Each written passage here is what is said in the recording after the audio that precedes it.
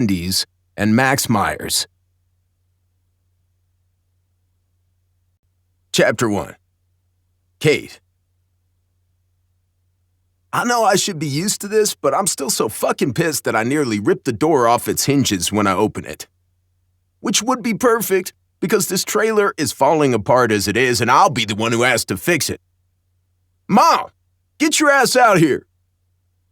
I slam the plywood door behind me, but the crappy bolt doesn't catch and it swings open again, letting more of the oppressive August heat in. Anger squeezes my chest and creeps up my throat until I have to stop in the doorway to take a deep breath, reining in the urge to cause as much destruction as possible. I will not turn into my father. Blowing a breath out slowly, I turn around and grab the cracked, ill-fitting door, closing it firmly but not slamming it. My heart is still hammering in my chest, but I feel under control enough not to cause property damage. I'm still holding on to my sister's hunting bow, and my fingers are clenched so tightly that it's hard to let go. I have to relax them one by one before I can set it down on the kitchen counter and move deeper into the house. House. Trailer. Whatever. My shithead father, as his last act before abandoning this family for good, scavenged up 2 half-rotten double-wides, cut out the usable parts, and basically glued them together. So the layout doesn't make any sense, and it looks like Frankenstein fucked a Winnebago and this is their spawn, but it's better than nothing. The front door opens directly into the little corner that functions as a kitchen, and then a narrow hallway covered in uneven, water-stained linoleum leads me past the bedrooms and bathroom. I've spent every one of my 22 years living in this ugly beast, and each dip in the floorboards or sag in the ceiling feels like it's mapped out in my DNA. The hallway takes me to the open space at the back, which has a couch and a TV and everything else a living room should have, but because there aren't enough rooms for everyone, it's also where my mom sleeps. Or, in this case, passes out. Mom! Thank fuck the girls are at school, so there's no reason to tamp down on my anger. I'm bellowing, but she doesn't flinch. The trace of white powder on the coffee table tells me everything I need to know. Mom has been doing well lately. She stuck to her softer vices like booze and nicotine, but it looks like now we're back to theft and oxy and all that progress is in the past. Judging from the peaceful expression on her face, she's still high enough to be blissfully numb to the guilt of her shitty actions. Not on my watch. It seems harsh, but this is about the 1,000th time this has happened, and I'm over it.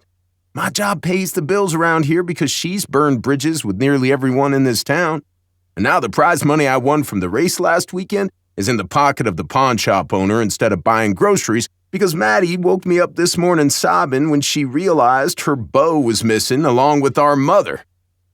Most people would think 13 is young for a hunting bow to be your prized possession. Hunting is still a way of life in rural areas like ours, though. Not to mention, she's kicking ass in the archery competitions at school. Our trailer is set on the back corner of a plot of woodland that used to belong to my Nana. When she sold it to move into a nursing home, her only requirement was that the rancher who bought it keep renting the space to us for pennies on the dollar, which makes it affordable, thank fuck, but also means we're miles from anywhere, and my sisters have grown up with a lot more bow hunting and wood chopping than other kids their age. Either way, 13 years old is definitely too young for her first assumption to be that her mom stole from her, and for that assumption to be correct. I remember the feeling, and it's something I've spent my entire life trying to protect my little sisters from. Sitting on the table, there's an old gallon jug of water, still 2/3 full. Without stopping to second-guess myself, I pick it up, flip off the cap, and turn it upside down over her head. It doesn't take long before she's awake and sputtering under the stream, scrabbling away from me until her ass hits the floor. "Mother of fuck!" she shrieks, pushing wet, dark hair out of her face and shooting me a glare. I'd be more inclined to feel bad about it if my dad hadn't been the one to teach me that little trick. Before he skipped town, he used to love waking me up with a bucket of water to the face while he filmed it on their shitty digital camera and laughed his ass off. Mom was always too high to stop him, I guess. At least the water I used wasn't ice cold. I point at her, looking her in the eye so she knows I am absolutely not fucking around right now. Get up, Get dressed and go beg for your shifts back at the Dollar Tree. I just spent my entire prize from last weekend getting back Maddie's bow, and you're paying me back this time. She saved all year to get that bow, and she doesn't have much longer to practice if she wants to qualify for state finals this year. Do you want your daughters to have a better life than you? Or do you want them to be stuck here with you and me in this shitty trailer, rotting away? She groans and rubs her hand over her face. It takes her a while to pull herself back up onto the sagging couch that's such an ugly shade of brown it could only have been made in the 70s. A lifetime of poor choices and worse nutrition has left her body much smaller than her personality. But she still looks tough, all short, sharp lines with sun-damaged skin drawn tightly over bony edges. But today, something about her looks frail.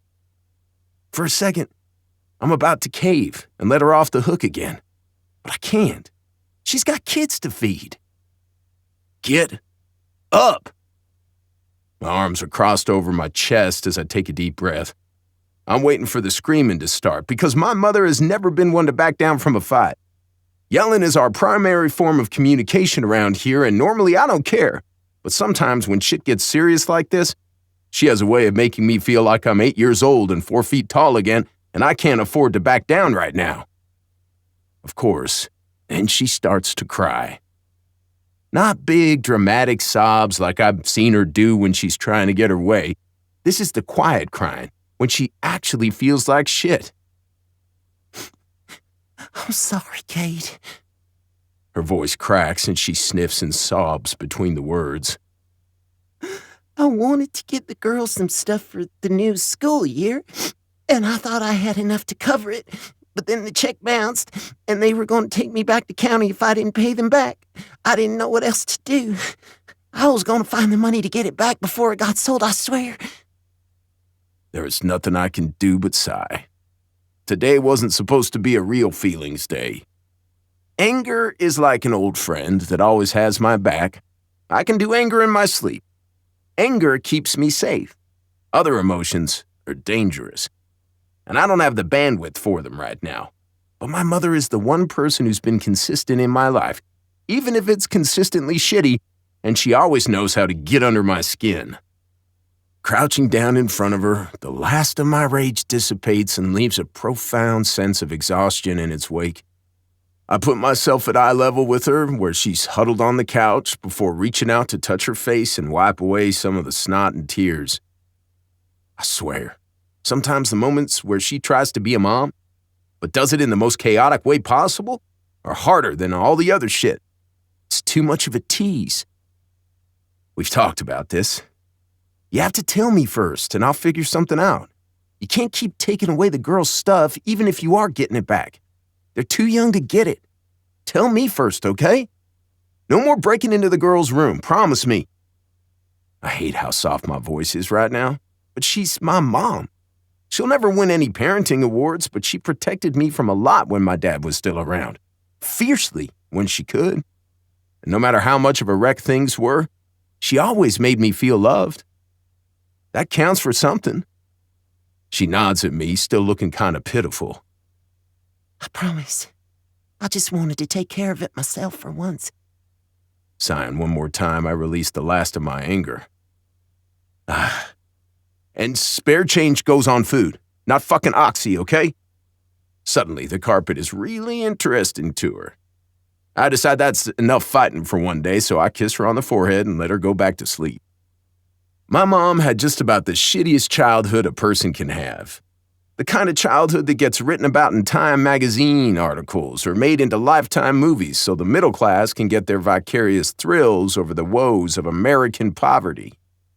And my dad didn't keep us all chained in the basement or anything, but he was no prize either. She's been through a lot, and she's never stopped trying to take care of us. I owe her for that, in spite of all this shit. I wander back into the kitchen, running my hand through my hair and taking deep, slow breaths to get my frustration under control. My hair is thick, dark, and curly enough to always look messy, so I shave the sides to keep it at least a little under control, but it's too long right now and falling in my eyes. My best friend Wish calls it my fuckboy haircut, which annoys the shit out of me. I'm tempted to shave it all off for the 1,000th time. But I know I won't. I like it when girls tell me I look like a model.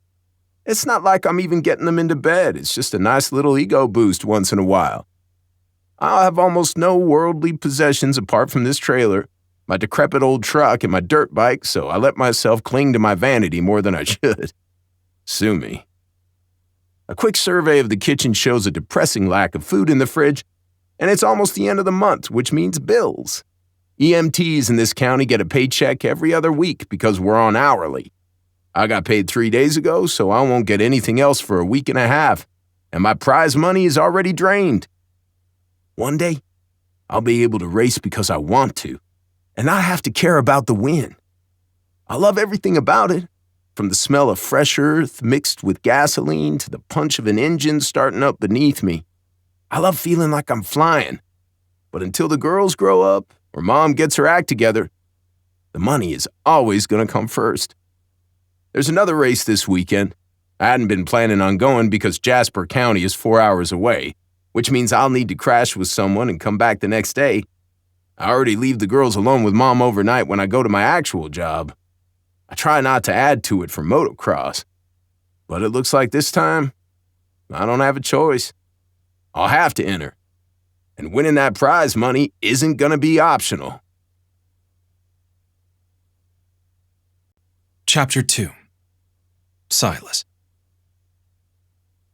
The water stain on the ceiling over my bed looks exactly like a possum. At least, I thought it did when I was a kid. I remember lying here, staring at it for hours when I couldn't sleep, tracing all the little whorls and patterns in the flaking paint, convinced that it was a magical manifestation of the town's namesake. It's been 6 years since we left this house, and it's still here. I'm kind of surprised that the ceiling hasn't collapsed yet, to be honest. The house was already sagging with neglect when Dad sold all our furniture and boarded up the front door, and neither of us had set foot in it until last week, when we both showed up with our tails between our legs.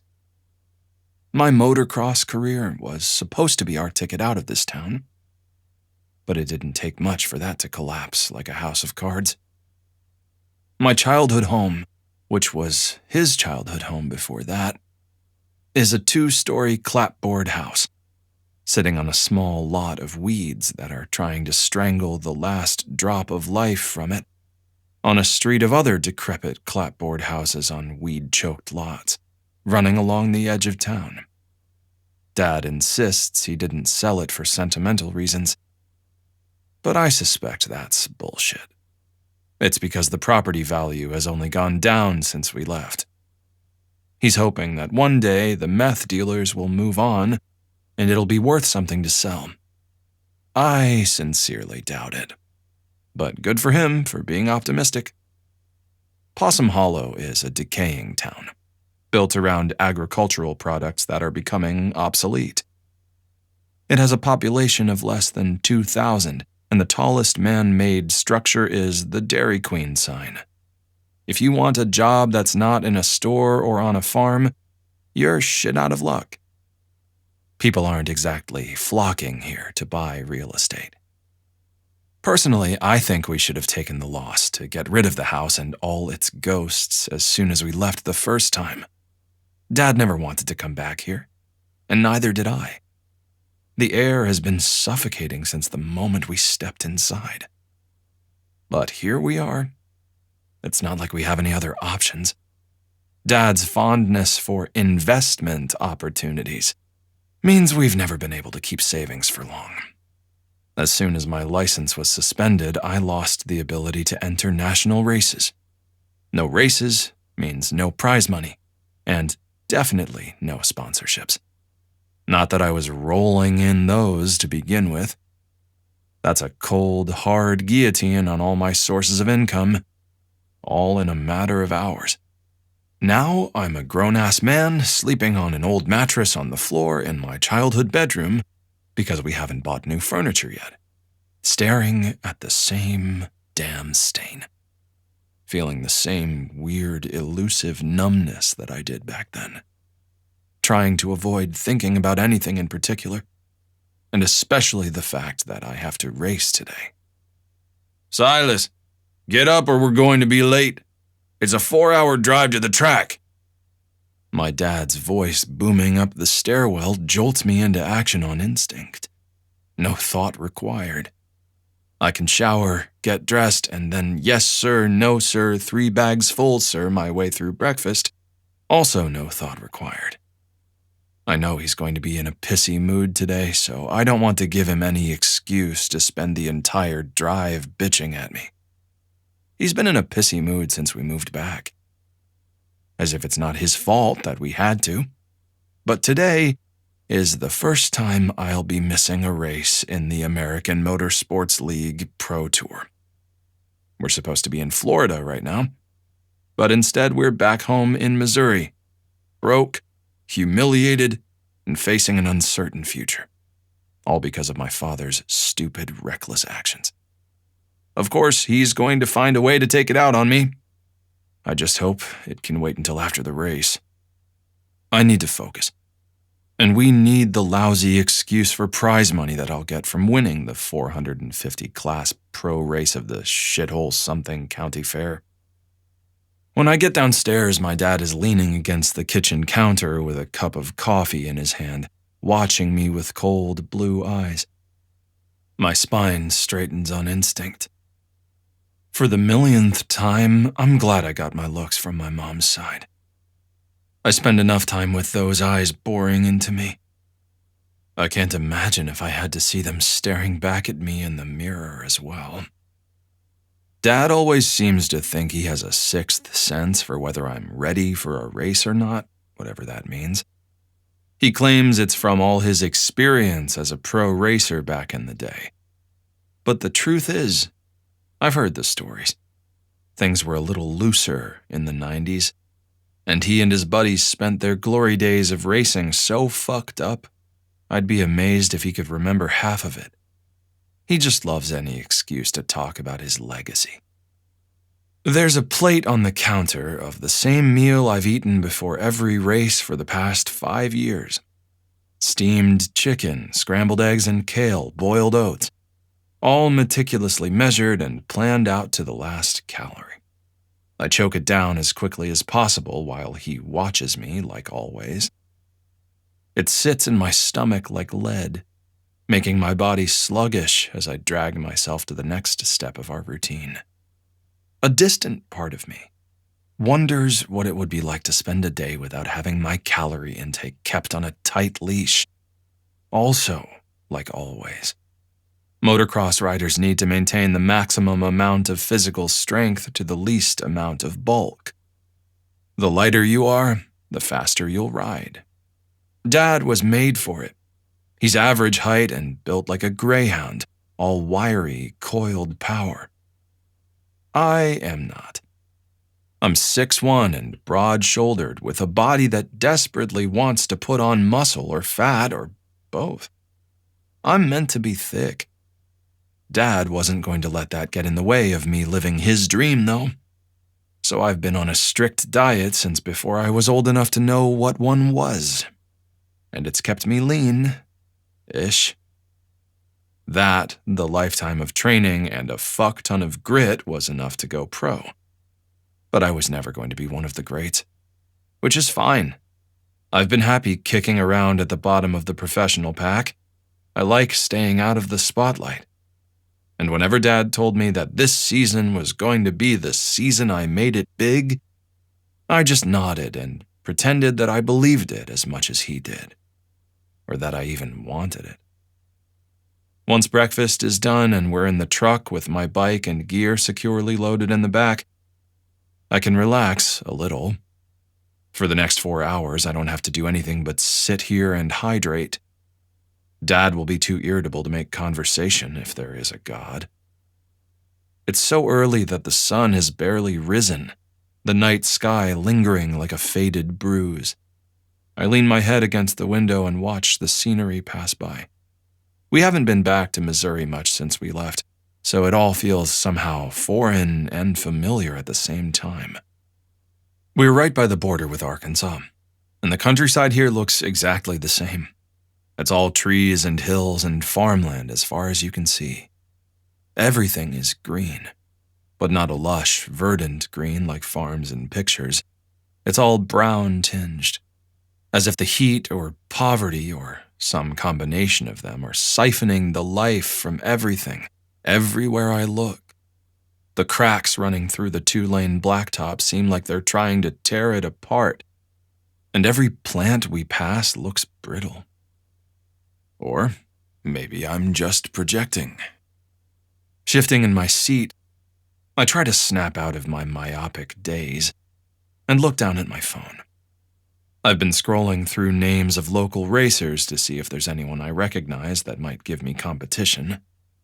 I've been racing at a national level for years, so to be pulled back down to the county fairs and local tracks I can access without an AML license means I should be punching well below my weight.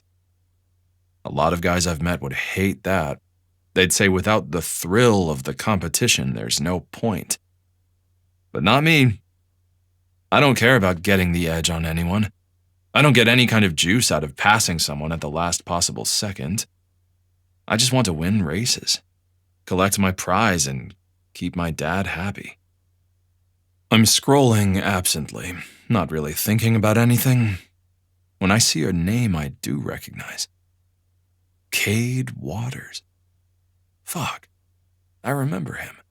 We went to school together before I started getting enough wins under my belt for my dad to be my manager/coach/jailer first, parent second, and take me across state lines for races. Cade was an excellent rider. As soon as he got on his bike, he had this intense focus, like riding was all he was. But off the track, he was the total opposite. All smiles. He was always getting in trouble at school for goofing around.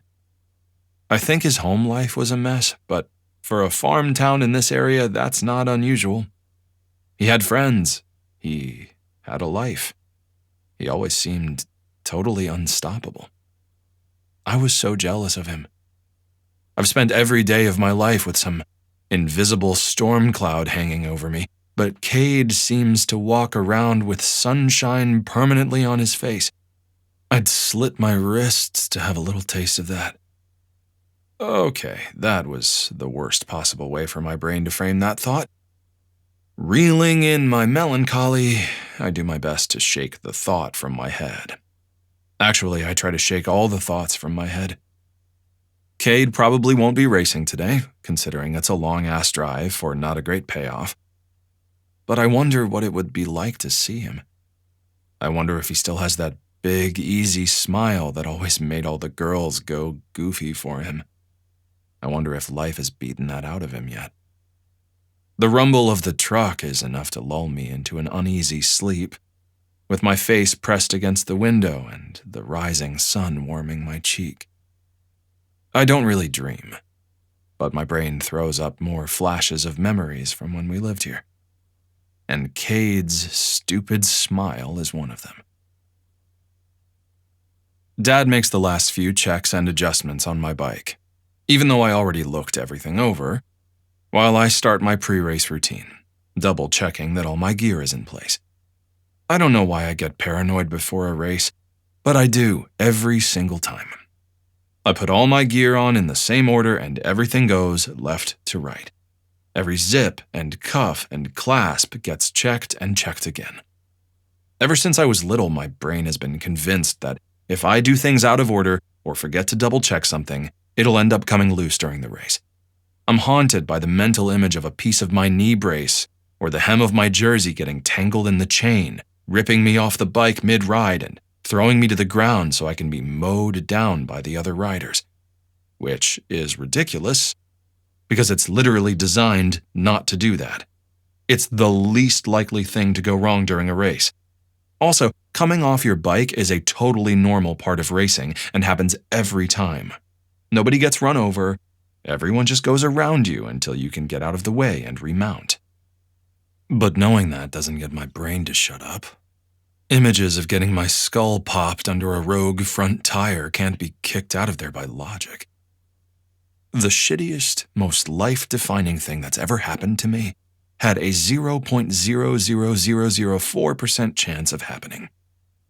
That's less than a 1 in a million chance, and my family got to win that miserable lottery. I actually sat down and did the math once. Anything can happen to anyone. I normally run through this pre-race ritual with a laser focus, but this time, something distracts me for a second. A rider pulls up his bike a few gates down, and there's something in the way he moves that's so familiar. He's a lot taller and broader than the gangly teenager I used to race against, but I don't need to look at his face to know it's him. Fucking Cade. So he is here after all. The shock of seeing such a familiar face when I wasn't expecting it makes my breath catch in my chest, and I end up staring at him for longer than I should. He looks good. I was always jealous of his delicate, pretty features, and they look even better now that the rest of him is filled out. He's got a fashionable haircut that's letting dark curls fall in his face in a way that makes me want to push them back, and also makes me feel like my high and tight is boring as hell. But I guess I'm boring as hell, so that works. His gear is all worn and none of it matches, which makes sense for a weekend warrior. No sense wasting your money on matching gear for what can be a very expensive hobby. The only thing it all has in common is that it's all fucking pink. White, black, bubblegum pink, and hot pink to be exact, making him stand out like a flamingo, even in the flurry of bright colors that make up the line of riders.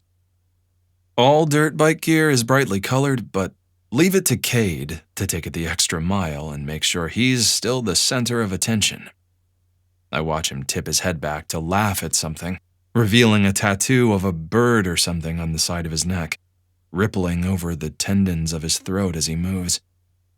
My attention is drawn to the person standing next to him and making him laugh. It's a girl, at least half a foot shorter than him, and petite. She's about the same age as us, and I might recognize her from high school. But she has a short, ice blue mohawk and multiple tattoos covering her neck, crawling up under the dark fade on each side of her head, so I'm guessing she's changed her appearance in the past few years. I can't quite place her. There's an easy familiarity to the way they're laughing and smiling with each other, and I feel a pang of jealousy as she reaches out and chucks him on the chin. Of course, Cade is goofing around right before we ride, instead of focusing on preparing. His intensity will snap into place the second he gets on that bike. In the meantime, he's enjoying the company of the people around him, like always. She's probably his girlfriend. Or wife, I guess. We're old enough now, which is a sobering thought.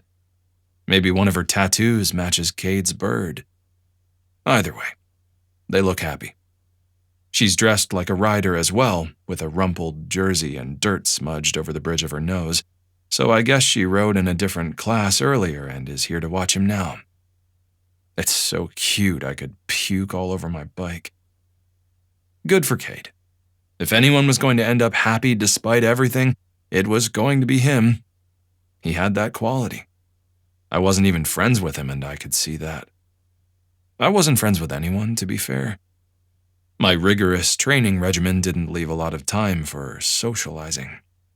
Between that and what people have described as my off-putting personality. Yeah, someone like Cade would never have been buddies with someone like me. Looking back down at my gloves, I realize I've completely lost my place in what I was checking, and it makes my stomach twist. Everyone's bikes are at the starting gates now, and their helmets are on. The countdown to the gates dropping is about to begin. We're running out of time. Silas!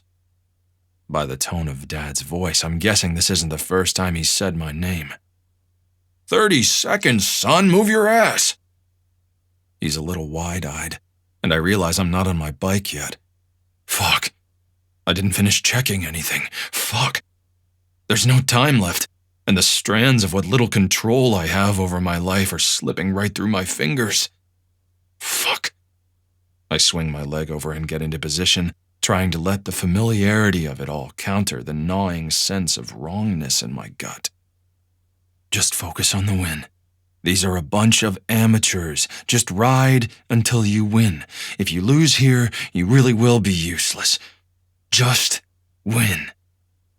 I ignore the fact that the voice in my head sounds more like my dad's than mine. When the gate snaps down, I hesitate, and by the time my bike jumps forward, I'm already in the middle of the pack. Fuck. Chapter 3. Cade. This never gets old. All the other shit in my life fades away and gets drowned out by the thrum of adrenaline through my veins. All I see is dirt. All I smell is fuel. I move with the bike, constantly adjusting my body to counterbalance so I can keep leaning around every corner and flying over every jump as fast as I can. Nothing will ever compare to the pure joy of breaking out into the lead and then tearing through the course, lap after lap, leaving everyone else in your dust. I was apprehensive when Wish told me that Silas Rush would be racing today. Well, first I was fucking flabbergasted, then I was apprehensive. Apparently, I live under a rock and am the only person in the state that didn't know about him and his dad moving back to town. No one knows why Silas quit in the middle of the AML season. Only an idiot would give up a fancy-ass pro career to come back here and ride Kitty League with us. But Wish assured me that the rumors range from cheating scandals to injury rumors to alien abductions. Sure. I've watched him race since he joined the national circuit at 16, and he's never become a superstar, but he's a solid rider. Just like when we were kids, he was always reliable and consistent. If there was a textbook for motocross, he would have followed it. Hell, he would have written it. He was picture-perfect technique. He never had heart, though, even when we were little. From day one, he was like a dirt bike robot. Nothing ever got to him, and he barely acknowledged that the rest of us existed. He just showed up, rode well, didn't talk to anybody, then went home. Over and over and over. He obviously thought he was too good for us just because he had a former pro for a dad and lived in a house that didn't have wheels.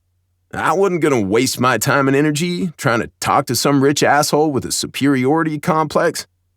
It's a lot easier to go pro when you have all the equipment you need and all the time in the world to train instead of worrying about putting food on the table.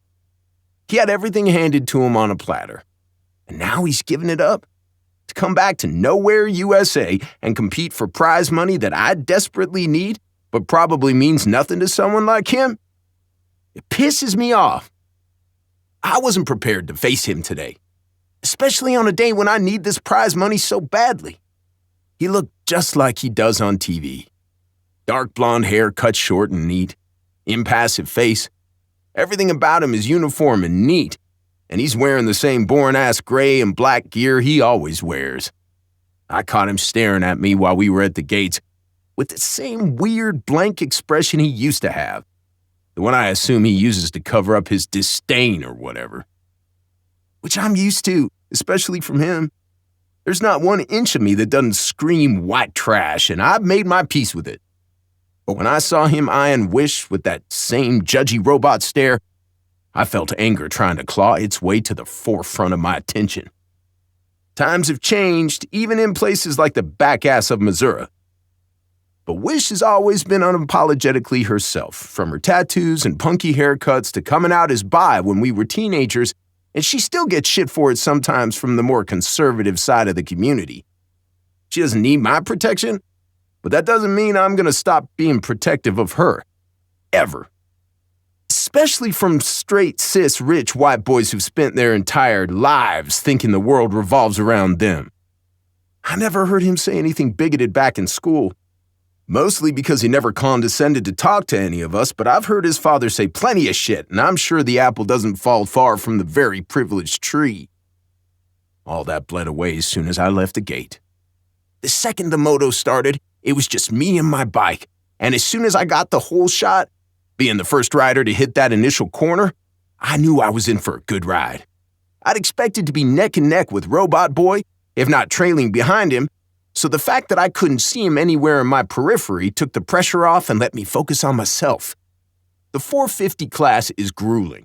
It's 30 minutes on the track, around and around, but I've always kind of liked that about it. You can get lost in it. Nothing else matters. It's just you, your bike, and the dirt. And it's dry as hell today, making every turn and landing take that much more muscle power to keep myself stable on the loose grit. By the final lap, I know I have it in the bag.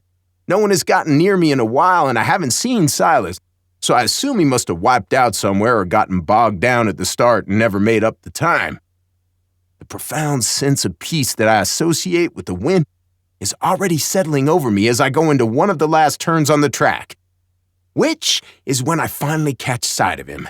And he is flying. I see him out of the corner of my eye, shredding through the track, moving way faster than he should be for a track this dry and going for too much distance on every jump. His head is down, and I recognize that same grim, soulless determination that's been keeping him on the national stage. In all those years, though, I've never seen him ride recklessly before. And this is reckless. He's a hair's breadth from washing out in the loose dirt. We slip on the track all the time. It's part of the race. But at the speed he's going, he could really get fucked up. I can see him gaining on me, and it splits my focus as I go into the final turn. My inside leg is out for balance, and I realize I fucked up and left him way too much space on the inside. If he's close enough, he can easily pass me. The roar of his engine in my ears tells me he's definitely close enough. But instead of passing me in the 8-freaking-foot gap I stupidly left for him, he slides in so close to me that my inside leg knocks against his leg, which is scary enough. It's not hard to catch your heel on something and tear an ACL when you're sticking your foot in the fucking air half the ride. And instead of pulling straight away and into the lead, that reckless dipshit lets his back wheel fishtail. Just a little. Not enough to make him lose his balance, but enough to knock into my front wheel and send my bike careening into the berm lining the track. My left side explodes in pain as I end up in the dirt with my bike half on top of me. I've been moving forward relentlessly for half an hour, and now that I'm suddenly still and lying in the dirt, the world telescopes in front of me like I'm still moving. All I can hear is the sound of my own ragged breathing and the blood pounding in my ears. That fucking asshole! He just ripped the prize money out of my hands and nearly killed me in the process. I want to snap his fucking neck. That's my first concrete thought. I've seen him ride 1,000 times. Just because we weren't friends doesn't mean I don't know what kind of rider he is. And the one thing he's always had is absolutely perfect control. Too much control. I honestly think he was born to do some other fancy-ass sport, like fencing, and was cursed to slum it in motocross with us rednecks because of his heritage.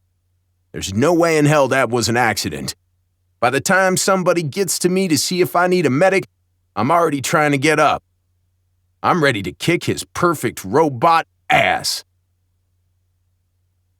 You got lucky.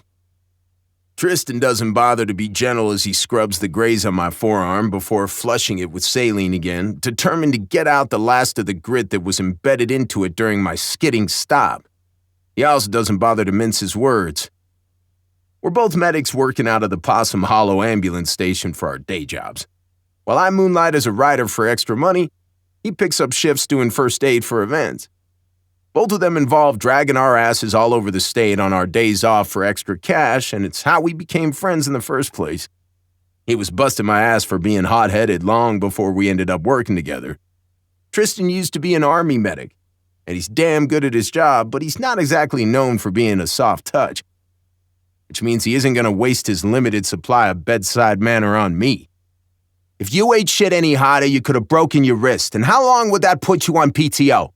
That bruising by your eye is going to swell like a bitch, by the way. He grabs my chin, tilting it to examine my face one last time.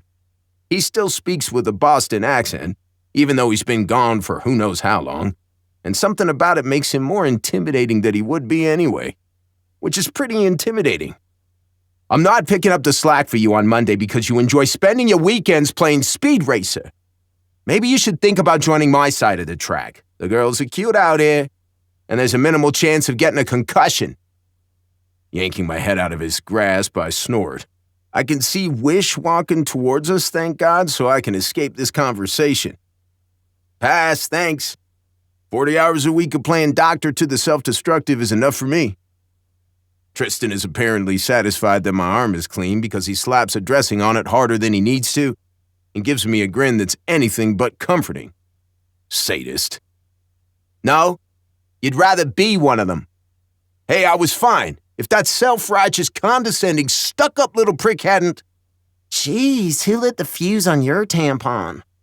My best friend sidles up next to me and takes my freshly bandaged forearm out of Tristan's hands to examine everywhere that the graze intersects with the large, intricate design that she inked there last year. That's a weird and confusing mental image which stops me mid-rant. Gross. Please, menstruation is natural. What's gross is you sitting here pretending to be all alpha male about Silas beating you. It was weird enough when you got all pissy because he dared to look at you before the race. Did you two even speak in high school? You're being extra. Maybe I don't appreciate being sandbagged by the rich and famous when some of us actually need the prize money. Can you stop that? I pull my arm away from where she's still staring at it because I'm beginning to feel like a piece of meat. It's just a graze. I'm sure your precious ink will heal up fine. I'm still your walking artistic advertisement, don't worry. I don't get a response right away, and the silence only amps up the tension. Tristan looks between the two of us, holding up his hands in the universal sign for I'm out, and then walking back to his ambulance. Are you gonna be a grumpy asshole all night because you lost?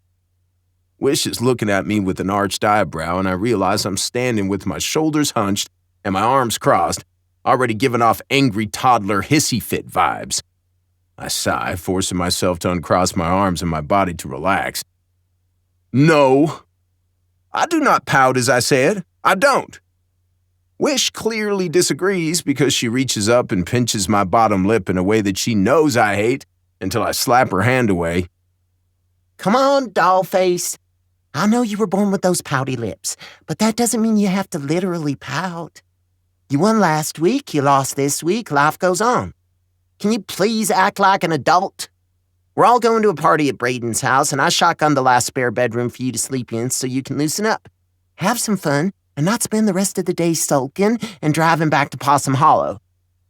She sways her body back and forth, smiling up at me like she knows she's already won. Please. Your mother can babysit her own daughters for one night. You don't have to work until Monday, Tristan just told me. You have no excuse. And we haven't partied together in forever. I refuse to take no for an answer. I huff, but she's right. It would be nice to let loose. Fine. You win, devil woman. Clapping, Wish squeals and does a little spin because she might like to dress butch, but she also loves to act girly as fuck sometimes and loves it even more when people get confused by that. Excellent. And you'll be happy, Cade. Not asshole, Cade? I grin at her in the most creepy, emotionless way possible, and it makes her cackle. Perfect. She rolls her eyes at me. Besides, when was the last time you got laid? Maybe that's what's putting the itch in your jock, not Silas. Again, ew. Please stop worrying about anything to do with what goes on in my jock, thank you. Wish threads her arm through mine, and we head over towards the car, squinting against the glare of the sunset. I hauled Wish's bike here as well as mine, because they both fit in the bed of my truck and it's easier, which means she did me the solid of loading it up for me while I got lectured by Tristan.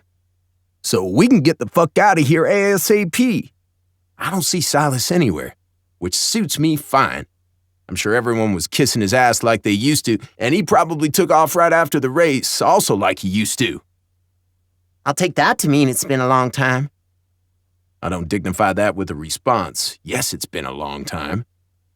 I have sisters who are basically my kids, a mom who needs constant supervision and 2 jobs. Excuse me for not having more free time to spend hanging out at honky-tonk bars trying to get laid. I don't need an STD on top of everything else. Not to mention, whenever I've tried to hang out with a girl lately, the lurking fear of potentially knocking her up and ending up like all of my cousins has been so crippling, I've ended up bailing before the topic of sex even came up. But Wish doesn't need to know that because she'd point out how stupid it is. And I already get that it's stupid. Fine. Then let's go get drunk. She squeezes my arm a little tighter and I take comfort in the intimacy. Platonic intimacy is wildly underrated. Anyone who says otherwise can't separate women from sex dolls and men from threats to their masculinity. Which is ridiculous. Affectionate physical touch, without expecting anything in return, does everyone a world of good. I'm right, and I will die on this hill. I lean into her tiny body and try to release the remaining aggression from the race. Fuck Silas Rush. With any luck, he'll get bored with slumming it soon and go back to the pro tour. Then, I'll never have to see his stupid, perfect robot face ever again. Chapter 4. Silas. The world is spinning something fierce. It was kind of spinning before the race, when I didn't get to finish my routine and everything started off wrong. And then I spent so much of the ride behind, desperate to catch up to the leader, that I pushed myself way too hard. By the last lap, I was so hot and breathless and scared, I could barely see straight. And it felt like the muscles in my arms were going to seize up and betray me at any moment.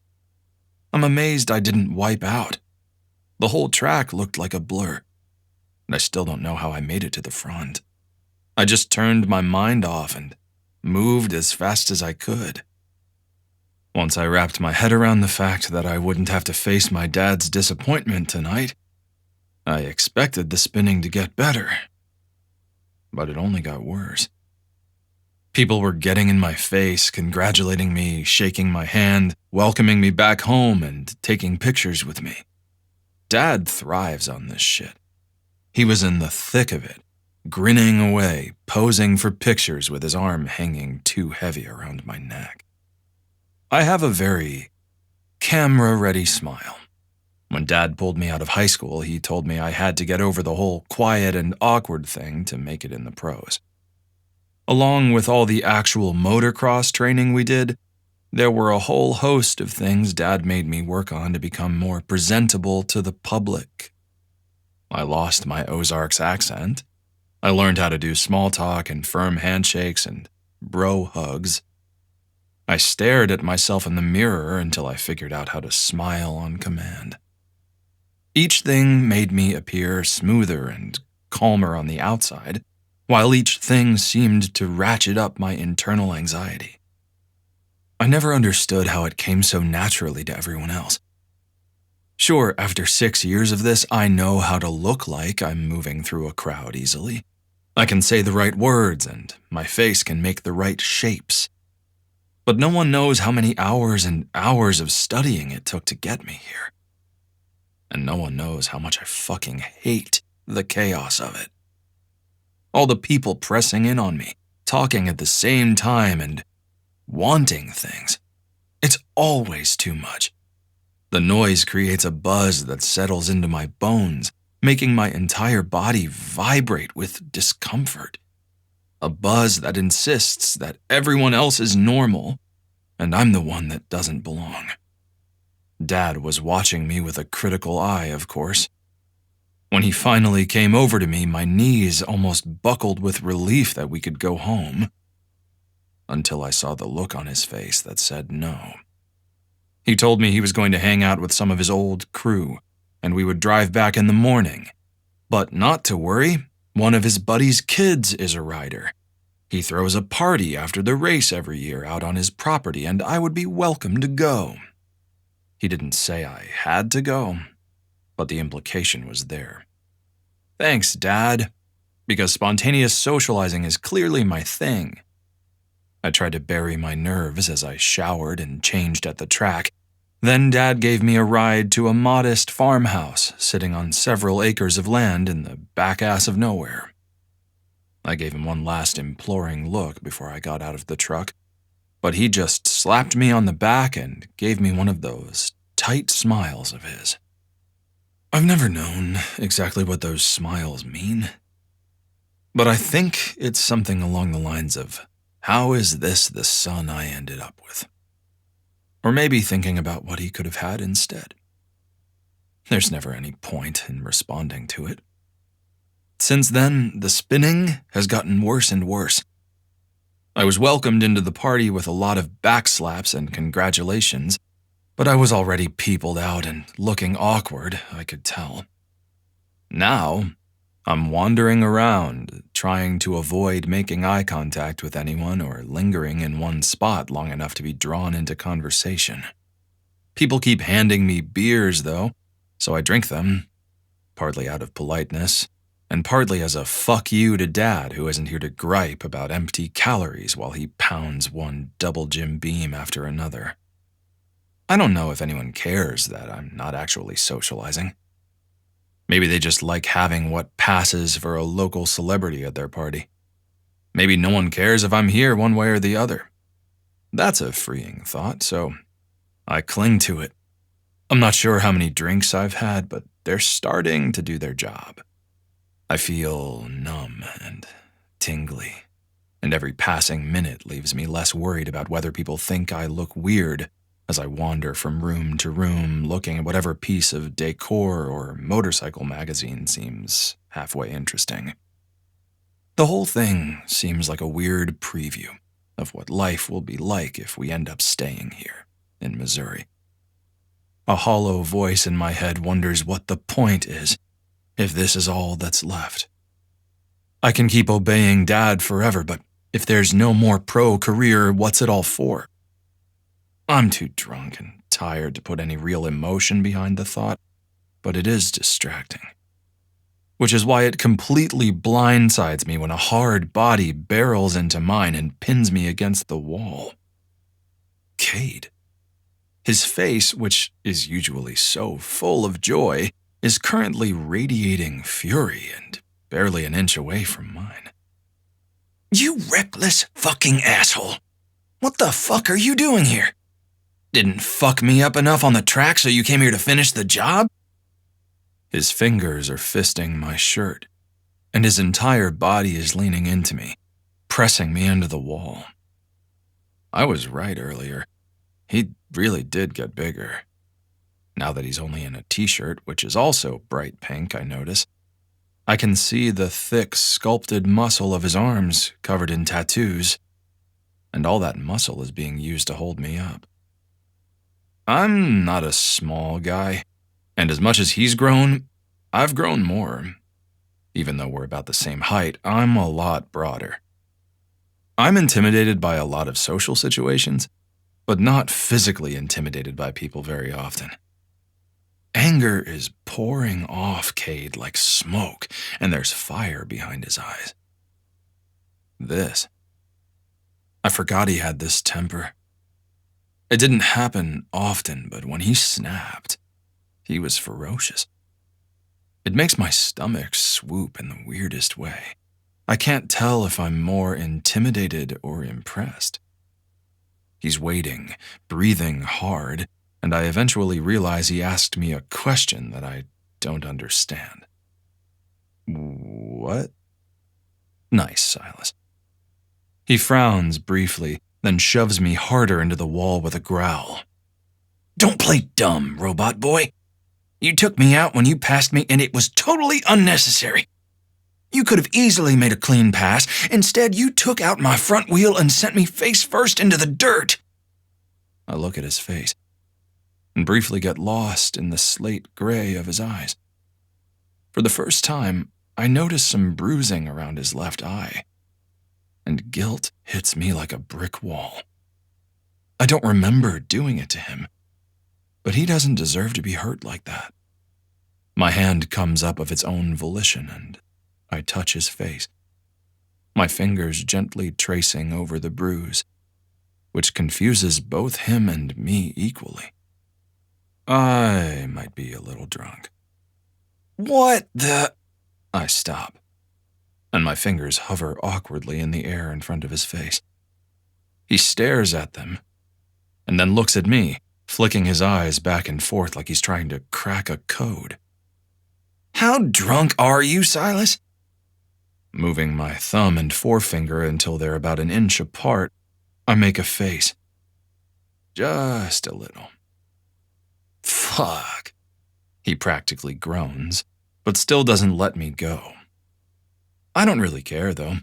This is the most physical contact I've had in months, and Every time his fingertips brush my chest through my t-shirt, it makes me shiver. It's not quite as good as a hug from a loving parent or something, but maybe picking fights with strangers is as close as I can get. Caden Michael Elizabeth Waters. A female voice carries through the room, and now Cade does groan, dropping his head forward and looking resigned. That's not my middle name, Wish. I don't even have a middle name.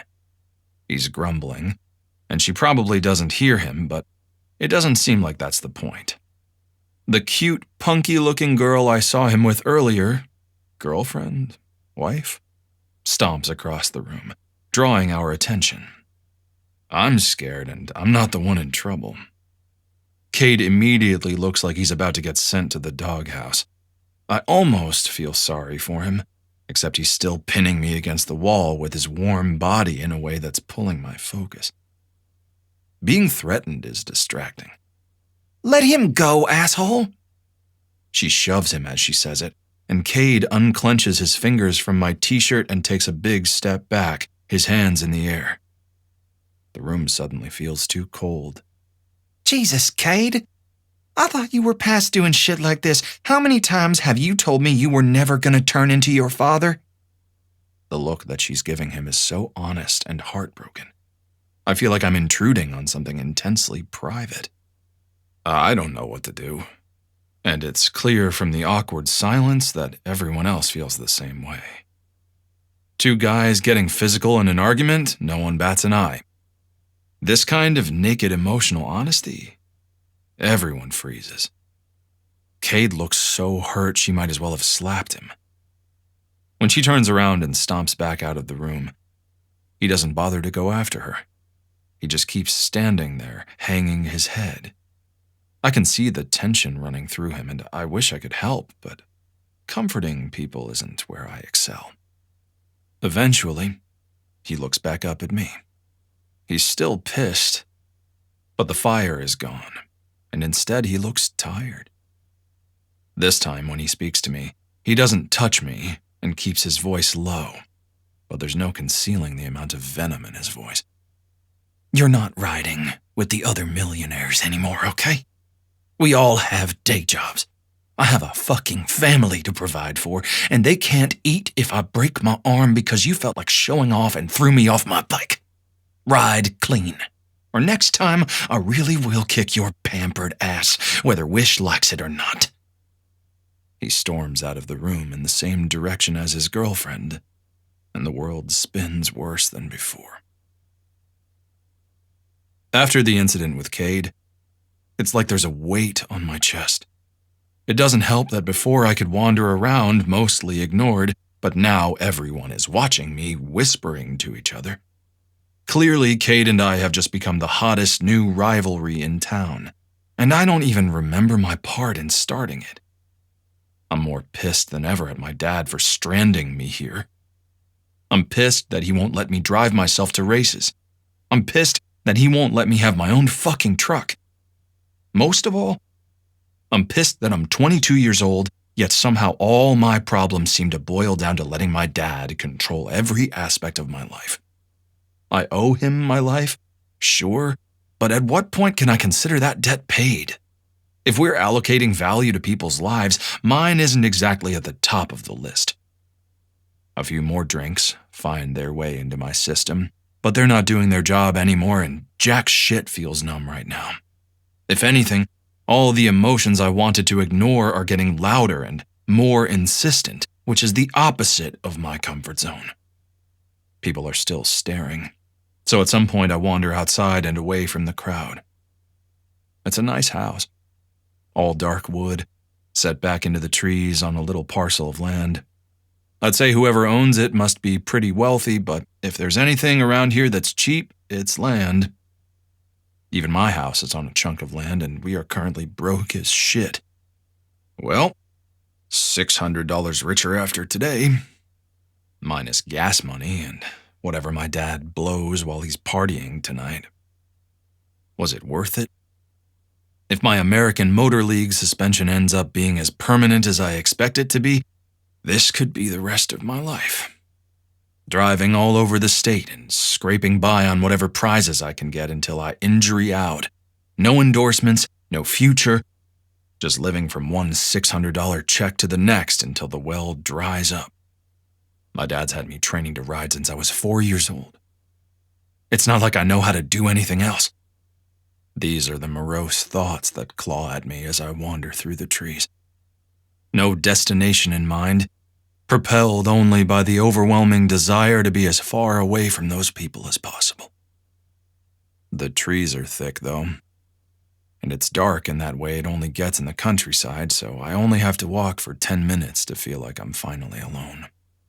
It's just me, the silence, and the few tendrils of moonlight that penetrate the cloud cover. Normally, that would be enough to make the weight lift from my chest. But today, it stays lodged where it is. The cup of cheap whiskey in my hand is going down like water, and I keep drinking, even though it's not making me feel any different. The ground underfoot changes from dirt to rock so abruptly I almost don't notice it in time to see the quarry ahead of me.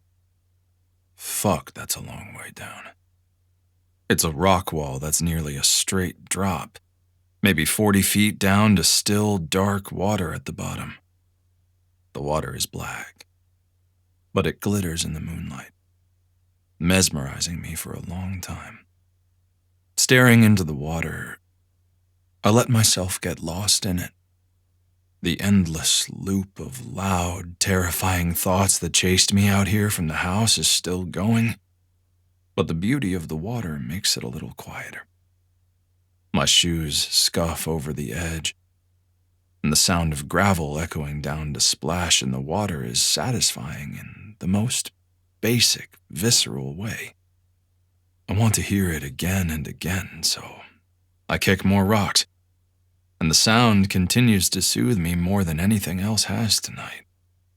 The weight in my chest isn't gone, but that sound makes it lift just a little.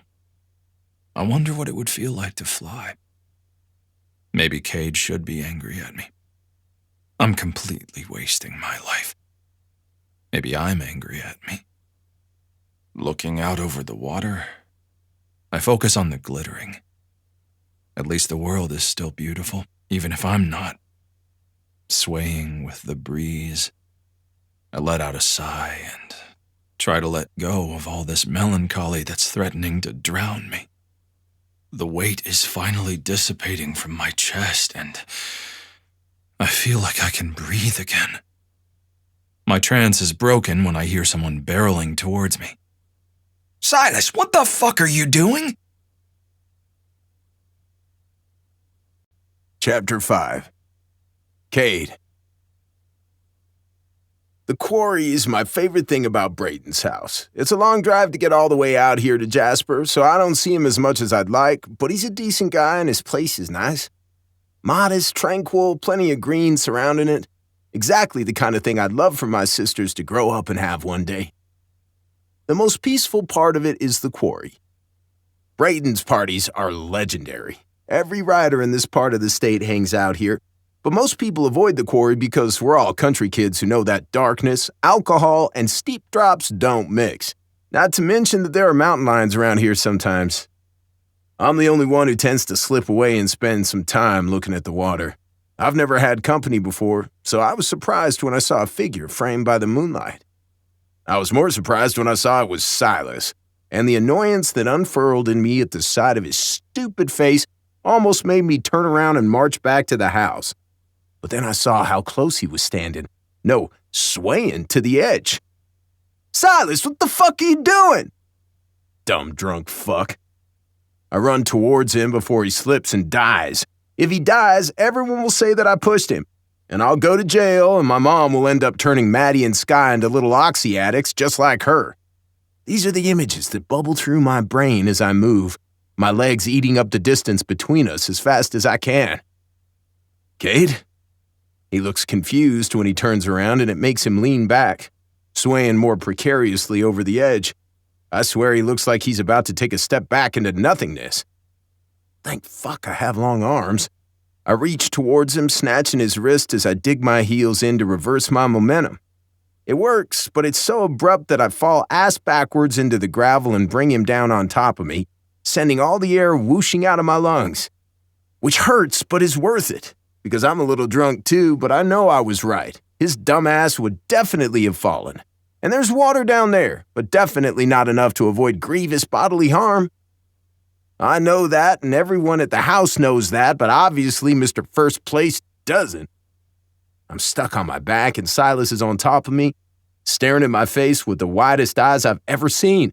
In fact, it's probably the closest thing to a facial expression I've ever seen him have. Unless serious is a facial expression. The plastic cup he was holding landed somewhere nearby, and the smell of cheap whiskey is hanging around us like a cloud. What did I do? God damn it. Between the wide-eyed confusion and the innocent voice, he practically looks like Sky when she's worried I'm about to yell at her for something. Why am I such a pushover?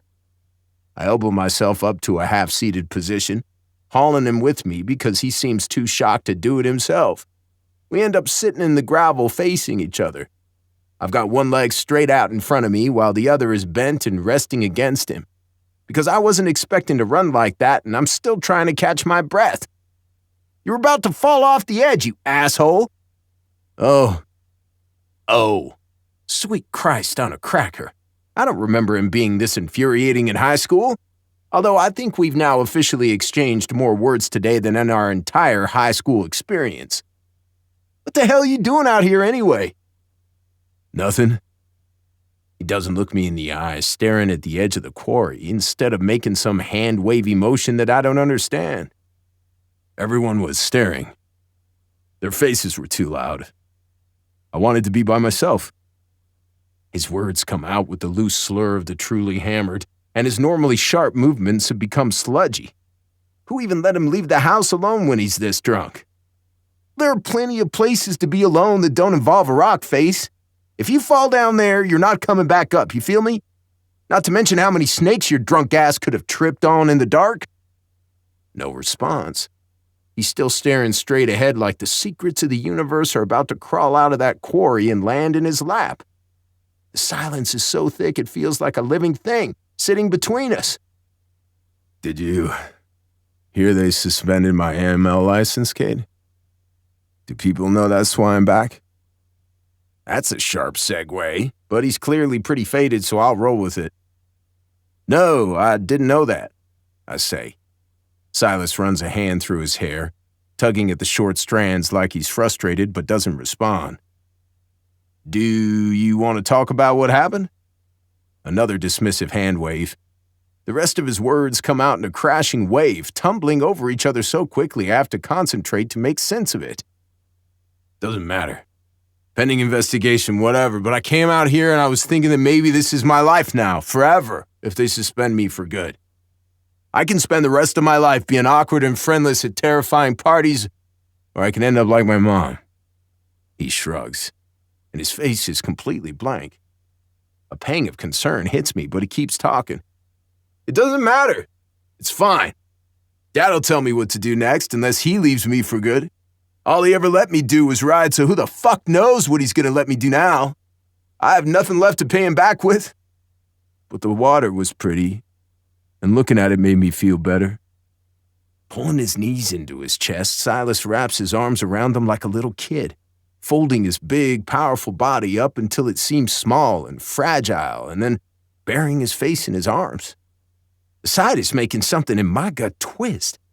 The resentment I felt towards him before is receding as the piteous side of him trips the switch in my brain that puts me into caretaker mode.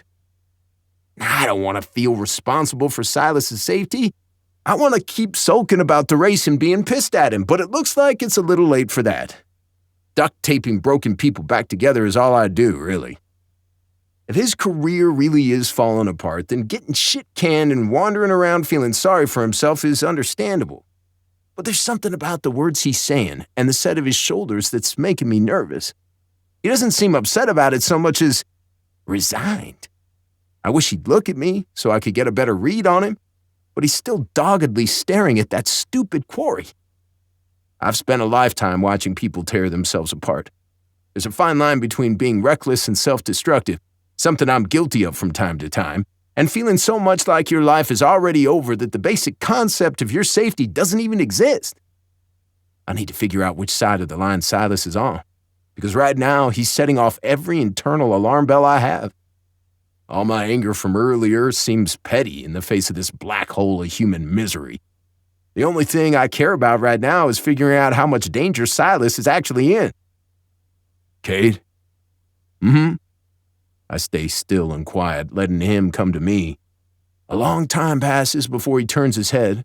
It's still nestled in the crook of his arms, but now he's facing me, looking me in the eye for the first time since we started this conversation. Have you ever wondered what it would feel like to fly?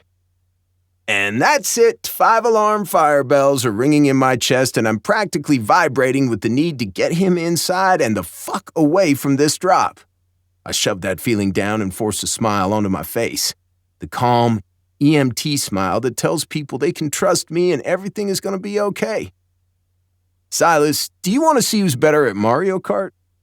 He snorts and pulls a face so derisive I'd laugh if I weren't caught up in the 1,000 other things I'm thinking right now, one of which is, fuck, has he ever played a video game? Come on, let's go inside. Pushing myself to my feet, I stay close enough to him that I can help him stand up as well, because the boy is swaying worse than before, if that's possible.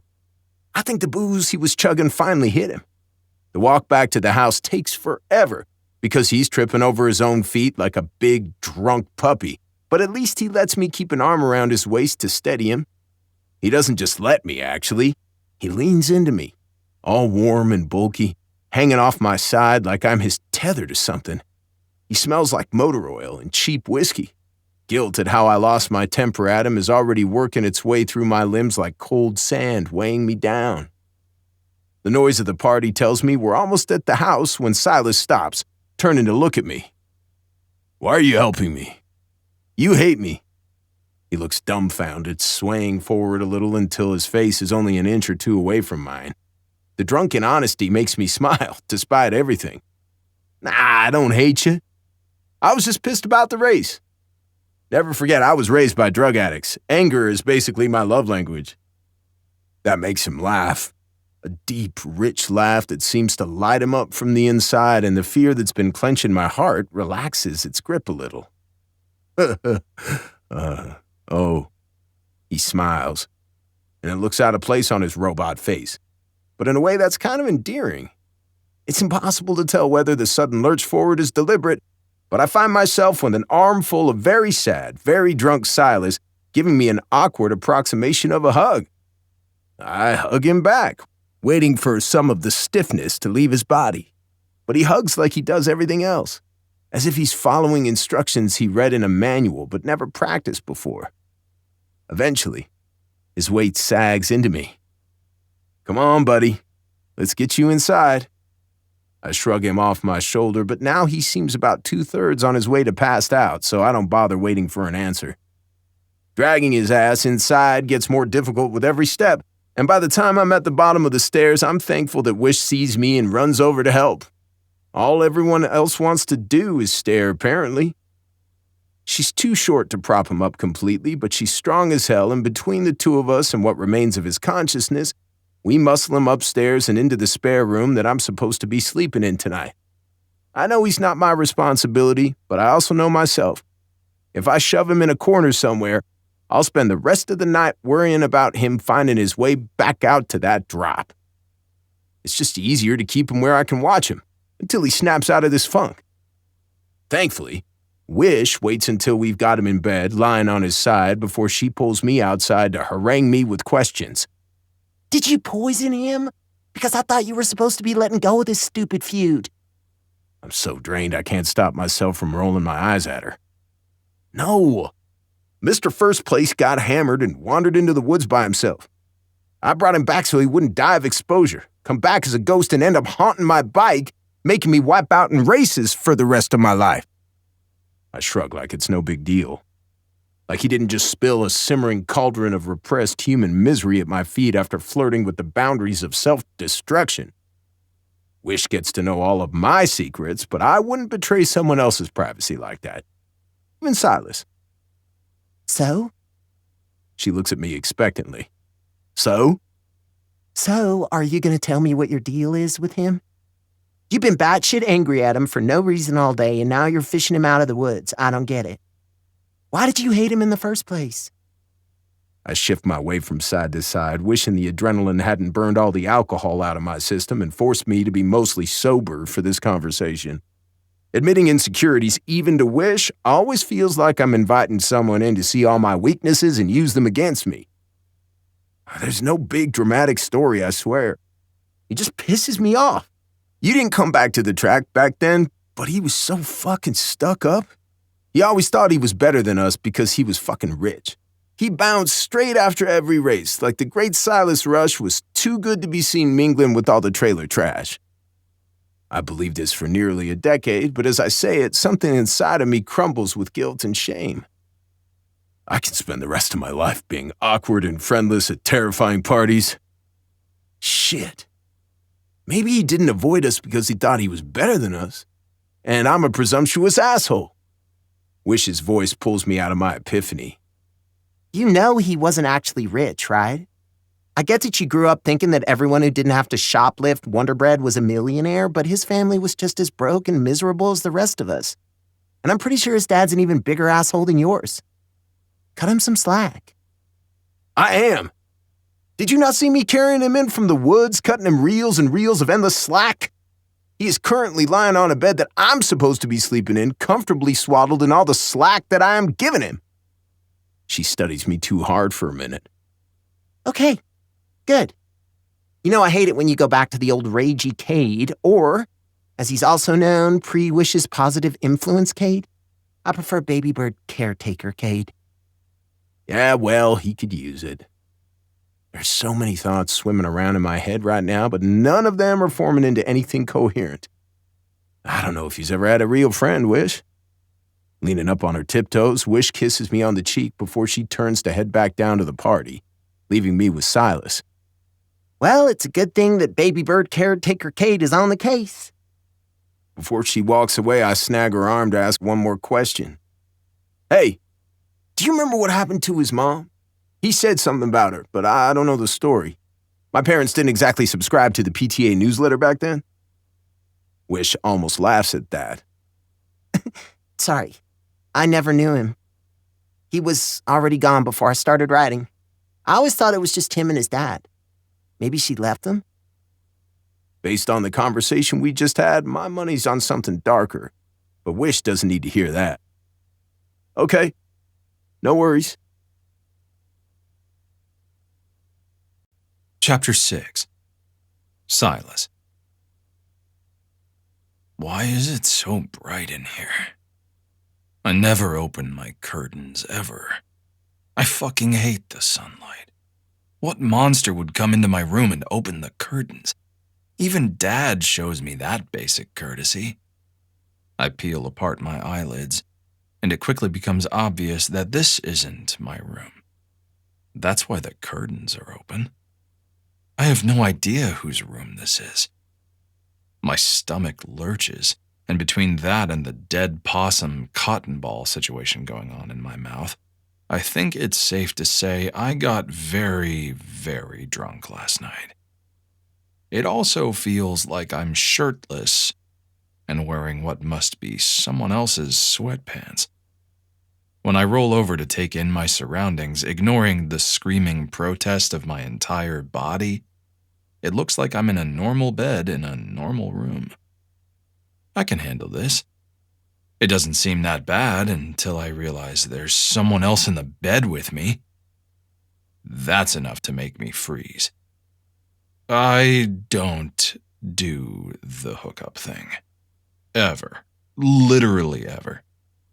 Between how awkward I am and how overbearing my dad is, no girl has seemed worth the hassle, and I've made my peace with that.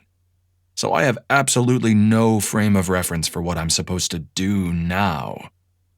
If that's what this is, then the person moves more and the blanket shifts enough to reveal a broad, muscular back covered in tattoos.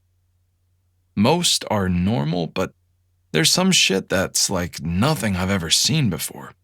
Scattered all over his back and arms, there are designs that make it look like the skin is torn, revealing something mechanical underneath. It's incredibly detailed and intricate, and I find myself staring without meaning to. The contrast with the more normal designs actually works. I think I can see the top of a butterfly wrapping around his ribs, but that seems like a weird tattoo for a dude. I wish the blanket would shift lower so I could see the rest of it. It takes a minute for me to snap myself out of that distraction. Either way, it's a guy. Phew, not a hookup.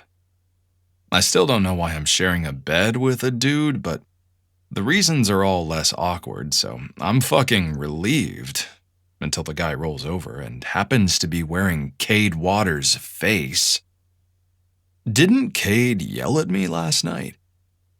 My memory is fuzzy as hell, but I'm pretty sure I remember him leaning his weight into me and pinning me between him and a wall hard enough to send a tingling sensation through my body. Unless I dreamed that. Cade? The word slips out of my mouth before I remember that it's rude to wake up someone who's probably also hungover and potentially wants to murder me. It takes him a few seconds to wake up. He rubs at his eyes, and I'm kind of surprised by how slender his fingers are. His hands are elegant, like a pianist or something, not a dirt bike rider. He blinks a few times, just as sluggish to orient himself as I was, but that pulls my focus away from his hands. When his gaze lands on me, he doesn't look angry anymore. "Morning," he mumbles. His voice is raspy with sleep, and his stupid Ozarks accent, the one my dad made me work to shed, is thick. It makes me feel more like I'm at home than I have all week. What happened? I should probably get up, but I don't want to. The world feels a little wobbly, and I'm content to lie here for a minute and get my bearings. I'm on my side facing Cade, and he mirrors my position, only a foot of space between us. The sheets are warm everywhere I touch them. "You," he looks at me pointedly with slate gray eyes. "Got wasted, you lightweight. And then you wandered out to the quarry and nearly slipped off the edge until I saved you, because I am a damn hero." He closes his eyes as he says this, smiling that big Cade grin to himself and snuggling down further into the covers. He looks so content. It almost distracts me from what he's talking about, until his voice turns serious. Cade keeps his eyes closed as he speaks, and I don't let myself consider that it's to preserve my dignity, because that would be the kindest thing anyone's done for me in a very long time, and I'm not sure if I could process it right now. "Then we talked, and you said some stuff. You know how it is sometimes.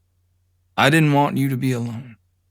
I was planning on crashing in Braden's guest room anyway, so I dragged you in here where I could keep an eye on you and make sure you didn't do anything stupid." He cracks one eye open and peers at me, just a sliver of gray shining through. "So no more stupid shit, okay? Because I have a job and I'm only available for heroics part-time." I nod my agreement, probably looking a little dumbstruck. It seems to satisfy him, though, because he closes that eye again and settles down to go back to sleep. There's no way I'm getting back to sleep. As soon as he started talking, the memories trickled back in. Fuck. He did yell at me. Something about the race, although I can't remember what. Everyone was staring at me and whispering, and I felt so fucking worthless I wanted to crawl under a rock and never come out. I remember touching his eye, because somehow I bruised it and guilt twists in my gut. The bruise is still there, purple and ugly in the soft morning light. I remember running away from everyone and finding the little quarry, and being mesmerized by the moonlight glittering in the water and the sound of the gravel falling. Then Cade was there, pulling me back from the edge. And then I told him about all my stupid, humiliating shit. I think I even mentioned my mom, which is not something I've ever talked about to a stranger.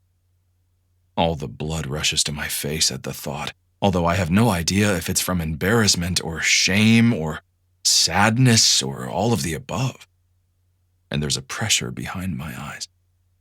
I forced myself to swallow back some bile at the memory of word vomiting my self-pity on Cade, who probably has enough shit of his own to deal with.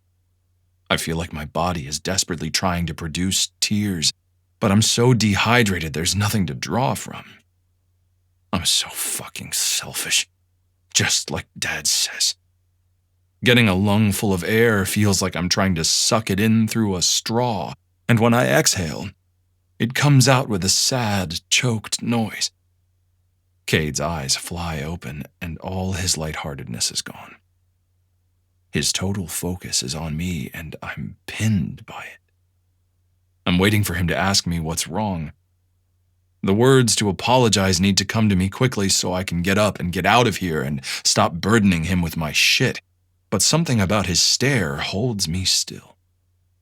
Instead, I focus on trying to pull in a normal breath and stop sounding like a wounded animal when I do it. Cade sighs, low and soft. Oh, Silas. I'm sorry, bud. Come here. Reaching out for me like it's the easiest, most natural thing in the world, Cade wraps his arms around me and pulls my face toward his shoulder. The same hard body that was threatening me yesterday, and then pulling me back from the edge, now seems like something soft that I can burrow into and hide. I have no idea what to do. I didn't think guys even hugged like this. He's not wearing a shirt, and I can feel an expanse of smooth skin under my hands, indescribably warm and soft. No one's held me since my mom died, and I'm pretty sure I'm as stiff and awkward as a corpse. But he doesn't seem to care. He just rubs his hand up and down my back and murmurs nonsense in my ear.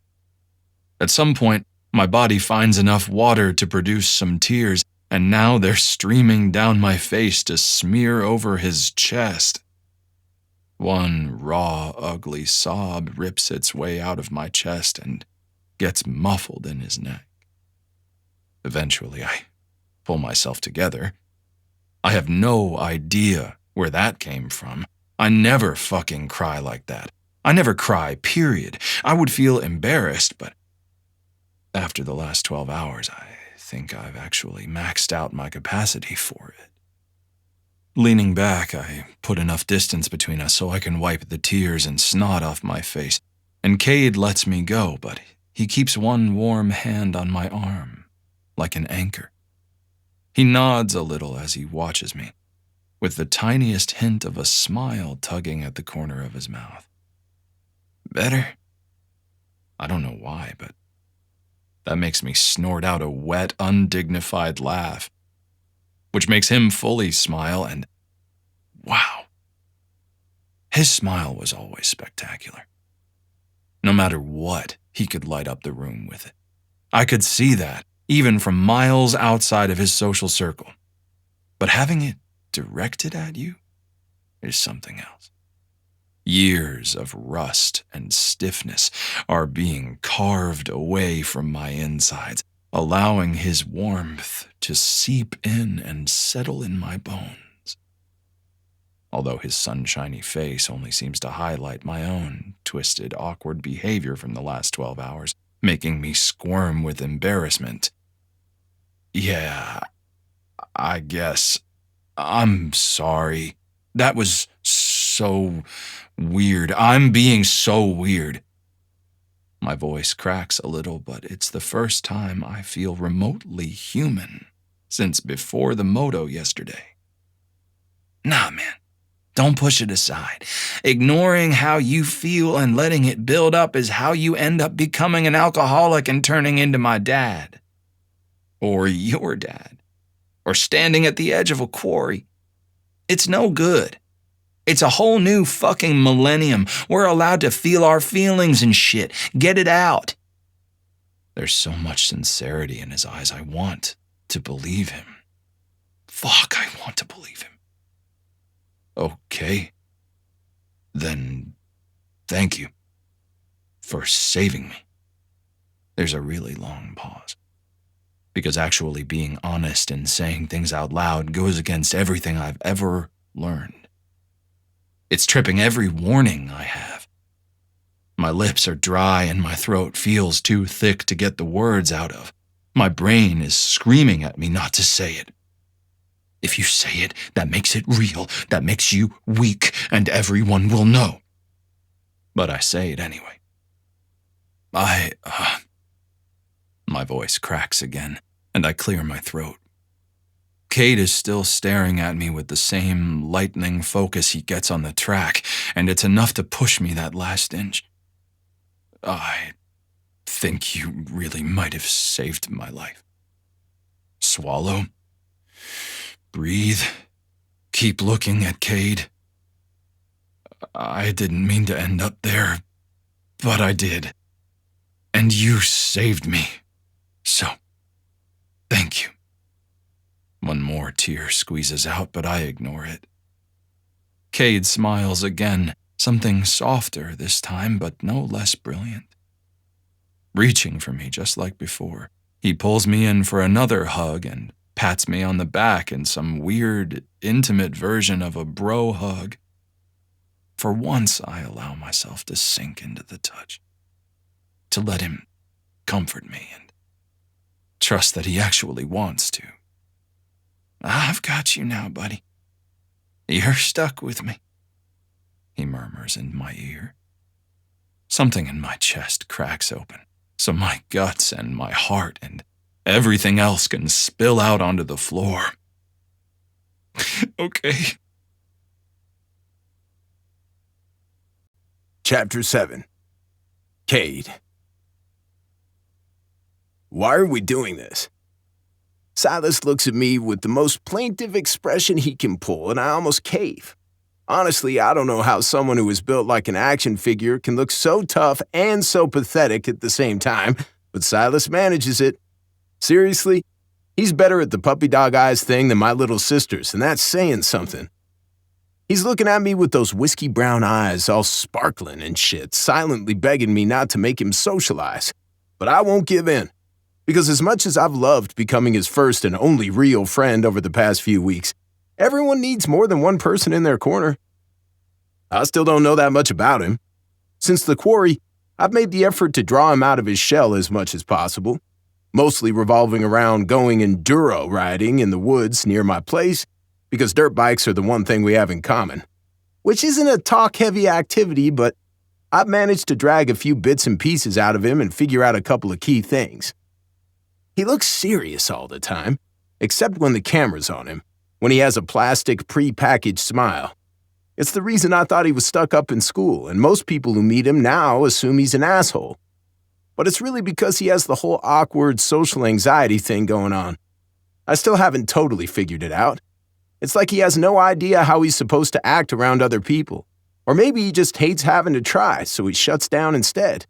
This serious mask snaps into place and he goes dead behind the eyes. Hence, Robot Silas. Underneath all that awkwardness, he's like the sweetest guy I've ever met. All soft-spoken and always trying to be considerate of other people, even if it comes out in a garbled heap of mumbled words. Maybe if he'd been allowed to do anything other than train and ride for his entire life, he'd have developed the social skills to cope with whatever mental health stuff is going on. But that's clearly not the way his dad saw it. That's the other thing. I am never, ever gonna let myself be alone in a room with his dad, because I do a lot better keeping my temper in check these days, but after just a glimpse into the isolation and manipulation that he's put Silas through for the last 2 decades, yeah, even my willpower will snap. I learned a long time ago that you can't do anything about the shitty hand you were dealt. So I'm focusing on introducing some positive human contact into his life outside of a moto track, which is why I dragged him to a party. Plus, it's Wish's party and she hates it when I bail. We are doing this because you are my friend. I throw my arm around his shoulder as I say this, and he only flinches a little before he settles into the contact. He's getting better at that. And you need to get out more. Plus, my mom is sober enough to be left alone with my sisters, which almost never happens. So I'm taking this as a sign from the gods. We're going. Silas doesn't say anything. He just sighs and starts walking towards the house. We're slipping into winter now, and as soon as the sun goes down, it gets cold as fuck outside. Like right now. The air is crisp, the breeze snapping at me like it's trying to snatch what little warmth I have left, and dry twigs crack underneath our feet with every step. Silas was sensible, as usual, and is wearing a brown Carhartt jacket over a red flannel. It makes him look like what people with a lumberjack fetish who have never met a real lumberjack think they look like. I've exercised extreme restraint in not making fun of him, I think. Partly because I don't want to make him any more uncomfortable than he already is, and partly because the son of a bitch pulls it off and looks pretty damn good. I obviously am a dumbass, so I only threw on a ratty black hoodie over my t-shirt and ripped jeans. We just got out of the car and I'm already shivering. On the upside, Wish lives in town in the numbered streets, not buried in the backwoods. Her driveway is driveway length instead of the half-mile monstrosity that leads up to my place, so there's less than 20 feet to cover while I shiver and regret my life choices. Which is still enough time to make Silas frown. He has this way of looking at me like he's trying to pull me apart or something. Maybe figure out all my secrets. Not that I have any.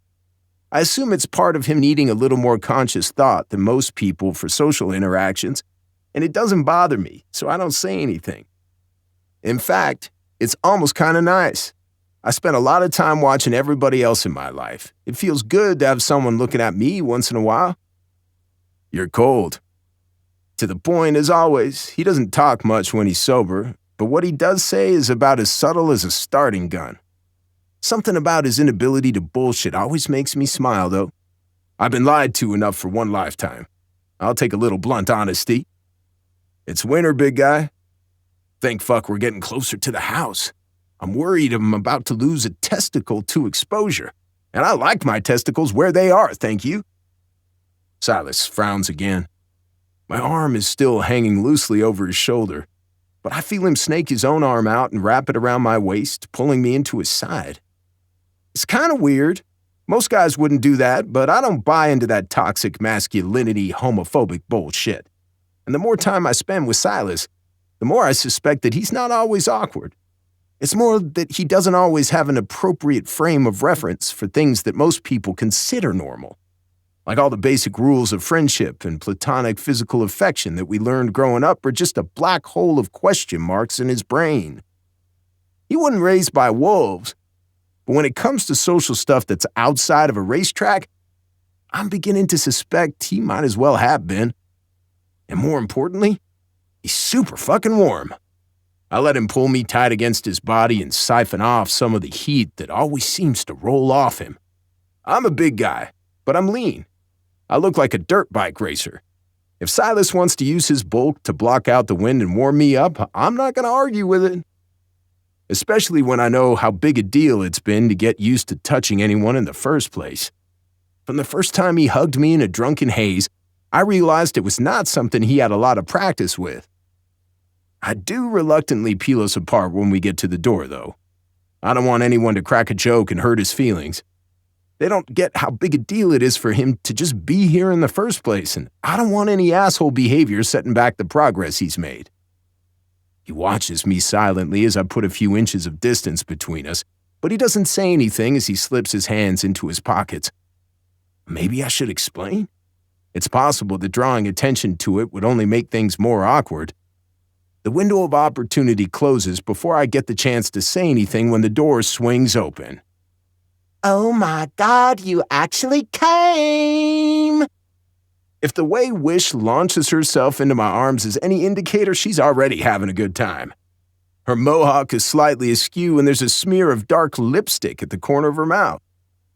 I wipe it away with my thumb, making her giggle. Silas watches the movement intently. I told you you're supposed to warn me if it's a sex party, Wish. I'm not sure Silas is ready for that. And I know I'm not. Your friends are terrifying. Even Silas laughs at that, although he sounds a little uncertain, and Wish punches me in the arm for my troubles. Dick, don't be biphobic. We're not all sluts. I never said that. My Aunt Jazz is bi, and I don't think she's had sex since the Bush administration. Bush Sr. That woman fucking loves quilting. You, though, light of my life, are a slut. And I love you for it. It's important that someone in this relationship is getting laid. Now let us in, woman. I'm freezing my nuts off out here. She tries to scowl at me, but I keep grinning at her in the most charming way I know how, and eventually she relents. Stepping back from the door, we finally cross the threshold and get into the fucking warmth. It's loud and hectic inside, in a way that always settles me, which seems counterintuitive, but I blame my childhood. Silas, however, looks like he's trying to become one with the wall. It probably doesn't help that Wish has given him the once-over. This is the first time they've really met since the time she dragged me off him at Braden's house. Not my finest moment, I'll admit. Her face is intense, which makes her next question for him seem more ominous than I think she intended. So, Silas, what's your deal? Girls, guys, threesomes, pet play? You have but to name it, and I shall try to acquire it for you. She ends this kind but incredibly invasive offer with a slightly wobbly curtsy, and Silas gives me his help me face. Drunk Wish is not good at boundaries. Ignore her, she doesn't know how to mind her own business. Grabbing Silas's hand, I pull him away from the bisexual inquisition and towards the other side of the room for a drink. I've lived here for my entire life, so I know everyone in the room, and I've partied here 100 times before, which is nice because it means I can ignore these knuckleheads and focus on making sure Silas isn't secretly having a meltdown. There's a table with a bunch of half-drunk liquor bottles scattered over it, and I pour us both a drink out of habit. He's already taking a sip from the Jack and Coke I handed him before I realize it might not have been a good idea. It's only been a few weeks since the quarry. Every time we've hung out, I've either been on my way to work or we've been riding together. There weren't any situations where alcohol came up, so I hadn't given it any thought. But he was fucking wasted at that party. And I have no idea whether that was more of a root cause or an unfortunate coincidence. Tread lightly here, Cade. So, do you drink a lot? Smooth. He looks perplexed for a minute, but then shakes his head. There's a long pause while he finds his words. My dad drinks. I've seen what it's like, plus he never liked anything that interfered with training. Parties, girls, whatever. If I wanted something other than training, I had to fight for it. And twice as hard if it was something that directly impacted training, like empty calories. He air quotes, and it's so dumb it's almost endearing. But the idea that his dad kept track of his calorie intake puts a queasy feeling in my gut. He keeps going, though. The party at Braden's was probably the first time I got truly shit-faced.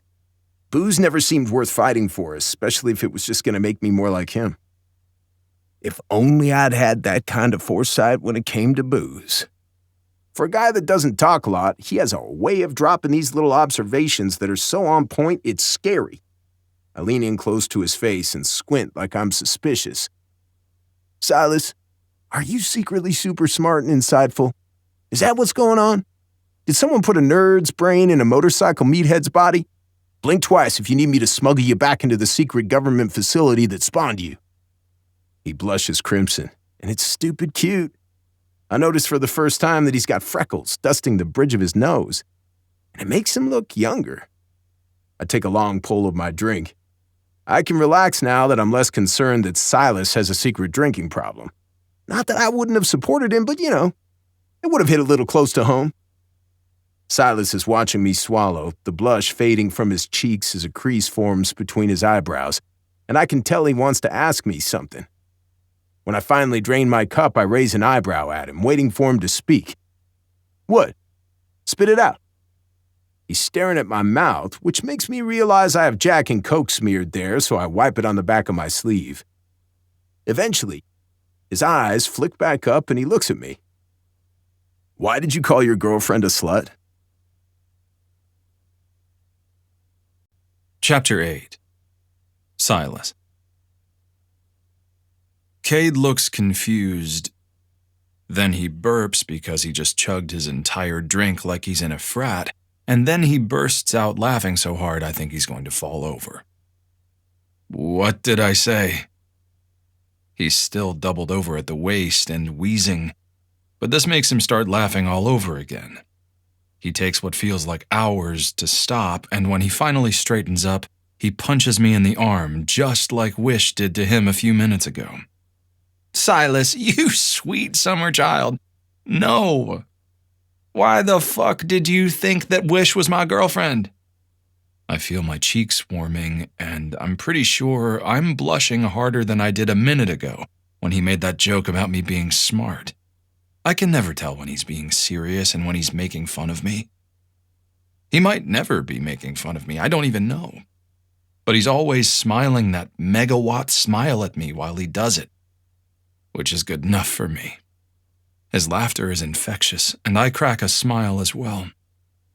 I don't know, man. You're always together. You seem really happy around each other. Normal people have girlfriends. I don't know. His grin downshifts to something smaller but more warm. Something just for me. I have to fight the urge to bask in it. First of all, please don't lump me in with the normies when you're assuming shit. I worked long and hard to become the white trash wackadoo you see before you. Second of all, I get that the whole friend thing is new to you, but I'm gonna let you in on a secret. Not only can you have friends, but you can have friends that are girls. You don't even sleep with them. It's like they're whole people with their own thoughts and personalities and shit. It's magical, honestly. That's not what I meant. I cross my arms over my chest, trying not to look like I'm sulking. I'm awkward, not an incel. Cade tilts his head at me and keeps smiling. He bumps my shoulder with his playfully, but it's not enough to move me. Come on, I'm only teasing. I know you didn't mean it like that. There's a pause, and his tone gets more somber. Wish is awesome. She's been my best friend since junior year, and she's been there for me through a lot of shit. But this is back-ass rural America, and she's Wish, so she still gets shit from small-minded assholes sometimes. We both do.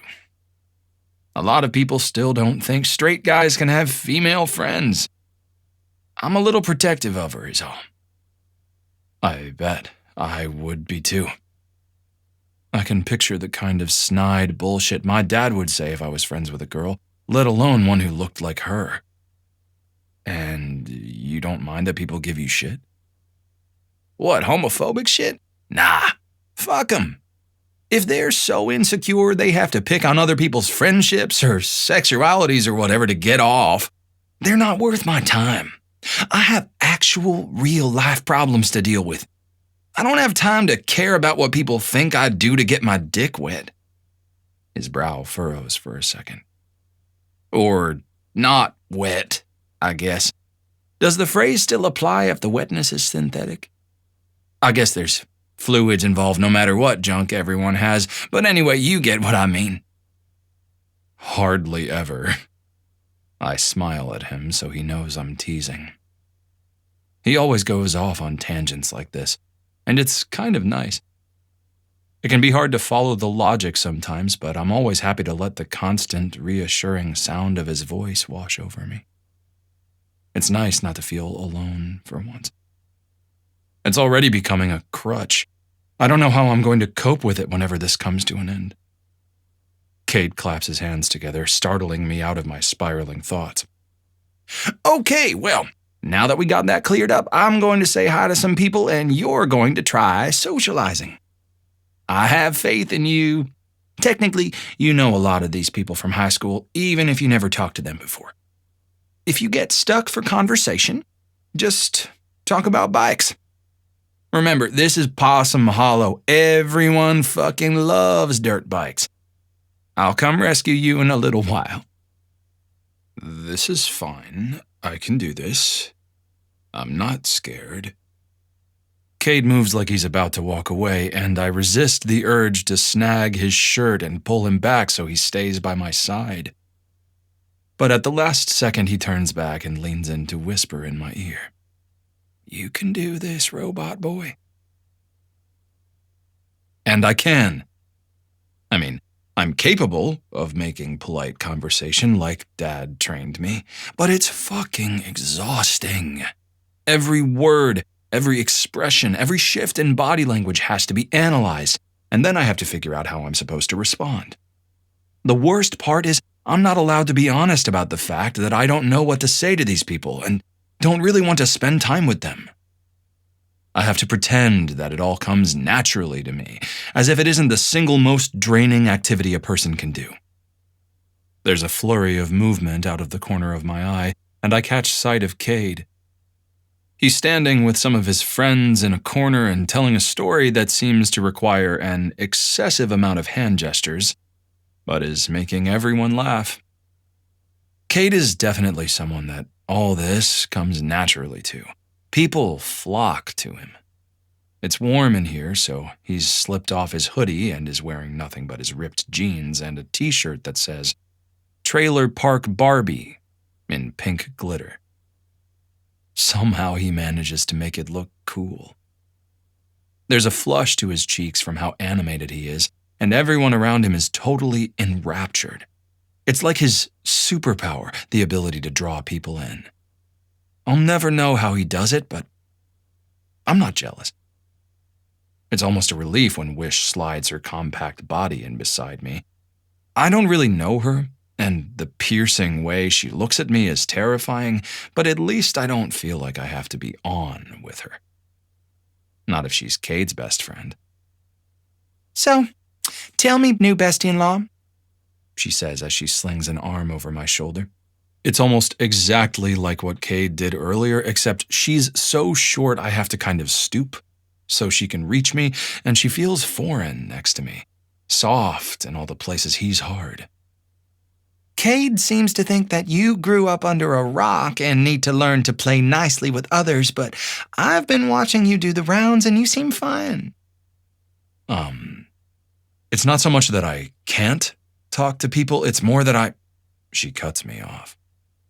I've also watched him watching you. All concerned and protective. It's very cute, I'm not gonna lie. I don't know what to say to that.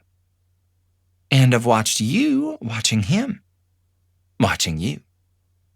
The whole thing is giving off some real Wuthering Heights vibes. She's slurring a little and apparently likes to ramble as much as her BFF does. So what's the deal? The deal? She leans forward to poke me in the chest. Not hard enough to move me, but she does sway a little as she leans back, staring me down. What's your deal with him? Because I love him and it's my job to protect him because no one else does. That sounds too familiar. And my heart gives an uncomfortable squeeze. I still don't know what answer she's looking for, so I say the only thing I do know. He's my friend. He looked out for me when no one else was there. I would never do anything to hurt him. She's still staring at me with that piercing, if slightly alcohol-glazed, look in her eyes. I promise. That seems to satisfy her. Then go find him and tell him to take you home because you obviously hate it here. I let out a long sigh. That's the first thing anyone's said all night that makes sense. But he's having fun, and I'm fine to hang out for a while. Wish nods, giving me an indecipherable smirk before wandering back into the crowd. I know I could follow her, but there's a 5-foot bubble of emptiness around me right now, and it feels like a relief. I'm going to take advantage of the peace and quiet, leaning against the wall and letting my gaze trail over the room. They all move around so smoothly, leaving one small group to join another without causing so much as a ripple of friction in the air.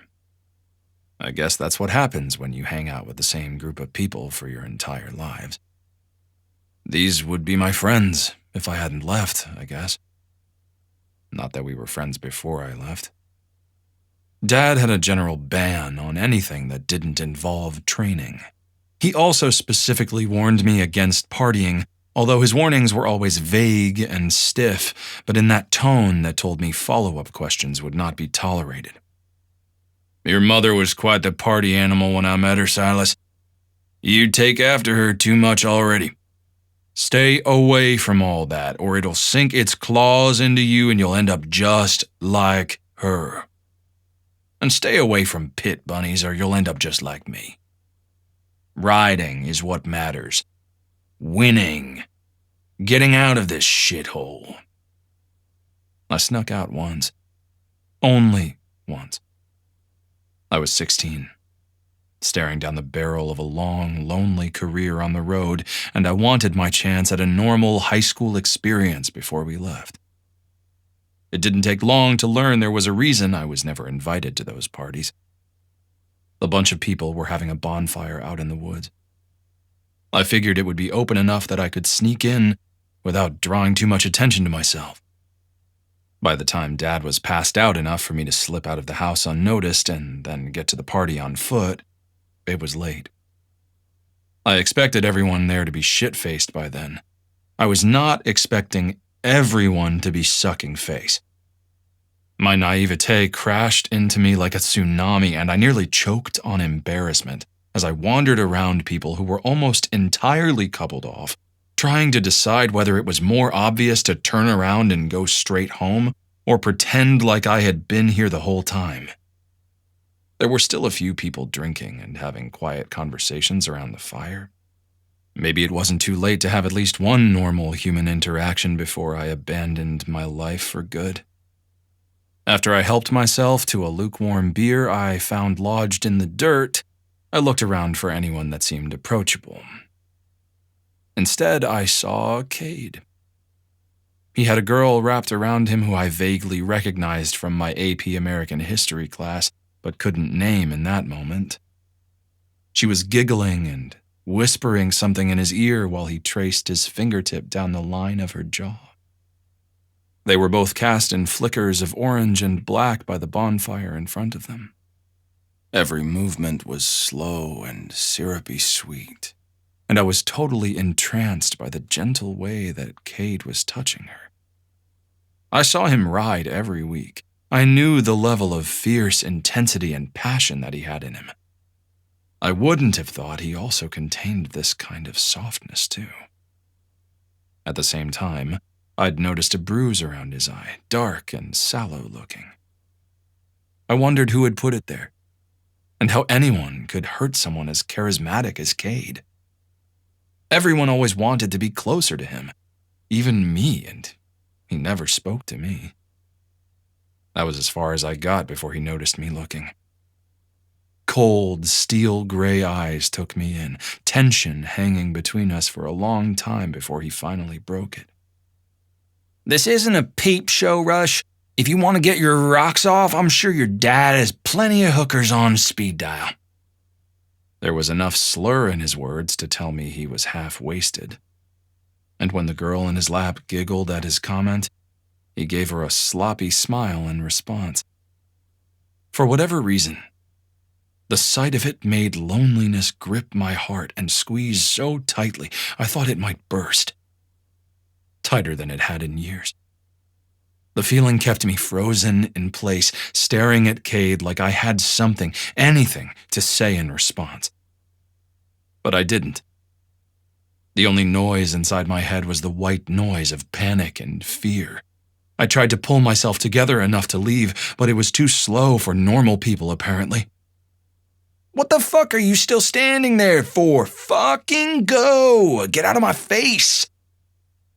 Cade didn't move from his spot by the fire, but there was an edge of threat to his voice that made my feet finally pick up and move. I turned around and stepped away, but I wasn't far enough away to miss the conversation they had as I left. What's wrong with that kid anyway? Cade's girl asked, also slurring and still giggling through her words. I don't know. He's always like that. Why do you think we don't invite him? He's fucking weird.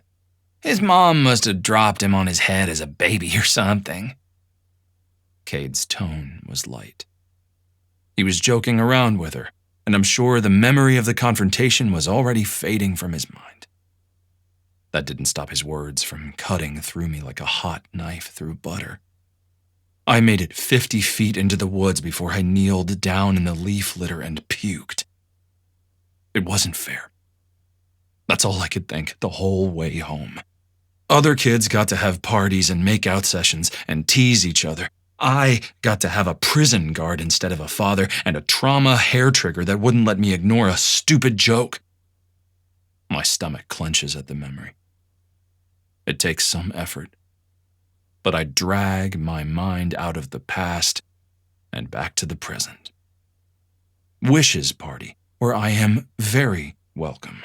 Watching Cade laugh and not make out with anyone, secure in the knowledge that he won't tell me to fuck off at any point.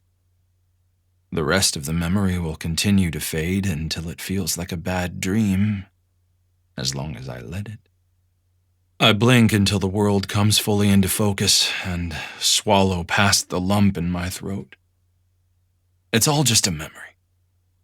It doesn't mean anything now. Move past it. When I see someone wander close to where I'm leaning, I take advantage of the moment to say hello. I've been wallowing in my isolation for long enough.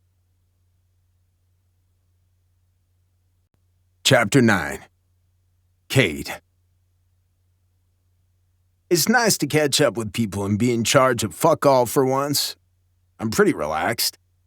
But I'm keeping a close eye on Silas all the same, which is why I clock the moment his social battery hits the red zone. Watching him tonight has been a series of contradictions. Honestly, I'm starting to feel like I want to put this guy under glass and study him like a bug. When we were on our way, he was like a little kid being forced to eat his vegetables.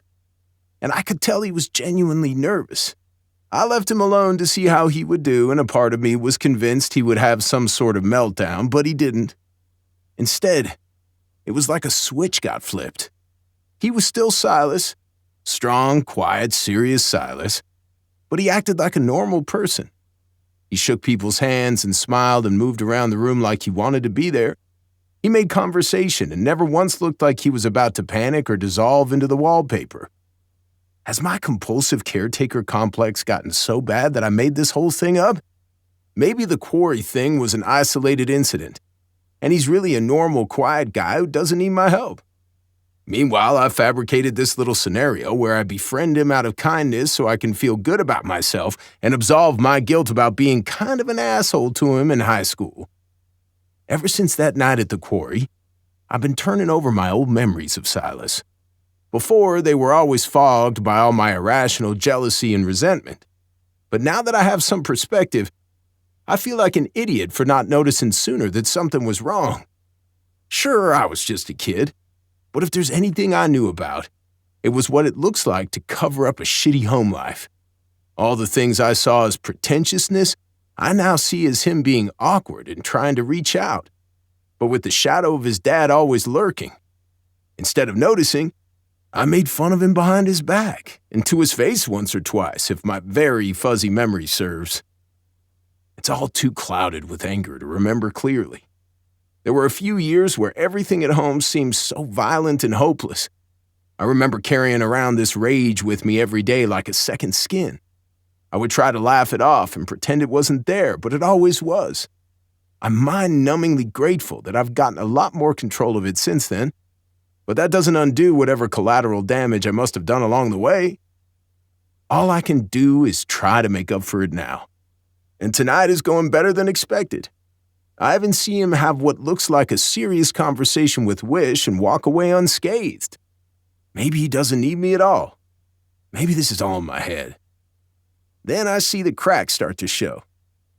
He's having a conversation with Mateo, who is enthusiastically talking about one of the things he loves, which means it's some kind of team sport, which Silas knows nothing about. I know from experience that Mateo can talk for hours when he really gets going. Silas's responses get fewer and farther between, and every time Mateo asks him something, Silas seems to slow blink at him for a while before any words come out. He looks like a computer that has too many windows open and its processing speed is for shit. I know I'm not imagining it when I see relief all over his face as I walk over. The smile he gives me is small and genuine, unlike the stiff plastic one he's been flashing all night. Can I steal my mortal enemy away from you for a minute? Mateo laughs, and I take advantage of the opening to put my arm around Silas's shoulders and walk him away to an empty corner of the room. He sags into me as soon as we're out of earshot. Oh, thank you. I was trying to be nice, but he would not stop talking about college lacrosse. I can pretend to be interested in a lot of stuff for at least a couple minutes, but I don't know anyone who can pretend to care about fucking lacrosse. But you did so good. I ruffle his hair until he jerks back and scowls at me. It makes him look a little like an angry teddy bear. You almost look like a real boy talking to people and shit. Are you sure you're not making up this whole social anxiety thing to get my attention? Because throwing me off my bike into a dirt wall already did the trick. You had my attention. You know I'm sorry about. Yeah, that's not what I meant. I cut him off. He's apologized way too much already. Really, I was out of line for getting so mad. It's all part of the race. Sighing, Silas stares into space with a vacant expression. It reminds me too much of how he looked out at the water that first night, and anxiety churns in my gut. But my arm is still around him, and he's not pulling away. If anything, he's softening enough that I can pull him closer. Every inch of me is screaming that whatever I do in my life, I cannot let him go. Like as soon as I do, all the broken pieces of him will fly apart. Maybe that's arrogant of me, but I'm not taking the risk. I know how it feels to be raised by parents who can barely keep themselves alive, let alone someone else.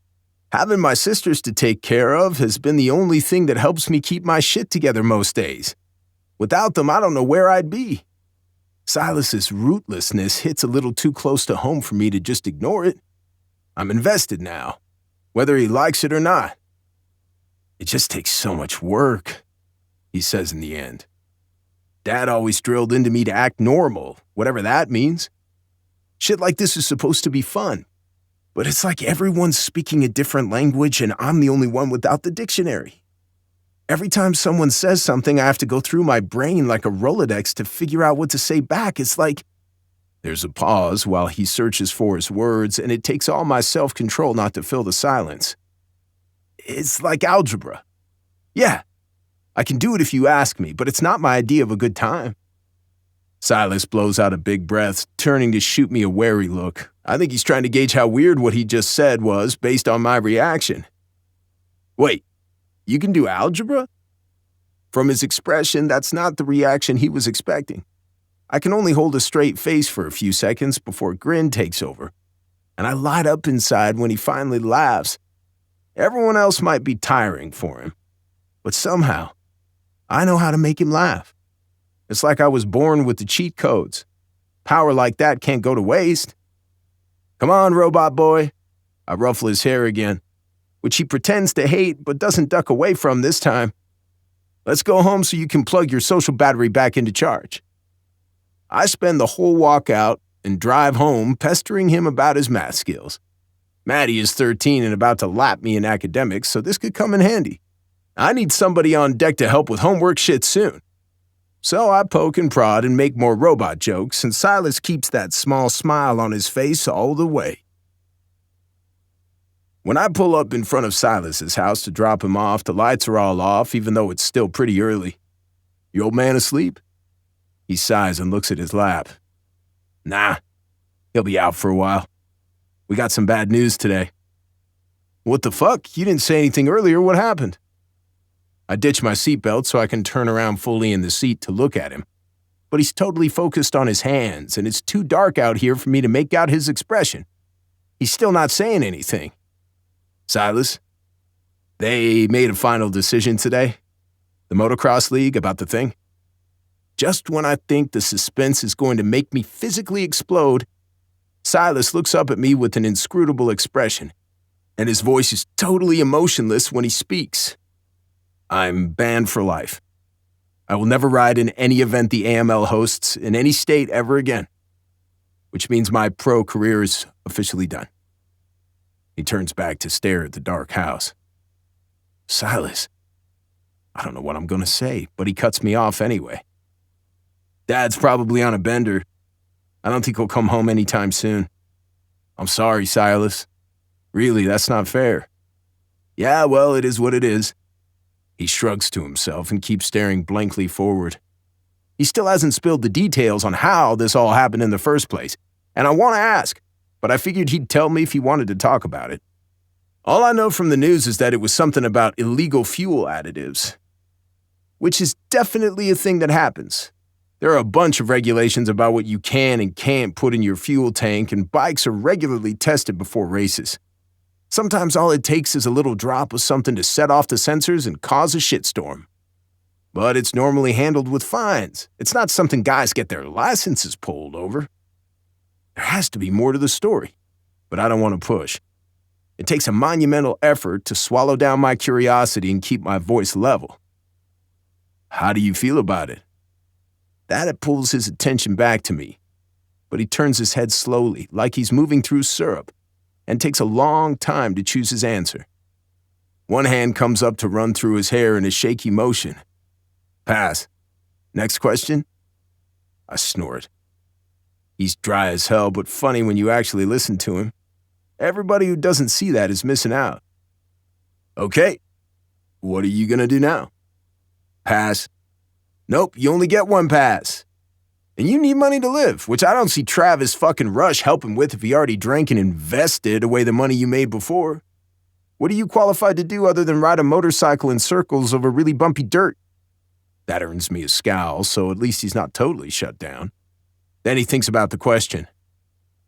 The whites of his eyes are practically glowing in the moonlight now, which tells me he hadn't considered that part yet. His hand is still in his hair, almost scratching his scalp in a repetitive motion. His fingers are trying to grab his hair and tug, but the strands are too short to get a grip, and the whole thing seems unconscious and anxiety-driven in a way that makes me queasy. When he does get a grip on his hair, he's pulling at it hard enough that it must hurt. Well, his future is scary, but he's gonna have to face it eventually. At least right now I can help. I grab his hand and pull it away from his head, holding it for a second until he realizes what he was doing. Our eyes meet over his fingers, and the vulnerability shining out of him makes something in me crack open. The decision about what to do now practically makes itself. Letting his hand drop, I throw the truck into reverse and pull back down the driveway. Kate, where are we going? This is my house. You're staying with me tonight. I am? Yeah, well, you're all stressed out and I don't want to leave you alone. I'd stay here, but I also don't want to leave my sisters alone for that long. Which leaves us with one option. I realize it's not exactly the Ritz, but it's better than freaking out in a dark house by yourself. Cool? Silas watches me for a while before he answers with a quiet voice. Cool. Cade! The second I open the door to the trailer, light noise spills out and Sky launches herself into my arms like a distressed monkey. I can already tell Silas is getting the all-circus version of the Waters family introduction. That's a little late for you to be out here screaming instead of in bed, isn't it, Sky? Pulling her face out of my neck just enough to look at me. I can see from her stormy expression that she's not having a good night. Sky is the baby of the family. Maddie is the middle child and also the only calm, even-keeled person in this entire household. Sky is an agent of chaos, like me. Maddie won't let me go to bed until I've cleaned my side of the room. I need you to tell her to fuck off. And there it is. Silas isn't some wilting flower, but the sight of a 9-year-old screaming fuck off down the hallway will make anyone at least a little shook. Fuck, Sky, I brought a friend home. Can you please try to act like you haven't been raised by a biker gang? I set her back on the ground, and she completely ignores both me and Silas in favor of storming down the hallway and banging on her and Maddie's bedroom door. Let me in, asswipe! I try not to, but a laugh slips out of me. She's like 4 feet tall and wearing a pink t-shirt with a cartoon frog on it, but she swears like a trucker. It's kind of adorable if you think about it. Silas looks more wide-eyed than amused, but I shake my head at him. Ignore them. You can come in when you get rid of your disgusting laundry that's so gross it grew legs and invaded my side of the room. Maddie's voice is as calm as ever through the closed door. I have no idea how she does it. There's a line dividing the room in half. Literally, I painted one a couple years ago because I couldn't take all the fighting. And the two sides always look like the before and after shots from an episode of Hoarders. But Sky doesn't always keep her shit to her side, and Maddie's patience for her little sister can only go so far. Fuck off! Sky's getting louder and banging on the door with her tiny fists, which makes me think all the cursing is more of a bid for attention than her actually being angry. Which I get. It's easy to slip through the cracks and not get babied as much as you need. But pissing off everybody around you to get attention is a page out of Mom's playbook that I don't really want her sticking with. Yo, Tarantino, will you please stop fucking cursing? She squints at me like she doesn't get the reference, so at least I haven't fucked up that much. We could save Reservoir Dogs for her 13th birthday or something. But nothing. I cut her off. Go in there, pick up your shit, apologize to your sister. Nicely. And once you're ready for bed, I'll come in and we can read for a while. But only if everyone chills the fuck out. Deal? I can see the wheels spinning like she wants to kick off again, but she really does look tired. Mollified by the promise of actual positive attention, she nods. Mom chooses that moment to emerge from her cave, moving down the hallway towards the bathroom. She's wearing an oversized AC/DC t-shirt that's seen better days. It reaches down past her ass, thank God, because she's not wearing pants. There's a lit cigarette in her mouth, and she doesn't seem to notice Silas standing behind me. When she jars her hip against the doorframe, walking into the bathroom, that's all the confirmation I need that she's too drunk to be worth dealing with. It pisses me off anyway. Thanks for your support, Mom. You clearly did a lot of active parenting while I was out. Have you considered a career as a mommy blogger? I don't think she even hears me until she sticks her arm back out of the bathroom long enough to give me the finger. Letting out a soft snort, I can only shake my head. And I thought we agreed you were going to start smoking outside. I take a deep breath, in and out. Goading her into a fight would normally be a nice way to blow off some steam, but not while we have an audience. She can pass out in peace tonight. Turning to Silas, there's a set to his jaw that tells me he wants to say something, but he's holding back. I imagine it's something judgy, which is fine because there's plenty to judge. Even beyond the inter-sibling curse-a-thon, there's the trailer itself. Remnants of what looks like boxed mac and cheese sit on the counter from the dinner that Maddie must have made for them, and the whole place is, I do my best, clean-ish, but not exactly tidy. Go ahead. I make an over-the-top wincing face to break the tension. You can say it. I can take it. I close my eyes, but when he doesn't say anything, I let myself squint one open to peer at him. He looks more contemplative than anything, though. Not disgusted, which would be the worst-case scenario, or the awkward, shuffling pity that I get from most people and hate. Eventually, he speaks. You're like an actual dad. That's pretty cool. I must look confused because he babbles a little as he backtracks. I mean, I know you're not actually their dad, but it's like you are. And you're taking care of them, not just yelling. He shrugs, and a hint of blush colors his cheeks. It's nice, is all I meant to say. That you take care of them like that. Well, I'm not exactly known for being quiet, but for once, someone's rendered me speechless. Thanks. Very cool, Cade. They deserve to have someone look out for them, even if it's a 22-year-old fuck-up who teaches them to curse like grease monkeys.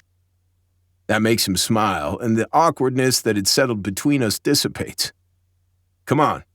I tug at his sleeve. Let's grab a beer and go sit out back while the girls get ready for bed. Moving towards the fridge, a thought occurs to me and I pause long enough to yell toward the bathroom one more time.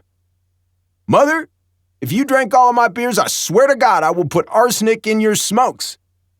There's a click as the door unlocks and Mom wanders out, lit cigarette still dangling from her chapped lips. Her eyes are glazed, but she's smiling at me, so she must be in the sweet spot of her buzz. Lucky her. Go fuck yourself. I don't touch your piss water. I got my own money.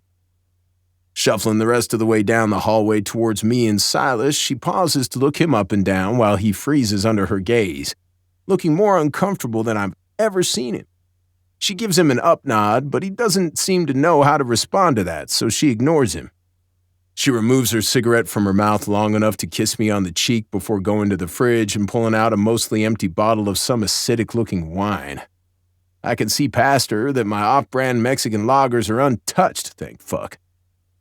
I suppose you can remain unpoisoned another day then, woman. But I'm watching you. That only makes her laugh as she turns around and goes back to her room, her mouth full of cold mac and cheese from the foil container on the counter. And next time, make the girls eat a vegetable? Silence. Silas looks way more disturbed by my love-hate banter with my mom than the potty-mouthed 9-year-old for whatever reason. Who hasn't seen a middle-aged lush before? I ignore him, swipe 2 beers, and then get us settled on some plastic lawn chairs I keep out back. They're so sun-scorched and brittle they kind of look like lizards trying to shed their skin. But they're still holding up, even when I lean my weight back to push the whole thing onto 2 legs and stare up at the stars. So, skills other than dirt bikes, what you got? Silas shakes his head, staring into his open beer bottle like a genie's about to pop out and give him a lap dance. Nothing. I got nothing. I wake up, I eat my stupid healthy food, I train, I work on my bike, I train on my bike, I race on my bike, I sleep. That's it. That's all I do. A monkey could do it as long as it had proper pull-up technique and knew how to do an oil change. My mind spins trying to come up with a solution to this problem. Realistically, I know he doesn't need to decide right now, but I'm a fixer, and he feels like the ground is coming out from under him. He needs something to hang on to. Anything. At least for a little while. Did you ever get your GED after you dropped out to go race? I didn't need to. I almost had enough credits. I was able to finish the rest on the road. Dad would sign me up for online classes, but I could usually test out of them and get the credits. Dad liked it. He said it made me look well-rounded or whatever. Silas shrugs like giving yourself a high school education in a motel room is no big deal. Fuck, he really must be smart. But what about getting a job with me? You can get certified as an EMT in a couple of months if you do the course full-time. And the work is gross sometimes, but at least it's interesting. The first time Tristan suggested it to me, I thought he was crazy, but he wouldn't stop pushing. He ended up loaning me the money for school himself. I've almost paid him back, and once I have, me and the girls are going to be like rolling in singles. Or at least dimes. Beats the hell out of working at Sonic for minimum wage. Eventually, I cut myself off, realizing I've descended into the beginnings of a ramble and see that Silas is making a face and shaking his head. I hate small talk at the best of times. I can't see myself being able to talk to people about their medical problems. Sorry. He looks a little sheepish about it. No problem. Think, brain. You work out all the time. What about becoming a personal trainer? I think you can get qualified for that shit online. Silas squints at me. Are there a lot of people paying for personal training around here, Kate? True. Damn. Okay, point. Taking a swig of my not cold enough beer, I let my mind keep wandering through everything dirt bike adjacent that might have a paycheck attached. And then it hits me. Oh, fuck yeah. Silas, I am so smart. If we weren't already besties, this would cement it. Hell, you might want to marry me for it. The flat look I get in response tells me I'm not as cute as I think I am, but I disagree. Still grinning, I explain. I know a guy who has an auto shop just outside of town. It was his dad's. But his dad passed last year, and he's been running it by himself ever since. I don't think he's planning on hiring anyone because he's the textbook definition of a loner, but he has a soft spot for me. I bet I could convince him to take you on as an apprentice or something. Mostly cars, obviously, which you'd have to learn, but most people take their bikes to him as well if it's not too complicated because the nearest specialist is halfway across the state. Mechanic! That might be a sweet gig for you. Lots of engines, not too many people, 0 facial expressions required. Silas eyes me with suspicion. I get it, this kind of sounds too good to be true. And I have no way of knowing if I can convince Ford to hire him. But it's worth a shot, at least. Plus, Ford and I aren't super close, but I'm not crazy about him being out there all alone now that his dad's gone. He and Silas might be good company for each other, even if neither of them would ever admit it. I don't know, Cade. If he needed help, I'm sure he'd have hired somebody already, right? See, that's the thing. I'm pretty sure Ford would rather be crushed to death under an engine block than go through the process of finding, interviewing, and hiring someone. But if I present you to him gift-wrapped and ready to go, that's a lot harder to say no to. Silas continues to be a brick wall of incredulity. He's really that much of a loner? Then why does he tolerate you? Because I'm charming as fuck, robot boy. I won you over, didn't I? Ha! I laugh and start ripping the label off my beer in little shreds, so I have something to do with my fingers. No, seriously. He was in some kind of accident when he was a kid, and he lost the use of his voice. After that, he pretty much only spent time with his dad. He got in a lot of fights when he was younger, ended up with a bad rep. I know a lot of people are weird around him, and I think he likes that I don't act like I'm scared of him. Come on. You barely talk. He doesn't talk at all. You're both huge fans of brooding like the lead in a tacky vampire novel. It's a match made in heaven. I'm doing it. I pull out my phone and start texting Ford without waiting for an answer. Silas shrugs, which is more enthusiasm than I expected, honestly. Okay. It's worth a shot. Thanks, Kate. He keeps watching me, and for whatever reason, his gaze feels heavier than usual. But not in a bad way. It's almost grounding. It feels like this conversation is important, and something about that makes me feel more solid in return. By the time we flesh out all the details, we have a solid plan to work on, and Silas seems less adrift in the face of his impending future. But it's also late as hell, and we've had a few beers. We're both too tired to give a shit about how cramped and shitty my bed is when we collapse into it. Silas knocks out the second his head hits the pillow. Good. I bet this has been eating at him more than he'll admit. I close my eyes and let myself drift off, comforted by the rhythmic sound of his breathing. He deserves some rest at last, and for whatever reason, it feels damn good to be the person who gets to give it to him. Chapter 10. Silas. When Cade initially told me he was adopting me as his friend, I kind of thought he was joking. Then I assumed it was some sort of pity project that he would eventually lose interest in. But it's been nearly a month now, and he's never wavered. Then last night, the way he saw through me and gave me exactly what I didn't realize I needed, to not be alone in that stupid empty house, was incredible. If this is what having a best friend is like, I get what I've been missing all this time. I got to see his life, and it only sucked me further into his world. Sure, it's not what most people would picture as an ideal family life. Chaotic was the first word that came to mind when we walked inside. Although that's also one of the first words that comes to mind when I think about Cade, so... Even though it's loud and messy and his mom is kind of a lot, he was so in his element. It was incredible to watch. He handled his sisters easily and with this kind of raw, naked affection that I've never seen in anyone before, let alone someone who's not even their actual parent. Cade and his mom, Chris, he told me her name later, have this weird, bitchy relationship that made me uncomfortable at first. But even that turned out to be super affectionate once I got used to it. He's like the Energizer Bunny of compassion. He never stops. First, he settled down the house. Then he solved my job problem, getting more excited in the process than anyone has ever been to help me with anything, I think. Then we went inside, where he made sure his mom was as okay as she could be. His sisters were still awake, and he never forgot his promise to Sky that he would read with her. I occupied myself by cleaning up the messy kitchen, while I listened to all three of them read together in the bedroom, constantly interrupted by bouts of laughter. even from the older sister.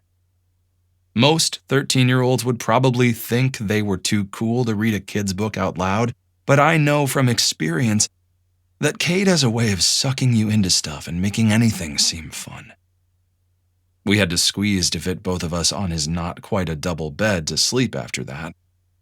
That small space felt crammed to the brim with people and life, which should have been suffocating, especially since I'd never experienced anything like it before. Instead, I slept better than I had in a very long time, squished against Cade's warm body with the sound of the home shopping network seeping in from the living room. I hope he knows what he got himself into when he invited me into his world, because he's not going to be able to pry me off him anytime soon. It's too late. There's no way I'm giving this up now. When Cade came up with the mechanic idea, he was buzzing with excitement.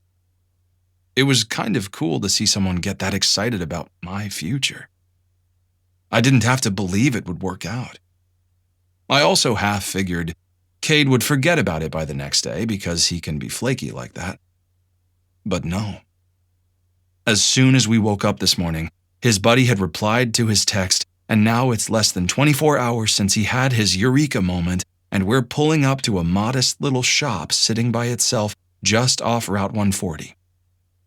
There's a small hook and chain tow truck parked out front, an office building attached to the garage, and what looks like a house sitting on the land behind it. Everything is clean and well kept. The roll door on the garage is still open, even though it's late, and inside I can see several cars in varying states of repair, as well as a couple of bikes. Some people drive to Mission Flats to go to Jiffy Lube or whatever because it's cheaper, but Ford's dad really knew his shit.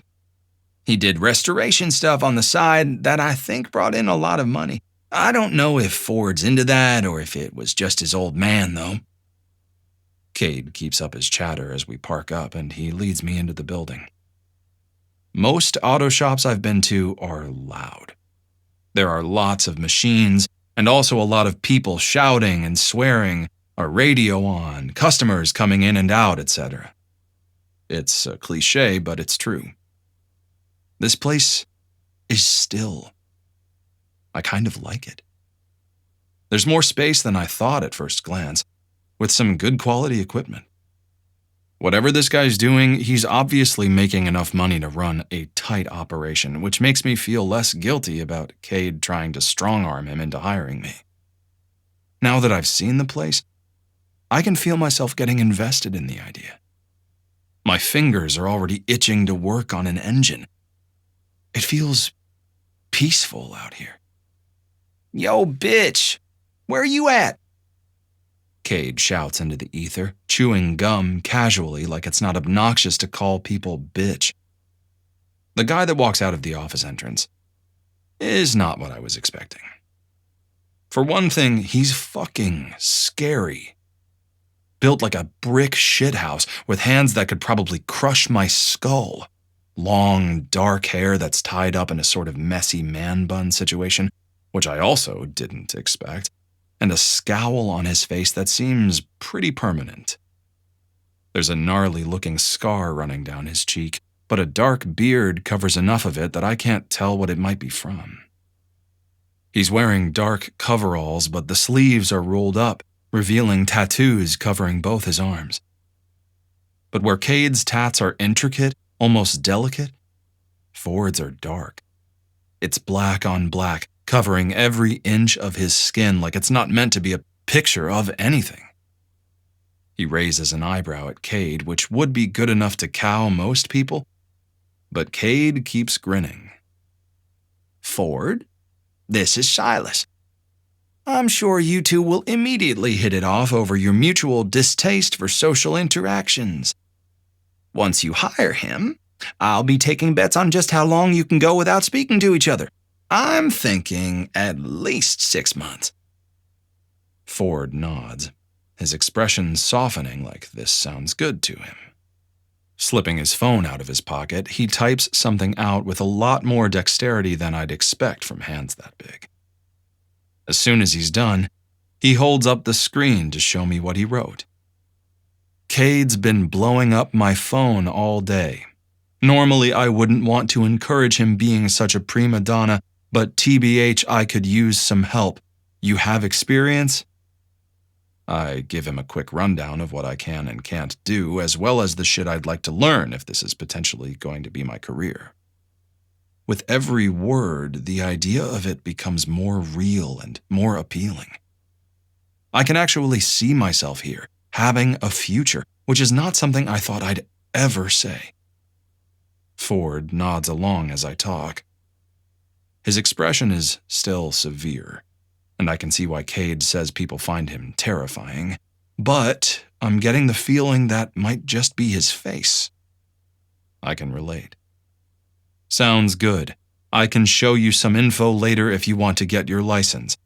You're hired, as long as you swear you're not as talkative as your buddy. I'll work on his bike, but I am not spending a whole day with Nicki Minaj over here. Okay, rude. Cade protests next to me, but I ignore him. That's it? Technically, I've never had a job interview before, but I'm pretty sure they're supposed to be harder than this. Ford sighs, pointing to his message again. Oh. Yes, I promise I'm not chatty. Cade calls me Robot Boy. It's true. Cade grins again. He's incredibly dull. You'll love him. A loud exhale of breath through his nose is the only response that gets from Ford. He pulls his phone back and types out one more message to show me before dismissing us and turning back to his work. Be here Monday at 8. Leave the brat at home. But Cade is laughing as we head back to the truck. Thank you. Love you. He calls back into the garage, getting silence in response. I guess I have a job now. Working for Ford isn't exactly easy, but so far the benefits easily outweigh the downsides. The steady paycheck, meager though it is only the start of it. I definitely know a lot more about bike engines than cars, but Ford is a much more patient teacher than I would have expected, and it's really interesting to learn. It comes naturally to me in the way most things don't. Not to mention, doing something every day without my dad looking over my shoulder and harping at me has been more of a relief than I could have imagined. I never realized how much of a constant presence his criticism was until it disappeared. Silas, you're never going to compensate for your weight if you keep slacking on your runs. Silas, personality is as big a part of it as riding. You have to charm these fuckers. That's what I always did. I swear you cost us the Honda contract with your shitty attitude. Silas, never forget that I gave up my career because of you. You owe me this. Now focus and get the win. It was such an intrinsic part of the soundtrack of my life. I'd gotten used to it. But now, whenever I'm at the shop, I feel 10 pounds lighter. Not that Dad is that easy to deter. A week into me working here, he'd dragged himself off the couch to come down and start throwing his weight around. He walked in and sucked up all the oxygen from the room like always. Initially, he claimed he was there to take me to lunch, but it was barely 5 minutes before he was leaning over where I was doing a very simple car battery installation and telling me everything I was doing wrong in that low, raspy voice that makes the back of my neck prickle. The problem with getting a little distance from him was that it had also weakened my defenses, and the sound of his criticisms suddenly made my stomach cramp so abruptly I was worried I might hurl. I couldn't say anything. I couldn't even look at him. All I could do was keep working, pretending those words in that tone were being said to someone else and weren't infecting my nice, shiny new workplace that didn't think I was a waste of space yet. Not that it would take them long if he kept showing up to point it out. But then something completely unprecedented happened. Ford, the most terrifying-looking man I've ever met, came skulking out of the corner to loom over my father and growl at him. He actually, honest to God, growled. It is still the only noise I've heard him make. Dad had looked at me with wide eyes, half in disbelief, but half in genuine fear. Ford didn't give me the space to answer before growling again and pointing at the open door. It was the fastest I've ever seen my dad take a hint, and he hasn't been back since. So now it looks like I owe Ford for more than just the job. Since then, this quaint little shop has become my sanctuary. After the warmth and controlled chaos of Cade's trailer, this is my second favorite place in Possum Hollow. Hell, probably the world. That's a little sad, but I'll take it. It's even better right now because my second favorite place is filled with just me and my favorite person. Ford closed up already, but when I asked him if Cade and I could use the space to work on our bikes after hours, he shrugged and tossed me a set of keys. I was sure I was getting off easy until right before leaving. He turned around to look at me one more time, pointing with 2 fingers at his own eyes, then mine, then the shop, before making a throat-slicing gesture, got his point across pretty clearly. Take care of the shop or you're dead. Fair. A death threat or two between employer-employee is totally worth it for me and Cade to have a space of our own to relax. Right now, he looks happier than I think I've ever seen him. He's bent over his bike, trying to grease his cables but constantly getting distracted, finding new scratches to buff or meticulously picking through his tire tread for gravel. I want to help him, but he's clearly having a good time doing it his own way. I don't have the heart to interrupt. He's barely been here for 20 minutes and there's already grease smudged over the arc of his cheekbone. It's cold enough to snow outside, but the roller door does a good job of keeping heat in. Between that and the space heater chugging away behind us, the air is thick and muggy, so Cade pauses his anarchic attempt at repairs to strip off his sweatshirt. I watch the way his muscles flex and bunch as he gets back to work, now just in a worn-out t-shirt. He's worrying his bottom lip between his teeth while he concentrates, making it look swollen and even poutier than usual. Just as I realize how far my thoughts have drifted, Cade's voice snaps me back to reality.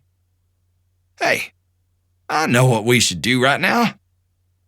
The impish look on his face tells me his plan is going to piss me off, get me in trouble, or both. I raise an eyebrow and wait, knowing I'm going to agree to whatever it is anyway. We need to celebrate your new job. Cade stands up abruptly enough to make tools clatter to the ground. And it seems criminal for a mechanic to not have his own wheels. But, Dad, I trail off, not sure where I'm going with that. And Cade's face tells me exactly how much he doesn't give a shit about my dad's opinion on the subject. Reaching down, Cade grabs my hand and yanks me to my feet. A thrill goes through me as I think about defying my dad so casually. He keeps my hand in his warm grip, using it to hold me close to him while he leans in, inches from my face, and whispers, "Come on, bitch. We're going shopping." Chapter 11. Cade. I didn't mean to derail our bike maintenance time with the spontaneous shopping trip, but Silas needed his own wheels. It was non-negotiable. Oil changes could wait. Not forever, though.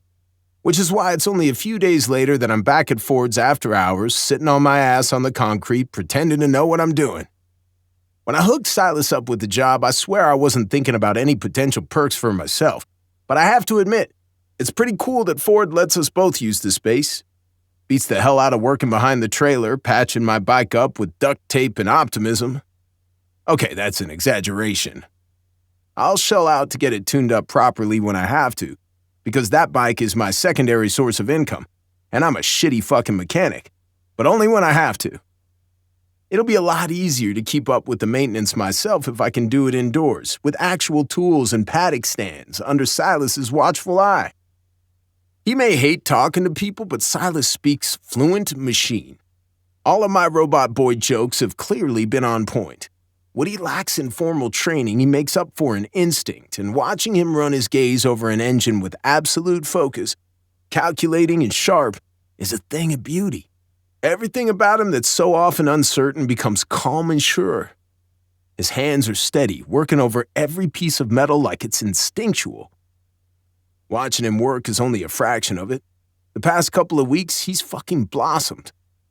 I've never used the word blossomed in my life, but it's the only way I can describe it. All this time away from his dad is showing how much of his old behavior wasn't the real him. It's like he was a shadow version of himself. The real Silas, my brain prompts me, which is a weird way of looking at it but not technically untrue, is so much brighter than the old version. He smiles more, still small, shy smiles that are mostly for me, but they're so genuine. He laughs and talks more easily with me, and the open, unguarded way he gives affection to Maddie and Sky makes me want to beam at him and never stop. He even looks different. Before, he had this way of holding himself, like he was trying to take up as little space as possible. Now he's more relaxed, and with his dad too busy drinking himself into a stupor in the wake of the AML suspension, he hasn't had time to police Silas's calorie consumption like a drill sergeant, and I can already see the difference. Silas is thick-set. He's built. He's stacked. There's a solidity to him that meant he never seemed lean, let alone too lean. He just had great muscle definition. The 8% body fat kind that most people would kill for, with individually defined obliques that popped and that very sexy V that girls are obsessed with. I'm not unripped myself, but I was pretty jealous until I realized he hadn't eaten a carbohydrate since the 8th grade. As soon as I got him to break out of his dad's ridiculous high-performance diet, he started to fill in, and he looks so fucking healthy. Yeah, his muscle is a little less defined, but it looks better that way. Dips and curves of muscle that look firm but warm, not the cold, hard definition of a statue. He's bright and full of life. And even though it's winter, his normally pale skin has picked up a hint of a tan, because he's going outside for things that don't require him to wear full moto gear. Right now, he's bent over a bike wearing grease-stained coveralls and a look of intense concentration on his face. The sleeves are rolled up, revealing forearms that are thick from all that riding, but are now also covered in a surprising amount of freckles from the extra sunshine and a dusting of hair that's been sun-bleached. He's covered in a thin sheen of sweat despite the cold. I watch his throat work as he swallows, still concentrating, and his skin seems to gleam in the light as his muscles flex and move. He looks like some kind of Magic Mike mechanic pin-up shit. I'm not typically the kind of person who gets jealous over other guys' looks, so I don't know why I'm fixated on this. I just can't get over what a difference a few weeks of real food and distance from his dad has made in him. He's fucking glowing. If I took a picture of him right now and he threw up a Tinder profile, his phone would blow the fuck up, which makes my stomach twist with envy a little, which is also unlike me. I don't know what's going on in my head right now. Do I have oil on my face or something? Silas's voice breaks me out of my stupor. I realize I have no idea how long I've been staring at him, drifting on my own intrusive thoughts and not doing a damn thing to my bike. No, sorry. I mean, yeah. Ha! You do. But that's not why I was staring. Way to sound composed, Waters. Silas squints at me and paws at his cheek with one large, equally dirty hand, but he only makes it worse. Better? Not even close. Forcing a smile, I try to shove the weird, flitting jealousy out of my brain. I hardly ever hook up with the chicks around here. He's welcome to them. Hell, a little physical affection would be good for him. I'd be a shitty friend not to encourage him to get out there if that's what he wants. You look like you just walked out of a sexy mechanic calendar photo shoot. You must have been beating off pit bunnies with a stick the last few years, I swear. Silas blushes. It makes all the freckles on his face even darker, crimson spreading across his cheeks before he turns his attention back to his bike. It's so fucking pure I want to wrap him up in bubble wrap and keep him away from the rest of the world forever.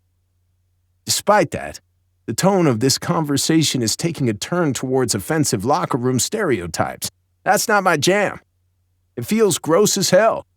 But I can't seem to stop my mouth from spewing shit even as my stomach continues to churn with uncertainty. How come I never saw you on Instagram or something with a girlfriend? Too busy to settle down? Silas clears his throat, still not looking at me. I've made him uncomfortable, and now I feel like a dick, because I am a dick. But I didn't mean to be on this particular occasion.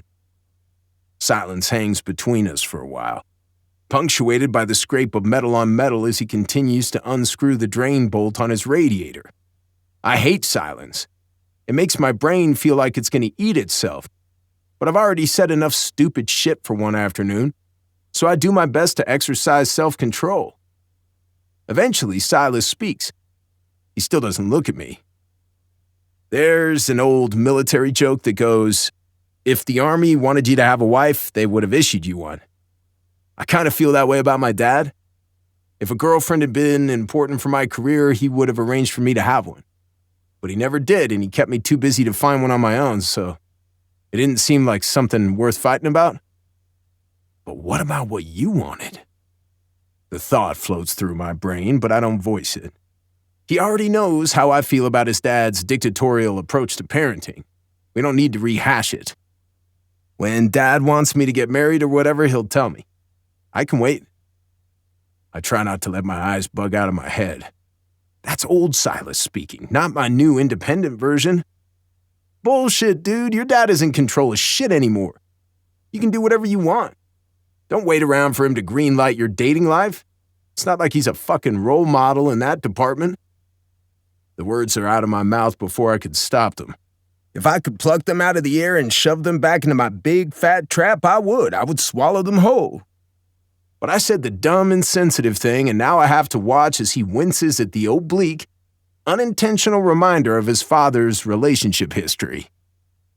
I know Travis had a reputation before he got married, like a lot of guys back then. I still don't know what happened to Silas's mother. I asked my mom a while ago, and all she knows is that Travis's wife died when Silas was little. But she spent a lot of my elementary school years experiencing the finer points of domestic violence, so she didn't pay a lot of attention to town gossip. And all I know from Silas is that it seems to be a pain that he holds on to more tightly than any other. I blow out a breath, feeling myself sag in defeat at my own stupidity. Silas, what about you? He cuts me off before I can get out an apology. What about me what? It doesn't seem like you hang out with a lot of girls except for Wish. What's keeping you from dating? Silas turns to look at me for the first time in this conversation. His brown eyes are warm as always, but his expression is guarded. I still feel shitty for bringing up his mom. I hate talking about this stuff with anyone, but honesty is the least I owe him at this point. Blowing out a breath, I drop my ass back onto the cold concrete floor, abandoning the pretense that I'm still doing anything with my bike.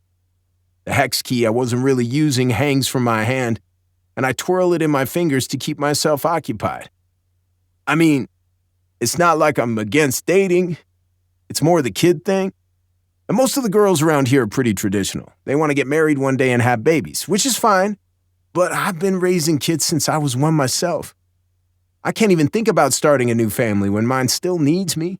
I know that sounds presumptuous as hell to act like all girls are trying to trap me or whatever, and I don't mean it like that. I just don't want to lead anyone on, you know? I used to do the casual hookup thing a lot, but as I watched my cousins get knocked up one by one, it felt like this constant looming threat until hooking up wasn't even fun anymore. And then what was the point? It's fine, though.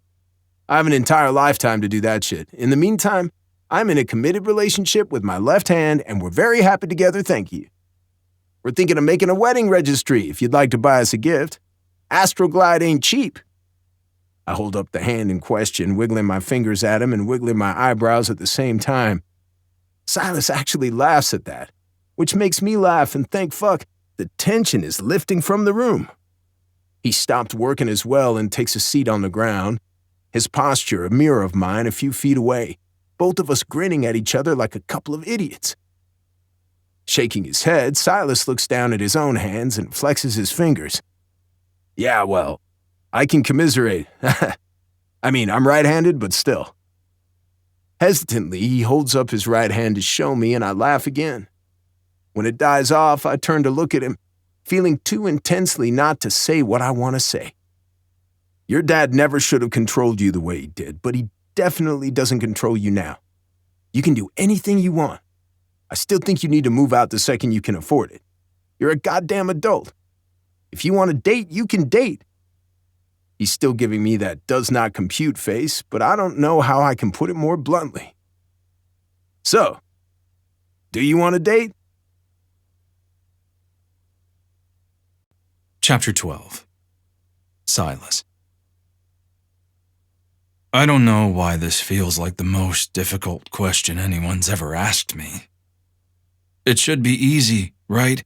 Everybody wants to date. The only reason I didn't before was because it wasn't worth the hassle of fighting with my dad to find the time, and then fighting through my own awkwardness to actually get a girl to like me. Especially one who wasn't a pit bunny. Not that there's anything wrong with that, but I already have one person in my life who only cares about me because of my skills on the track.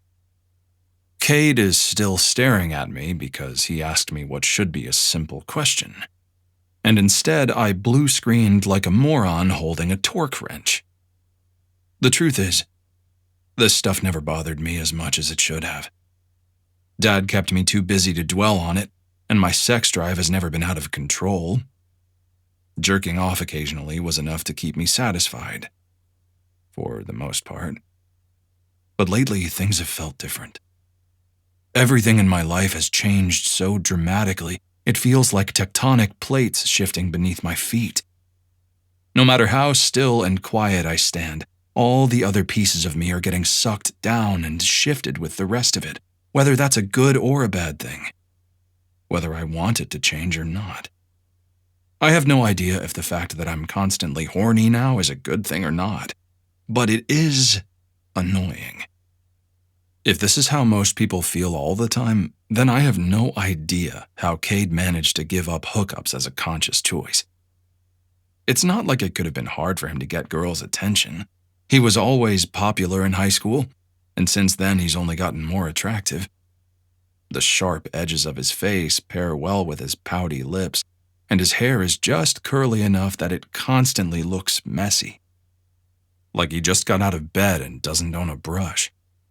It's infuriating, and the neat, orderly part of my personality is always itching to run my fingers through it to tame it.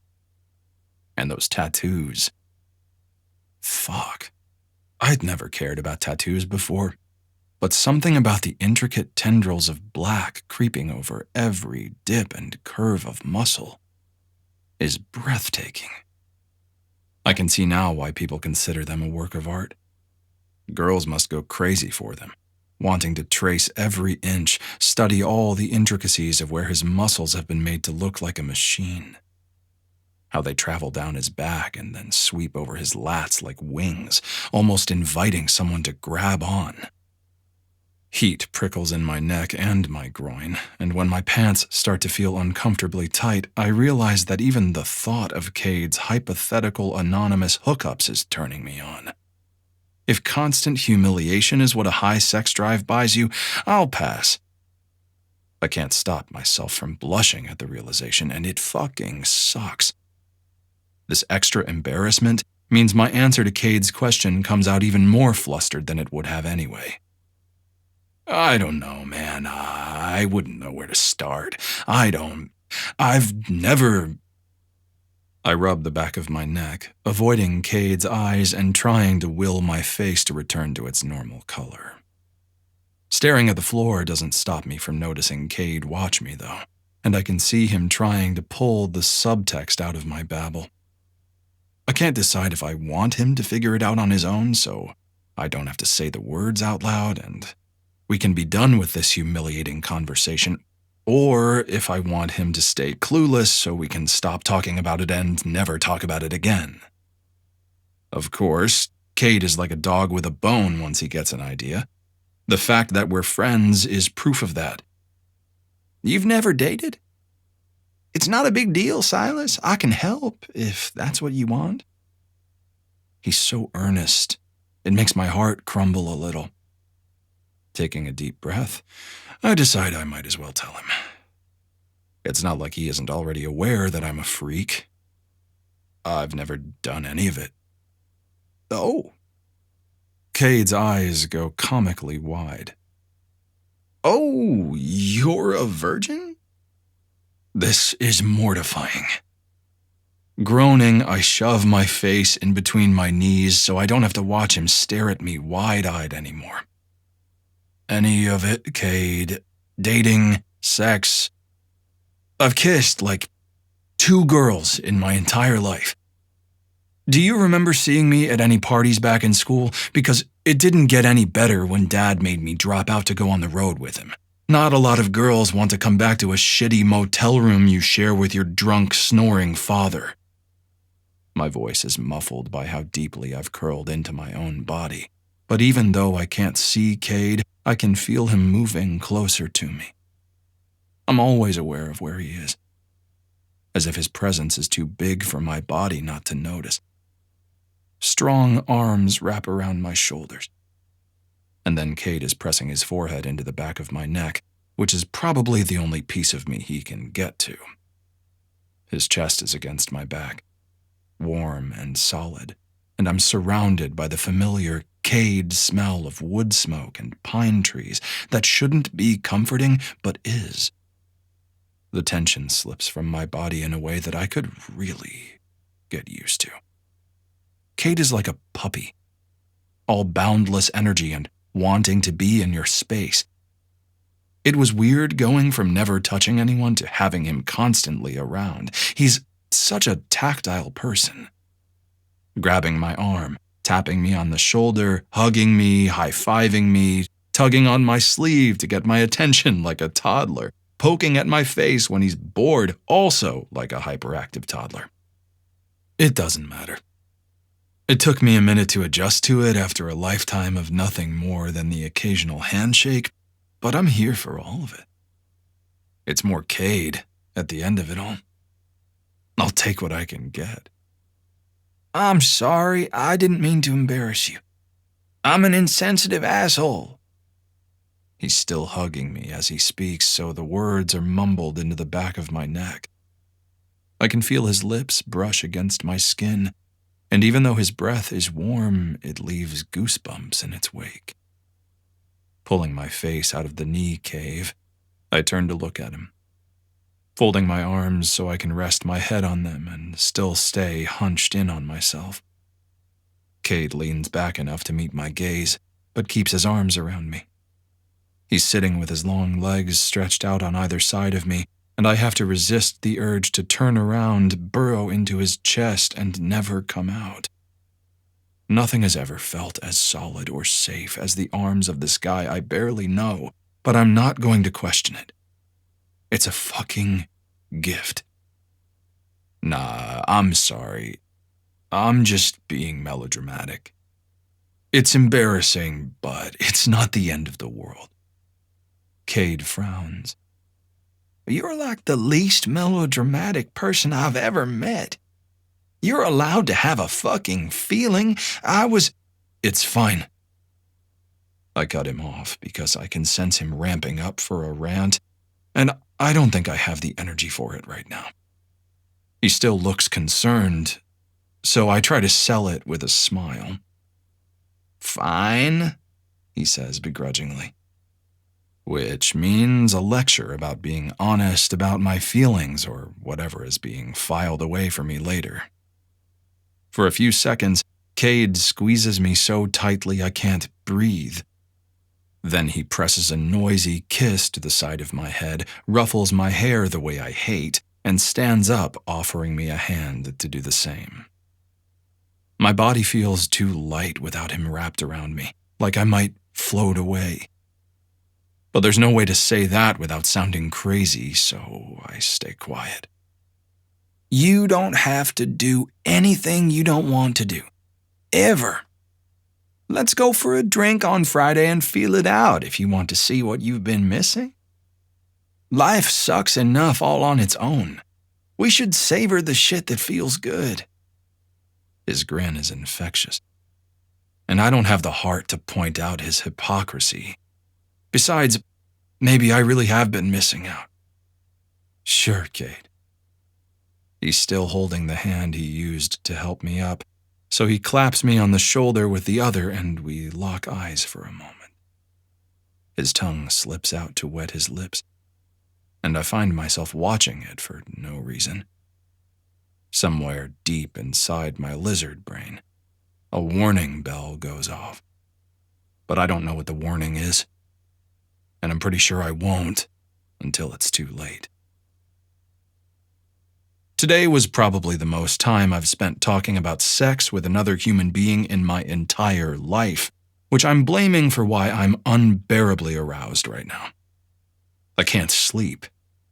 I've been tossing and turning, willing this fucking hard-on to go away, but it's persistent.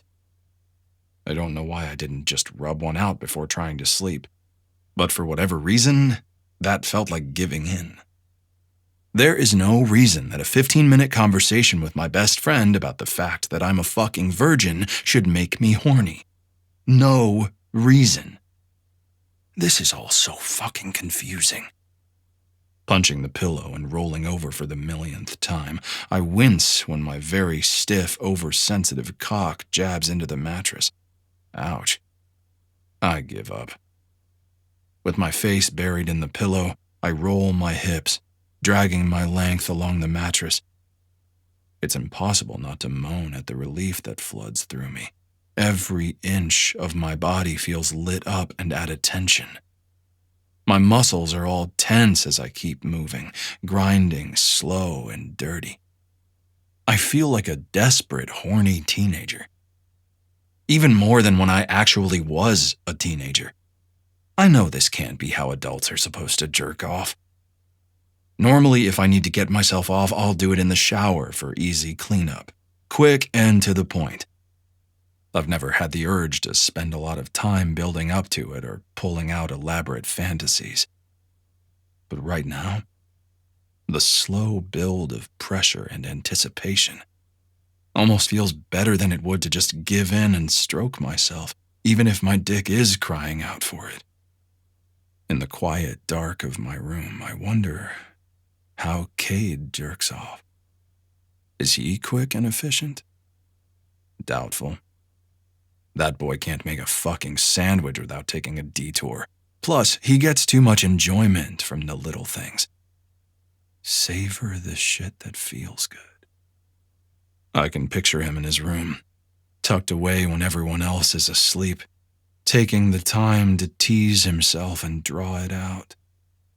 I bet he strokes himself slowly until his cock is practically purple and he feels like he's going to explode. Groaning, I bite the pillow and drag my swollen cock along the sheets again, but that's not cutting it anymore. I need my hand. Reaching down, I shove at the waistband of my boxer briefs and then kick them down until my cock is free, wrapping my hand around it and giving a long, slow pump. I bet Cade would be relaxed while he jerks off, because he's always fucking relaxed. He'd sprawl out on his back, just miles of muscle covered in ink, bunching and flexing as he moves his arm. I can picture him spreading his legs wider as he gets into it. Maybe he likes to tug on his balls. Maybe he likes to do other stuff. I've heard of guys liking their prostate stimulated while they jerk off, and if anyone is secure enough in their masculinity to try shoving a finger up his own ass for the sake of an orgasm, it's Cade. It's got to be hard to reach that far down, though. I picture him pulling back his thigh before stretching out one long arm and spreading himself open. Would he use one finger? Two? How deep would he have to fuck them into himself to feel whatever pleasure he's looking for? As soon as the idea pops into my head, it's all I can think about. I stop stroking my cock, instead making a tunnel with my fist that I can fuck into. It's slick with pre-cum. And if I keep my face pushed deep enough into the pillow with my eyes closed, I can pretend I'm fucking into an actual human being instead of dry humping my mattress into oblivion all alone. I wonder how hard it is for Cade to keep quiet as he fucks himself on his fingers. He's loud in every single thing he does. He must be loud during sex. I can picture him splitting himself open, fucking into himself with one hand while he strokes himself with the other, biting his lip, a flush covering his face and chest from the effort of not moaning and whining as he writhes in pleasure. He's loud when he does anything else. If he didn't have to keep quiet, how loud would he be when he came? Fuck. I almost choke on the word as my balls draw up without warning, and I spill hot cum into my fist. I'm still rocking my hips as my cock pulses, and the orgasm seems to draw out forever, until my muscles are trembling and the pillow is about to suffocate me. Rolling over, I collapse on my back away from the wet patch, struggling to catch my breath. Small, tremoring aftershocks are still making my spent cock twitch, and there's cum smeared across my thigh. That was weird. I don't know exactly what that just meant. But I feel like the ground isn't finished shifting underneath me yet. Chapter 13. Cade. Silas is a fucking mess. I've told him 1,000 times that this is low-key. We're at the Feral Possum, a brewery that sits out on Route 20 about halfway between Possum Hollow and Mission Flats and is one of the few businesses around here that could pass for cool. The vibe skews more hipster than honky-tonk. Classic rock soundtrack, trendy local drafts on tap, and inclusive signage like BLM and pride flags scattered around behind the bar. There's even an honest-to-God gender-neutral bathroom. The sign is a picture of a unicorn farting and the word whatever. But it's still not too far that I can't haul ass home if an emergency beckons, which makes it my preferred hangout on the rare occasions Wish convinces me to lighten up and go out. It's super chill. I've tried to convince Silas that it's super chill, but he's not listening. We're just here for a drink with Wish and a few of her friends, some of whom may or may not be female and single. There's no pressure. This isn't some test he has to perform on, but that hasn't stopped him from spending the night alternating between lurking behind me like a nervous toddler and avoiding me making awkward conversation with people while throwing me these inscrutable looks whenever he thinks I'm not watching him. I swear, if you stare at him any harder, I'll think you're trying to make his head burst open like an overripe melon left out in the sun. I frown at Wish as she takes the stool next to me at the bar, a few seats down from where Silas is intensely listening to some girl explain something that apparently requires a lot of touching his arm. Thank you for that vivid and not at all terrifying image. But I am not staring, I'm observing. There's a difference. Uh-huh. Well, I don't think he needs your supervision to have a conversation with Cassidy. Wish gets in my face, forcing me to lean further over the bar so I can keep watching Silas and Cassidy and make sure she's not making him too uncomfortable. She shouldn't be touching him this much. I bet he's itching out of his skin, but doesn't know how to say no. All because I embarrassed him about being a virgin and then pressured him into this, like an asshole. Maybe this was a bad idea. Earth decayed. Grabbing my jaw less gently than I would have liked, Wish jerks me over until I'm looking at her bright blue eyes instead of Silas. What the fuck is wrong with you? What? My words come out garbled because she's still holding the bottom half of my face like a disobedient child. I just want to make sure he's okay after I dragged him here. The eye roll I get in return is so hard, I'm sure she sees the back of her skull.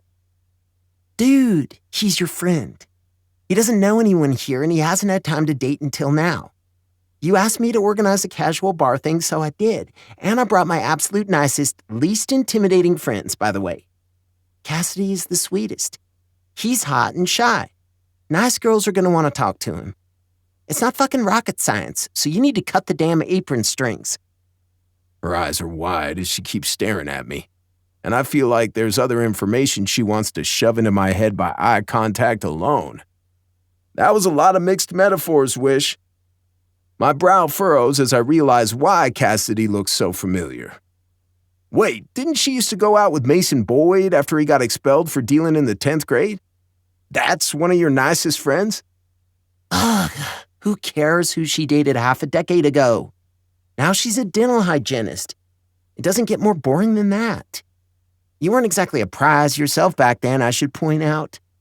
Finally letting go of my face, she wipes her hand on her ripped jeans in mock disgust. A sound catches my attention, and I look up to see Silas laughing at something Cassidy said. Actual human non-robot laughter. It's a goddamn miracle. Now her hand is on his arm, just resting there. I have no idea why this is making me so uncomfortable. Maybe I'd feel better if I knew he wasn't forcing himself to do it just to impress me or something. That's it. My head feels noisy at the best of times, but this is worse than usual. Drumming my fingers on the bar, I look around the room, trying to look at anything other than Silas having a good time or Wish's weird, judgy face. Fuck it. I wasn't planning on drinking tonight, but I need something to take the edge off all of this something. This fuzzy, anxious feeling that's creeping in at the edges of my brain. Just far enough to let me know it's there, but not enough to see the shape of it. Catching the bartender's eye, I order a draft and a shot. The bourbon is cheap, but I didn't buy it for the taste, so I swallow it quickly and chase it with the equally cheap draft. It's already doing its job of dulling my anxiety until I dare to look back at Wish. She doesn't look judgy anymore. Now she looks sympathetic, which is so much worse. What? Silas drove me here and I'm not working tomorrow. I'm allowed to have a drink. You drink all the time. One shot on a Friday night does not mean I'm following in my parents' footsteps. I know. She's being uncharacteristically quiet, and it's freaking me out even more. Then tell your face. What's wrong? Instead of answering, she gives me a weird half hug as she stands up from the stool. I think this is one of those things you have to figure out for yourself. I'm going to leave you to it, but maybe Silas isn't the only person here who could stand to make some new friends. Or get laid. She doesn't give me the chance to answer before turning around and heading over to talk to someone on the other side of the bar. Ugh. Getting laid sounds like so much effort. Even the idea of it is exhausting. Instead, I sit by myself, powering through the first beer in about 4 minutes, and then 2 more, all while watching Silas and Cassidy out of the corner of my eye, while trying not to look like a crazy stalker. I'm protective. It's not my worst quality, and Silas has been dicked over enough for one lifetime. But the night drags on, and he never shows any signs of being uncomfortable around her. In fact, he seems to really relax. He and Cassidy talk, with other people drifting in and out of the conversation. Silas is laughing and smiling. Cassidy is throwing back cocktails as quickly as I'm throwing back shots, and the whole thing is making me uneasy. I turn back to order another beer, but the woman who was serving me has been replaced by a guy. I feel like I should recognize him from the times I've been here before. He's one of those guys that could be almost any age. Handsome with olive skin, thick dark hair, and a neat dark beard with a little salt and pepper in it. Also well put together enough that words like distinguished come to mind, especially in a town named after a trash-eating marsupial. He's wearing neatly pressed slacks, a white button-down and waistcoat that makes him stand out in the sea of jeans and ball caps that surround him. If a guy like this is from around here, I should know who he is, even if he's a decade or 2 older. I suddenly feel very young and very disheveled just by sitting near him. But I still need a drink, so I smile up at him and try not to look as drunk as I feel. Hi. The bartender smiles back. There's a warmth to his expression, like he can definitely tell that I'm drunk, but finds it more adorable than offensive. Which is my wheelhouse, getting away with shit by being adorable. My smile gets bigger and a little sloppier. Hey, he says, what can I get you? Can I get another Bud Light and... The world is tilting slightly on its axis, and I'm watching the man smile at me, and it makes me reevaluate what I was about to say next. And the water? A giant glass of water, please?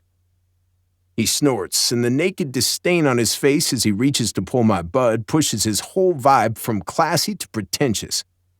What? It's cheap, and I'm not a snob.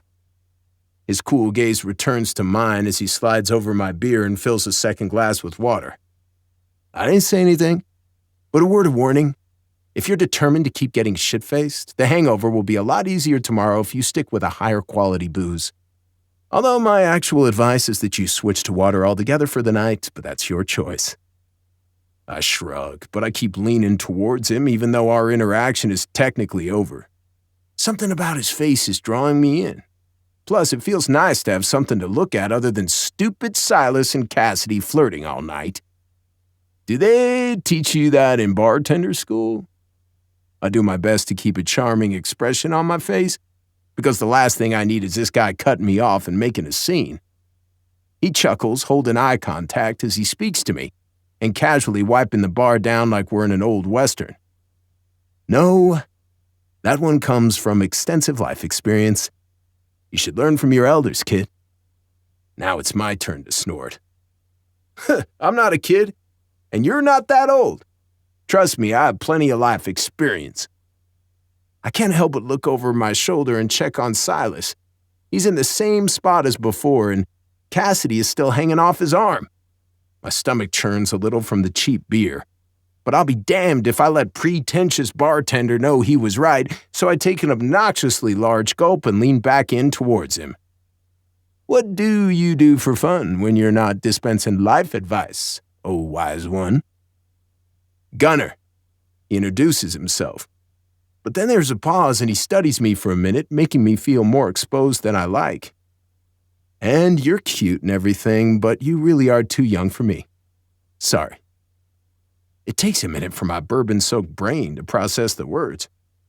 Did he think I was hitting on him? I mean, he's a good-looking guy, but I hadn't been flirting with him. Right? Sorry, I didn't. I was about to explain that I wasn't hitting on him, but Silas and Cassidy are still in my eye line, so I have an unobstructed view of the moment she stands up on her tiptoes to whisper something in his ear. I don't know what it was, but I can see how her arm snakes out around his waist as she does it, and how he grabs her hip with one large hand to hold her steady. And it distracts me from whatever I was saying. Whatever question she asked him, when she leans back, he's nodding yes. I feel sick. Maybe I went too hard on the shots. When I turn back around, the bartender, Gunner, is giving me an unnecessarily sympathetic expression. Moving my half-drunk beer out of my reach and the water directly in front of me, he leans forward until his warm, sensible face fills my vision. Well, here's some unsolicited advice, kid. Stop drinking, go home, get some sleep. Maybe talk to your friend in the morning. It won't seem so bad with a little perspective. There's no chance for me to ask him what the hell he means before he turns away to answer another customer down the bar. I'm trying to evaluate if I need to go to the bathroom and hurl when the two of them walk over to me, and I have to peel my eyes from where Cassidy is holding on to Silas's beefy arm to zone in on what he's saying. Been drinking, so I said I'd give her a ride home, okay? What's he talking about? I must look spaced out because he repeats himself. I said that Cassidy's been drinking, so I'm gonna drive her home. Ah, so all my hard work to get him laid was a success. Yay me. Do you want to come with us? The thought makes me snort. My drunk ass cramping his style is the last thing he needs. Shaking my head vigorously turns out to be a bad idea, though, because I slip off the stool and Silas has to grab me and prop me up. His hands are warm and sure, holding me upright. The familiar smell of his aftershave fills my nose, all citrusy, and settles the churning in my gut. I'm fine, man. Go ahead. You two have fun. I really hope I'm not slurring, but Silas's sudden concern tells me otherwise. Kate, are you okay? How much have you had to drink? I'm fine, I say. peeling his hands off my arm and pushing him towards Cassidy. "Get out of here!" Then I grin so they know I mean it the nice way, but the expression feels weird and vacant. "Cade, you seem not good. Let me take you home."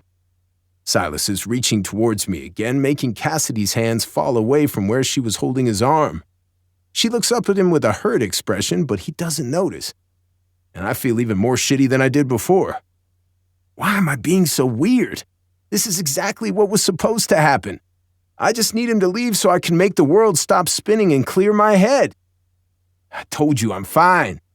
I don't need a fucking babysitter. I jerk my body out of his reach, and now he's the one who looks hurt. Awesome. I'll take him home. Come on, dollface. I've never been so relieved to see Wish in my life, and my whole body sags. See, I'm fine. You guys should go. I gesture at the two of them and try to smile again, but it feels pained. Enjoy. Slinging my arm around Wish's tiny shoulders, I lean as much of my weight into her as I can and try not to look completely obliterated as we head for the exit. I can feel Silas's frown follow me the entire way out. But once I'm sitting in the passenger seat of Wish's Wrangler, I catch sight of Silas walking Cassidy over to his F-150 on the other side of the parking lot. She's hanging off his arm again, and he holds out his hand to help her step up into the cab. That's the truck we got last week on our spontaneous shopping trip, to celebrate him getting the job at Ford's. I joked that it had to be a Ford, but the truth was it was dirt cheap, but still ran well enough to drag his bike to and from races. I even managed to sweet-talk Ford into co-signing the loan. I think he might be secretly loaded since his dad died, and I know for a fact he already likes Silas more than me. Maybe I shouldn't have pushed Silas right away, but I felt like he needed it. He'd never had his own truck before. His dad had never seen the point in them having two vehicles, Silas said. The way his fucking face lit up when he drove it home was insane. He looked so free. There's no way for Cassidy to get how fucking cool that truck is, even though she gets to ride in it, probably flirting with him on the way back. Maybe they'll fool around in the truck once they get to her place. Maybe they'll fuck in the back seat, and then Silas will always associate it with losing his virginity instead of getting a piece of hard-won freedom from his shitty dad. Whatever. It shouldn't matter to me. This is supposed to be exactly what I wanted. Leaning my head against the window, I close my eyes and let the cool glass soothe my throbbing head as Wish pulls out of the parking lot. I don't want to watch Silas drive away. I don't want to think about this anymore. And God bless that woman, but Wish says nothing the entire drive home. She just puts a soft hand on my knee and leaves it there like an anchor. At least I can take comfort in that. It's the only thing that makes sense to me right now. Maybe the rest of my jumbled thoughts will sort themselves out in the morning, when I'm sober. Chapter 14. Silas. I hope it's not too early to be here. I'm sure Cade is nursing a killer hangover after last night, and he'll want to sleep in, but I spent the entire morning pacing around my house until my also hungover father yelled at me to get out before he duct-taped me to an armchair. I couldn't wait any longer. The cold air wraps around me as I step out of the truck, and I nestle deeper into my Carhartt. It really feels like winter now. The light is thin and blue-tinged, the earth is hard-packed under my feet, and there's almost an inch of snow covering all the old, rusted-out farm equipment that lies abandoned around the trailer. It would almost be peaceful if there wasn't something slick and oily swirling in my chest, dragging me down. Things are not right between me and Cade. At first, I thought my possessiveness and neediness towards him was because he was my only friend.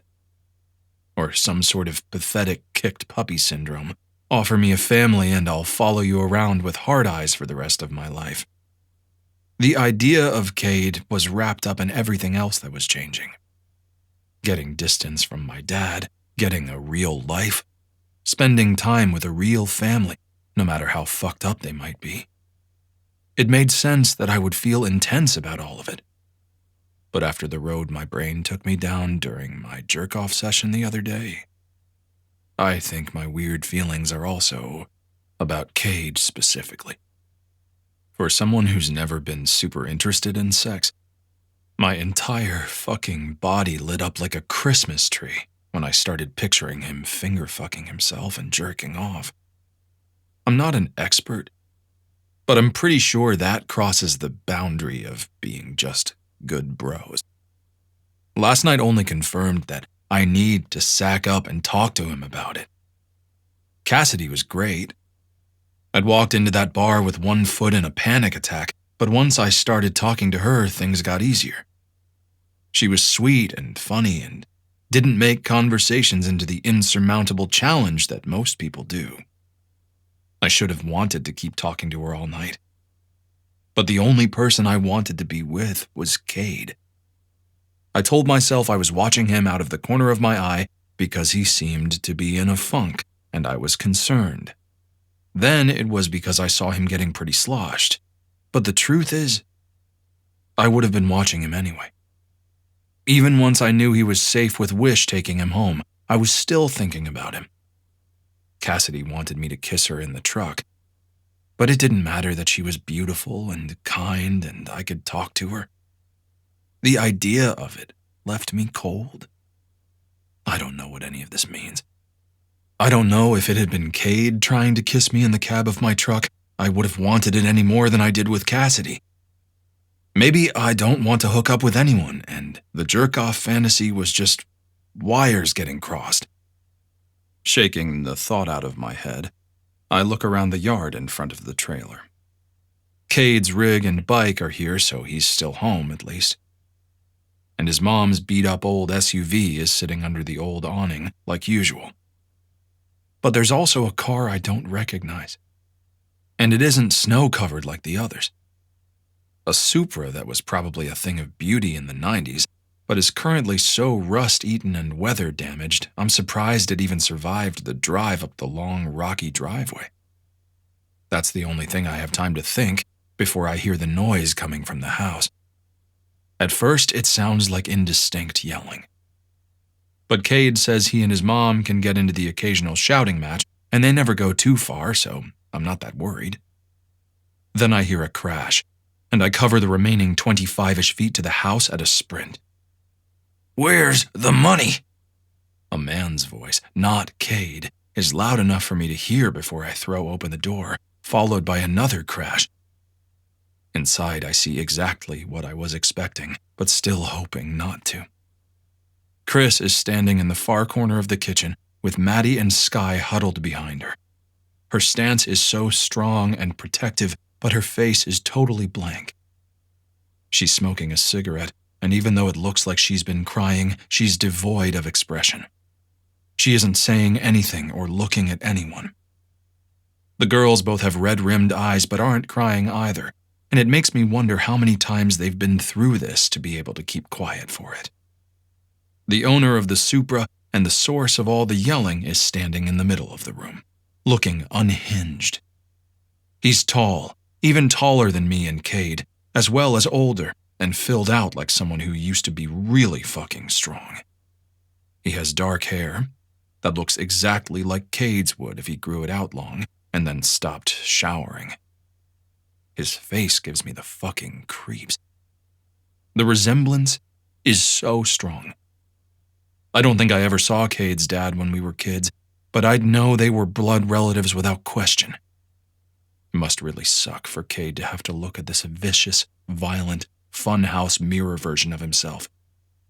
He has the edge of a seasoned meth addict that we all got used to seeing growing up. Everything about his jerky, violent movement and crazed expression is screaming to me that he's high as fuck right now. I can see why Cade doesn't like to talk about him. He's going through the room, turning everything upside down with a feral intensity, ripping open anything he can get his hands on, and throwing the pieces aside when it doesn't have whatever he's looking for. And in between this threatening man and the girls is nothing but a dingy Formica countertop and Cade. His dad doesn't notice when I burst into the trailer, still focused on his manic search, but Cade turns and looks at me with wide eyes. He's in nothing but his boxers, like he was still sleeping when this chaos descended, and there's already a nasty bruise forming on his ribs, as well as some redness and swelling around his eye. He looks scared, and so incredibly young. I feel fucking enraged. I've never been a violent person, but it's taking all my self-control not to go completely apeshit right now, and it's only because I don't want to escalate whatever situation I just walked into. Get the fuck out before I call the cops, Dad. I can hear how much effort Cade is putting into keeping his voice steady. Aren't you still on parole in Arkansas? I bet not crossing state lines is a condition of that parole, asshole. Whatever money I have got spent on bills, or Mom smoked it. There's nothing left. He bites off the last few words like it physically hurts. Now, get the fuck out. His dad stills, and it's so much scarier than the frantic destruction of a few seconds ago. The backpack that he'd been rifling through, sending sheets of one of the girls' homework all over the floor in the process, falls from his hands as he points at Cade. This is my house. I built it. I'll show up whenever I want. His chest is heaving as he breathes, rage clinging to every movement. As soon as I got to town, I heard about how many races you've been winning. There's no way you've spent it all. I know you. You've got something squirreled away somewhere, and I need it. I bought you the damn bike. Any money you make with it is mine. Tension crackles through the room like an electric current, but Cade holds his ground. Fuck you. Nana paid for that bike and let you take credit for it. She told me that years ago. You didn't give me shit. I'm the one paying to keep the lights on and raising your children since you're too fucked up to do it yourself. Get the fuck out of my house. He tilts his chin up just a little, and I swell with pride watching him stand up to this shitbag. For a few seconds, the only sound in the room is Cade's heavy breathing and Sky's quiet, muffled crying in the corner. Until his dad fucking explodes. He moves faster than I expected, crossing the distance to Cade in 2 large strides. I see Cade flinch away and curl in to make himself a smaller target, although I can't tell whether it's out of instinct or experience. Either way, seeing him so scared snaps any last reservations I had left. He's got his meaty hand wrapped around Cade's throat when I charge into him. I never played football in high school, but there's not a lot of finesse in the movement.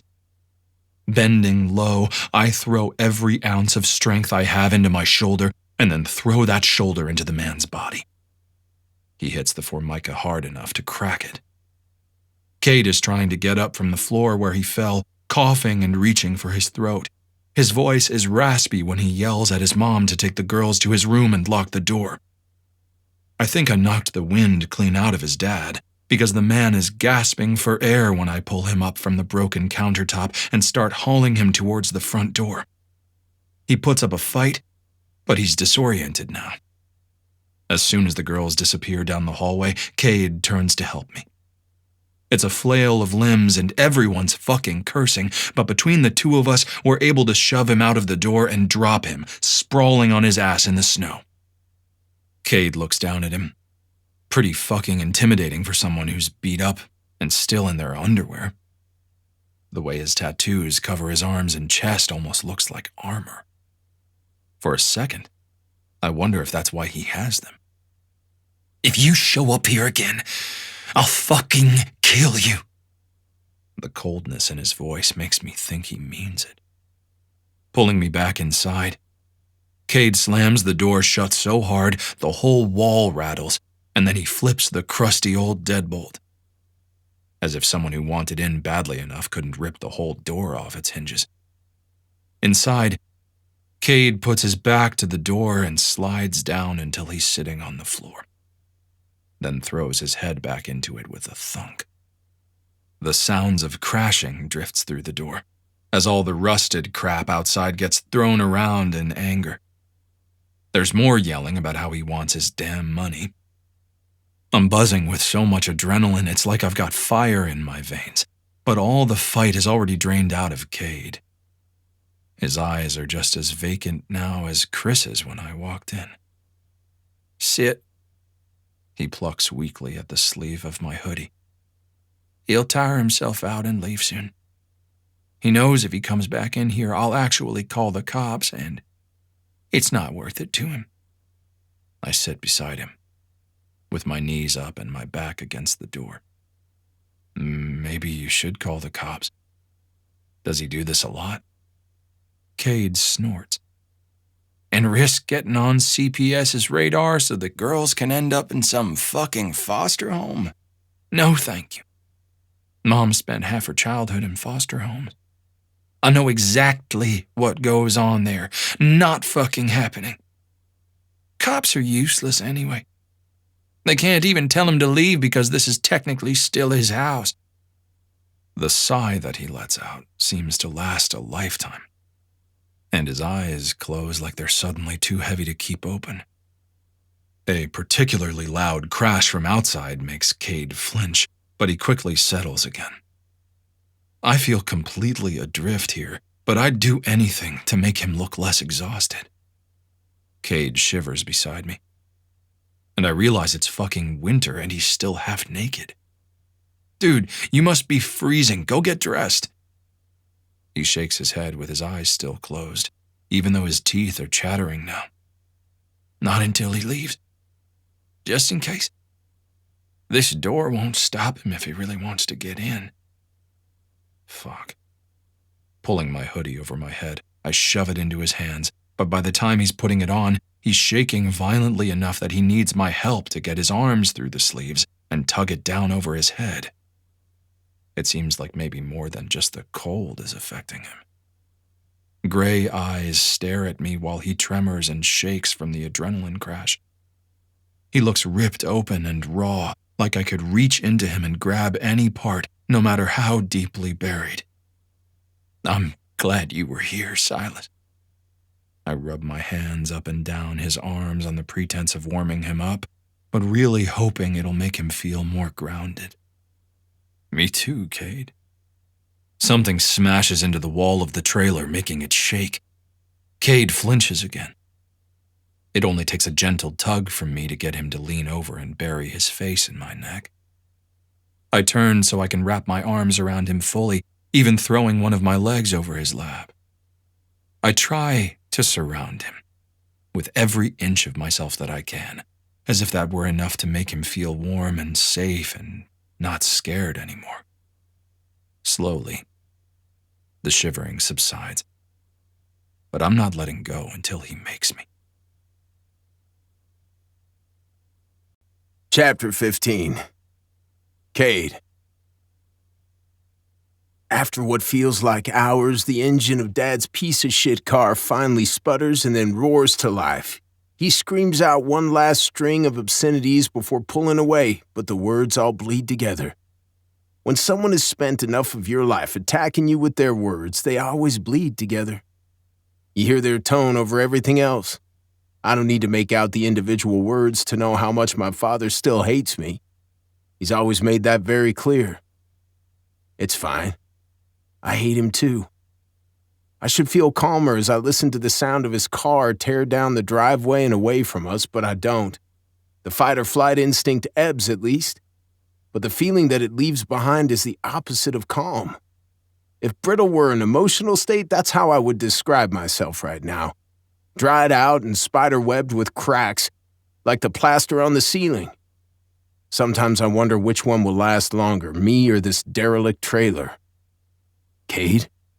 Silas's voice is soft, and his breath is warm on my face when he speaks, pulling my thoughts back from the edge of whatever self-pitying rabbit hole I was about to dive down. He's still got his arms wrapped around me, and it's selfish, but I don't want him to let me go. I'm an adult. I should be able to cope with the same shit that's been happening for years. But it's been a long time since Dad showed up looking that cracked out. and part of me had forgotten how bad it could be. With my shitty but steady paycheck and the girls doing well, I'd gotten used to Mom's occasional drinking, weeping and oxy binge being the worst thing that happens around here. Clearly, it's made me weak. And I don't know what I would have done if Silas hadn't been here to pull my soft ass out of the fire. He's gone, Kate. You should get dressed before you freeze. I know I should, but the weak part of me wants to take comfort in him for just a little longer. Closing my eyes, I squeeze Silas to me as tight as I can for just a second. He stiffens a little but doesn't resist. With my face buried in his neck and my eyes closed, I fill my nose with his warm citrus scent and selfishly grasp for every shred of comfort I can take from him. Then I school my face back to a less desperate expression, let go of him and pull myself shakily to my feet. I hiss when my ribs twinge. The bruise there will heal, but it's going to be sore for a long time. Silas reaches for me, steadying me with one hand on my arm and the other on my waist, and I don't have the willpower not to lean into it. For $1 million and a pancake breakfast, I could not tell you the last time someone babied me like this. I want to curl into him like a cat. I'm so fucking hungover. I was half awake, lying in bed with a mouth like the Sahara as I regretted all my life choices and suppressed the urge to vomit when Dad tore into the trailer on a mission. My body was up and moving on instinct before I knew what was happening, and everything after that was a haze of adrenaline. Now the adrenaline is gone, but the hangover remains. My hands are shaking. My stomach is cramping and my body is freezing cold even while uncomfortable waves of heat prickle over my skin. I'm sweaty and dizzy and hurt everywhere that Dad touched me. Silas is here, though. He walks me to my bedroom, knocking and then speaking softly until Mom unlocks the door. Everyone inside looks a little pale, but they're all strong. They know the score. Maddie and Sky launch themselves at me so hard that the pain in my ribs causes another wave of nausea to throb through me. And out of the corner of my eye, I see Silas remind them to be gentle. Reaching over their heads, I pull Mom into the hug as well. She holds herself stiff, but doesn't resist me. I know without looking that she still has the faraway, hollow look in her eye that she gets at times like this. She's far from perfect. I give her plenty of shit for what she's done wrong, but sometimes I forget how much she's gone through as well. Are you okay? My voice is pitched low enough that only she can hear me. I think I need a break. She's completely flat and emotionless as she says it, which is what I was worried about. Pulling out of my arms, Mom turns away from all of us and goes out into the hallway. The girls are looking after her like they want to follow, but they know there's no point. I can take drunk Mom that likes to get into bitchy fights, and I can take weepy Mom that needs to be babied. Functional Mom, although she's rare, is pretty cool. This is the only version of her I don't know how to deal with. Zombie Mom, which sounds more funny than it is. It's like the trauma gets too much for her and she just shuts down. Nothing gets through to her, not me, not the girls, nothing.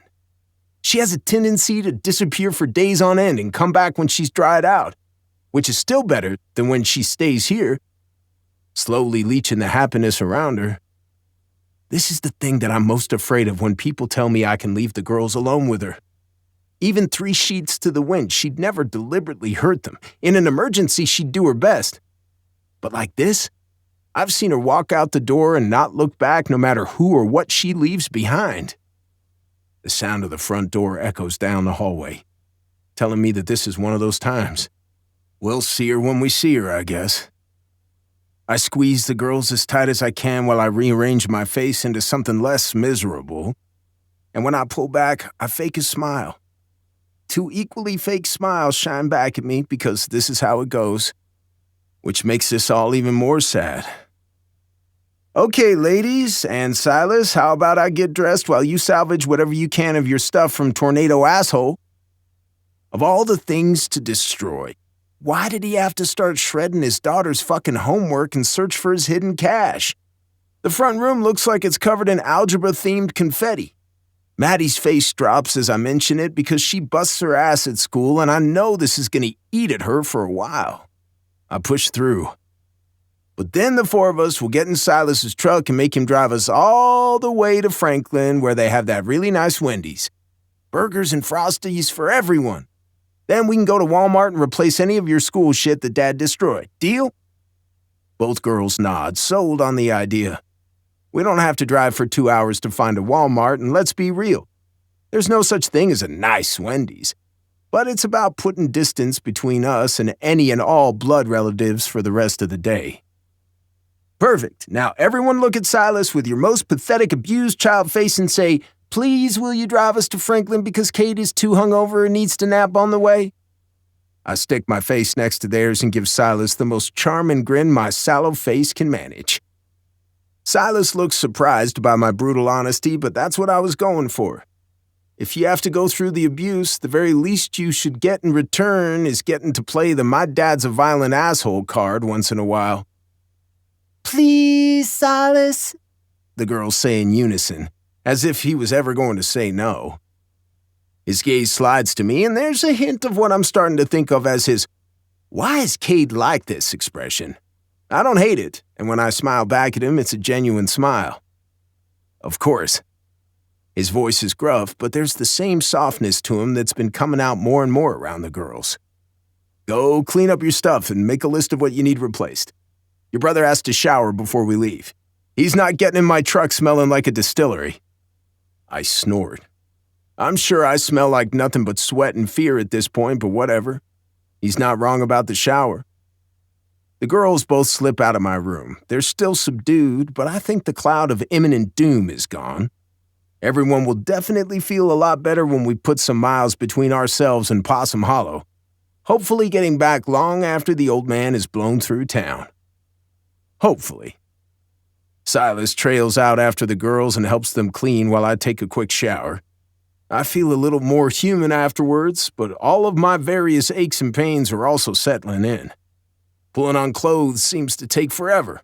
My tank is running on empty. And the most I can manage is sweats, clean underwear, and a baggy NoFX hoodie. It's 2 sizes too big and so faded it's more gray than black, but has holes in the sleeves that I've worried big enough to stick my thumbs through. Tugging the sleeves all the way down to cover my hands makes me feel like a teenager again, but it's comforting. Going for broke, I pull the hood up over my wet hair as well. When I finally throw myself down on the bed, I feel like a balloon with all the air let out. Lying flat on my back with my eyes closed is making the world spin, but the thought of moving is too much right now. A few minutes later, something nudges my elbow. "Here, drink this. You look like shit, man." Opening my eyes leaves me staring straight at Silas's warm gaze. In the wintry morning light, his eyes are the color of melted caramel. The intensity of it is making me squirm. "Thanks," I snored, accepting the glass and groaning as I sit up enough to drink from it. In hindsight, I may have had too much to drink last night. What was your first clue? Was it when you almost fell, getting off the bar stool, or was it when Wish had to basically carry you across the parking lot to her car? If looks could kill, I'd be stabbing him right now. "The hangover and parental beating is punishment enough, thank you. I don't need a guilt trip on top of it." A flush creeps up the back of Silas's neck as he looks at his feet, shifting his weight from side to side. "I'm sorry." Blowing out a long, deep breath, I rub my temples where a crippling headache is threatening to form.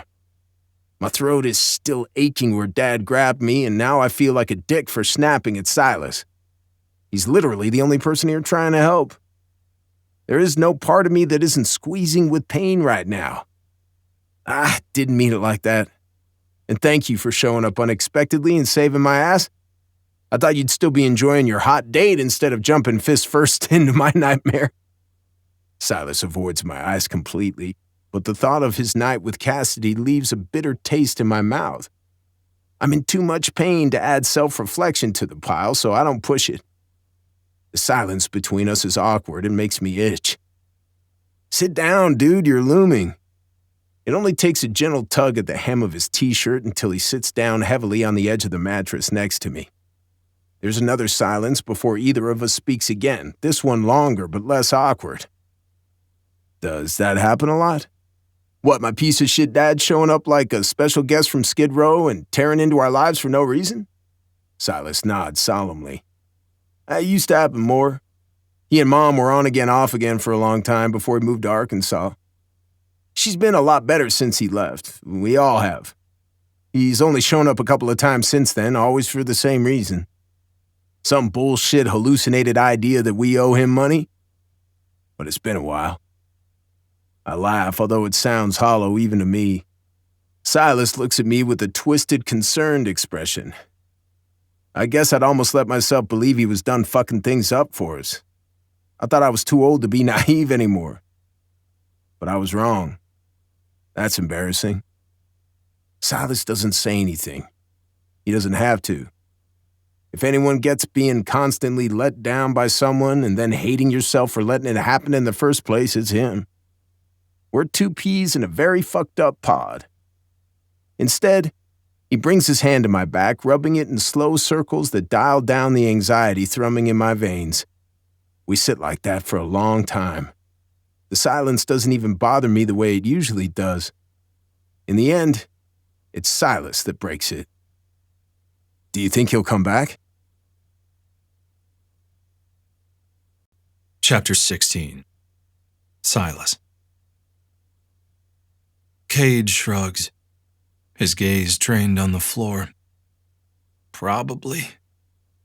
I've known Cade for a while now, not including watching him from the distance when we were kids, and I think I've gotten to know him pretty well. I've seen him happy, sad, angry.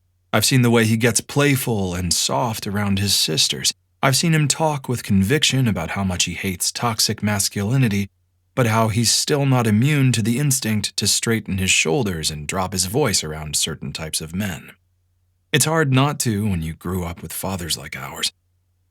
I saw him be more gentle and empathetic than I knew how to deal with the night at the quarry. And I've seen him heartbroken. Because let's face it, his life is not a picnic. But I've never seen him look fragile. Right now, he looks like bone china. Maybe it's the way the dark bruising stands out against his hangover pallid flesh, or maybe it's the fact that he's sitting completely still for the first time since I've met him. Either way, it's really freaking me out. The urge to fix it is all-consuming. I want to make him feel normal again, more than I've ever wanted to win a stupid moto. And what if he comes back? Another shrug. The same thing. It wasn't the first time, it won't be the last. He always tires himself out eventually and moves on. Anger and adrenaline dump wholesale into my veins at the thought, and I have to clench my fists to keep from shaking. What if he hurts the girls? Cade shakes his head. The first thing he's done with any conviction. I'd never let him.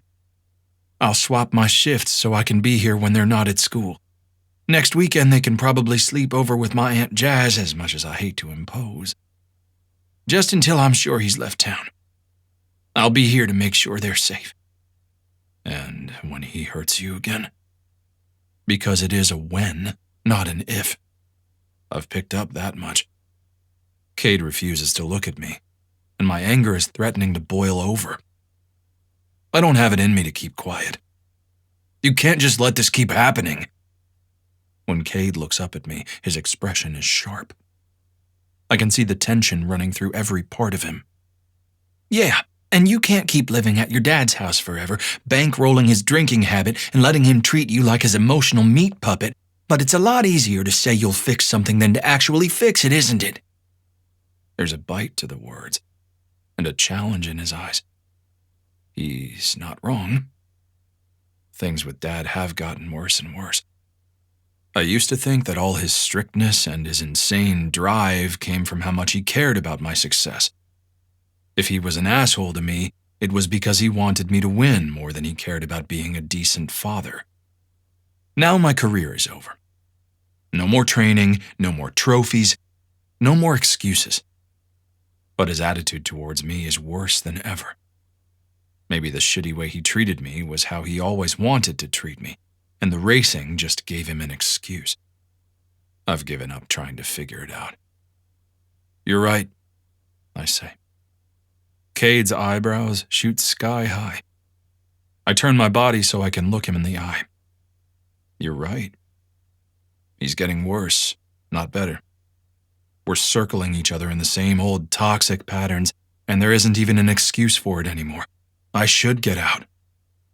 Cade looks completely sideswept, and I'm not surprised. I'm kind of sideswept myself. An idea occurs to me. It's dumb, but maybe it's also just what we need. What if I stay here? Just until your dad leaves town, to help hold down the fort. I know there's not a lot of space, but I'd get some distance from my own shitty dad, and I'd feel better knowing you guys were safe. Yes! Cade licks his lips nervously, looking a little taken aback by his own enthusiasm. Yeah, I mean, that's a good idea. He blows out a breath and sags, his shoulder brushing against mine. I'd feel better if you were here too. Okay, perfect. I lick my lips as well, suddenly nervous for no particular reason. I'll go home and grab some stuff and be back in half an hour, then we'll head out. Cool? Cade nods. His gaze hasn't left my face since we started this conversation. Cool. I don't move for a second. It feels like there's something else that needs to be said right now. There's something heavy in the air, but I can't figure out what it is. Cade licks his lips again and leans incrementally further into the space between us. He's like a magnet, drawing me in as well, until there are only a few inches of charged air separating us. When I look Cade in the eye, I see his gaze flick down to my mouth and then back up. My stomach bottoms out like I'm on a roller coaster, and there's a tingle in the tips of my fingers. The moment hangs between us, but no one moves. No one even breathes. I have to break the tension before I do something insane. Focus on Dad. The fear of what he's about to do to me is an excellent distraction from whatever confusing shit just happened, so I grab onto it with my brain and don't let go. Leaning back, I push off Cade's mattress and walk to the door. Silas? Yeah? Thank you. Now it's my turn to shrug. Hey, you're the one who did all the work and made us friends. This is what friends are for, right? A weird expression flits across his face, but it's gone before I can try to figure it out. Right. The entire drive back to my house is a blur. I move on muscle memory, my focus turned inwards while I psych myself up for whatever confrontation is coming. All the things I wouldn't dare to let myself think, let alone say out loud, are running through my head. I'm an adult. You can't control me. My career is over, and we both need to move on. I don't owe you anything. You can't keep punishing me for what Mom did. The words tumble through my head like a rototiller, but instead of getting me ready, it feels like they're carving off a little chunk of my confidence with every turn. There's a reason I don't let myself think about these things.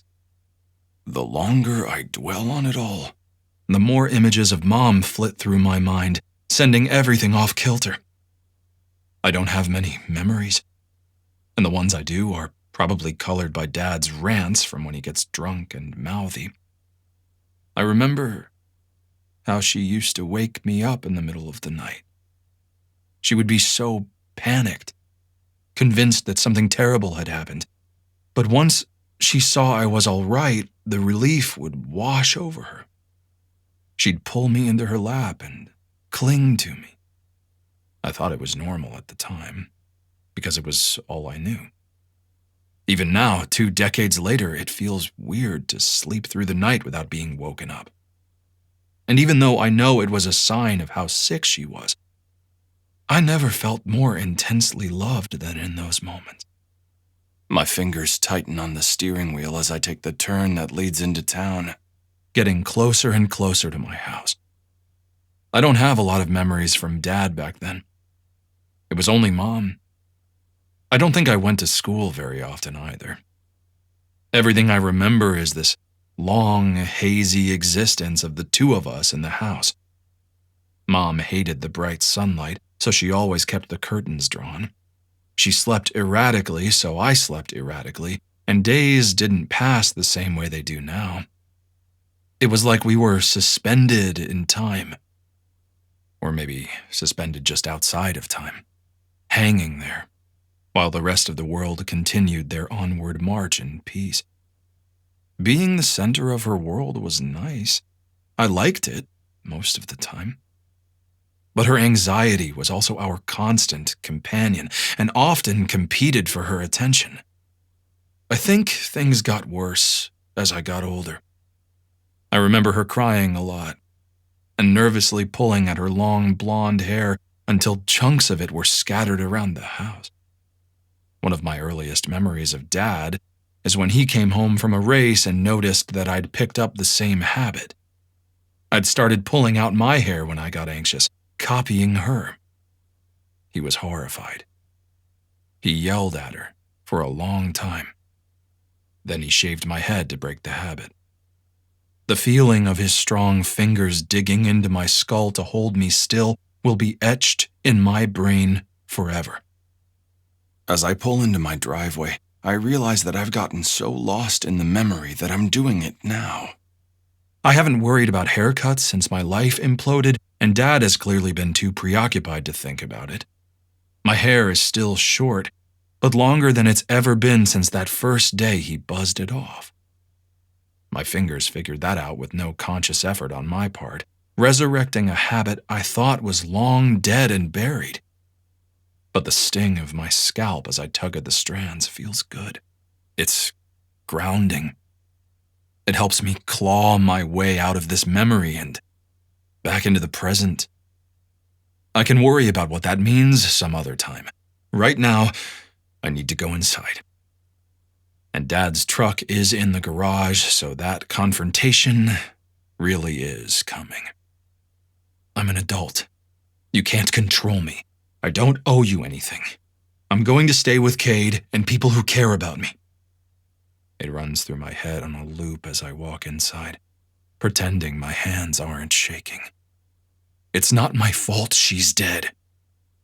By the time I get to the living room, I'm so flush with adrenaline that I feel like a bag of bees with a hollow chest. I expect to find him on the couch watching old race footage as usual. Or maybe on the computer, researching another one of his get-rich-quick investment schemes. If Cade can stand up to his father who hits him, I can stand up to the man who only ever attacks me with words. This will be good. This has been a long time coming. But when I find Dad on the couch, fast asleep next to an empty bottle of whiskey, I'm not disappointed.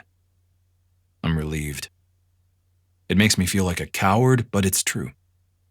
I don't know how, but Dad's always had this way of making everything seem so rational, like he's so right that it's all a foregone conclusion, and anyone who disagrees with him is acting crazy. I was half afraid that when I got here, he wouldn't get mad. He'd just tell me it wasn't happening, and I'd believe him. I can never trust my own mind when I'm around him. Embracing the relief, I slink upstairs to pack my stuff. He doesn't wake up the entire time, and he's still snoring as I leave. I can confront him whenever I get back. Right now, getting back to Cade is more important. I'm not a coward. I just don't trust myself to know better. Chapter 17. Cade. After the weekend I had, having the girls back in school and me being back at work feels blissfully normal. It's pretty standard for an ambulance to be staffed with one paramedic and one EMT. Tristan spent years putting soldiers back together in active combat zones, he won't tell me where. I asked once, it did not go well. He went back to school afterwards for his paramedic license and practiced in the not great part of Boston that spawned him, and then gave up all that high-octane trauma medicine to come to Possum Hollow and Narcan junkies behind dumpsters for a living. Because according to him, trees and ice and possums are badass. We've been friends for a year, and that's the sum total of biographical information I have on him. He's fucking cagey, but it's enough to know that he is the first, last, and only person around here you want if there's a legitimate emergency. Which makes me his bitch. I'm an EMT. That's why right now he is sitting comfortably counting back our drugs, while I'm scrubbing vomit out of the paneling. I've been doing this for 6 months, though, after only 4 months of school, but I've been cleaning up junkie vomit since I was old enough to hold a sponge. Thanks, Mom. This is an appropriate use of our respective skill sets. Still sucks, though. I distract myself by counting down the hours until our shift is over. It's been a very slow, very boring day, and I'm ready to bounce. In the macro sense, I'm happy the people of this county aren't having severe medical emergencies, but I am not a fan of sitting still. At least Silas is home today. Knowing he's there to watch the girls and keep them safe is such a fucking weight off my chest. It's like I didn't realize how heavy it was until Silas showed up and took it off me. It feels incredible. It's not just that, though. Home has always been complicated for me. I love being with my sisters, and I wouldn't leave them for the world, but sometimes I think the threads of love and guilt and worry are all so knotted up that I'll never be able to untie them. Anytime I'm home, it's like I'm experiencing all those emotions at the same time, dialed up to their maximum setting. After all the chaos on Saturday and Mom bailing on us again, Silas was just there. He took us up to Franklin, and it barely took any time at all for the ghost of Dad's violence to fade into the past. We were normal people, eating greasy burgers and buying cheap school supplies. It felt like normal family shit. Even when Mom showed up 2 days later, blitzed out of her mind and dragging the memory of misery with her before she disappeared again, it was easier to stay calm because Silas was there. He always has my back. It feels like we're a team. I've been a team of me, myself, and I since birth, and I gotta say, this new way is pretty fucking cool. Silas is pretty fucking cool. Getting a front row seat to watching him come out of his shell and learn to be happy, it's icing on the cake. Every day he's away from his dad, I swear his smile gets a little more carefree. No one could watch that without feeling like they're looking at a miracle. I'm pretty sure I'm smiling to myself like a dope while I clean this vomit. It isn't until Tristan speaks that I snap out of my weird train of thought. So, I got called out to a bar fight on Saturday night. Treated some cuts and scrapes on a very belligerent guy who looks like an older, methier version of you and shares the same last name. Anything you want to talk about? I grimace. I try to keep the disaster part of my life separate from my job, where I pretend to be a somewhat put-together person. But it's a small town and Tristan has lived here long enough. I'm not fooling anyone. Yeah, he likes to make an entrance whenever he comes back to town. I answer with a sigh. Tristan keeps a carefully neutral expression. Has he been around to see your mom? I can see you're sporting a nice new Shiner and it ain't dirt bike season. It's fine. Silas was there. He helped me kick the old man's ass to the curb. It's all under control. A little smile teases my lips at the look of shock on Dad's face when Silas tackled him into the counter like a linebacker. If I'd been breathing at the time, I would have fucking cheered. Ah, Silas. Tristan stares me down. The infamous Silas. There's a pause, and I can't figure out what Tristan is building up to saying. Calm green eyes take in every inch of me the same way he takes in a scene as soon as we arrive, and it makes me nervous. What? I didn't say anything. Tristan is my friend, but he's also a little scary sometimes. I've seen him in some of his less controlled moments, and there's some real darkness behind his eyes. I get the feeling that his capacity for violence is a lot more extensive than he wants anyone to know. Which is fine. Everybody deserves a fresh start. I don't need to pry, and I'm perfectly happy never pissing him off and finding out what happens when his control snaps. But my patience is thin today. Silas is the one good thing that's happened to me in a long fucking time. If Tristan has something shitty to say about him, I want him to get it over with. Yeah, but you did not say anything either. You've got that look on your face like you're about to tell me you're dying or ask me to help bury a body. I never know with you. I'm too tired and bruised to bullshit. Whatever you want to say, just spill. If he's surprised that I snapped at him, his face doesn't show it. You've been spending a lot of time with him is all. Jealous, Tristan? You're still my work husband, don't worry, boo. That relationship is carved in stone. I'll laugh it off, very determined to cover up how uncomfortable this conversation is making me. You know what I mean. He gets back to town and first you're furious at him for some weird made-up reason. It was not made up. I'm not done. Then the next time I see you, you're friends. Not just friends, you're insta-besties. I can't help but snort. Tristan is a good-looking guy, but he's also a big, very tough-looking guy. Like if Liam Hemsworth went to actual war and then got his nose broken a couple of times. I'm a big believer that there's no right or wrong way to be a man, but it's still surreal to see him use the phrase insta-besties. And ever since, he's in every single story you tell. Me and Silas took the girls back to school shopping. Silas has never played video games before, so I'm teaching him. I need to finish my shift early so I can take Silas car shopping. I'm glad you've made a new friend, but it all seems kinda codependent, don't you think? I stop, turning the thought over in my mind. Is it? Maybe from the outside it looks like that, but from my perspective, it's just Silas. Why wouldn't I want to spend more time with him? He's awesome. The thought makes me laugh to myself. You don't get it because you don't know him, I explain. He's impossible to get tired of. No one's given two shits about Silas since his mom died, if not longer.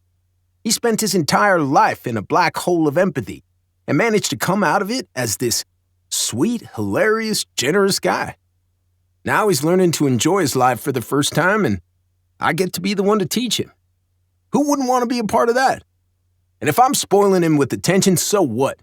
He fucking deserves it. He deserves everything I have to offer, so I'm not going to hold back because of whatever arbitrary decisions society has made about men needing to be independent. Fuck that, and fuck you for suggesting it. When I look up, I realize Tristan has completely stopped counting drugs and is looking at me with his eyebrows raised. He stares at me long enough that I feel like I'm going to explode, but before it gets to be too much, he speaks. Kate, are you guys involved? I freeze. What? His hands go up in the air while his voice stays low. I'm not giving you shit, and this conversation stays between us. I know not everyone here would feel the same way. It's not a big deal. I'm just asking you. Are you two involved? Because you're talking about him like he hung the fucking moon, and I've never seen you talk about anyone this way, not even Wish. The laugh that comes out of me sounds too loud and too high. It's weird. No, man, I'm not like repressed or something.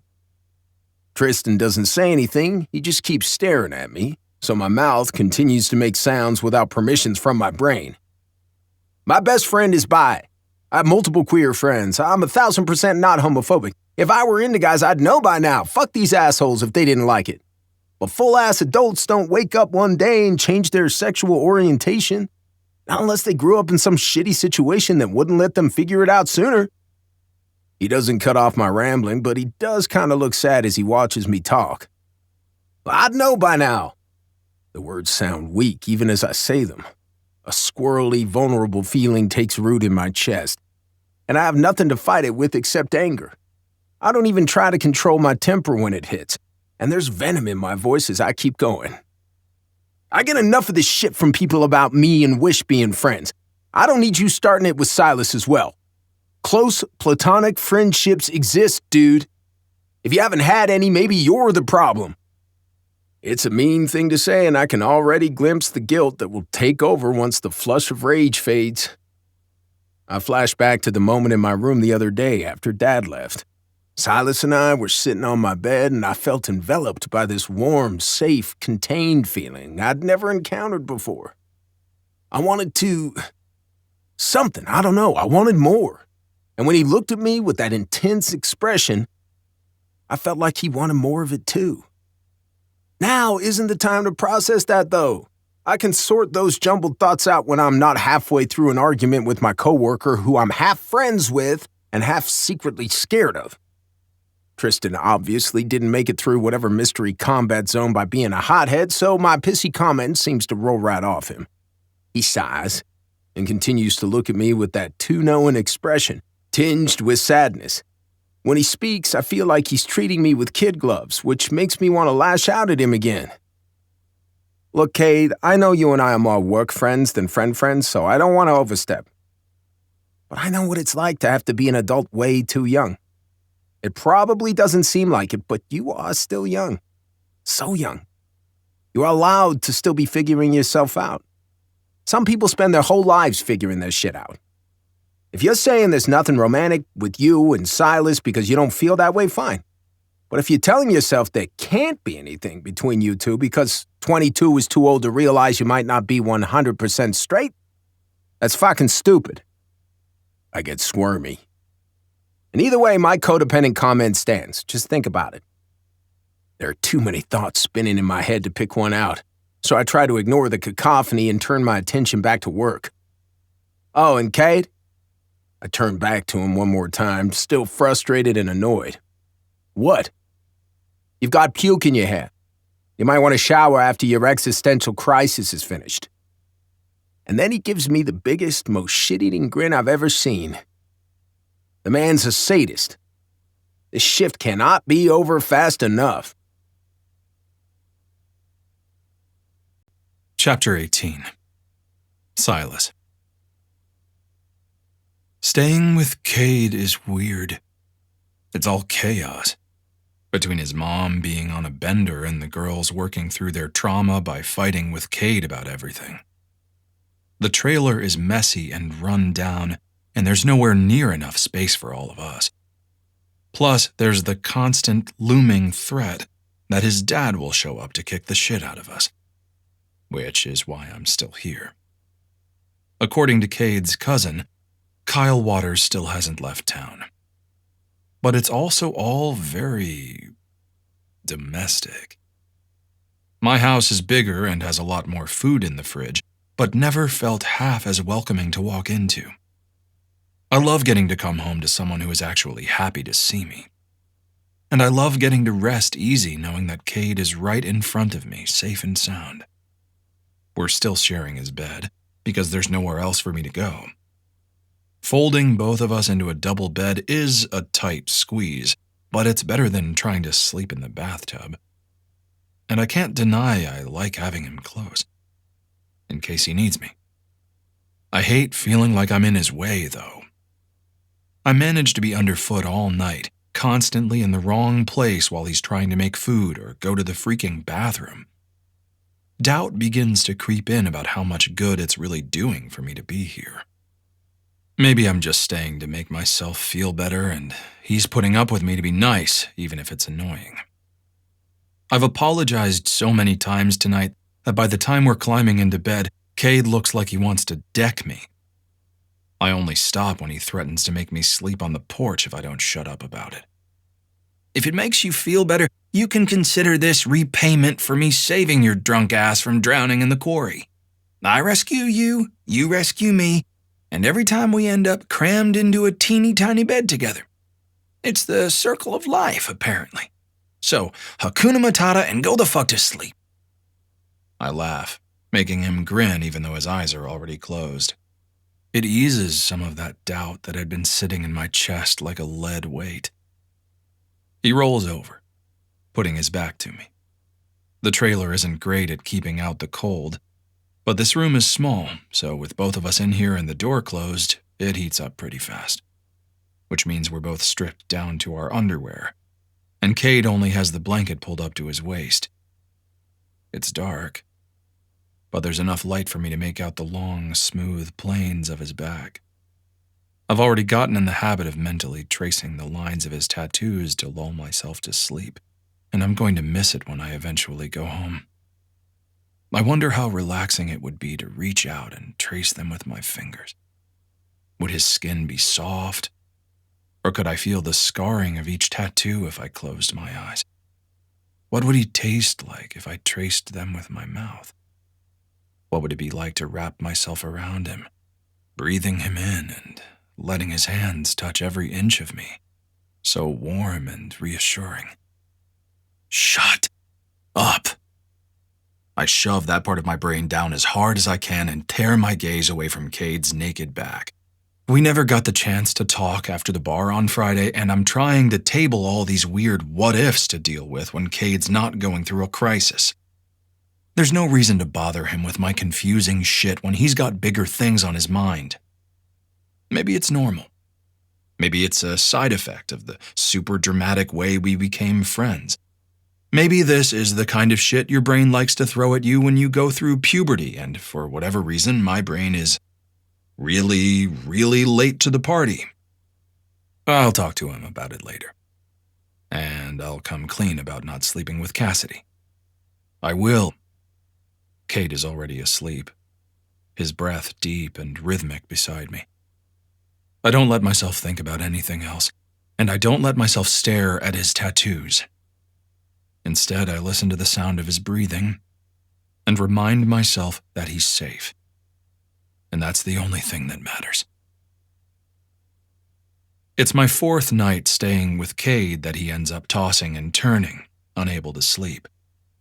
The room is warm with our body heat, and the bed is cramped, but that's always the case, so I don't know what's changed tonight. Eventually, when he rolls over with an annoyed huff for what feels like the millionth time, my patience snaps. Cade, I know you don't like sitting still, but it's sleep time now. What the hell is going on? The silence that I get in response is a surprise. Cade is the chatty one. I'm the broody one.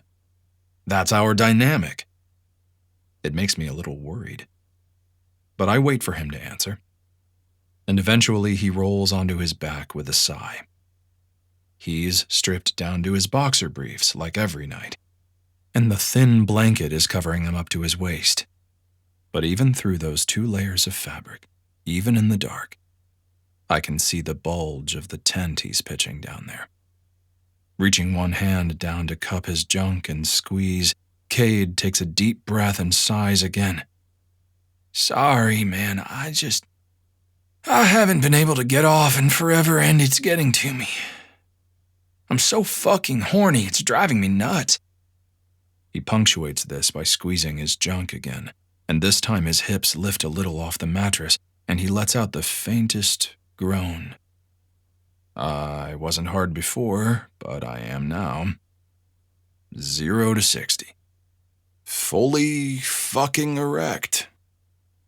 I'm lying on my side to face him, and I tilt my hips a little more towards the mattress so he can't see how much looking at him casually squeezing his boner is affecting me, and realize how confused I really am. Could we just... He keeps going, his gaze trained on the ceiling instead of me, his hand still on his junk, not moving, even though he obviously wants to. The muscles and tendons in his neck are standing out from how tense his body is, and I watch a bead of sweat roll down over his jugular in the dim light. I wonder what it would taste like if I licked it off. God, what am I doing? Can I just get myself off so I can sleep and we can forget this happened? It doesn't have to be weird. I can't use the bathroom because the door doesn't close properly and it's right next to the girls' room. If I have to traumatize someone, I'd rather traumatize you than my little sisters. Sorry. You know how often they barge in there without warning? It's why I gave up on jerking off in the shower a long time ago. The words come out of his mouth all in a rush, and then he finally turns his head and looks at me. I know I'm supposed to answer, but it's hard to think over the sound of blood rushing through my ears. I clear my throat and swallow past the boulder lodged there to buy myself some time. Yeah, sure. Go for it. It's no big deal. He blows out all the air from his lungs, and I realize he must have been holding his breath.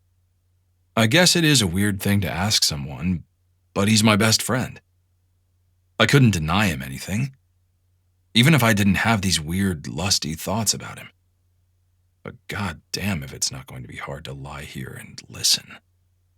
Rolling over to my back so I won't be tempted to watch him, I hear the rustle as he reaches into his underwear and strokes himself. He lets out a long, shuddering sigh, and my cock throbs in response. For a minute or two, we lie there, side by side, but not touching. The bed shakes gently with the movement of his hand, and all I can hear are his soft, panting breaths and that roaring in my ears. My cock is so hard it hurts. "Hey," he says, startling me.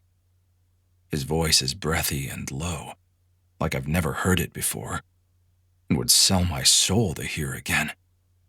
"You should do it too. I can see that you want to."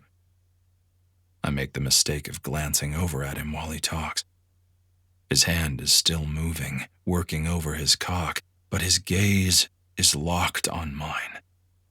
He nods his head towards where I'm tenting the sheet as he says it, but I'm distracted by the sight of him. In the low light, his face is all shades of gray. Even so, I can see the flush that's climbing up his neck and cheeks. I can see the muscles in his arm flex and extend as he moves it rhythmically, the way his bicep bunches to look fucking huge, and I can see the way his mouth hangs open slightly, with his lower lip looking so thick and pouty I have the most inexplicable urge to bite it. "Do it." He looks at my erection again, and it's enough to snap me out of my trance. I look back at the ceiling and slowly, hesitantly, slide my hand into my boxers. I will not look at him again while I do this. Finally, wrapping my fingers around my cock and giving it a gentle squeeze is such a fucking relief. I groan. It feels like I've been hard for hours, even if it's only been a couple of minutes. I make a fist and start to jerk myself, and it feels like heaven. At first, I wish I had lube, but all the filthy little sounds slipping from Cade's mouth are going straight to my dick, so the roughness of my palm ends up causing just enough discomfort to walk me back from the edge. As soon as I joined him in the jerk-off session, he picked up the pace. Now I can hear the slap of flesh on flesh as he moves his hand, and his breathing is turning into ragged gasps. He sounds so desperate, and it's making me more turned on than I knew was physically possible. God, it's barely been 2 minutes, but I'm ready to explode. "Fuck," I bite out. "Fuck, I'm gonna come, Cade." I don't know why I told him. It probably made it weird, but it slipped out. "Do it," he says in that breathless fucking voice. And that's all it takes. My balls draw up and my body tenses. Then cum is spilling hot all over my hand. I hadn't pulled my dick out of my boxers because I was being modest, so I've now filled them with jizz, but I don't care about that. I'm too distracted by the long, drawn-out feeling of euphoria that's flooding my body. It's amplified when I hear him come beside me. He makes a choked noise and then groans, and then the bed is finally still. Neither of us says anything or moves for a while. I'm completely drained in a way that's good and bad at the same time. Eventually, Cade hands me a dirty t-shirt he picks up off the floor, and I use it to clean up as much as I can, but my underwear is still an uncomfortable mess. Whatever. That's a problem for future Silas. Along with figuring out what any of the thoughts floating around my head mean. Right now, Silas wants to go to sleep in a post-orgasm haze. "Good night." It's the only thing he says to me before rolling over to go to sleep. "Good night," I whisper to the ceiling. It becomes our nightly ritual. Cade assures me, with that stupid, cocky grin of his, that it's not weird. Soldiers do this when they're bunking up during wars, or guys sharing a cell in prison. It just is what it is. You worry too much. Check your father's toxic masculinity at the door, remember? He grabs my shoulder with one big hand and gives it a squeeze as he says this. It makes me melt a little inside. But that doesn't make me worry any less. Would he still think this was fine if he knew about the thoughts I'd been having about him? Or what I'd been picturing the last time I jerked off at my house? Every night it's the same. I bought lube, at least, which has vastly improved our collective quality of life, even though Cade laughed and called me Richie Rich, insisting that moisturizer is just as good. But come on, it was $6. If there's anything I've learned from my late life sexual awakening, it's that life is too short to skimp on lube. We lie on our backs next to each other, looking up at the ceiling as we do it. The bed shakes as we both jerk off, and the sound of Cade panting and grunting next to me sets my blood on fire. I still don't understand, but it's true. We've both been pulling our cocks out properly because I'm not sleeping in any more wet underwear when it's too dark to see much anyway. I have not allowed myself to look at his cock. Not once. Not even out of morbid, self-destructive curiosity. Last night, we ended up closer together than normal, and the 2-inch no man's land between us suddenly wasn't there anymore. He's left-handed and I'm right-handed, so our arms were grazing together as we both worked ourselves over. I could feel how hot and sweat-slick his skin was, his firm muscle pressing against mine, and my orgasm hit me so suddenly I felt the cum on my hand almost before I realized I was coming. The orgasm gripped my whole body, making my back bow off the bed, and the groan I let out was fucking obscene. I felt the motion of Cade turning his head to glance at me just once as I came. I heard the now familiar choked sound that he makes, and knew he was coming too. After, instead of rolling over like he usually does, Cade lay on his back next to me. Our bodies were pressed together from our shoulders down to the backs of our hands, and his warmth beside me helped settle my nerves. We lay that way for a while, before he passed me a tissue to clean up with. He's my best friend. He keeps me safe. I keep him safe. This is just another part of that. Neither of us has brought up the things that were different about our jerk-off session last night, and it's definitely not going to be me that does it. Chapter 19.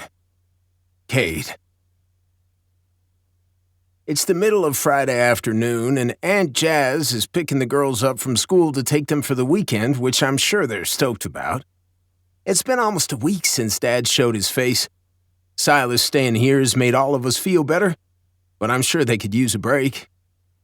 Not to mention the bender Mom's been on since Dad's little performance ripped the scab off all her trauma isn't fun to watch whenever she shows her face.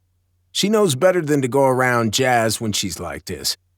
Technically, Jazz is her aunt, not mine, and she's the only one who can put her foot down around Mom and get away with it.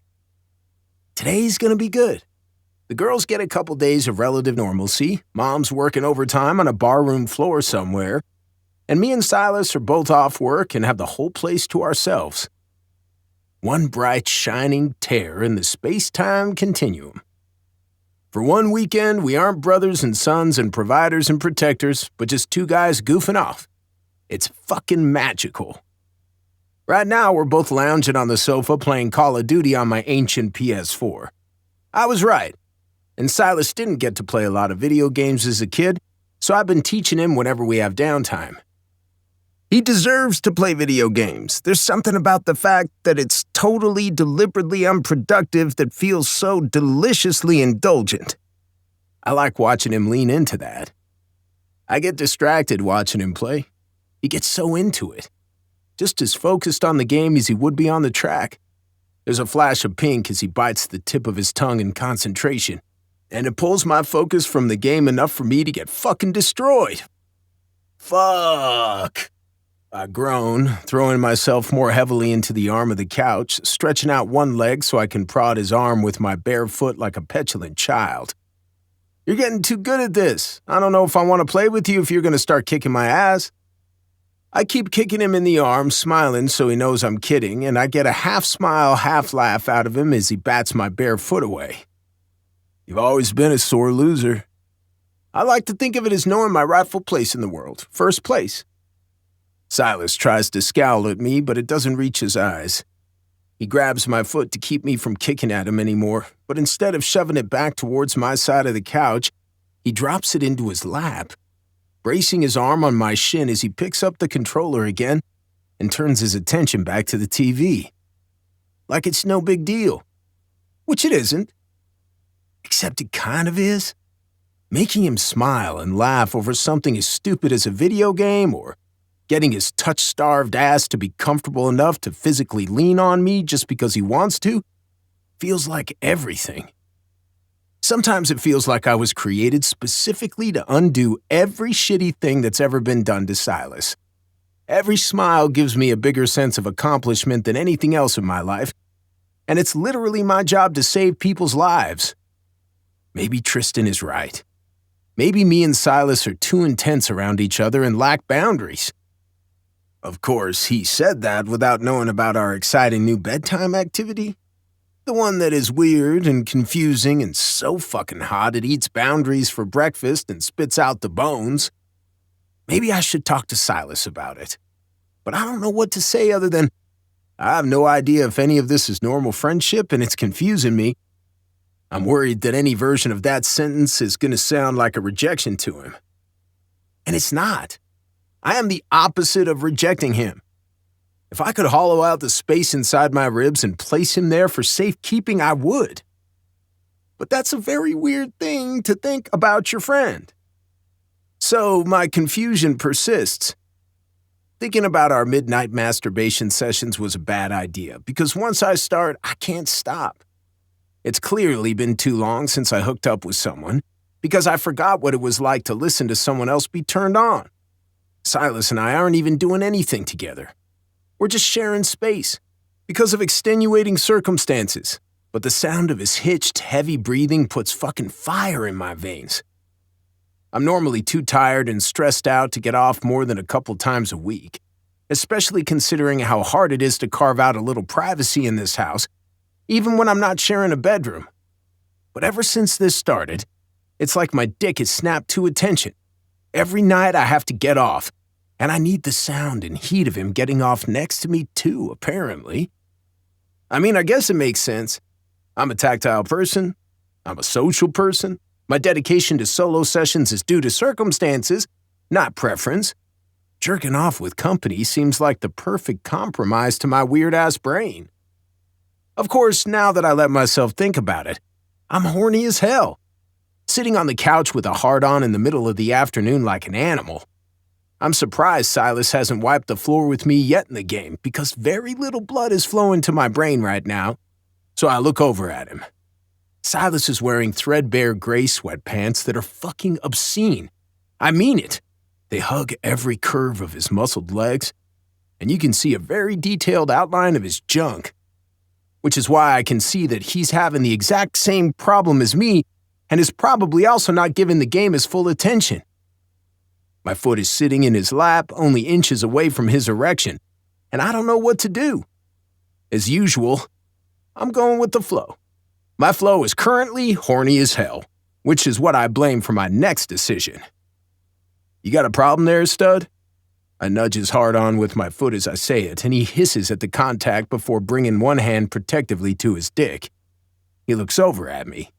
I was hoping we could joke about this, but when I take in his face, he looks raw and vulnerable. It sobers me up quick. Sorry, I'm not trying to be weird, he says. I don't know why this keeps happening. I'm just fucking horny all the time. I feel like a fucking teenager.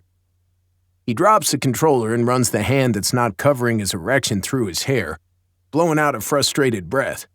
It sets off every single protective instinct I have, even if all I am protecting him from is being harsh with himself. "Hey," I say softly, jostling his thigh with my foot. "It's fine. We said it's fine. We're stuck in each other's space right now, but we're making it work, right? You're here because you came to my fucking rescue. You can have as many awkward boners as you want." I only get a half smile to that, but he sits up straighter. And he seems to lighten. Tugging my lip in between my teeth to chew at it for a second, I consider my options here. "Hey, it's not like I'm not right there with you." I gesture towards my own embarrassing pants situation, and when Silas looks down at it, he blushes so red I can practically feel the heat from over here. I rub myself through my pants. Just a little, because this conversation is doing nothing to cool me down. Fuck it. There's no one home. It's a boner, not a vampire. It's not like there's a rule that you can only jerk it at night. You do you, man. I lick my palm before slipping my hand into my waistband. Once I give myself a real tight stroke, it feels so good I can't not lean my head back against the couch and sigh. Silas's fingers dig in where his left hand still rests on my leg. The cuff of my sweats has rucked up, so his skin is on mine, and warmth is sinking into me everywhere he's touching. "Should one of us—" I catch his eye, and I can see the hesitance. If there's no one here, there's no reason for us to do this in the same room. But I'm stroking myself for real now, and his hand is warm on my leg, and I don't want either of us to move. "Nah," I say. He licks his lips, and his mouth hangs slightly open as his breathing picks up. I don't think he's ever actually watched me during this before, and I don't hate it. I feel lust-drunk, and pesky things like consequences are getting less important by the second. I throw my head back again, stretching out my body and finally pulling my cock out into the open air. What's the point of having boundaries now? When I look at Silas again, his eyes are fixed on my cock. I wonder what he's thinking about, and if I just crossed some horrible line that I can never uncross and will ruin our friendship forever. We will definitely have to have a conversation about what this means. Later. "You too, Silas." Jogging him out of his stupor, he tears his gaze away from watching me work myself over and starts pushing at those damn sweats until his own cock is free. I look. I fully look at it. It's as big as it looked through the sweats, straight and cut, thick enough that I wonder how heavy it feels in my hand. The tip is flushed the same bright pink his cheeks are when he's embarrassed, and there's already pre-cum drooling from him, making his skin glisten in the light. I've never thought a dick could look pretty before. Never thought about dicks that much in general. But if there's such a thing as a pretty cock, Silas has got one. I'm kinda jealous. It doesn't take long before the room is filled with the sounds of heavy breathing and slick skin. I have to close my eyes, because I look over and Silas is rolling his cockhead in his palm in a way that's mesmerizing me, and I don't have the capacity to figure out what that means right now. So I close my eyes and focus on the feeling of my own hand strangling my dick and the way Silas still has a chokehold on my leg, like he's clinging to it. God, this feels good. Fuck, Silas. Fuck, I'm gonna come. I can't help but babble as I feel my orgasm brewing. I want him to come with me. The only thing that would be more awkward than this situation is figuring out where to put my eyeballs if he's still jerking off after I've finished. Are you almost there? I crack open my eyes to see Silas looking completely debauched. His cheeks are flushed and his mouth is hanging open, his bottom lip swollen like he's been biting it. He looks at me with dark, lust-drunk eyes and nods. It takes all my self-control to close my eyes again so I can't see either of us come. But I hear the sinful way he groans, and I know I'm making some obscene noises myself as my cock throbs and cum spills over my hand. My toes curl as Silas digs his fingers even harder into my leg while he groans. I couldn't look, because I couldn't explain why I wanted to look, and I still want to put that conversation off until I know what the hell I'm going to say. We both float around in a kind of daze that night, blissed out from mutually phenomenal orgasms. Before bed, I ask Silas if he wants to smoke a little weed. I'm not a huge fan of getting high because I don't enjoy feeling that out of control, and I also don't enjoy looking into the mirror and seeing either of my parents. But sometimes the anxiety hits and there's nothing else that'll tackle it for me. Just a little to take the edge off and help us sleep, I tell him. Silas looks dubious, but tells me he trusts me. I think he still takes pleasure in these minor rebellions against his dad, even when his dad will never know. For me, I just need to turn my damn brain off. That's why I keep a little stashed around for emergencies.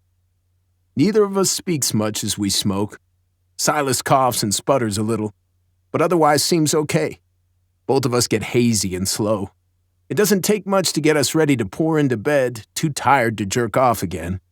All we do is pull off our clothes and climb onto the mattress, both asleep as soon as our heads hit the pillow. I sleep heavily and dream about Silas. Chapter 20. Silas. When I wake up, I have to blink a few times because something is weird. It's not morning yet. It's still dark in here, and I feel the kind of fuzziness that comes from only having slept a few hours. I only have to wonder what woke me up for a second before it becomes obvious. Cade? My voice is croaky with sleep. I don't think he's awake. He's plastered down the length of my body, bare ass naked and pressing himself against me, and his hard cock is jutting into my hip. He has one arm thrown over my chest, and his hand is on my pec, kneading it with his fingers in a way he's never done before, but is sending shivers of something through me, making me want more. His hips are moving rhythmically, thrusting against me, and his cock is gliding over my skin that's now slick with sweat and pre-cum. Cade. I'm a little louder this time. Still not sure if he's awake or asleep. His eyes open, and he looks at me with this sleepy smile that makes me so happy I want to grab hold of him and never let go. He thrusts against my hip one more time. What are you doing? Couldn't sleep. Horny again. I liked touching you earlier. Made everything feel better. His hips are still rolling into me as he mumbles the words, and having his hard dick on my skin is making me just as hard. He's not looking, but he could. And then he'll see what he does to me. I don't know how that's going to make him feel. I still don't know how that makes me feel, other than worried. Okay, so you are awake. I wasn't sure. I'm still lying on my back, not moving, because I have no idea if I'm supposed to be participating in this or not. He says again. But then he goes still. When he looks at me again, he blinks a few times, and I can tell the moment his brain comes fully back online. Fuck, I'm sorry. I was dreaming, and you were there, and then I was hard, and I wasn't sure if I was still dreaming, and fuck. I'm so sorry. I just, assaulted you or something. Fuck. Panic edges into his voice as he babbles, and his eyes get way too wide. He shuffles away from me, but before he can roll back so he's not touching me anymore, my hand shoots out to grab his hip. Stop. My voice comes out as a growl. Cade, breathe. I continue to hold his hip tight, steadying him, and look him in the eye. He takes one shuddering breath and then another, staring at me with a quietly panicked expression. It's a weird role reversal for us, but all I can think about is how much I need him to be okay and to not run away from me. He never, ever needs to run away from me. Shh, it's okay. I use my hand on his hip to pull him in a little closer to me, but keep looking him in the eye. He always takes such good care of me. Why would he think I would want him to stop doing something that made him feel good, especially when he makes me feel good? It's okay. I say it again, practically a whisper, before taking a deep breath and finally following my instincts. Letting go of his hip, I move that hand down to wrap my fingers gently around his cock. Despite his freakout, it's still painfully hard and begging for friction, and I want to give it to him. I look him in the eye, raising my eyebrows in a silent question as I stroke him once, slowly, from base to tip. Cade gives me this tiny, almost imperceptible nod, still wide-eyed, then lets his eyes sink closed as he sighs in relief. My hand has stopped moving, but his hips buck up until he's fucking my fist. I have a moment of fear that he's closed his eyes so he can pretend I'm someone else, but when he opens them again and pins me down with his stare, I know without a doubt that there's no one in his mind but me, right now. He's still fucking my fist, but I snap out of it and move, tightening my hand and moving with him. The skin over his cock feels velvet soft and impossibly hot, and the weight of him in my hand is more reassuring than any other way we've ever touched. Relishing in the heat of his hard cock against my skin is like the final card in my teetering, ridiculous logic that justifies what I feel and what we've been doing as normal best friend behavior. The alternative was too big and confusing to confront, so I wouldn't let myself consider it. It all comes crashing down after that. But I'm happy about it.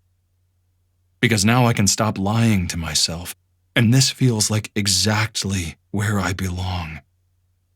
I run my thumb over the wetness at the tip of his cock, pulling a moan out of him and making his eyes do that fluttery thing one more time. This time, when he opens them again, he shakes his head a little, and it makes me pause. I thought he was just as overwhelmed by desire as I am, but now I'm terrified about what's coming next. Fuck, he says, still staring at me the way he does. We are so fucking stupid. No one is as stupid as we are. Fuck, we're dumb. I don't have time to figure out what he means by that because half a second later, he launches himself at me and my lap and mouth is suddenly full of Cade. For me, Cade has always taken up a disproportionate amount of space in the room, but right now he's all-encompassing. I'm powerless to do anything other than melt into him, and it feels like my body was born to do this. He's straddling my hips, the head of his cock dragging over my stomach where it hangs heavy with arousal. His hands seem like they're trying to touch me everywhere, running down my chest, gripping my biceps, running his fingers through my hair. I can't focus on it, though, because of what he's doing with his mouth. I've kissed girls before, and it's been nice. This is epic. This is all-consuming. It feels like we're trying to devour each other, and Cade is making these involuntary, animalistic little grunts as he pushes his tongue against mine. The sounds are making me so hard I can't stop myself from grinding my hips against his. Oh, fuck, Silas. Yes, he mumbles into my mouth between kisses. I love it when he horny babbles, and it's even better when I'm the direct cause of it, apparently. It takes a few minutes for my brain to catch up to the fact that this is really happening. I've never allowed myself to imagine this. There was always too much teetering logic in the way, so I don't know what we're supposed to do. But once I've allowed myself to accept that it's what I want, my hindbrain gives me a lot of suggestions. Grabbing hold of him, I roll us over until he's on his back and I'm on top of him, bracketed between his legs. He looks a little surprised, but spreads his legs for me easily while I shimmy out of my boxers as quickly as humanly possible. The first time our cocks slide together, flesh on flesh, we're both watching each other as we moan. The time for second-guessing myself is gone. I'm operating on instinct and desire now. And I desire all of him, wrapped around me until I can't touch or see or breathe anything that isn't him. I rut against him to create more delicious friction, dragging his cock over mine again and again. Our faces are inches apart, and I can feel every one of his hot, panting breaths against my face, which only spurs me on. Fuck, yes, Silas. That feels so fucking good. I always want you on top of me like this. One of Cade's hands is on my back, his nails digging into the skin there so hard I think he could draw blood, and the other is wrapped around the back of my neck in a way that feels so possessive I want to dig a hole in his chest and never come out. Looking at his face when he's this blissed out is too much. I bury my face in the crook of his neck, and finally, after all this time, I taste him. First, I run my tongue over his pulse point, savoring the salty musk of his skin. Then I bite down, just hard enough to make him groan. The friction between us is good, but I don't have enough leverage. Propping myself up on one elbow, my other arm is free to come down and grab his round ass and pull him closer to me. My hand splays across his ass cheek, fingertips digging in and squeezing. I don't think about where I'm going until my fingers slip far enough to brush over his hole. Cade hisses, and I freeze, wondering if I freaked him out. But one look at his face tells me otherwise. Yeah, he breathes. Try it. My hand goes back to his ass, where I think it should live forever now, and this time when I graze his hole, he makes a little pleased sound.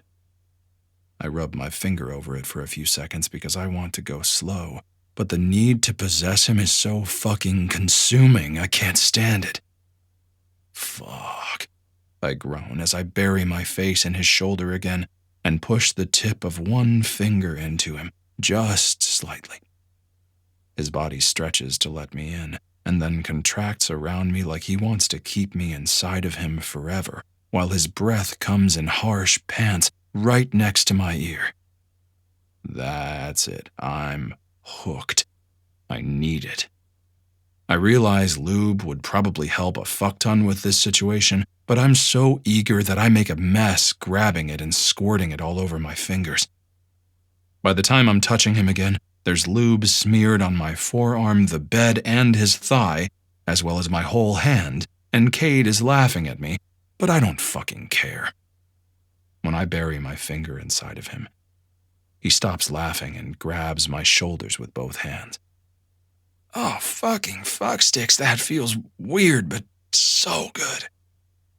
He tensed up initially, but I move my hand slowly, working inside him, testing out what seems to make him feel good and pulling filthy fucking sounds from his mouth. Gradually, he relaxes more and more. By the time I have 3 fingers in him, his hips are open and he's rocking down on my hand, fucking himself on my fingers like I once wondered if he did to himself. His cock is stiff and leaking, leaving a trail of wetness where it's trapped between our stomachs, and I wonder if I could make him come just like this. When I find what can only be his prostate, his entire body shudders between me, and he cries out. More, he croaks. Fuck, Silas, more of you. I don't say anything. And for a few seconds, all I can hear is him panting and the wet sound of my fingers fucking into his hole. But then he says the thing that always gets me to do whatever he wants. Please. I growl into his neck and pull out my fingers, making him whimper at the loss. Part of me knows everything is about to change and I should be worried, but it all feels too good for me to care. Seeing him spread out underneath me, desperate and wanting like this, it's already changed me. I've never needed something the way I need him right now. You want my cock? Cade bites his lip and nods, looking up at me with those stupid puppy dog eyes. You want me to fuck you? To be inside you and fucking own you? Because I thought you were mine before, Cade, but this... My voice is a dry rasp. I push my fingers back into him, making him gasp. This is something else. This isn't something I can forget about. Do it. He sounds so sure. Fuck me. Own me. You already do, I just didn't realize it. It takes me about 1.5 seconds to slather more lube on my cock. I squeeze the base, terrified that I'm going to come before I even get inside, but desperate to be inside him all the same. When I push the tip against his hole, I see him holding his breath and tensing up. I lean back enough that he can look me in the eye, and I run my fingers under his jaw, letting him nuzzle into my hand. Breathe, Cade. He lets out a big breath, his body relaxes, and the head of my cock sinks into his tight heat. Fuck, yes. Yes, Silas. Please. I push in slowly, and he keeps babbling and clawing at me the whole time, arching his back and asking for more.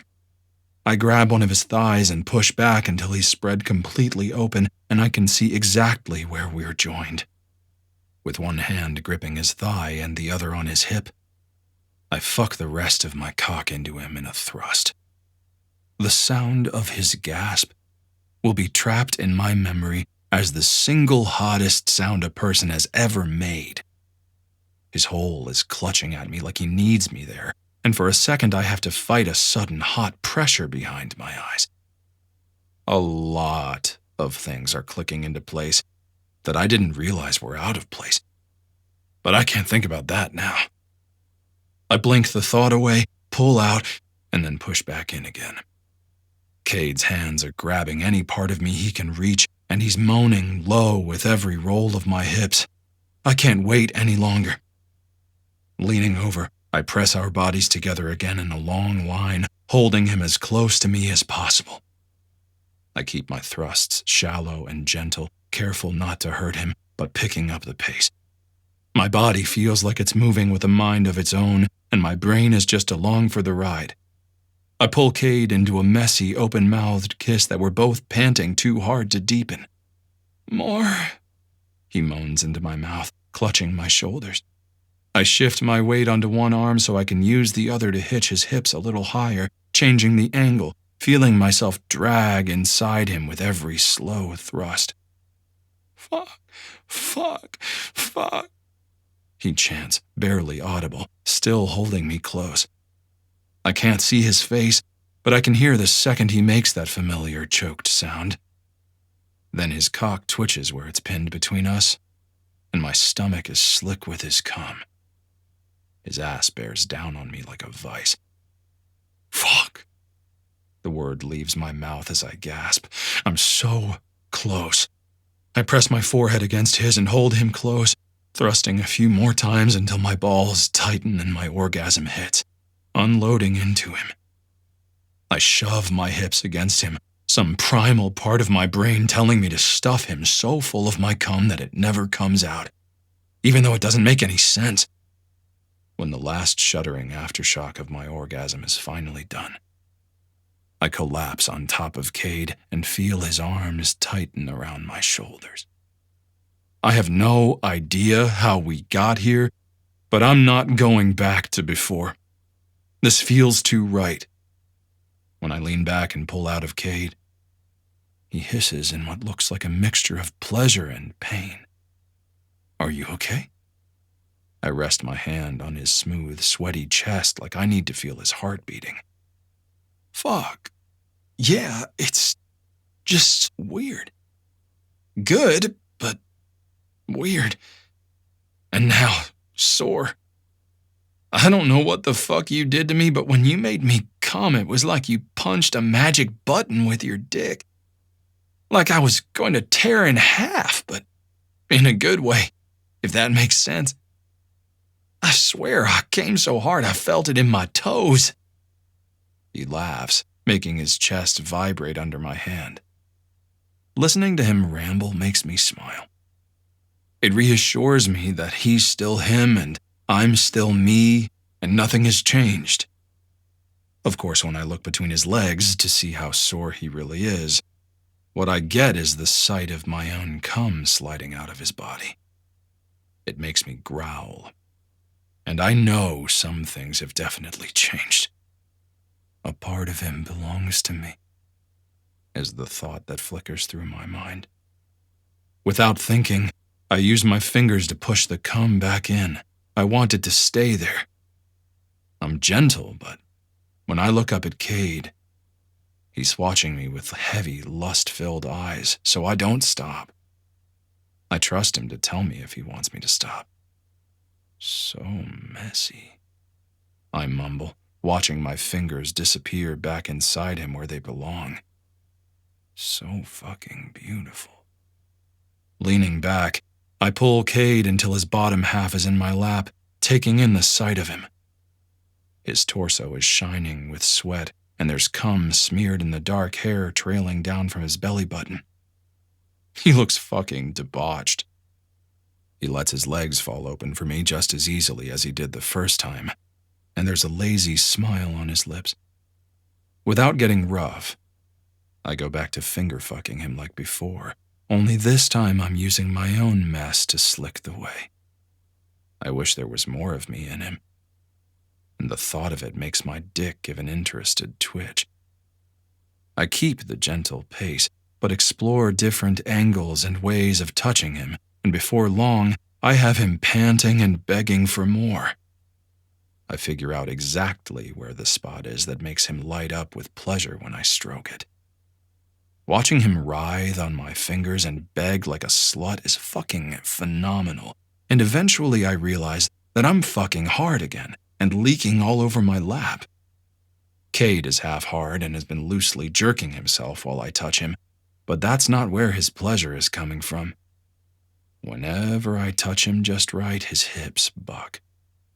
I keep going until he's fully hard again as well, and has babbled so much that he's hoarse and barely making sense anymore. Please, baby. Your cock. Please. Baby. That feels way better than I ever would have guessed. No, I don't want to hurt you. He pouts, but I stroke him inside and the pout turns to a shiver. Come for me like this, Cade. I know you can. You look so fucking beautiful like this. My free hand is wrapped around his hip, holding him steady while I keep working him with my other. His hips are thrusting up into nothing and his breath is catching with every movement. The clench of his body around my fingers builds excruciatingly slowly, and by the time I push him over the edge, every muscle in his body is drawn tight. When he comes the second time, it's this slow, drawn-out thing that seems to be pleasurable to the point of pain. His body trembles in my arms as his cock pulses weakly, and his hole clenches rhythmically for what seems like minutes. As soon as he finally sags and my fingers slip out of him, I reach for my own cock.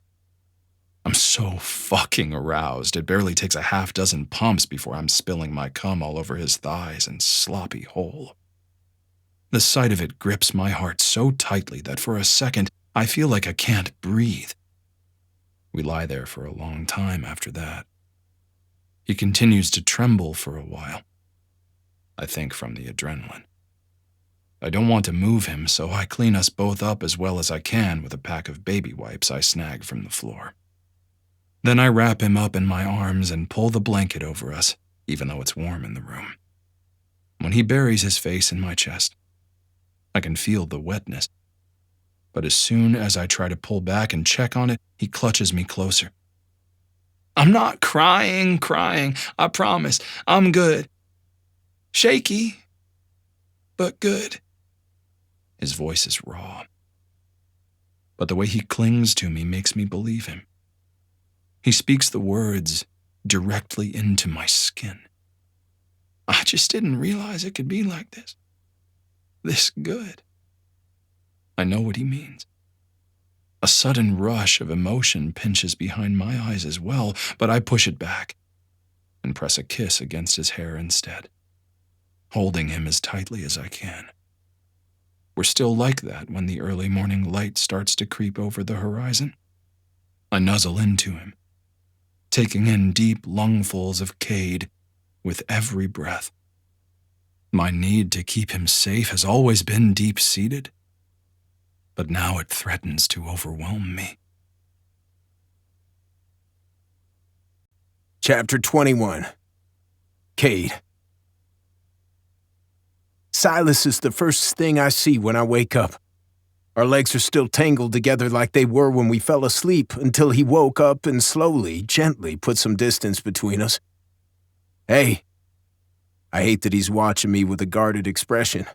He's not supposed to look like that with me, so I reach out and run my thumb across the arch of his cheekbone. His eyes flutter closed and he pushes into the touch, just a little, just enough to let me know he needed it. When he opens his eyes again, there's less fear in them. Hey, he says back. He's waiting for me to freak out, I can tell. I'm waiting for either of us to freak out, to be honest. Last night was a lot, but I wouldn't have done it if I didn't want to, and I think we can both admit it's been building for a while now, even if we were too brick-headed to recognize it. I talk a lot, I know, but I'm not always good at actually saying stuff, and this seems like one of those times where actions are going to speak louder than words. The sheets are warm and smell like both of us as I slide across the mattress towards him, inserting myself into his arms. My leg that was already between his pushes up closer, grazing against his groin, bypassing all the bestie doublespeak we've been drowning in for way too long. I let myself luxuriate in the solidity of his body as I wrap my arms around his waist. Everything about him is masculine. His chest is firm, covered in a light dusting of blonde hair. His shoulders are broad enough to bracket me in. It's all stuff that I never associated with comfort, let alone horniness. But now that the dam is broken, I can't get enough. Silas hesitates for a second, but then puts his arm around my back and holds me close. When our faces are only inches apart, the way they should be, I kiss him chastely on the lips and try again. Hey. I'm worried I broke him. But like last night, once he gets with the program, he fucking gets it. It took him a minute to adjust after I realized how fucking stupid we've been and crash-tackled him into the mattress. But barely 15 minutes later, he had me moaning his name into that mattress. And it looks like this is going to be a pattern with him. He blinks a couple times and licks his lips, making me wonder if I taste like all the sweat I gleefully licked off his neck last night. Then he reels me back in and covers my mouth with his. Silas doesn't kiss like someone who hasn't had a lot of sex. Silas kisses like someone who fucks. His tongue presses into my mouth firm and sure, making me open up to him, while his hands explore my back and tug at my hair. It doesn't take long before I'm writhing in his arms again, rocking my erection into his meaty thigh while he does the same thing to me. Fuck, Silas. I groan into his mouth before he swallows the words in another searing kiss. I need to touch him. I need him to touch me. Reaching down, I take hold of him, something I didn't get the chance to do last night. He's thick and heavy in my hand, just like I expected. As soon as I slide my hand down his length, Silas makes a strangled noise and drops his forehead against mine. He takes me in hand as well, and it doesn't take long before we're both panting into each other's mouths. I come first, groaning his name as I spray cum between us, but he's quick to follow. Neither of us pulls away this time. Our bodies are still pressed together as I hold Silas's eye, studying him. His expression is as serious as always, and I wish I could figure out what he was thinking. It catches me by surprise when he reaches between us and swipes his fingers through the mess, then brings his fingers up and smears the still warm cum across my lips. I flick my tongue out to taste it, salty and bitter, while Silas watches me with more intensity than I knew was possible. When he kisses me, it's deep and claiming. Our cum is pushed into both our mouths, and it feels like the single most intimate experience of my life. Even after we break apart to catch our breath, it's a long time before I break the silence. I guess it's safe to say that last night wasn't a one-time thing. Silas is making that face he makes when he can't find his words. Sometimes it's fun to tease him, but not today. I put him out of his misery. I kiss him one more time before pulling him with me as I get out of bed. Come on, let's brush our teeth and get some coffee before anything else earth-shattering happens and one of us ends up pregnant. We both pull on sweats and shirts, because it's cold outside the fuck cave that is my bedroom, and head to the kitchen. It's quiet as we putter around making coffee. Normally I hate the quiet, but this feels peaceful. I know there are still a lot of unanswered questions, but for whatever reason, I'm not worried about the answers. There's a hitch in my step that Silas notices. It's obvious he wants to say something but isn't sure if he can. I'm fine, Silas. I'll admit I may have gotten a little caught up in the horniness of it all and gone too hard for my virgin asshole. I'm pretty sure.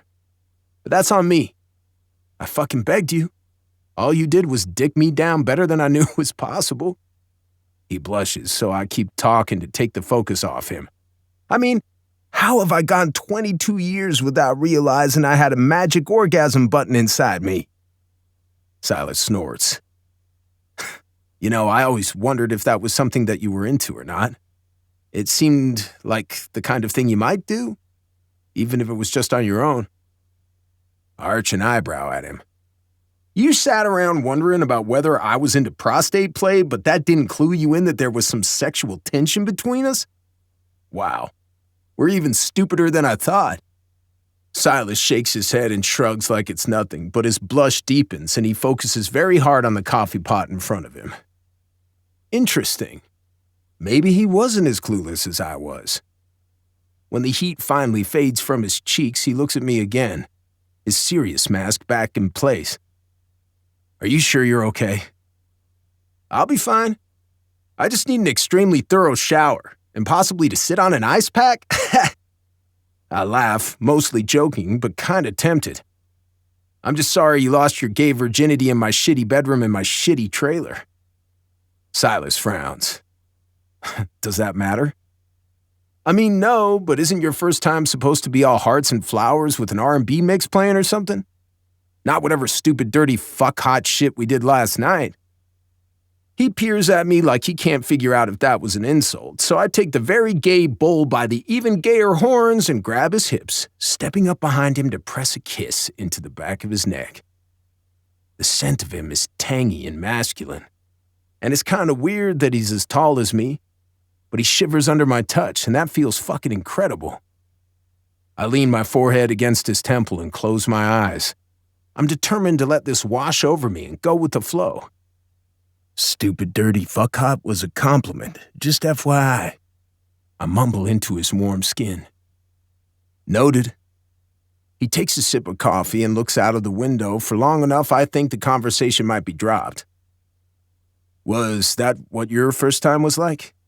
With a girl, I mean? Hearts and flowers and shit?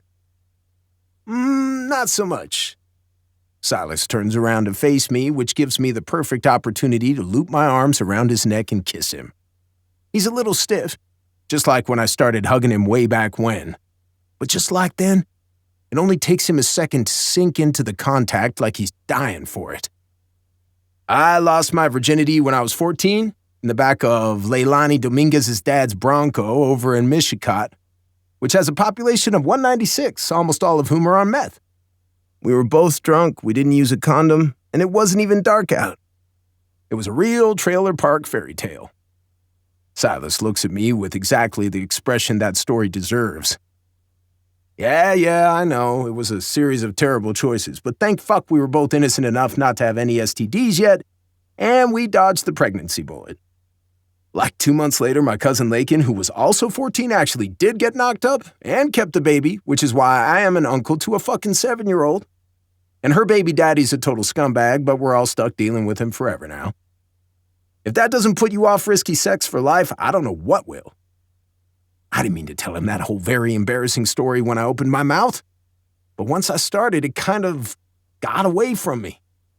It happens to me a lot. Most of the time, I think Silas thinks it's cute or funny or whatever. But right now, he's looking at me with his head tilted like a lizard in the sun. What's wrong? I didn't think about that. About what?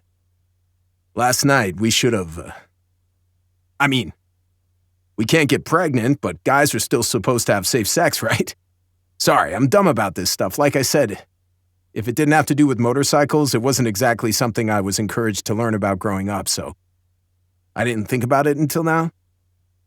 Yeah, well, I imagine neither of our fathers ever planned on sitting us down and talking us through the finer points of safe dick-and-ass sex. Silas grimaces at my choice of words, but it only makes me roll my eyes. Ugh, if you can't talk about it, you shouldn't be doing it, Silas. I say in a sing-song voice before biting my lip and looking up at him through my eyelashes. Heat flashes behind his eyes, and he immediately grabs my hips to pull me closer to him until we're firmly pressed together. The stiffness I feel tells me that I am so fucking good at gay flirting, which makes me smile more. Or maybe I'm just good at Silas flirting. Who the fuck cares? He's the only one I'm flirting with either way. My dude, you had your dick in my ass, and then you blew your load in my ass, and then you stared at your cum dripping out of my ass, said it was beautiful, and finger-fucked me until I cried. This was like 8 hours ago, Silas. I realized that a lot of shit has changed for us in a very short space of time, but I think you should be able to say the word condom in front of me. He's blushing so hard I'm worried he might burst into flames. Fuck, how is it this much fun to tease him? My smile only gets wider. I don't see myself ever getting tired of this. I lean my whole body into him, pulling him into a slow, sensual kiss. I've had sex before, sure, and the occasional girlfriend. But this kind of soupy, lusty miasma? This feels like something new, and I want to swim around in it forever. I grind against him, almost purring, when one of his big hands grabs my hip, while the other runs up my back to tangle in my hair. He digs his fingers in, the tug and sting of it making me tingle until I almost forget what we were talking about. It takes all my self-control to pull back from him before we get distracted and go for round 2. Well, we both know I've had quite the dry spell recently, and my paranoia keeps me from slacking on getting tested. And you must be clean. You wore a condom when you fucked Cassidy, right? Silas's hand freezes, his fingers just under my waistband, and he looks like he just got caught with his hand in the cookie jar. I tense up because he tenses up, and a nervous energy invades our happy post-sex bubble. Silas, please tell me you did not have unprotected sex with a pit bunny a week and a half before you and I decided to discover the magical marvels of your dick being in my ass? Dude, can you go 3 minutes without saying the words dick or ass, please? I'm trying to have a serious conversation, and every time you say the words, all I can think about is, your dick in my ass? I'm so helpful. Dick! Silas scowls at me, leaning back far enough to punch me in the arm just like Wish does.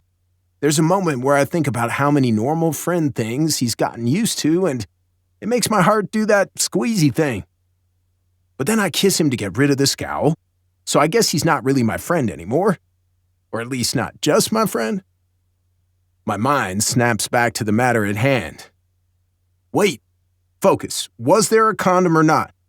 Are you about to tell me that our first date is going to be at Planned Parenthood so we can both get our dicks swabbed? Because I'll do it if I have to, but I think I should be upfront that I definitely don't have a medical kink.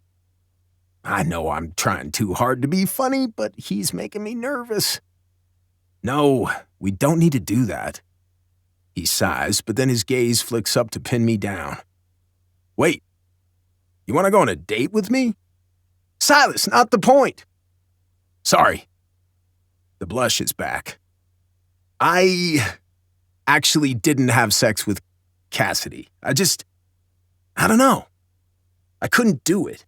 It felt weird, and I didn't like leaving you at the bar, but I couldn't figure out why. And I was going to tell you the next day, but then your dad showed up and things got crazy. I wanted to tell you that I didn't, but I didn't know how to without being able to tell you why I didn't, and I couldn't explain why, so no. I didn't fuck her. He blows out of breath before adding as an afterthought. And she's not a fucking pit bunny. That's possibly the most words I've ever heard him say in one go. He's looking at me like he's worried I'll be mad at him or something, which is stupid as hell. And I want to wipe that expression off his face and never see it again. Hey, I take his face in my hands, pulling it up so he looks at me properly. Hey, that's okay. I'm sorry. I shouldn't have pushed you so hard that night. Taking a deep breath, something falls into place that I couldn't figure out before. I think I was jealous. I didn't get it, but I was jealous of you giving her attention because I wanted all of your attention, but I knew I wasn't supposed to, so I pushed you towards her. And you were probably feeling something similar and confusing, so you went. So really, we're both idiots, as I pointed out last night. I boop his nose with my finger because there's no reason not to, and the sound of him laughing at me is so fucking pure, I can't not kiss him. Chapter 22. Silas. The smell of motor oil and the repetitive movement is normally something that grounds me. Focusing on the task at hand and drowning out everything else is what I'm good at. But right now, I couldn't focus if my life depended on it, which isn't great. I'm not exactly rushing into burning buildings for a living, but I am working with powerful machines that could hurt me, so I should probably try to focus a little. At the exact moment the thought passes through my head, my hand grazes a hot engine and I snatch it back with a hiss. Ford raises his eyes, looking at me from across the room where he's elbow deep in his current restoration project. An arched eyebrow is all he needs to ask if I'm okay. I'm fine. I hold up both palms to show him. He doesn't move for another minute, still staring me down. Even though neither of us were looking for a chatty workplace, I was worried about being able to communicate with him whenever we didn't have the luxury of passing a phone back and forth. But he's pretty easy to read once you get to know him. And he can text me from wherever if he really needs to say something. Right now, he doesn't need to text for me to know what he's saying. I need to get my head out of my ass and pay attention to my work. I'm fine, I swear. I repeat. If I say it enough, maybe we'll both believe it. It's enough for him to turn back to his own work, but I don't think he's convinced. I wish I could tell him the whole truth. He'd understand my inability to concentrate if he knew exactly how much my world has been flipped upside down in the past 24 hours. It is physically impossible to think about mundane things like tire pressure and coolant levels when all I can picture is Cade's face. The face he made when I sank my cock into him for the first time last night. The face he made when he begged for more. Or his face when he came so hard he cried. It was the most beautiful thing I've ever seen. I don't understand how I've spent so much time watching him without letting myself admit how beautiful he is until now. But once it clicked, everything made sense. He's mine. My job is to take care of him and keep him safe, like no one has before. For the next couple of hours, I do my best to put all thoughts of Cade out of my mind. I'll see him tonight, after all. The girls aren't coming home until tomorrow night, which means I have one more night to wring as much noise out of his sexy, pouty mouth as I possibly can. And I want to. More than anything. It's insane to think I've spent my entire life not really caring about sex. Because the second Cade and I got our shit together, it became all-consuming. It wasn't just how much I care about him, although that's a huge part of it, but it's also this need to have him, to own him inside and out. Seeing him marked up with my cum was like feeling a bunch of random puzzle pieces fall into place.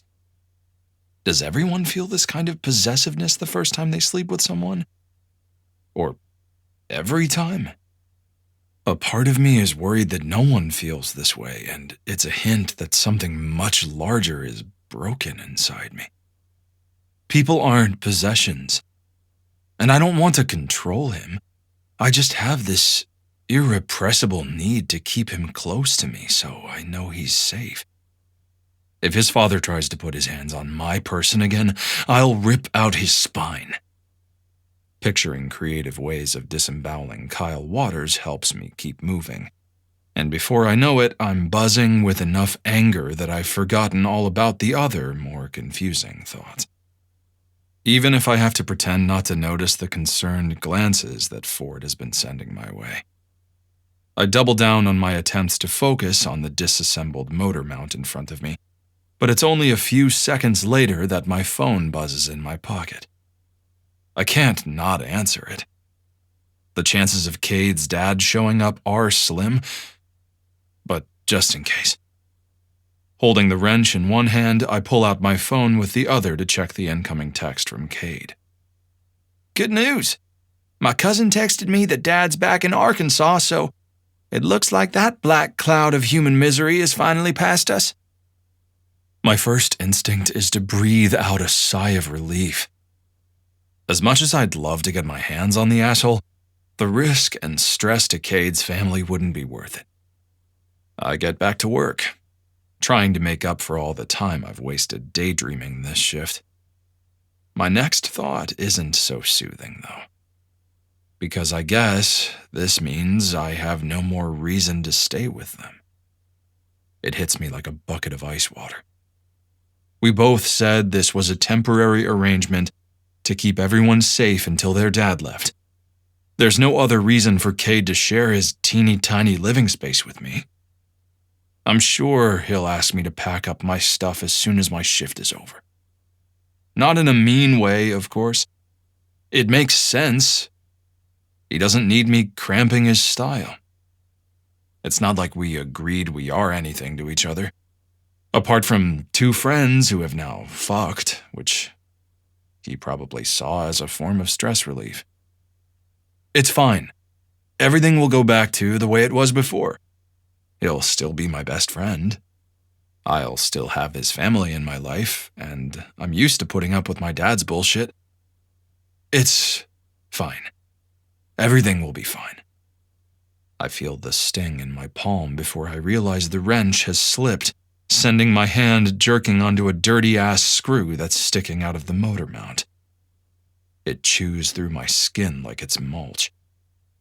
Looking down, there's a lot more blood than I expected. I can see raw flesh where the screw tore into my palm, and blood is running down my forearm until it drips onto the floor. The sight of my blood soaking into the concrete makes the world tilt. Oh, shit, I say. But my voice sounds like it's coming from far away, and it's muffled by blood rushing in my ears. Obviously, Ford was right. I should have been paying more attention. Chapter 23. Cade. I've spent the whole day in a kind of pleasant daze. I probably look like a love-struck teenager, but I don't even care. No one who's had the quality and quantity of orgasms that I've had this weekend should care about anything. Dad is gone, hopefully for good this time, or at least for a while. Mom answered the phone when I called to check in and sounded not dead or dying. The girls are safe with Jazz and I will be home tomorrow. Silas works until 6 p.m. today and I don't start my next shift until 6 a.m. tomorrow, which means we have 12 whole hours of privacy to continue to explore whatever my de-virginized little dirtbag wants to. It would be physically impossible to bite back my smile. Why try? It's only 4 p.m. now, so I still have a couple of hours to kill until Silas gets home. Normally I would spend it napping, but I'm too amped up to sit still. I move around the trailer, cleaning up whatever I can find to make it look a little nicer for him and the girls when they get back tomorrow. I'm sprawled out, squeezing toothpaste into some of the smaller holes left by Dad's path of destruction, when I hear the door open. Confused, I push my chest off the kitchen floor to see who it is. "Mom? It's me." Silas's voice reaches me as he walks through the doorway. A flush of excitement surges through me, which is a new but not unwelcome development, and I scramble to my feet to go meet him. There are too many questions running through my head to get any answers.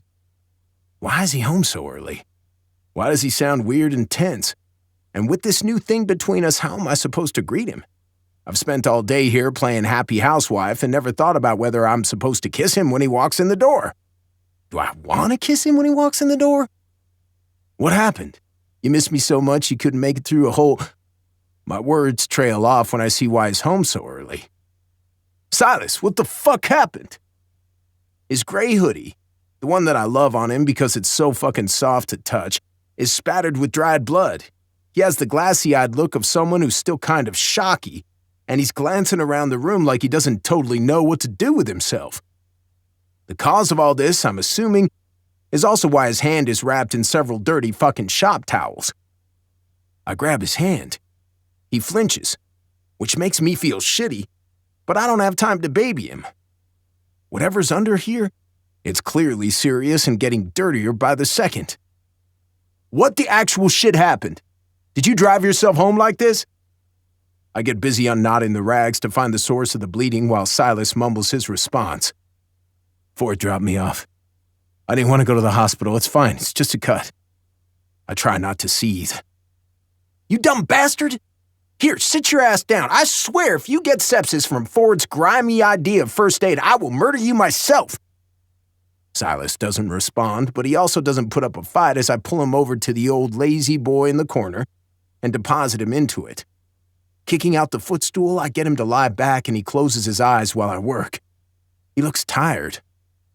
There's one towel still wrapped around his hand, but I want to grab my kit before I reveal what's underneath, in case he starts bleeding again. Do not move. I can't tell who I'm more pissed at or why. I'm buzzing with adrenaline despite treating much more serious shit on a daily basis, and I have to force myself to shut the emotional part of my brain down for a second. Snapping into work mode, I distance myself from anger so I can focus. It only takes a second for me to grab the med kit from under my bed and bring it out, unzipping all the pockets and sifting through until I find what I need. Saline to flush the shit out of the wound, Chlorhex to disinfect it, skin glue if I have to, and bandage materials. All of it's expired and ended up here as a detour on its way to the trash can at work. No antibiotics, unfortunately, because no one's gonna fire me over some gauze, but I'm not losing my license for the sake of some bootlegged Augmentin. I have suture shit, but that's way, way out of my wheelhouse as an EMT. I taught myself how to do proper suturing from YouTube in case of dire emergencies. I've definitely advanced beyond the tie a knot and hope for the best level. But it's his fucking hand. I'm not taking that risk. Not when one damaged nerve could fuck up his new livelihood just as he's fallen in love with it. I'll eat the hospital bill for real stitches if it comes to that. Or maybe Tristan will do them. Army medics have experience doing all sorts of fun shit civilians aren't allowed to even think about. When I untie the last nasty rag from around Silas's hand, I feel my whole body sag in relief. It's not as bad as I was imagining. The wound is messy with a lot of torn edges where whatever he was using ripped through the flesh. It must hurt like shit, and I'm sure the amount of blood freaked them both out, but it seems more torn up at a surface level than any deep, significant damage. Throwing a couple of chunks under his arm to absorb the mess, I pull on a pair of gloves and jab a needle into a bag of IV saline, squeezing it to make a strong enough spray to dislodge all that grime and grit. Silas winces at the sting, but other than that, he stays still and lets me work. He's facing the opposite direction and his eyes are still closed. By the time the wound is flushed clean and I'm scrubbing it with antiseptic, Silas still hasn't moved or spoken. All my fear and anger have ebbed, and the silence in the room is threatening to choke me. Screw it. It could stand to soak in the Chlorhex for a while anyway. Leaving the wet gauze on the wound to do its shit, I pull off my gloves and toss them to the side. I can clean up later. I bring my hand up to take hold of Silas's chin, gently redirecting his face until he's looking at me for the first time since he walked in. "Hey," I murmur. "What's going on?" Silas swallows, and I can't help but watch the way his Adam's apple bobs with the movement. It reminds me of all the places on his neck I greedily sucked last night, and how much I want to again. Just above the collar of his hoodie, there's a bruise on his collarbone. I'm pretty sure it came from my mouth. I always thought hickeys were juvenile, but right now my cock is telling me screw the hand, screw the conversation. The most important thing is putting as many bruises as possible up and down Silas's neck to let everyone know whose mouth has been there. It was an accident. I was distracted and my hand slipped. It's no big deal. I don't like how hollow his voice sounds at all. I don't like that he's not leaning into my touch the way he always has, even before he knew what I looked like naked. Yeah, tell me why I don't believe you. An invisible barrier seems to be building between us by the second, and I ignore my own growing anxiety to tear it down. Looking Silas in the eye, I repeat my question. "What's going on?" Silas huffs out a breath like he's irritated, but his face doesn't quite make it there. He pulls his chin out of my grasp, but I don't let my hand go far, resting it on his chest instead. "I told you, it was an accident. Don't worry. I'll get my stuff and you can give me a ride back to my truck once you're done playing doctor. I'll be out of your way soon." There's a lot to unpack there. Like in most situations, subtle is not how I roll. Silas looks upset and he's talking about packing his shit. I could always unupset him before by touching him, and after last night I opened up a giant bonus arsenal of touching to use on him, so this should be an easy fix. He looks like a wide-eyed woodland creature when I climb up and straddle his lap, being careful not to mess with his hand. Thank God this chair is big enough for both of us. I don't think I've ever sat in someone's lap before, but it's kind of doing it for me. There's something about the way he's looking up at me with his serious brown eyes that makes me feel powerful as shit. Having someone as strong as him underneath me, at my mercy, is a feeling I could get used to. When I run both hands down his chest, he sucks in a harsh breath. That's all the encouragement I need to put my hands back on his face, tilt it up to me and kiss him. It's soft, gentle, but when I run my tongue along the seam of his lips, he opens for me easily, and we both sink into it. That's better, I say when we finally break apart. His half-hard cock is rubbing up against my ass where I'm straddling him, and it blows away any lingering insecurities I had that last night was a fluke for him.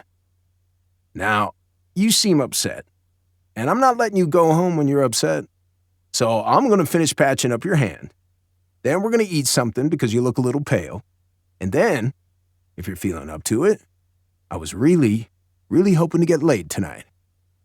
I punctuate this by rolling my hips into him, making him gasp and giving a abortive half-thrust up into me. You don't want me to leave?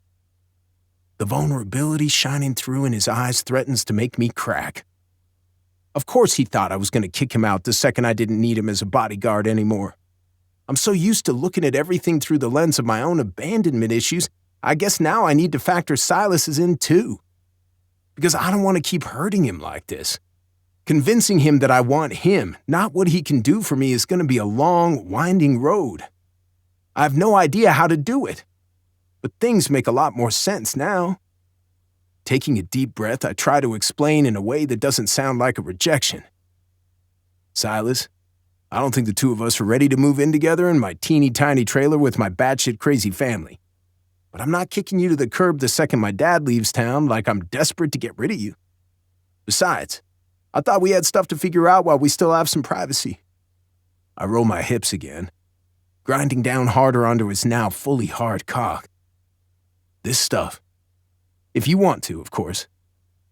Silas bites his lip, his eyes clouding with lust. I want to. Perfect. Then be a good boy and let me finish with your hand, and we can move on to the fun stuff. The way Silas's cheeks color at the words "good boy" is adorable, and for a second I think he's gonna get all demure on me. But as I try to stand up, his good hand shoots out and grabs me by the back of the neck.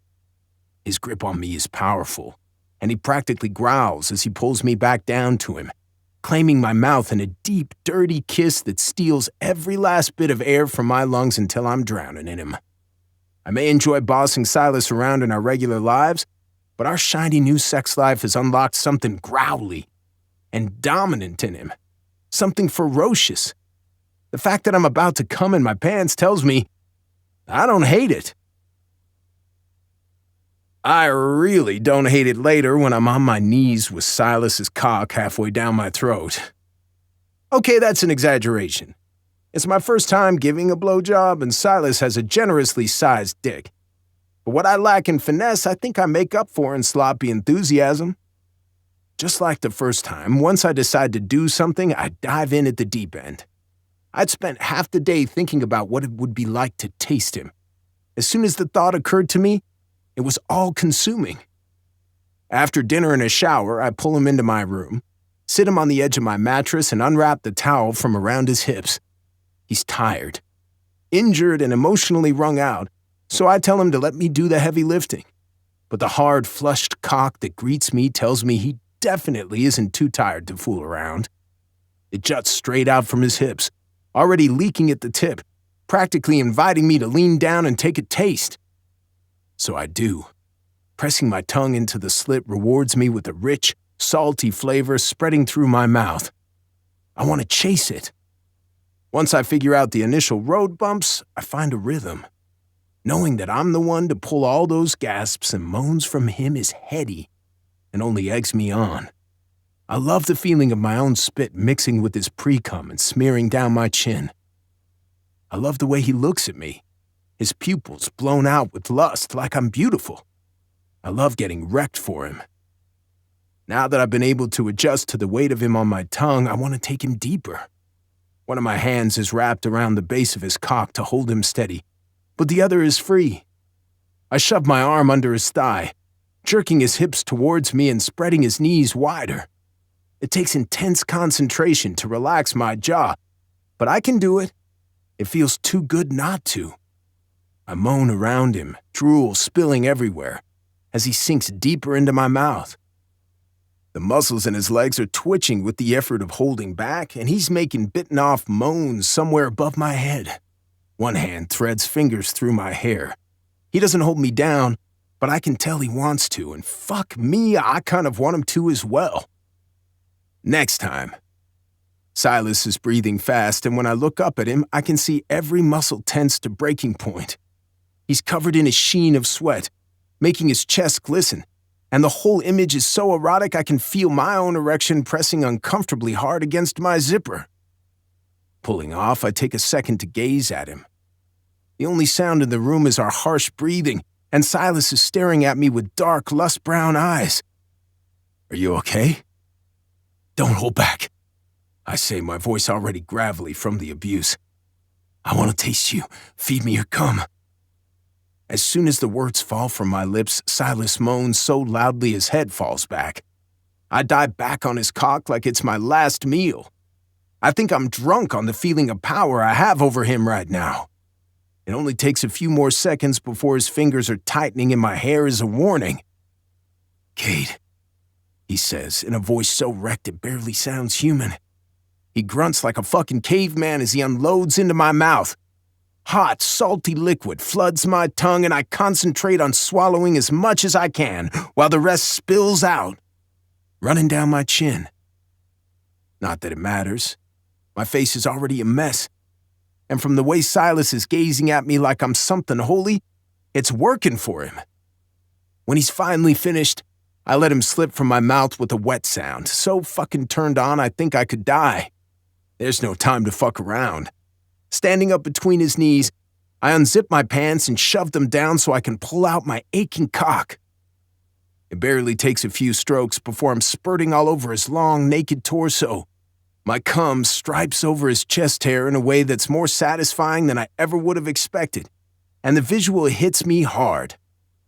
Silas, his body blushing for me, decorated with my cum, wrung out from what I did to him.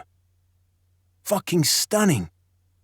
Suddenly exhausted, I shoved the rest of my clothes off before collapsing on top of Silas in a sweaty, sticky heap. I don't know how much time passes before either of us speaks. His arms circle around me at some point, pulling me tighter into his side. I trace absent shapes over his skin with my fingers, my face buried in his shoulder. There's a feeling of weight to his arms that I can't describe. It should be suffocating, but it's not. It's the opposite. It's like nothing I've ever experienced before. A tiny piece of my brain is screaming at me that this level of comfort can't possibly be sustained, and I should run before it can be ripped away from me in the most painful way possible. The rest of me is too tired and blissed out to listen. In the end, Silas is the one that breaks the silence. Thank you for taking care of me today. You're pretty good at that. I laugh. I've always been an underachiever, but apparently when it comes to gay sex, I can really throw down. Anal? Check. Blowjobs? Aced it. I'm basically a pro. Silas snorts softly, squeezing me a little tighter and pressing a kiss into the top of my head, making my stomach flip-flop like a dying fish. That's not what I meant, asshole. I meant my hand and my weird meltdown. But the blowjob was also, I leaned back far enough to stare at him with a stern expression. If we're gonna keep hooking up, I'm gonna need you to get a thesaurus and work on your compliments, boo. My ego is fragile. Silas laughs, which almost makes me break, but I push through. That blowjob was not, It was spectacular, incandescent, life-altering, phenomenal, breathtaking. I'm cut off when Silas leans down and covers my mouth with a kiss that turns deep and filthy. Very fucking quickly. By the time we come up for air, I'm a little tingly, and his hands have roamed low enough that he's pinning us together at the hips. Both of us are definitely rallying for round 2. Do you ever shut up? Silas whispers into my mouth, still smiling. No, but you're stuck with me anyway. No backsies. I grin. There's a pause, and I can almost see the wheels turning while Silas tries to pull together the words for what he wants to say. Do you think we should keep this just between us for a while? Until we have a better idea of what it is? He looks torn, and I know he's worried about hurting my feelings or something, but he shouldn't be. I'm just as overwhelmed as he is, enthusiastic dick guzzling aside. I don't know what my dad will think. It would be nice to have a little time to prepare. Looking him dead in the eye, I nod. Agreed. No jokes. I agree. It's new and scary, and we deserve to figure our shit out before we have to explain ourselves to the masses. We'll take it slow. On that front, at least. It's probably too late to try to take it slow on the physical front. I press a quick kiss to his lips so he knows I mean it. And he gives me a tense smile in return. Deal. Luckily, I'm a master at breaking the tension. I would also accept mind-boggling as a compliment, or panty-melting. Dick-dazzling. You've been dickmatized, Rush. Silas finally laughs again, and I know without a doubt that no matter what, I'll never get tired of that sound. Chapter 24. Silas.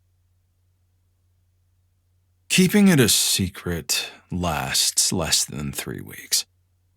It seemed like a good idea at the time. We're both still figuring out what all of it means. Neither of us are used to dating, let alone dating another guy. And telling other people will only invite questions we aren't ready to answer.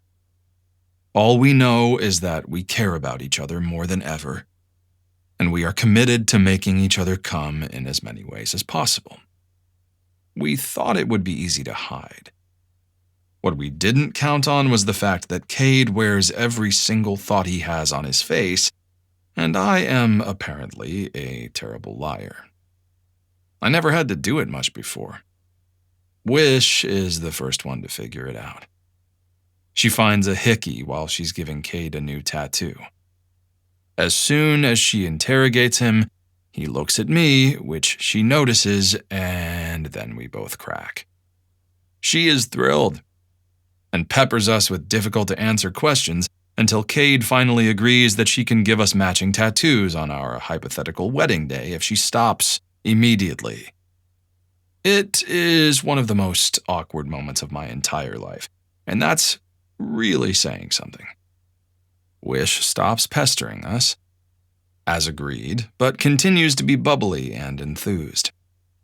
I know she just wants her friend to be happy. Historically, that's not something that Cade is good at allowing himself. I also catch her watching me warily when she thinks I'm looking the other way sometimes. Her enthusiasm may be genuine, but that doesn't mean she's doubt-free about the reality of this little venture. Which is fair. If there's anything in life that I'm unprepared for, it's this. Cade's mom finds out next, in a much more embarrassing way. We take the calculated risk of fooling around in his room while she's passed out cold on her sofa. I underestimate how addicted I am to the noises Cade makes when I have my mouth around his cock. What was supposed to be a quickie turns into the longest, messiest blowjob I've given him yet, and we both fail to notice how loud he's gotten until his mom comes in to see what all the noise is about. Chris and I get along fine. She never seems to have a problem with me being folded into the collection of children hanging around that she loosely parents in between hangovers. But I never wanted her to see me naked. And definitely not naked on my knees with my face buried in her son's crotch while he is spread-eagled on his mattress. At least he is still wearing most of his clothes. The saving grace of the situation? Once we all get over the crippling, gut-churning mortification, is that she isn't pissed about it. Pissed that we didn't lock the door? Yes. But not pissed that we're fooling around. I've seen Cade go toe-to-toe with his mom in 1,000 stupid arguments because they're both ridiculous and love to fight. And I've seen them have each other's backs 1,000 times as well, despite all the shit. But this is the first time I've seen him look scared around her. His mom fails him a lot. It's never because she doesn't love him, though. We've talked about it before, and he knows logically that his mom isn't a homophobe and probably won't give a shit. But knowing something and facing it are very different. In that moment, while he's waiting for her reaction, it seems like the first time he is genuinely worried what might happen. Instead, she rolls her eyes in that long-suffering way only parents can. If you guys are going to hump each other, can you at least lock the door? I may have created your testicles once upon a time, but I don't want to see them anymore. Especially not on Silas's pretty face. That's it. She turns around and leaves us to it, Cade staring after her with wide eyes. And keep it down. If I wanted to feel like I was sleeping in a cat house, I would work in one. The laughter that bubbles out of both of us is half embarrassment, half relief. When I kick the door shut again, tackle him to the bed, and try my best to kiss that nervous look off his face, everything feels okay.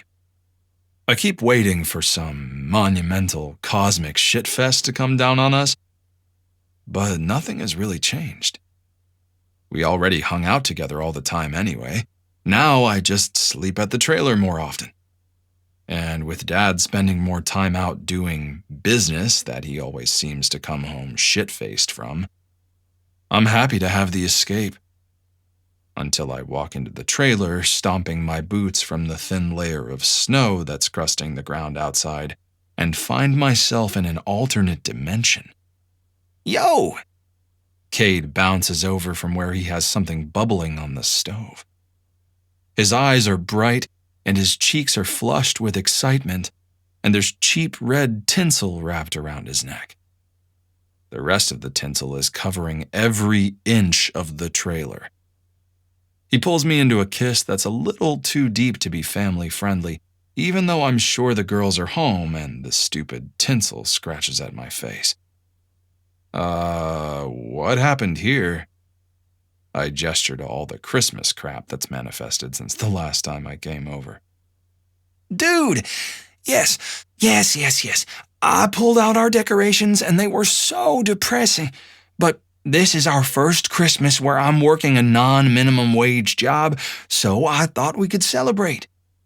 I went to the Dollar Tree and I may have gone a little overboard, but Christmas is Maddie's favorite holiday, so fuck it. What you think?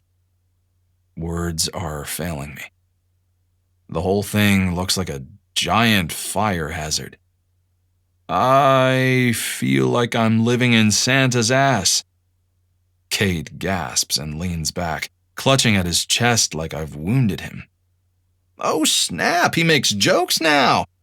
I've created a monster. Quick, bring back Robot Silas. I can't handle new Silas with a sense of humor. But he's so bright and happy, surrounded by all this cheap, mass-produced crap. I can't be grumpy about it for long. Snagging the front of his sweatshirt, I pull him back towards me for another kiss, determined to ignore the scratchy tinsel if it makes him this happy. When his tongue slips into my mouth and his hips roll into mine, I realize I made the right choice. Ew! A voice interrupts us. Cade, I thought we made a rule about not necking in the kitchen where my innocent eyes can be traumatized. Maddie walks past us, looking totally unperturbed despite what she says, and picks up stirring whatever Cade has forgotten about before it burns. She looks more like him than either Sky or his mom, with the same unruly dark hair and intense gray eyes and the same delicate features. But where Cade exudes constant buzzing energy, Maddie is calm. They're on opposite ends of the focus spectrum. If I had to guess, I'd say she's the real reason this trailer hasn't burned to the ground. Hi, Maddie. I try not to get distracted by how much I love the sight of Cade's lips when they're slightly swollen and shiny with my spit, so I can remind myself there are other people in the world. She gives me a small smile and goes back to stirring. Maddie and I have a mutual respect over being the only people in this trailer that don't need to voice every thought in our heads.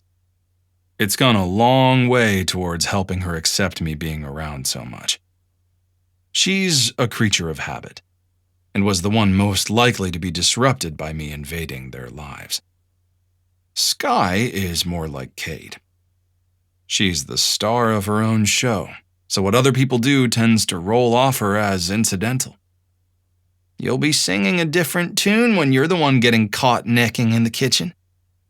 Cade sneaks up behind her, then snakes his arm around her waist and yanks her up in the air, spinning her around as he shouts, Teenagehood is upon you! The Waters house has been cursed a second time! Maddie wriggles and squeals at him to put her down, but she's laughing the whole time, and so am I. The relationship they have might be unconventional, but it works for them. Anyone who walks in here can tell that the girls feel loved by Cade and are as safe as they can be, given the circumstances.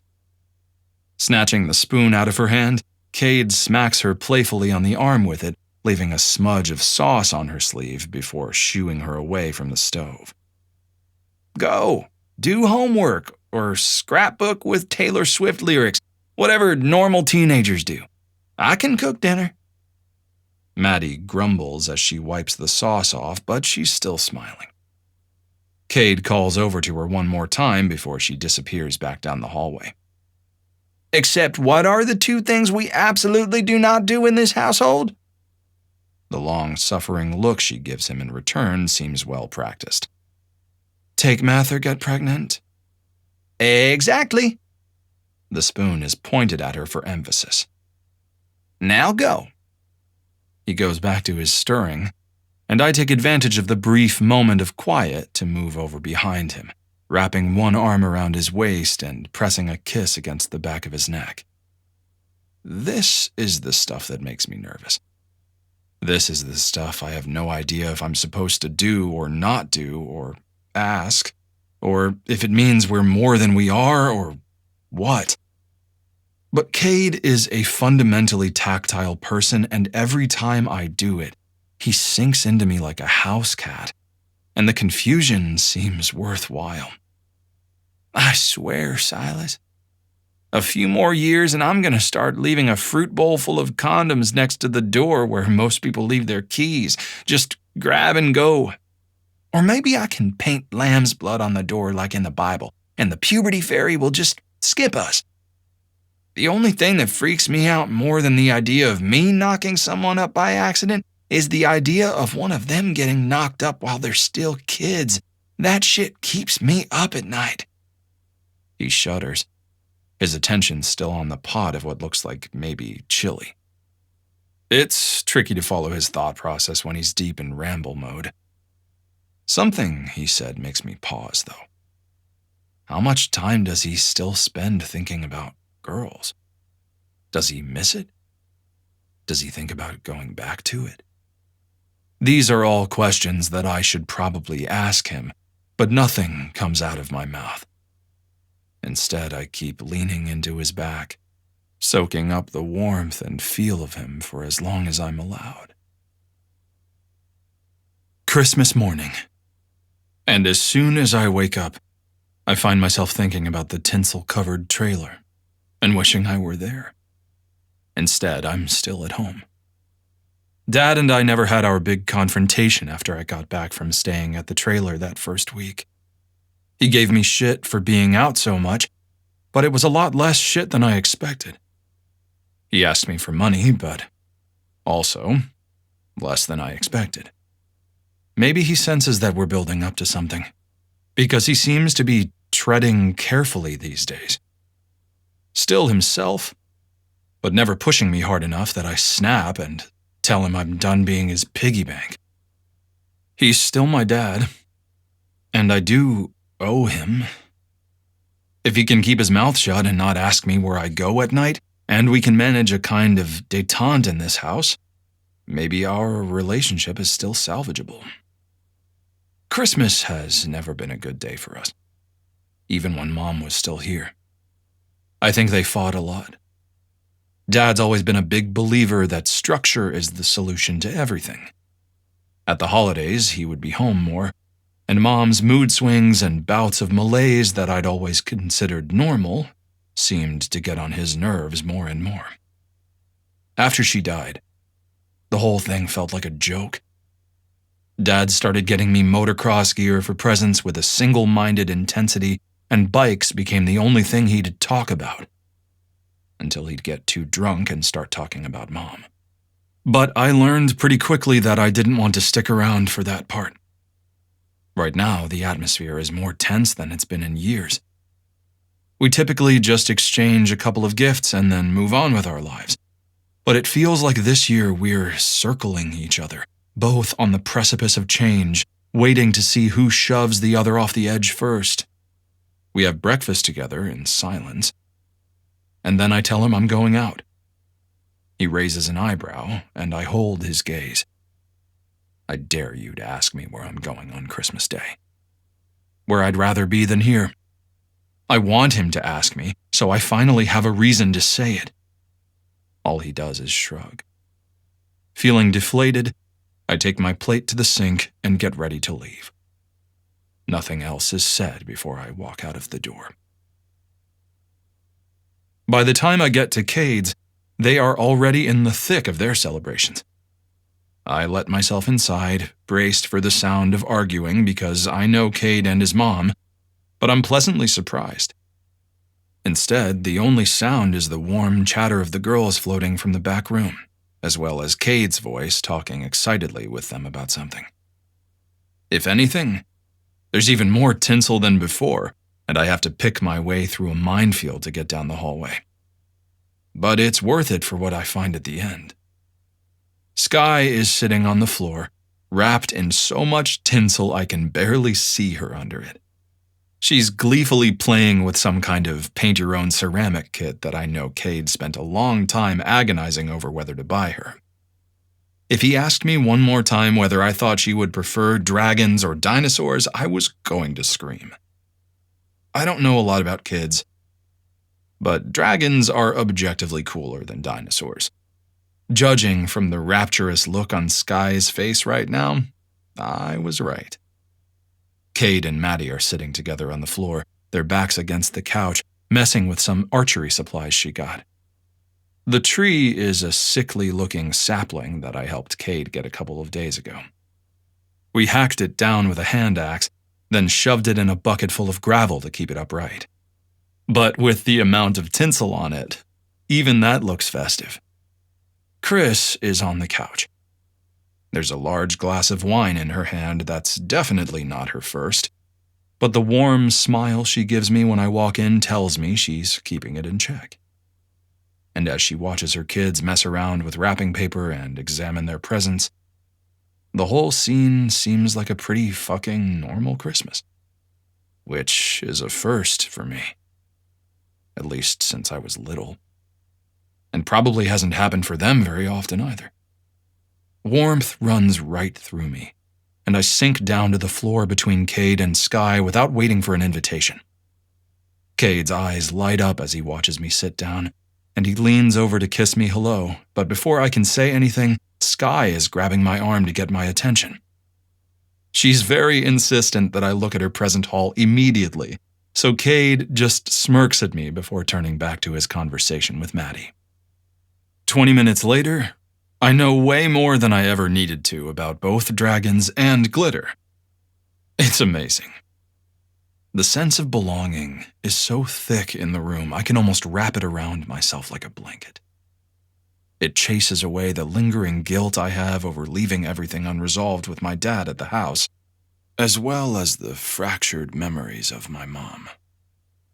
There's only one thing tugging at my happiness. It's starting to feel weird that we're not talking about what this means. The more free we can be here, the weirder it feels when I see Cade outside the house and we have to pretend to be nothing more than friends. It feels like an itch I can't scratch. Cade and I had agreed not to do presents this year. I provided most of the chocolate and booze for the day, which Cade said was much appreciated, and I wanted him to spend his money on the girls. As we go to sleep later, overstuffed and fucked out, I can't stop thinking about next year. I don't see myself leaving Cade's life anytime soon. But I also don't know if I can keep this thing a secret for another year. I used to find it easy to mask my emotions because I was already so numb to them. Every day I spend with Cade makes me more vital and alive. My blood is pumping and my heart is full of something other than the weight of all that numbness. But it's making the mask harder to wear.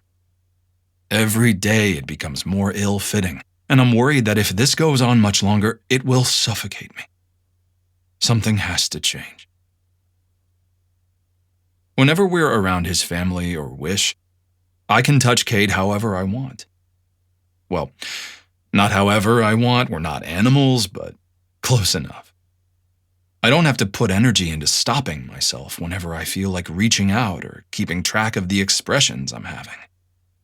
The longer it goes on, the more draining it is to pretend to be just good bros whenever we're in public. It's like I'm using that same fake smile for the camera, pretend to be normal publicity muscle that Dad worked so hard to strengthen. But it's even worse this time because I'm using it to hide something I'm not ashamed of. It hurts.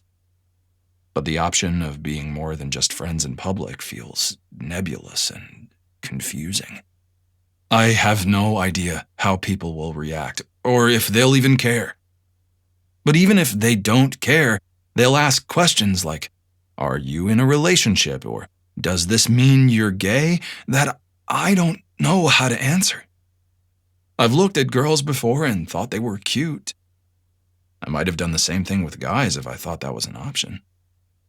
I've never really been into anyone before, though.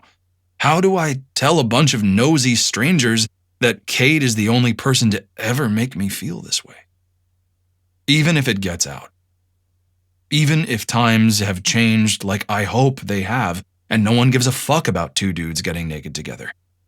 Even if everyone minds their own business and doesn't ask me questions I can't answer, it will still get back to my dad.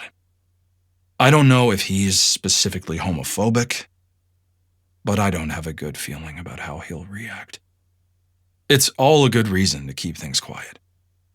But not touching Cade whenever I see him is driving me fucking insane, especially whenever Cade goes on nights and we have to survive days and days between sleepovers. I have no idea how I went 22 years without ever having sex and only occasionally jerking off. The second I sank my dick into Cade's warm, tight ass, I was a changed man. Now I'm hooked.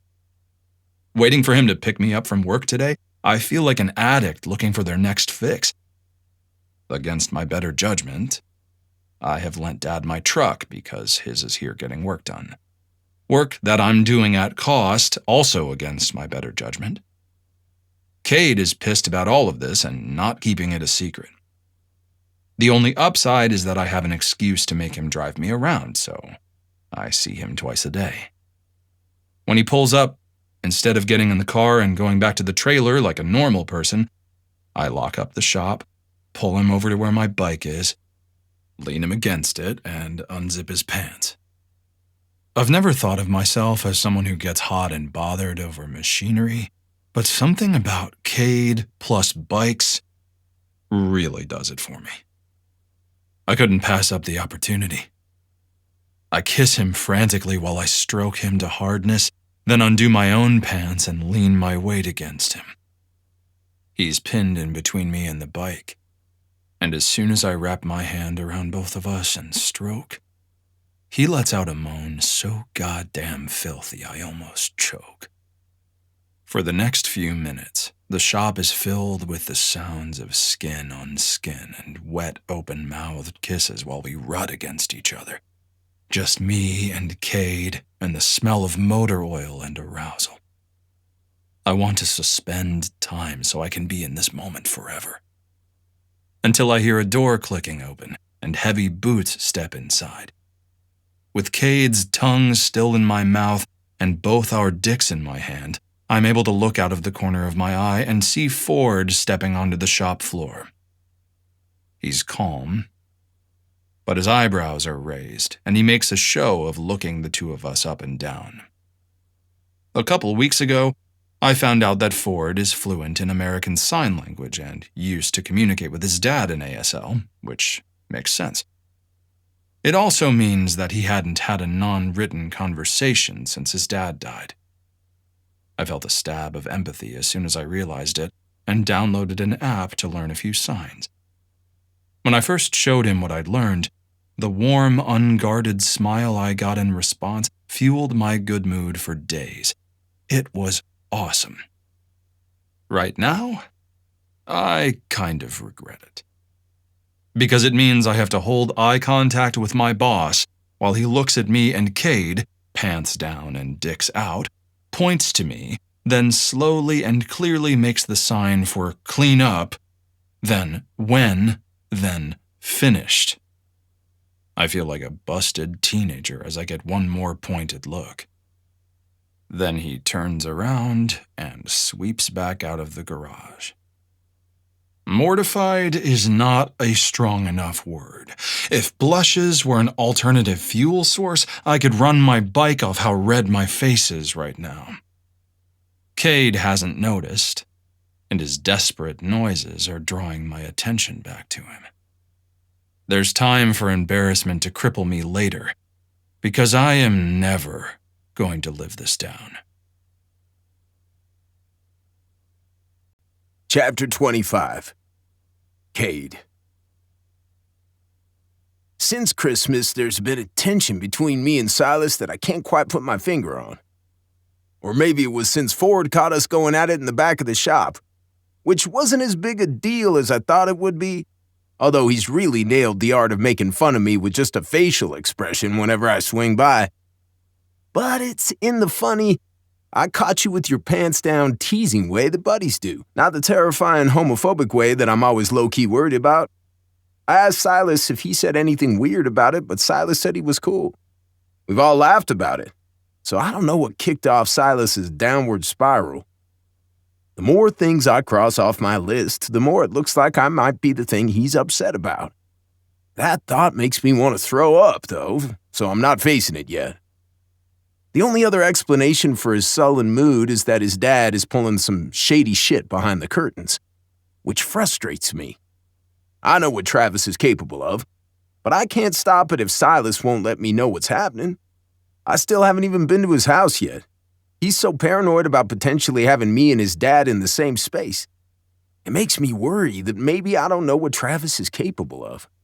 That's the only rational reason Silas would hide things from me.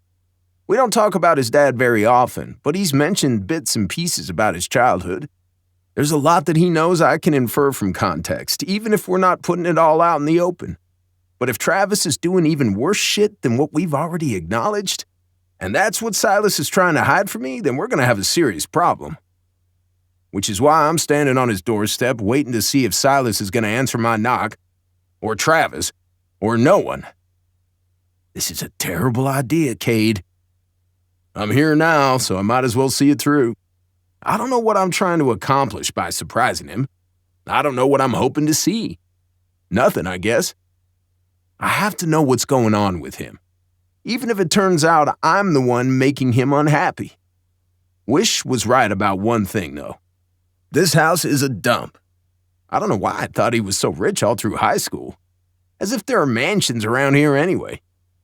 Shoving my hands deeper in my pockets to ward off the cold, I stamp my feet and watch my breath curl around my face in the frigid air. Finally, the sounds of footsteps approach. Please don't be Travis. I can't punch him in his stupid face and go to jail while the girls still need me. Thank fuck it's Silas's face I see when the door swings open. Confused, but still gorgeous as ever. Even that little wrinkle he gets in his forehead when he frowns. Which is all the time. That I always want to smooth out with my thumb. Kate? Present. Is your dad home? I don't wait for the answer before pushing my way into the house. I'm coming in either way. The only thing the answer will change is what I'm going to do once I'm in there.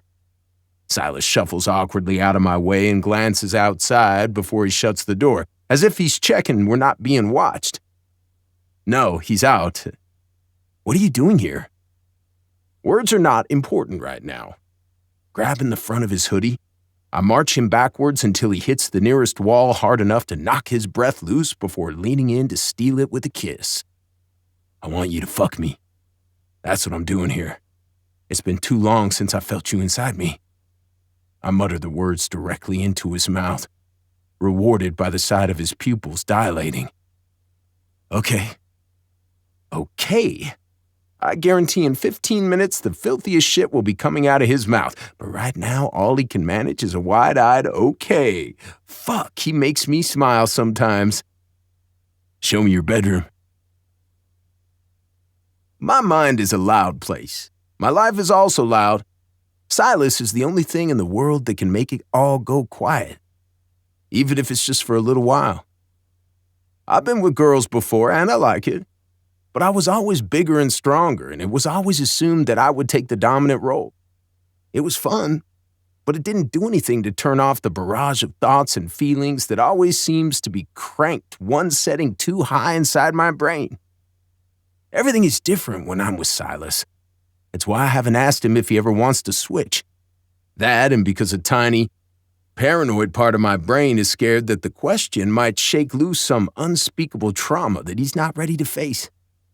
I don't know what switches it flips in his brain to be on top and take possession of me, but it obviously works for him, and I'm not complaining. It works for me, too, more than I would have ever believed.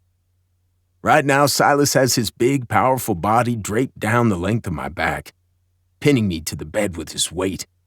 His arm is wrapped around my chest, holding me tight, and he has one large hand wrapped possessively around my throat. He's not squeezing hard enough to cut off all my oxygen, but enough to let me know that he has me. It feels like I'm split open on his fat fucking cock. He's tearing me in two. with his other hand holding my thigh open just enough to let him in.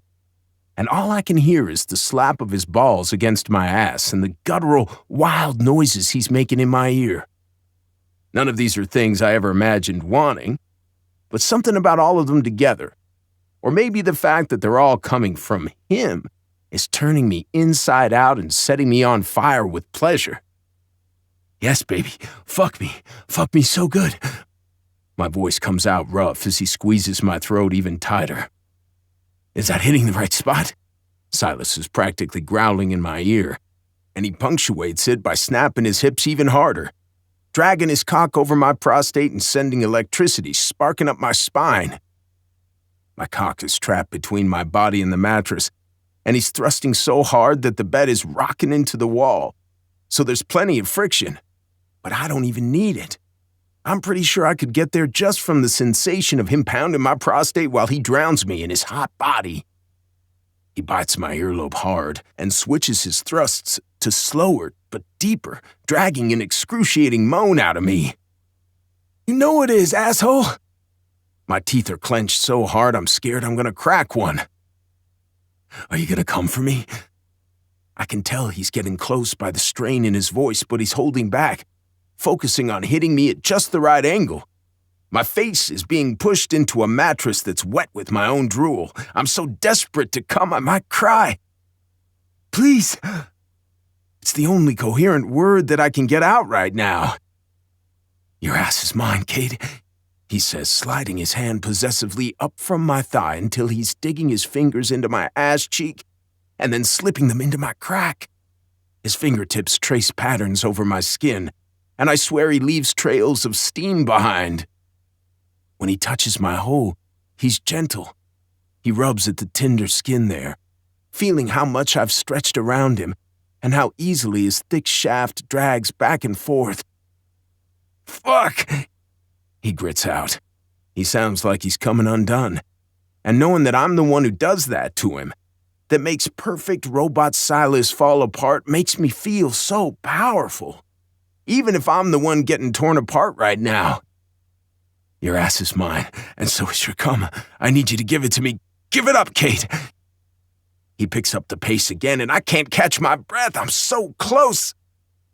Hand! I groan, reaching for my cock, but he slaps it away and grabs my balls instead. Give it to me. I can feel how full of cum you are. It's dying to spill out. Do you need me to fuck it out of you?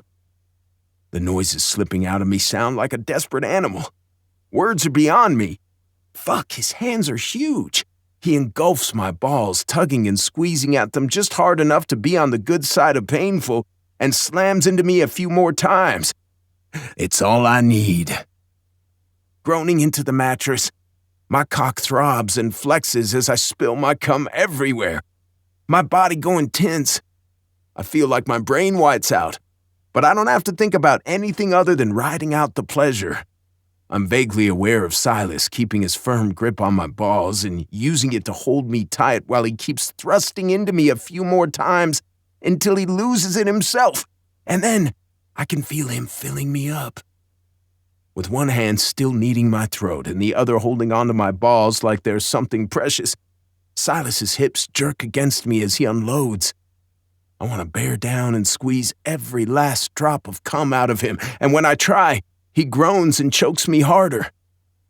He nuzzles into me, the rasp of his stubble on my neck sending jolts of electricity through me as we both come down.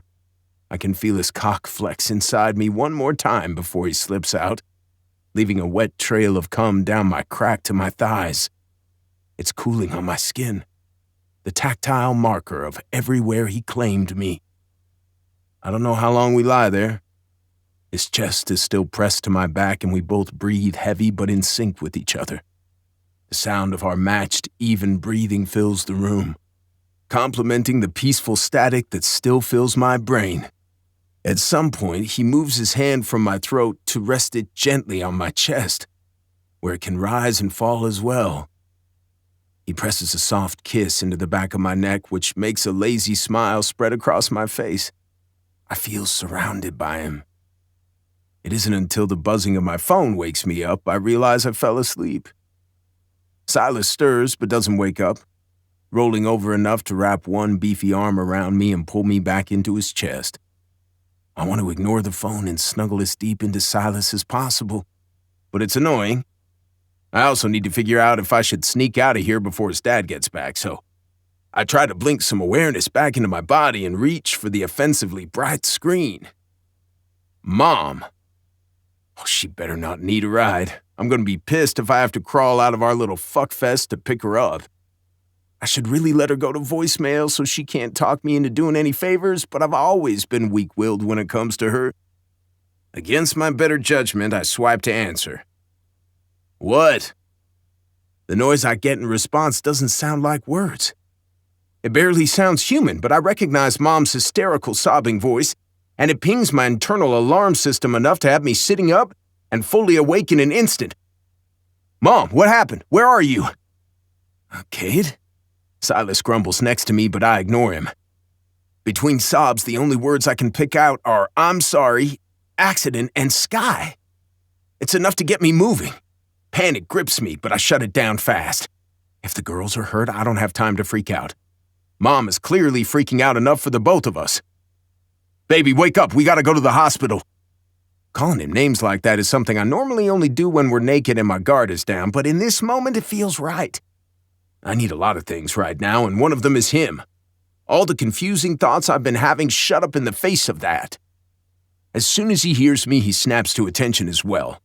Not bothering to ask me more questions while I'm still on the phone. He focuses on pulling on clothes and tossing me whatever comes to hand so I can get dressed as well, watching me with the concern in his eyes. It's half the clothes I came in and half his shit, but I don't care. If anything, it's kinda comforting to pull on his stupid, boring gray hoodie. Mom's still crying while we jog downstairs and out to the car, so I give up trying to get anything out of her and ask her to pass the phone to a nurse. She can't find a nurse, which is obviously not true, so I wait.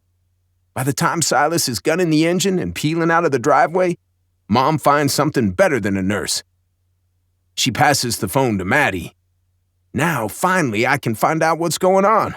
But as soon as she speaks, she sounds almost as hysterical as Mom. It's all my fault, Cade. I'm so sorry. Chapter 26. Silas. It's a half-hour drive to the hospital in Mission Flats, and the road runs through thick countryside, which means it's dark as fuck. I hate driving back roads at night. I've already swerved for like 3 raccoons, and if we make it to the hospital without being taken out by a rogue deer, it'll be a miracle. Which also means my focus has to be on the road instead of on Cade, where it should be. He's kept Maddie online the whole time. At first, their conversation was frantic. I could tell he was working hard to keep calm, asking her clear questions to get to the bottom of what happened. But now they've run through everything and they're trapped in a cycle of him telling her it's not her fault, which it sounds like she's not accepting. Every time he says it, there's more and more heartbreak in his voice. I hate it. From what I can piece together, Maddie and Sky were cooking dinner together while Chris was passed out in the back room. The skillet they were using caught fire. Maddie didn't realize you can't put out a grease fire with water, so she made it worse. The girls got the fire out eventually, but Sky got pretty badly burned in the process. Maddie called the ambulance herself, and Chris didn't wake up until they were on their way. The fact that she was at least up and conscious when they arrived is probably the only reason she's not in jail right now facing child endangerment charges. Now Sky is being treated for the burns, Maddie is blaming herself, and there's no way they're getting out of that hospital without a CPS interview. The guilt settling over Cade is like a physical weight, making the whole truck feel heavier by the second. The road gets busier, with a few more signs of life when we hit the edge of town. When we're a couple of minutes out from the hospital, Cade tells Maddie we're almost there and hangs up the phone. The way he throws his head back against the seat, with his eyes closed and tension etched in every inch of his expression, makes me ache. I want to fix it, but there's nothing I can do. It's completely silent in the truck. With Cade sitting next to me, that feels unnatural. And for once, I'm the one rushing to fill the void. It's not your fault. I know it probably feels like it, but you can't be with them every second of every day. I take a deep breath, spilling more words into the air in the absence of a response from him. Accidents happen, even in the best, richest families in the world. You take such good care of them. Please, Cade, please don't tear yourself apart over this. My voice is wrecked, because I can already see how much this is hurting him. He seems like he's a million miles away, and no amount of reaching out is bringing him any closer. The wall of his guilt and anger is sitting between us, and it might as well be made of concrete. Thanks for driving me, he says. I glance at him, and his eyes are open again, although he's looking out at the road ahead. His voice is flat. It really helps that you're here. Throwing me a small smile, Cade reaches over and grabs my knee, pressing his thumb into the notch on the outside like he's using it to cling to me. It gives me a spark of hope that he isn't completely falling apart. We can deal with this. This will be okay. I can be here for him. I don't know how to, but I'll figure it out. He deserves that. Silence settles over us again while we pull into the hospital, quickly finding a place to park. As soon as we get out of the truck, I take his hand and intertwine our fingers, squeezing it like I've wanted to do for the entire freaking drive. He clutches at me, and we walk close enough for our shoulders to brush, all the way up to the entrance of the ER. I feel solid and purposeful.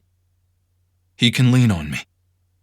Stepping from the dark lot into the two bright halogens and sterile white walls of the ER is dizzying.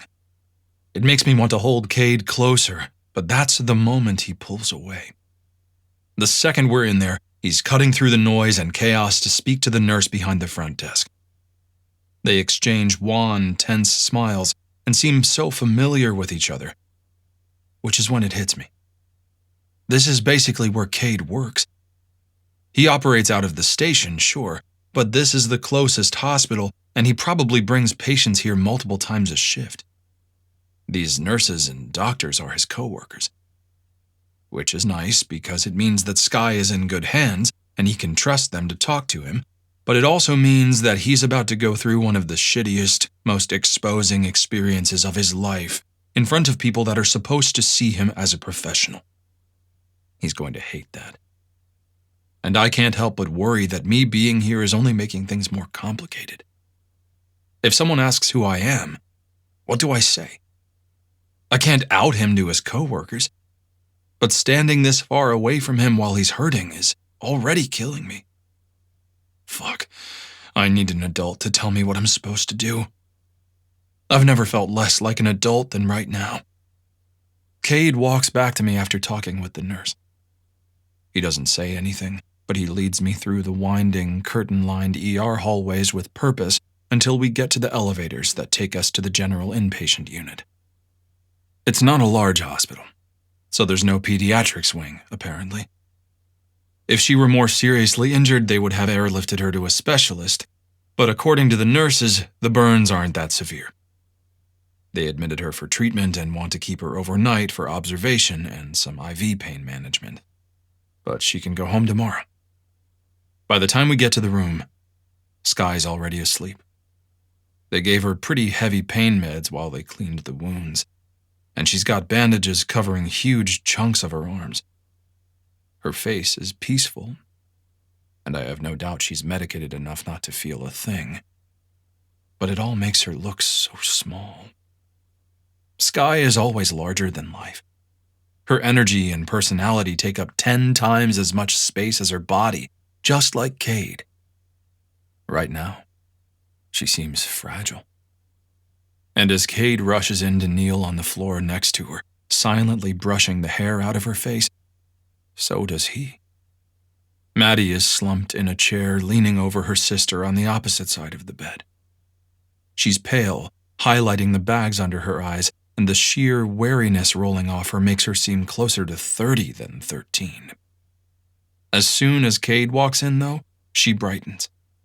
She runs over to him, letting him scoop her up for a tight hug. There's only a few seconds where she returns it before she starts crying into his shoulder, babbling the same endless guilt-stricken apologies I heard pouring out of the phone on the drive over. Cade eventually takes her seat, pulling her into his lap and cradling her like a little kid. She goes willingly, and it doesn't take long for him to get her settled. No amount of guilt or anguish can stop her natural, practical personality from coming out, and as soon as Cade asks her questions about where Chris is, Maddie swipes her tears away and puts her game face back on. "She's with the social worker?" Maddie says. The tension in her voice tells me she trusts CPS about as much as Cade does. "I already had my interview, but I didn't tell her anything. I just said Mom was asleep and there was a fire. They can't prove anything. It was an accident." "It was an accident," Cade whispers, looking her pointedly in the eye as he tucks a lock of dark hair behind her ear. They seem to realize they've hit an impasse, so they both drop the conversation, and we all sink back into silence. Maddie huddles deeper into Cade's chest while he strokes his hand lazily up and down her back. I hover beside them, my hands shoved in my pockets. I feel awkward, but also like I couldn't physically move away from them if I tried. Eventually, a doctor walks by the open door and tosses her head at Cade to join her in the hallway. Nodding, he tries to stand up, but Maddie squeezes him tighter and makes a whimpering sound that's fucking heartbreaking. She is the strongest, most level-headed kid I think I've ever met. Seeing her torn apart like this, acting like a little kid desperate for comfort, is hard to watch. "Silas?" His voice is soft, and he only has to look at me for me to know what he means. I lean over them both, scooping Maddie up and pulling her to me. She sniffs again, but shifts to burrow into my chest the same way she did to Cade without protest. It feels strange in a way. A few months ago, these girls were strangers to me, and it's not like I have any experience being around kids. But what's stranger is how easy it's been to feel like a brother to them. Between the amount of time I spend at the trailer and the incredible example Cade sets, it just fits. I've never experienced having siblings. I've never experienced having a family that I'm close to. But if the fierce protectiveness that's running through me right now is any indication, I'm probably getting there. Maddie is so hardworking, and she doesn't ask for shit. If she wants to sit in my lap and cry and snot on my hoodie for the rest of the night, she fucking deserves that. Cade slips out of the chair, pausing briefly to look at the two of us with an unreadable expression. Then we switch places, as I sink down into the chair holding Maddie close, and he goes into the hallway to talk to the doctor in hushed tones. He's out there for a while, but I don't eavesdrop. He'll tell me what he wants me to know. Maddie isn't crying anymore, although her breathing is still ragged, so I try to copy the soothing way that Cade was stroking her back until she settles further into me. A hesitant calm settles over us, so I close my eyes, letting my mind go blank. I don't know how much time passes, but when I open them again, Cade is back in the room. He's standing just inside the doorway, leaning against the wall and staring at me with dark, intense eyes. I want to say something. I want to ask him how he's feeling or tell him I'm here for him. I want to tell him it's okay to be upset, but that this isn't his fault. Before I can get any words out, we're interrupted. Chris comes shuffling back into the room. Her body is bowed and hunched in on itself, making her look even more frail than usual, and a pang of sympathy for her runs through me. I'm angry at her too, but I'm also realistic. There are no winners here. Everybody's hurting. Everybody seems to be piling enough guilt on themselves without it being added to. From the look on Cade's face, he isn't thinking the same thing. Anger flashes in his eyes, and he's already opening his mouth to unleash what I can only imagine will be a tirade of nastiness when someone walks into the room behind Chris. It's a middle-aged woman with dark hair and a long braid, a sensible but soft-looking sweater, and a clipboard in her hands. Every inch of her screams social worker. Cade's mouth snaps shut on whatever he was about to say. The woman introduces herself as Rosemary and is apparently the hospital social worker, not from CPS. Chris gave consent to let her interview everyone because Chris is so dazed she'd agree to anything right now. Rosemary emphasizes that this is all standard procedure for when a child gets injured, and no one is getting blamed, but none of us are buying it. She turns to me next, thinking I'm Cade. When I shake my head and Cade steps in front of her, a series of micro-expressions flits over her face.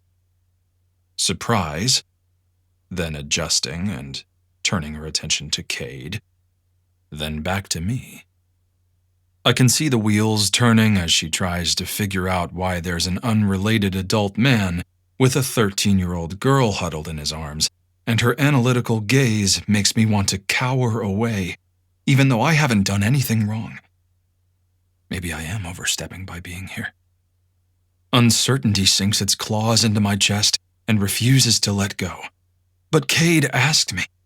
Maddie needs me too. I thought I was becoming part of their family, but this stranger's stare is making me feel like I'm the outsider here, not her. And you are? Silas, I croak, my voice rough with disuse after all this quiet. Silas Rush. She jots something down on her clipboard. Her tone isn't accusatory or suspicious, but I'm very aware that I'm being studied. Maddie hasn't moved, comfortable where she is, although she's glaring up at the social worker from where she lies against my shoulder. She's made it very clear where her allegiance lies. And what's your relationship to the family? Her pen is poised in the air like a weapon. Every word in the English language chooses that moment to fall out of my head. And because I'm hesitating over what should be a simple question, whatever I end up saying is going to look like a lie. Time seems to stretch out infinitely before me while I continue not answering, and Rosemary becomes justifiably confused by my silence. He's my fucking boyfriend, okay? Cade's voice is like a whip crack through the tension. He stays with us half the time, and he's here because he's part of the fucking family. But I work here, so I'd rather you didn't spread my personal shit all over this hospital. If you want to interview me, let's get it over with. The girls will be safe with Silas. It goes unsaid that he doesn't consider them safe with their mother. Cade heads for the door without waiting for an answer, anger and tension obvious in every movement he makes. Rosemary, at least, seems to get it. Once the pieces fall into place, she gives me an understanding nod and a smile that isn't forced. A few more scribbles go into her clipboard, and when she speaks to me before leaving, there's a lot more warmth in her voice than before. Of course. Thank you, Silas. Following Cade out, I'm left alone with a silent Maddie, a quietly crying Chris, a sleeping Sky, and the fact that Cade just called me his boyfriend for the first time. I have no idea how to feel about any of it. It would have been less confusing if he hadn't spit the word out in anger, but that might be too much to ask, given the circumstances. Chapter 27. Cade. My interview probably didn't last more than 15 minutes, but by the time I'm done, I feel like I ran a marathon. The amount of stress and fear and shame running through me has wrung my body dry. A report has already been filed with Child Protective Services. At some point in the next 48 hours, we'll have a home inspection and more interviews for what she called a family assessment. Rosemary assured me multiple times that no one is being accused of anything, and CPS doesn't actually want to take kids away from their homes. They just want to give us extra support if we need it. Yeah, right. I'll believe that never. But I can figure out how to deal with that mountain of bullshit tomorrow. Tonight, I just need to make sure my family is okay. It feels like everything is spun out of control so quickly. Just walking back into Sky's room and seeing everyone in one place, more or less in one piece, makes me sag in relief. Silas is still in the chair, holding Maddie in his arms just like I left him. He looks at me as soon as I step inside, and I have to force myself not to run across the room and fling myself into his lap as well. I just outed us to this entire hospital, and I didn't even ask him first. He would have every right to be pissed at me. Seeing the way he slid into that role so easily was confusing. He feels like family. Him being here makes me feel like I'm not dealing with this alone. That's really fucking scary. I've survived all these years by expecting to be disappointed by everyone. My parents, the cops, social services, all of them. I don't expect them to help me, so it's not a letdown whenever they fuck up. But Silas is so strong and steady and there. It makes me want to trust him. And I'm afraid it's already too late. If he let me down, it would fucking hurt. It could be enough to break me. I can't think about that right now, though. I nod at Silas, but don't let myself reach out for him in the way I really want. Leaning against the door frame lets me wrap my arms around myself and maintain the illusion that I can still handle this alone. Not that I've been doing such a bang-up job. Maddie has been so heartbroken ever since I first spoke to her on the phone. She took every ounce of blame, as if a child could be held responsible for another child's safety, because a whole-ass adult didn't feel like being awake. I know I've leaned on Maddie's practical personality to help around the house. She cooks and cleans and helps keep the rest of us focused on our shit. But I thought I'd at least taken the emotional burden of being responsible for us. I didn't want her to ever have to feel like she was the parent when she's barely double digits herself. That's exactly what I didn't want for her, and somehow it happened anyway. I let myself get so wrapped up in Silas and dirt bikes and finally having a job I didn't hate, I let too much slip through the cracks at home.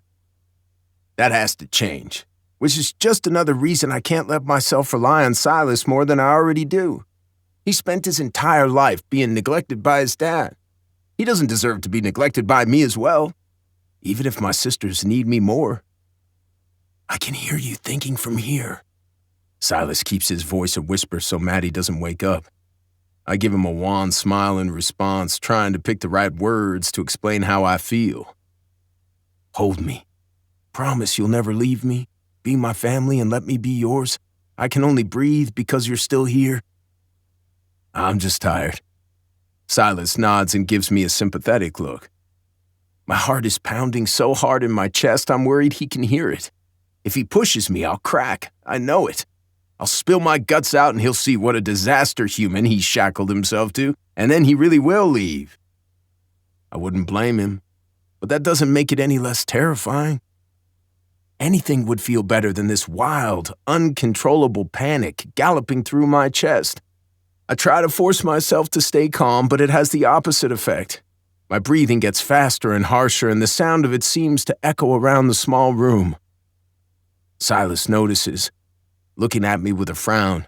But before he has the chance to ask me what's wrong, Mom stirs. She's been huddled in the other armchair, pushed so deep into the corner I almost forgot she was here.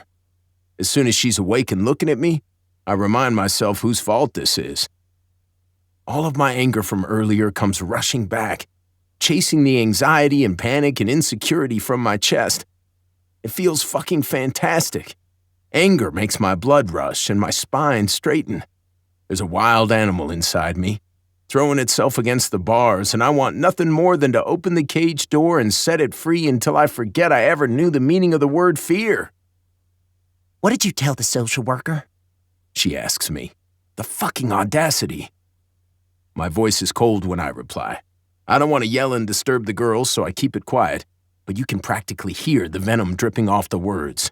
I want her to be scared. Like I was scared. I want her to hurt like I hurt. I told her that this is my fault.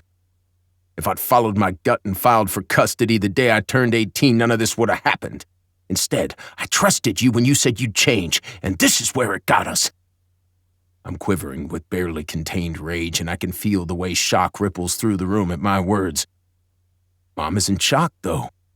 She looks at me dead-eyed. I thought she'd fight back, but she's more resigned than anything. Accidents happen, Cade. I do my best.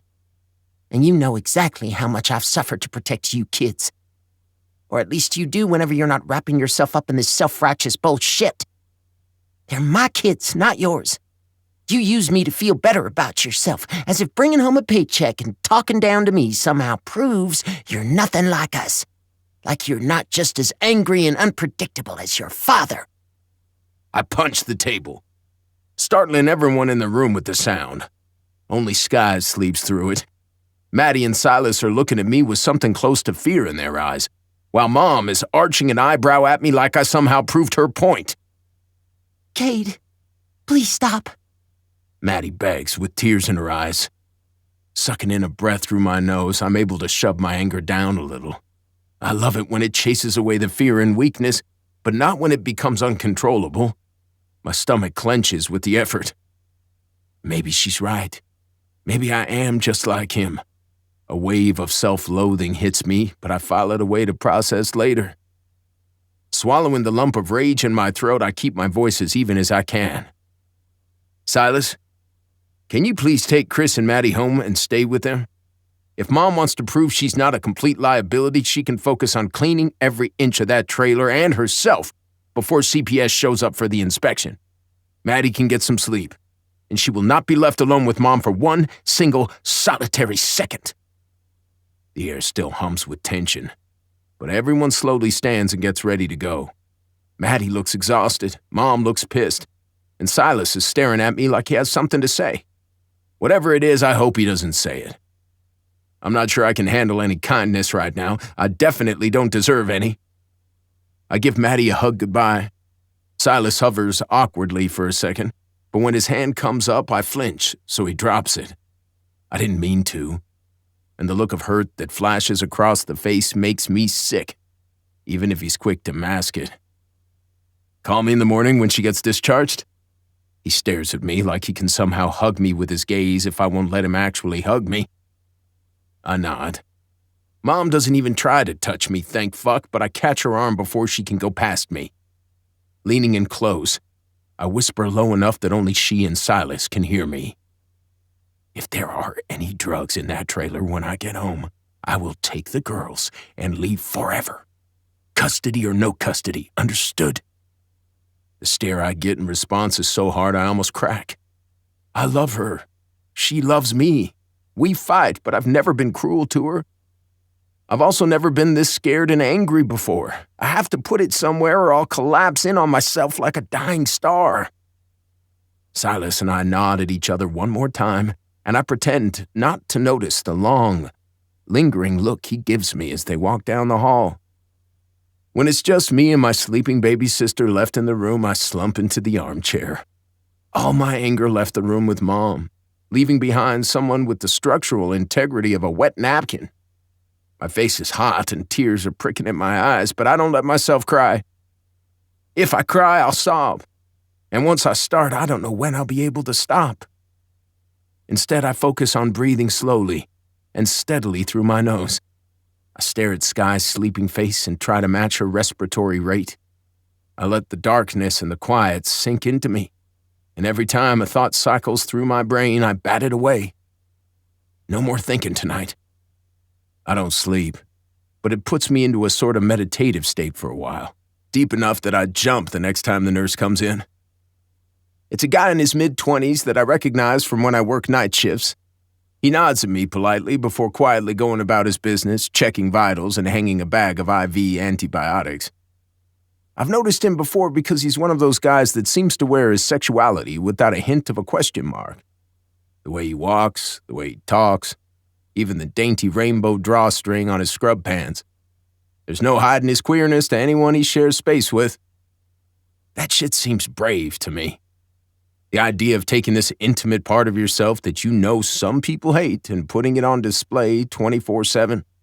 I can't imagine how much bigoted shit he's had to deal with in his life, and it makes me feel like a fraud.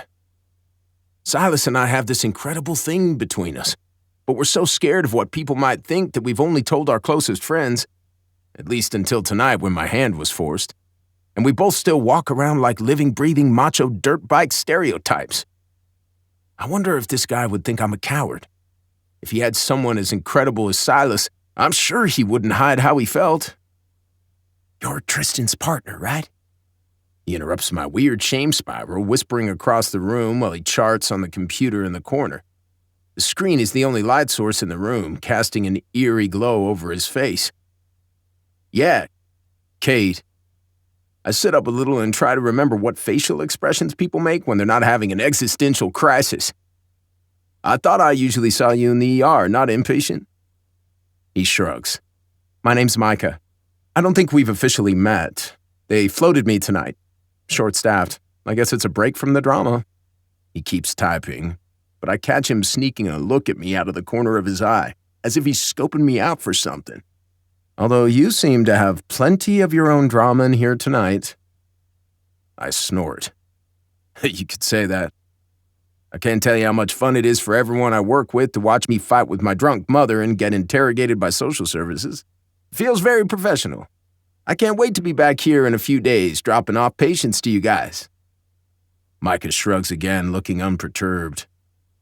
Hey, it's emergency med. We're all fuck-ups and chaos junkies. Show me an ER nurse who doesn't have some kind of trauma in their past, and I'll show you a liar. How else do you learn to be the only calm person in the room when the world is on fire? He smiles to himself, but it's a weird smile. Almost vicious. At least your friend was here to help. He seems nice, and oh so handsome, if you're into men who glower. My lips lift in the closest approximation of a smile I've made tonight. Silas does love to glower, and he looks damn fine doing it. But this conversation feels like fate.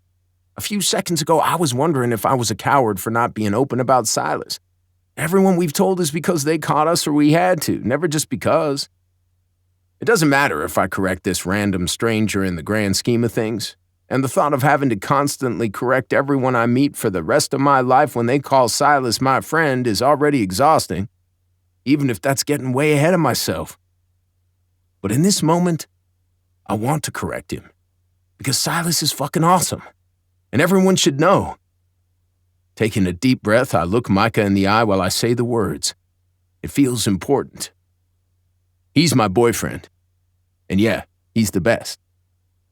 It shouldn't feel good. It's not even the first time I've said it tonight, but something about saying it because I want to, not because I have to, makes me feel like a weight has been lifted off my chest. Like my lungs can fill with air a little more. I have a sudden prickling sensation behind my eyes, but that's ridiculous, so I push it down. Micah just smiles at me softly. He hums, and for a second I feel like I passed some sort of test. Like I said, yummy. Good for you. There's a pause while he gathers his stuff back up and looks me up and down. You should get some sleep. She'll be out all night, and I'll be in to check her vitals every hour. I'll wake you up if anything changes. Your family needs you rested, too. He sweeps out of the room without waiting for an answer, but leaves me feeling a little more settled in his wake. I sink back into the chair, determined to sleep. Chapter 28. Silas. The cold is making my hands stick to the metal frame of the patio chair. My breath fogs in front of me, and I can't stop shivering as the first tendrils of sunlight snake over the horizon. It's not even 6 a.m. yet, but I can't bring myself to go back inside. It took the three of us a while to get the trailer looking presentable, in case CPS decided to show up at an ungodly hour. Then, while Maddie was in the shower, Chris handed over her small stash of prescription pills to me with a defiant expression. I threw them down the garbage disposal, along with the scribbles of weed I knew Cade kept stashed in his bedroom. After everyone was showered and settled, I couldn't get to sleep. Cade's tiny room still felt huge and hollow without him in it, I slunk outside to pace on the porch like an alley cat instead, waiting for him to call and ask me to come pick him and Sky up from the hospital. He hasn't texted, which is fine. Hopefully he's sleeping. And then I'm sure there will be paperwork and other bullshit to get through when she's discharged. At least Sky's nurse had the foresight to grab us as we left last night, asking Chris to sign a form that would let Sky leave in Cade's custody in the morning, so she didn't have to go all the way back in and cause more family drama in front of everyone. Logically, I know there are a million reasons Cade hasn't texted. But none of that has stopped my mind from spinning out, playing through endless scenarios that all spell disaster. It caught me by surprise just how right it felt when Cade called me his boyfriend to the social worker. He said I was a part of the family, and I felt it. For one bright, shining moment. Then he locked up and pulled himself away from me more than he ever has since the day he saved me at the quarry. I'm trying to rationalize it. I'm trying not to feel hurt, but I have no idea what it all means. Cade saying the words out loud made me realize I want to be part of his family more than anything. I already feel like part of his family. But based on how much he withdrew as soon as he said it, I'm scared that it made him realize the exact opposite. Maybe he realized that he misses girls, and this is all a pit stop on the way to the real, normal family of his own that he'll have one day. Just the thought of it makes my stomach churn. The deepest, darkest part of my paranoid brain keeps spinning an insane narrative for me. One where his extreme need for physical intimacy combined with his pathological fear of knocking someone up by accident, creating very specific extenuating circumstances where the only solution was to sleep with a man, even if it was something he'd never normally do. Nothing makes sense right now.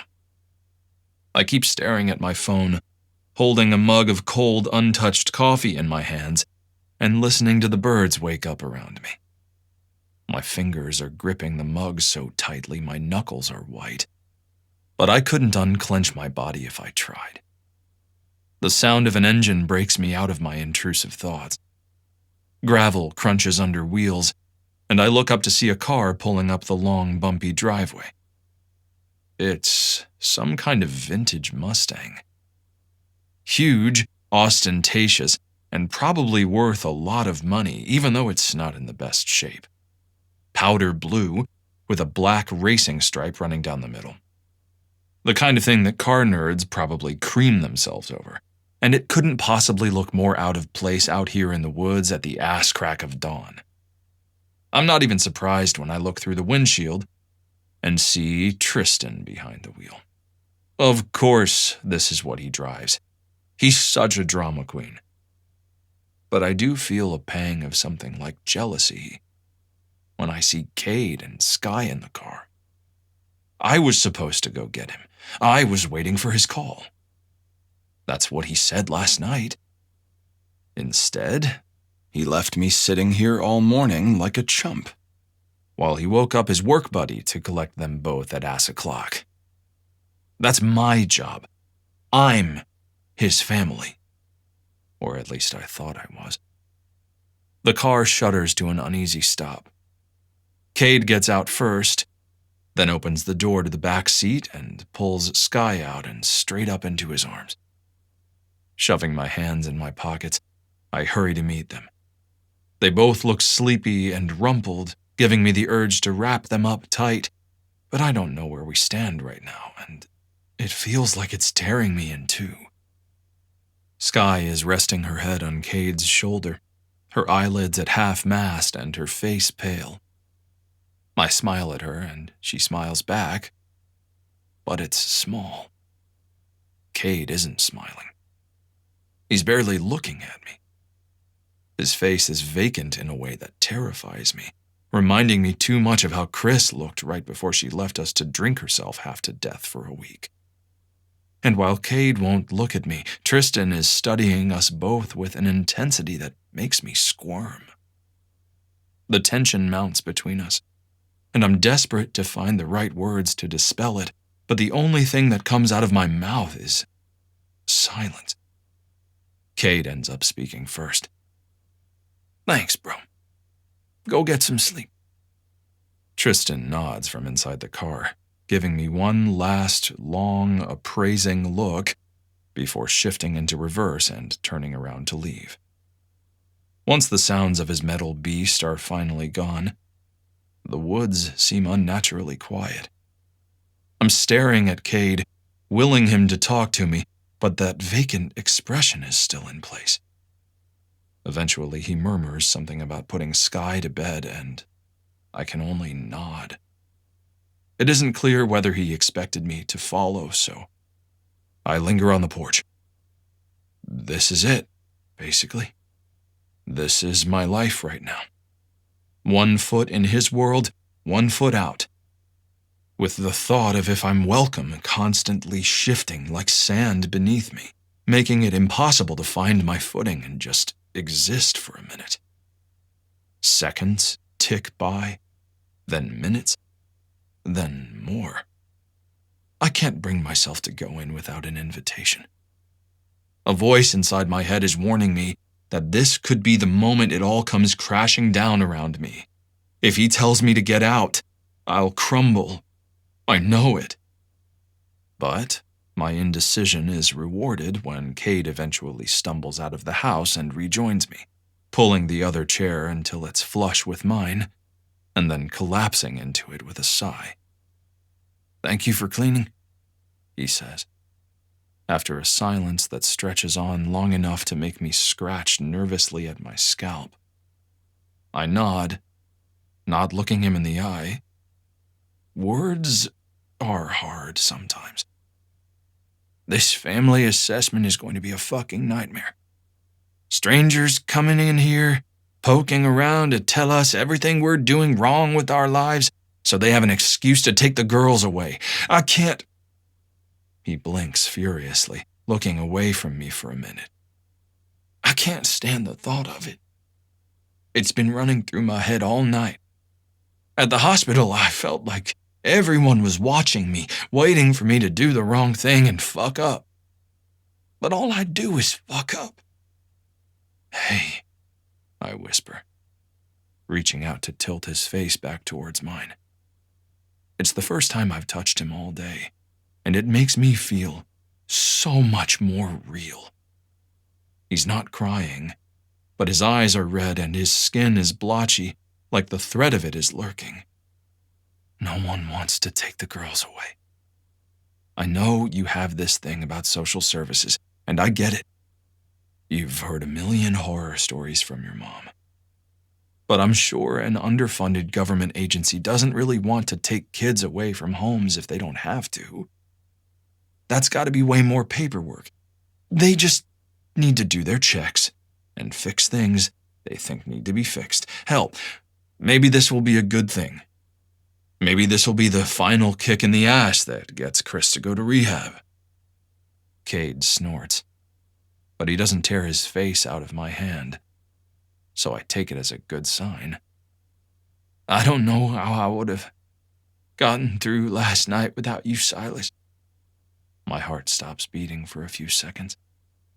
When it starts again, I feel the faint spark of hope for the first time all morning. Really? His lips are parted slightly, and his eyes are locked onto mine. Of course, baby. You're my rock. I was waiting for you to run screaming from the room any minute, but you never did. What? Whatever confused expression I make at him makes him laugh, the sound warding off the chill that's been seeping into me all morning. After a brief moment of happiness, Cade looks at me again with a somber face. Come on, Silas. I don't know a lot of guys who want to be saddled with an insta-family at 22, especially ones who already missed out on the oat-sowing portion of their teenage years. Having you with me for this stuff means more than I can put into words. But I don't want to rely on it too much. I know this can't be it for you. I feel like I've been poured out and I'm now a puddle of melted butter around Cade's feet. But I can't explain that to him, so instead I scrabble at his hands, pulling him as close to me as possible and doing my best to explain to him how fucking wrong he is about everything. Fuck your oats, Cade. I want this. I was going crazy at the hospital, not being able to touch you or be there for you like I wanted. The whole time I just wanted to wrap you up and tell everybody else to fuck off. I feel like that all the time. But I don't want to freak you out or move too fast, so I've been trying to be normal. And I think you'd be the first person to admit that's not where I excel. Cade snorts a little, even as his eyes shine with emotion. Yeah, baby, that's not your area. You know I'm not great at reading people, but I want to be here for you all the time. So you have to tell me what you need. If you want me to touch you and be there for you, just let me. If you need space, tell me and I'll give you space. But you can't go away in your head like you have for the past 12 hours. Because I can't figure out what you're thinking, and my fucked up brain is always going to assume the worst. Deal? He blinks at me, his gray eyes pale in the early morning light, shining with all the tears I'm sure he hasn't let himself shed tonight. He looks hopeful, for once. The wind blows a stray curl of dark hair into his face, so I push it back where it belongs while I wait for his answer. Deal, he finally says, sealing it with a kiss. Chapter 29. Cade. The sounds of heavy breathing echo through the room, intensifying like it's feeding off itself until we finally collapse in a sweaty heap. Silas's lonely mattress on the floor of his childhood bedroom is depressing. More depressing, somehow, than the ramshackle poverty cage I call home. But he's here, and that's all it takes for me to follow, apparently. There's been a shift between us since the hospital. We haven't talked about it in more depth, but everything has felt more real, more settled. It's like a lot of our unspoken insecurities have been put to bed, and we're both coming to terms with the fact that whatever we're doing together isn't going to blink out of existence at the slightest provocation. I wrap the thought around me and snuggle into it, the same way I snuggle deeper into the reassuring cage of Silas's arms. They're both equally comforting. We agreed we wouldn't make an effort to tell people we're together because all the important people in our lives already know. But we're not hiding it either. Travis is the last real question mark. I may have been pushing that envelope a little by spending more time over here at Casa de Rush, hoping he'll stumble in on us and we can finally put all the wondering behind us. If he's gonna flip out and try to take Silas away from me, I'd rather face it sooner than later. It might as well be now. I'm still simmering in anger that I can't take out on my own shitty parents. There's plenty to go around. My dad is gone and my mom has actually been trying since the accident. Travis can come at me. I have crippling childhood attachment issues and I've officially gone emotionally all in with Silas. Travis can pry him out of my cold, dead hands. It's not like he's around much these days. Whenever I ask Silas, he says his dad's been real cagey and insists he's working on something big, whatever that means. As long as he's not asking Silas for money and whatever it is distracts him from fucking with my baby's head, I'm okay with it. The thought makes me press my face deeper into the crook of Silas's neck. His skin is warm, still flushed and sweat damp, and the smell of us is so thick in the room I feel like it's trying to drug me into a calm sleep. Silas's breath ghosts over my skin, warm and even, and I let myself be lulled by the rise and fall of his chest under my shoulder. "Don't fall asleep, sweetheart," he says. his own voice sticky with sleep before he presses a kiss to the top of my head. Trust Silas to be watching out for me, even when he's halfway to passed out. He knows I won't sleep anywhere but the trailer anymore. No matter how much Mom cleans up her act, I can't do it. I shouldn't have done it in the first place. Rolling back a few inches, I tilt my head to look at him and arch into a stretch like a cat.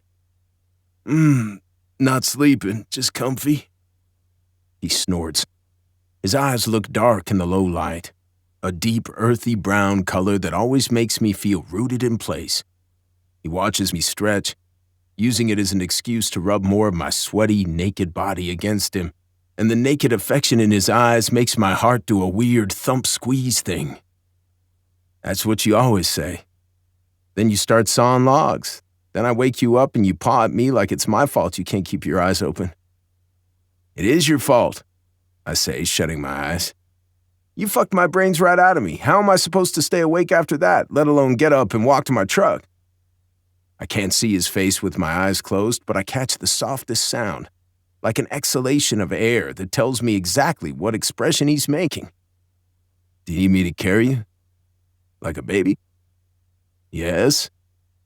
I roll over, flopping my entire body on top of him and making him grunt. He wraps his arms around me again anyway, and the almost imperceptible squeeze he gives me tells me he doesn't want me to leave any more than I want to. How's your mom? He already knows, but this has also become a new habit of ours. Buying time with small talk, dragging out the minutes before we have to separate with inane conversation. She's doing pretty good. CPS has her on a tight leash. They put her on a whole drug and alcohol performance safety improvement something. I don't know what it's called. There's a fuck ton of paperwork, but the social worker isn't that bad. Doesn't buy mom's crap for a second. Makes her go to AA and NA and parenting classes and all the rest of it. So far, she's trying. Now that the motocross season's here, I'll take all the help I can get, I guess. Sometimes I think I should just quit riding and pick up extra shifts or whatever. But I know I'd miss it. Nah, you can't quit. You love it. I wish you could see yourself when you're out there, the way you light up. You look so beautiful. My forehead creases. I don't think anyone's ever called me beautiful before, and it's creating a tight, squirrely feeling in my chest. Must deflect. Yeah, well, you know how it feels. It's like freedom, handed right to you. Silas doesn't say anything for a long time. I press my ear to his chest, still blanketing his body with mine, and listen to the loud staccato of his heartbeat. Maybe I shouldn't have said that. Riding has always been the only simple thing in my life. I guess for him it's the opposite. His fingers trace the edges of a scar on my forearm, one that I covered up with a tattoo of a motorcycle tread. It was my first tattoo, and the only one I have that wasn't done by wish. I broke the bone when I flipped over my handlebars doing a jump that I had no business attempting, and I didn't get the follow-up care that I should have, so it never quite healed right. The nerves are still a little funky there, so the drag of his fingertips makes pins and needles light up across my skin in inconsistent little waves. This is from the time you broke your arm, right? I hum and kiss the skin over his heart. I'd forgotten he was there that day. My own fingers are trailing over his ribs, tracing every notch and groove until I can memorize the planes of his body. If I know him well enough, he'll become a part of me. And then no one can truly take him away. My fingertips find a knot of scar tissue high up over his ribs to the side of his pec. I've wondered about it before, but never had the courage to ask. This time, he doesn't wait for me to ask. My lung collapsed. I crashed and broke my collarbone 2 years ago. The bone punctured my lung, and they had to cut a hole in my chest to let it inflate again. Fear, dark and unctuous, leaches into me at the thought. Which is stupid, because it was a long time ago. I don't speak, settling for digging my fingertips into his skin and clinging to him even more tightly. News of the accident made it here at the time. I never realized how much they downplayed it, though. It felt like he was back racing barely a week later. I'm sure I have Travis to blame for that, but I don't ask, because confirmation will only make it harder to contain my rage. All I can do is focus on the Silas I have here in front of me and keeping him safe. His heartbeat continues to thump, quick but steady under my ear. Kate, His voice is a whisper, but it sounds loud, like it's echoed by all the things we're both not saying right now. Do you remember Anthony Turner? It's been years since I heard that name, and it makes my gut twist. I freeze, my muscles caught in a trap and held there by the memory. Yeah, I say. I was at his funeral. I think everybody was. You were there, right, with your dad? He hums his confirmation. A lot of it is a blur. I remember thinking his coffin was so little. Me too, I say, swallowing down my nausea at the thought. Something about a child-sized coffin seemed profoundly wrong to me, even though I was still a teenager myself. Were you at the track when it happened? There's a hollow, far-off quality to his voice that I recognize. It's never a good sign. No? I don't want to ask. Were you? He doesn't answer for a while, but the roughness of his breathing tells me before he speaks the words. Yeah. It was bad. You could see right where his neck had broken. It happened in an instant. And he was just gone. There was nothing anyone could do. I bet. I kiss his chest again, and this time there's a smudge of wetness where all the nameless emotions I'm shoving down spilled over and leaked out of my eyes. Silas's fingers are tangled in my hair the way he likes, rubbing at my scalp and tugging at the strands. Do you ever get scared, Kate? His chest shudders beneath my face as he takes in a deep, slow breath. It's such an off-the-wall question. I wish I could peel back the layers of his mind and see what's making him think about this shit. Especially considering I can feel his fear in the way he breathes underneath me, but I can't hear it in his voice. He has moments like this, not often, but occasionally, where the Silas I can touch and the Silas trapped in his head are two completely different beasts, and the one spinning out in his mind is dealing with a version of reality that I can't quite perceive. It scares the shit out of me, but there's nothing I can do about it except continue to be here.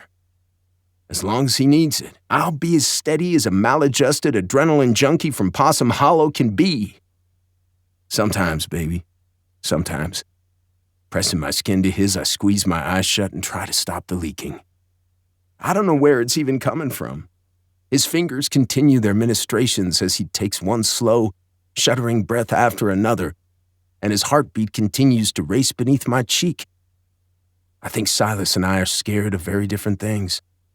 But we're both scared. The silence goes on for too long, and eventually I have to break it before something else snaps. Are you nervous about tomorrow? Is that what this is about? His fingers stop moving over my scalp. Why would I be nervous? It's your first time riding since the suspension was made permanent. Silas huffs like I'm being ridiculous, as if he isn't the one who just dragged out the greatest hits of all our dirt bike-related trauma. It's just another raise. I'm sure Dad will crawl out of whatever hole he's hiding in to come yell at me like always. It'll be like any other race, even if it's not at a national level. Like everything to do with Travis Rush, the words spark my temper, and I have to fight to keep my voice even. I don't know why that asshole thinks he has the right to yell at you about anything. He's the one who was responsible for your bike. You were banned for whatever additives they found in your fuel tank. If you didn't put them in there, they sure as hell didn't climb in there on their own. Process of elimination tells us exactly who should get his ass handed to him here, and it's not you. Rant over, I go back to seething quietly. I keep holding him tight to me, as if I can hold him tight enough to shield him from things that have already happened. I told you, Cade. It was an accident. His voice is resigned. He's said this to me so many times I can't tell if he really believes it or if he's just given up caring. These things happen. Fuels get mixed up. You use the bike for other things. A tiny fraction of something left in the tank from a different event can set off the sensors. I'm not the first person it's happened to, and I won't be the last. Honestly, they were waiting for a chance to get rid of us. Between Dad's constant fights and sketchy shit and my personality problems, we weren't marketable anymore. The league had an opening and they took it. Dad's an asshole, but that doesn't make it his fault. It makes sense. If I had to work with Travis Rush year after year, I'd find an excuse to have him banned as well. But it still doesn't seem like the whole truth. At least Silas isn't talking about old accidents anymore. That was a weird detour down memory lane, and I still don't feel comfortable leaving him in the wake of it. I don't have a choice, though. The girls need me, and I'll see Silas at the track tomorrow. Okay, I gotta take off before he shows up because I really don't want to see him. Get some sleep. Don't think I'm gonna take it easy on you tomorrow just because you dicked me down so good tonight. I kiss him one more time before I crawl up out of his crappy floor mattress and look around for my clothes, and the sound of his laughter warms me all the way down to my truck. Maybe I was worried about nothing. This place is buzzing with excitement. It's the start of the season, so everything's still ramping up and the crowd is small, but the riders are all eager to hit the track and the energy is pulsing. There's been one event in the season so far, but it was AML sponsored, so Silas wasn't able to enter. I thought it would bum him out more than it did. His license being revoked meant he wasn't allowed to ride, but there wasn't anything stopping him from attending as my own personal pit crew, and he actually seemed to get a kick out of it. He'd been in a great mood the whole time, going over my bike like a pro, then setting me up at the gate with a warm smile. Not to mention his ass looks fucking delectable in a jumpsuit. Like a peach. The whole time he looked like a wet dream. I even got him to wear my battered old pink ball cap for good luck. He's gotten a deep golden tan from spending time outdoors without wearing a motocross jersey, and he was all stubbly and grease-smeared. His compulsively short, neat hair has grown out long enough on top to get a little messy, and now I see why he's so obsessed with raking his fingers through mine. It's sun-kissed with just a hint of a curl, and I want to touch it all the time. It's not as long or pretty as mine, but it still feels like a physical reflection of all the ways he's let himself be free. Which he gets the credit for. He did the work, but I know I played a role in it, and that fills me with a possessive kind of joy that I've never experienced before. Getting back on my bike with Silas watching me felt like coming home. I only came in third, so the prize money was shit, but I didn't care. At the end of the race, my little robot was grinning like I'd won the world championship. Being out in the open with him has caused less drama than I expected, but I still wasn't going to make out with him in the middle of the Mission Flats Raceway. For all the progress the world has made, there are still shitty people around, and I didn't want those outliers to beat the shit out of us in the parking lot later. I was more than happy to get off my bike and jump into his arms, though, smearing him with dirt and nearly knocking both of us to the ground in the process. I don't know if he'd been putting on a brave face to not distract me or if he genuinely wasn't upset, but the whole day his smile didn't waver. I've never seen him so happy. It was almost enough to make me think depressed robot Silas was a thing of the past. Today, I was excited to see that bright, happy version of Silas race for the first time, which is why it hits me like a ton of bricks when he shows up wearing an expression that fills me with a sense of despair. To most people, he probably looks as serious as he always does. Maybe a little more pissed off than usual. But I know all his faces, and this isn't him just being focused or robotic. He looks hollow. He looks like he did when I found him at the quarry, teetering over the edge, talking about how it might feel to fly. Hey, I say, rushing over to him and pulling his face until he's looking at me. What's up? What's wrong? He shrugs and shakes his head, but his eyes shift as he avoids my gaze. A hand comes up to scrub through his hair, tugging at the longer strands. Nothing. Bullshit. Did your dad do something? Where is that asshole? Silas huffs out a laugh that sounds almost pained. No, Cade, he didn't do anything. I haven't even seen him. What? He's not here. He never came home last night and he's not at the grounds. I texted him and he replied to tell me he's not coming and nothing else.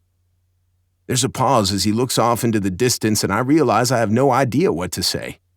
I think it's a good thing his asshole sperm donor isn't here to treat him like shit, honestly, but not if it's gonna make Silas look this vacant. Hey, I repeat, pulling his gaze back to mine. I'm here. I care about you 1,000 times more than he ever did. I'm in your corner. It's gonna be fine.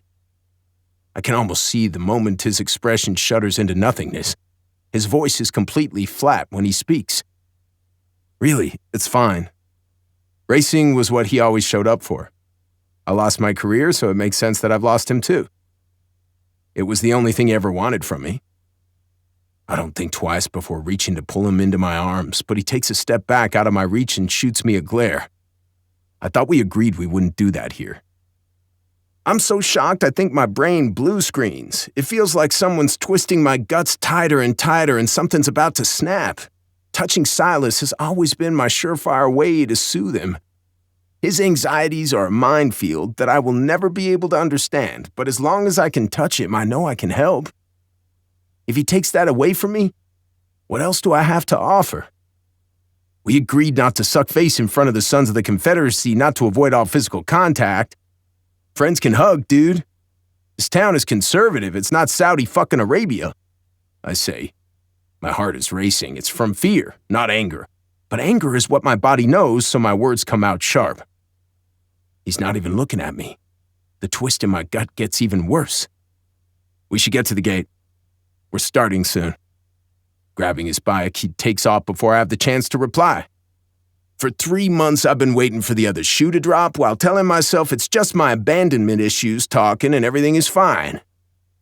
For once, I owe my abandonment issues an apology. Everything is obviously not fucking fine. Chapter 30. Silas. The race was a blur. I'm good at shutting everything else out, but this was more extreme than usual. I know Cade thinks I should be grateful to be ditched by my dad, but he doesn't get it. I'm not sure I really get it. It just hurts. Dad is a piece of shit, but until Cade showed up, he was the only person who ever cared if I lived or died. He asked me for one thing in return, and I couldn't give it to him. If I couldn't keep an asshole like my dad happy, how can I possibly be good enough for someone like Cade?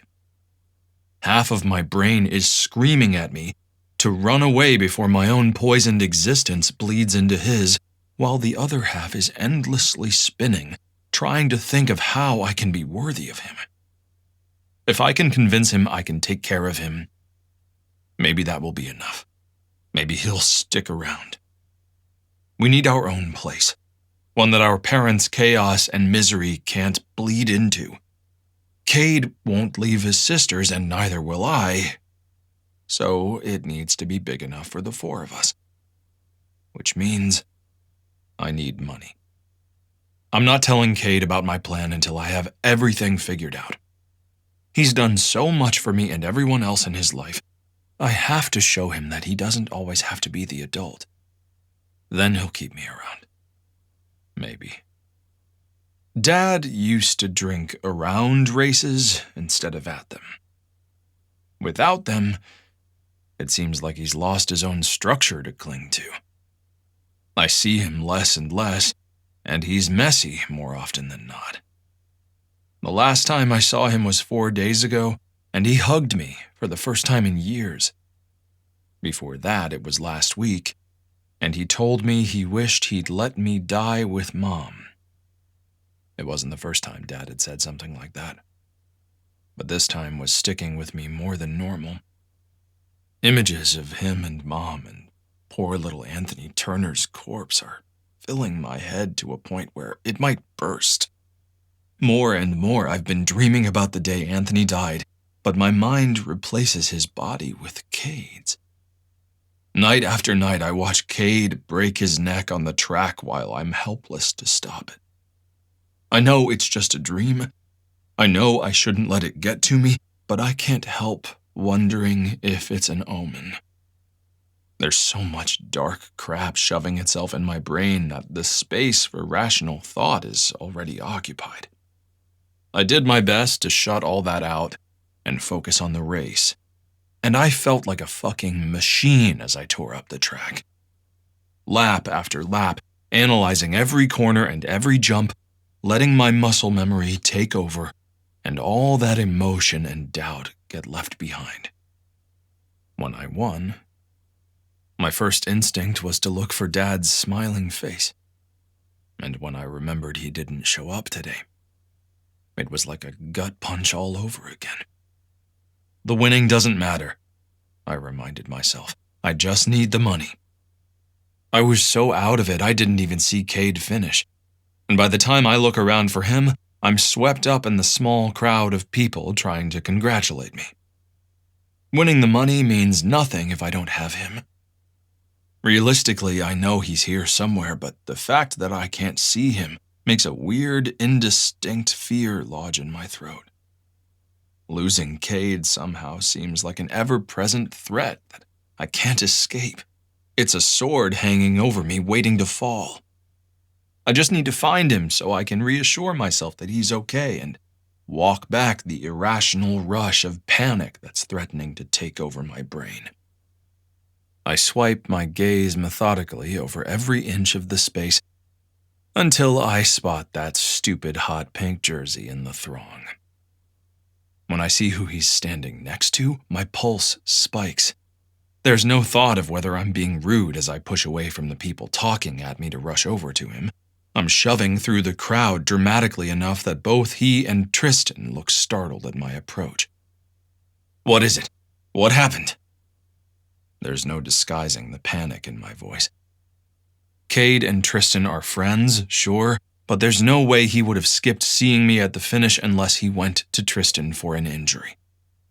Tristan's wide eyes quickly narrow as he takes me in. We've only met a few times, and I've never gotten the impression that he likes me that much. There's always been a coolness there. He's a little taller than me and just as broad-shouldered, but with about 1,000 times more real-world toughness. Whenever he squares up to me, I get a distinct vibe that he wouldn't mind murdering me if he had the right motivation. It has taken all my self-control not to obsess over the idea that he's secretly in love with Cade. Because there could be a million reasons not to like me. I'm not that likable. I have a lifetime of evidence for that. It could have nothing to do with Cade. But the way he subtly shifts his body towards his friend as he looks me up and down, making me feel like a lunatic with the dramatic way I just burst through the crowd, so hard I'm still out of breath, makes me feel like I'm something he just stepped in. Like I'm something dangerous that he needs to protect Cade from. Or maybe I've finally become unhinged, and all of this is in my head.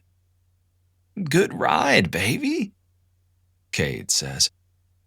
And both his voice and the rare public use of the endearment pull my attention back to him. He's perched on a stack of beer crates and reaches out with his right hand to grab my jersey sleeve and tug me into his side. I move closer, and he slides that arm around my waist, splaying his hand over my hip. It's intimate and possessive and mollifies me a little, even if it's a lot more intimate than we'd normally be in this setting. The fear I felt when he reached for me before the race is gone, burnt out by the irrational worst-case scenarios that have been throbbing through my consciousness like a fever dream for the last 10 minutes. Cade's movement also draws my attention to his left hand, which is propped up on the edge of the crate. Tristan is slowly wrapping tape around 2 of his fingers. What happened? I want to snatch his hand away from Tristan, but I have enough self-control not to act completely crazy. Mostly. The medic, of course, is watching the whole interaction with that piercing gaze of his, like he knows every embarrassing impulse I've ever had and isn't impressed that I managed to suppress some of them. Cade's the one that answers my question, while Tristan continues to glower. It's fine. I jammed it into the handguard when I landed weird, and I think it's sprained. I just wanted to get it taped before it started to swell. I'll be all patched up and ready to go in a couple of minutes. His fingers dig into my side, grounding me, even though I feel my brain spiraling with an unnecessary series of worst-case scenarios. The conversation we had last night comes screaming back into my mind. This is a dangerous sport. What if Cade got hurt and I was too busy with my own race to notice? Or worse, what if I caused an accident that hurt him?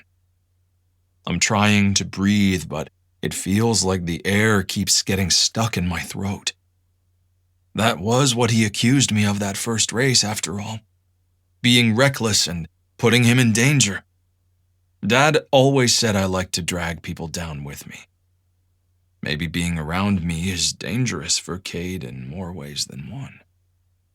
Silas? His voice and the bite of his fingers into my side brings me back into the present. Soft gray eyes are looking into mine, and I feel more raw and exposed than I want to.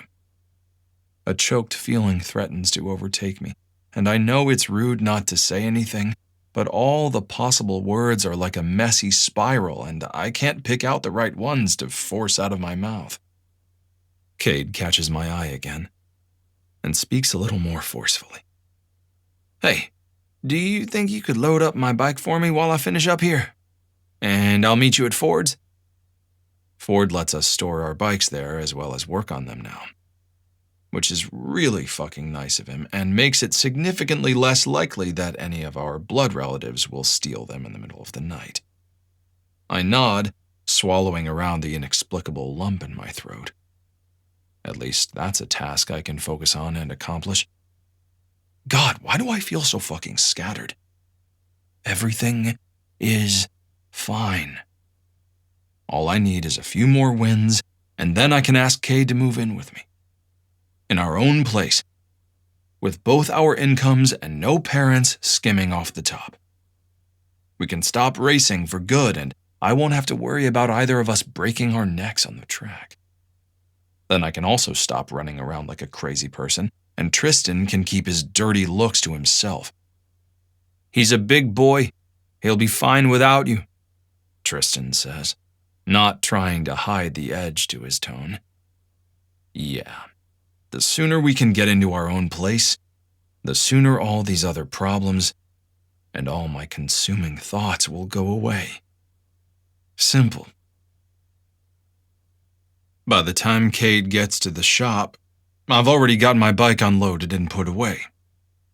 I was able to shower most of the grime off myself back at the track, so I'm more or less clean, dressed in sweats and a t-shirt, pacing around the shop floor as I wait for him. Today was fine. Dad didn't show up, but that's something I should get used to. I won the race and got more money for the house deposit fund. Cade got hurt, but it wasn't anything serious, and his friend was there to patch him up. Now we have the rest of the day to spend together. There's absolutely nothing wrong. There's no reason for this mounting sense of dread that's spreading through me, sinking its fingers into my ribcage and threatening to shake me until I scream. Something terrible is going to happen. I just don't know what it is yet. The clatter of the roller door opening snaps my attention back to reality. Cade is standing there, also dressed in soft sweats and a hoodie. His hair is still wet from the shower, and he's got a gentle smile on his face. A smile just for me. That eases some of the tension that was threatening to choke me earlier. Behind him, the sunset spreads across the horizon like a bloodstain. I blink against the red-tinged glare, making Cade's silhouette fragment and multiply until it's superimposed over everything else. "Hey," he says, "help me with my bike."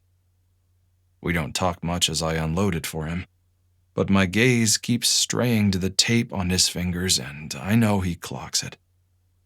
He's watching me with a soft expression, but there's concern there, which only confirms that I'm acting as weird and spun out as I feel. Once everything's put away, I expect Cade to try to drag an explanation out of me. What I don't expect is for him to grab my shirt front and march me backwards until my back hits the wall hard enough for me to knock the wind out of me. I barely catch my breath before he's kissing me deep and dirty enough to take it away again. When we finally break for air, our bodies are pressed flush with all of his weight leaning me into the wall and his half-hard cock digging into my hip. He only pulls back a couple of inches from me, Enough so we're still sharing breath, and there's nowhere for me to escape his gaze as he pins me under it. What was going on today? In your head? I could play dumb, but there would be no point. Cade and I both know that my behavior was weirder than usual. I don't know. I don't know what's wrong with me. There's a pause as Cade takes a deep breath, in and out, and the silence feels like it's crushing both of us. Cade never stops staring at me, and I hold on to that like a lifeline. Were you upset that your dad didn't show up? No. It's not technically a lie. Upset isn't the word I'd use anyway. Cade squints, and I feel like a puzzle he's trying to solve. Were you jealous of Tristan? Now I squirm, because that's much more embarrassing and closer to the truth. I don't know, I say. I don't like it when you're hurt, but I also don't like it when he touches you. It's not about how hot he is, it's just about him being not me. It all ties together and makes me feel something. It's hard to pick apart how much of it is rational and how much of it isn't. Cade hums like that makes sense, even though it very obviously doesn't. I know we don't talk a lot about whatever this is. I try not to hold my breath, but as a tiny voice in my brain tells me this is it, this is the moment that Cade tells me I'm too crazy and he's over it. But you know I'm yours, right? Fuck. I did not know that. I like that you're protective of me. It's new for me. I might actually like it too much. He chuckles to himself, continuing to advance on me like I'm a meal he's about to devour. But there's no reason for you to be jealous, okay? As he speaks, his hand moves to cover my crotch. Just the proximity of him had been sending my blood rushing south, and it doesn't take long before I'm fully hard in his hand. Cade sinks to his knees, using his uninjured hand to pull down my sweats and free my cock, which only reminds me that he's hurt. And whether or not I'm horny for him should be the last thing he's worried about. Cade, your hand, don't... Shh. He interrupts me, leaning forward to lick the crown and pull an involuntary shudder out of me. I don't need my hand for you to use my mouth.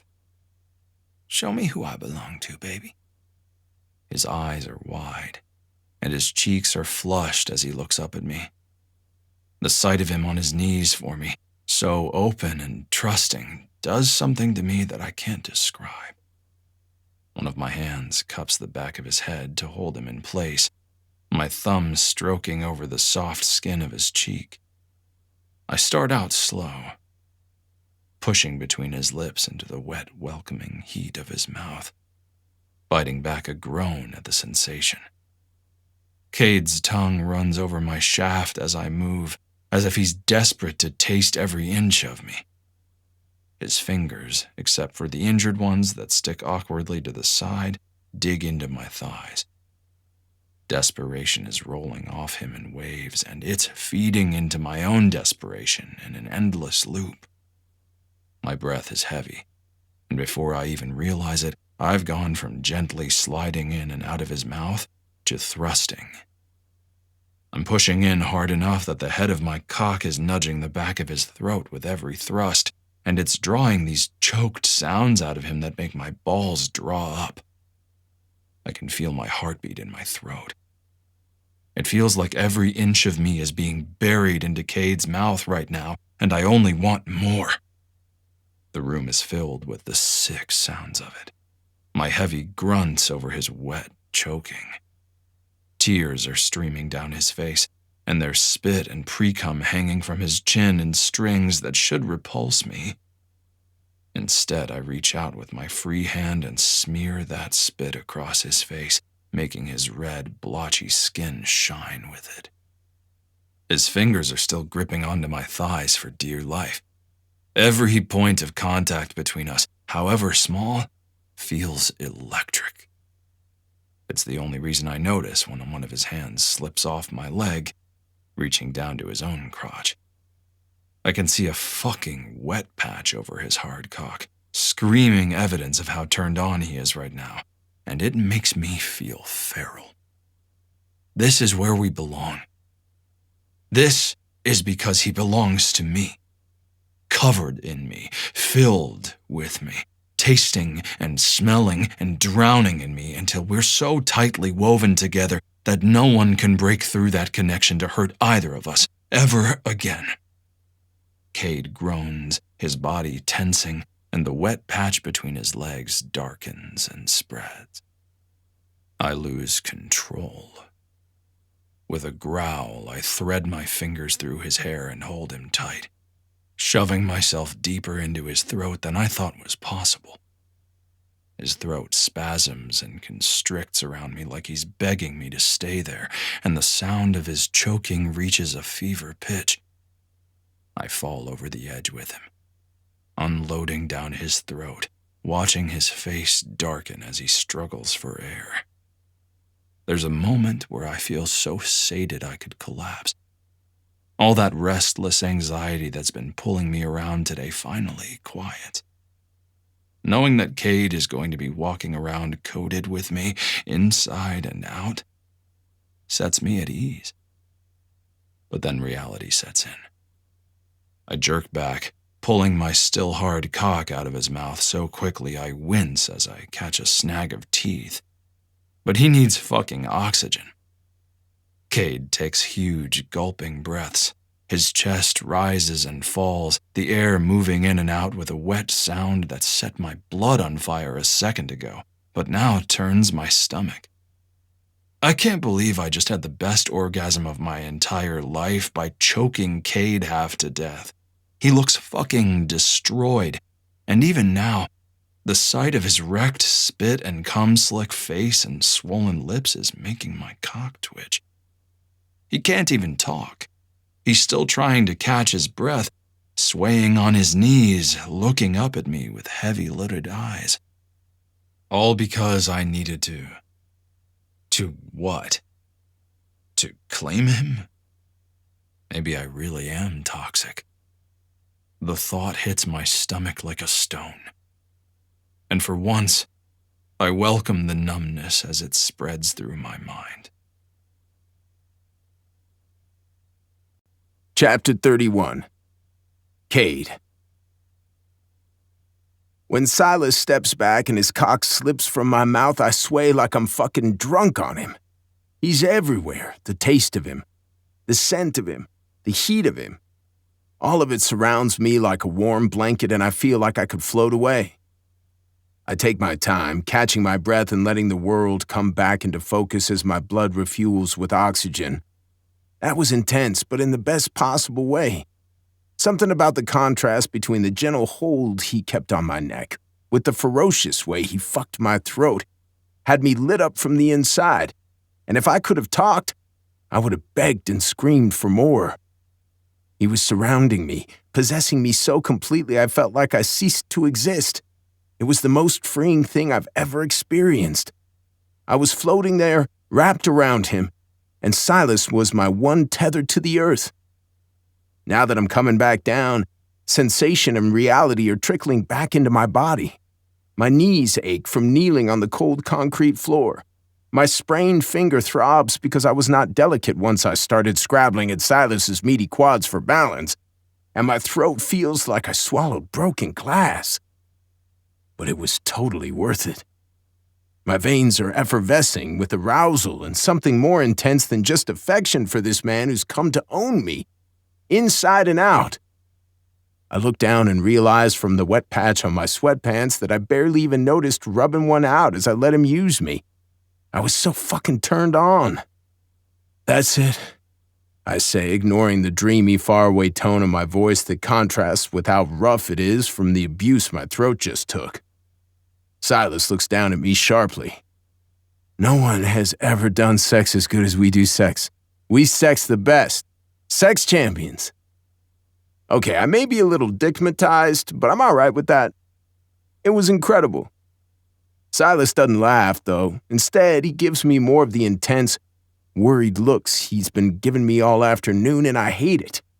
Reaching down, he grabs me by both arms to pull me to my feet, and I take the opportunity to smooth out that ever-present furrow between his eyebrows. He's still breathing hard, even though he's not the one that just got choked out.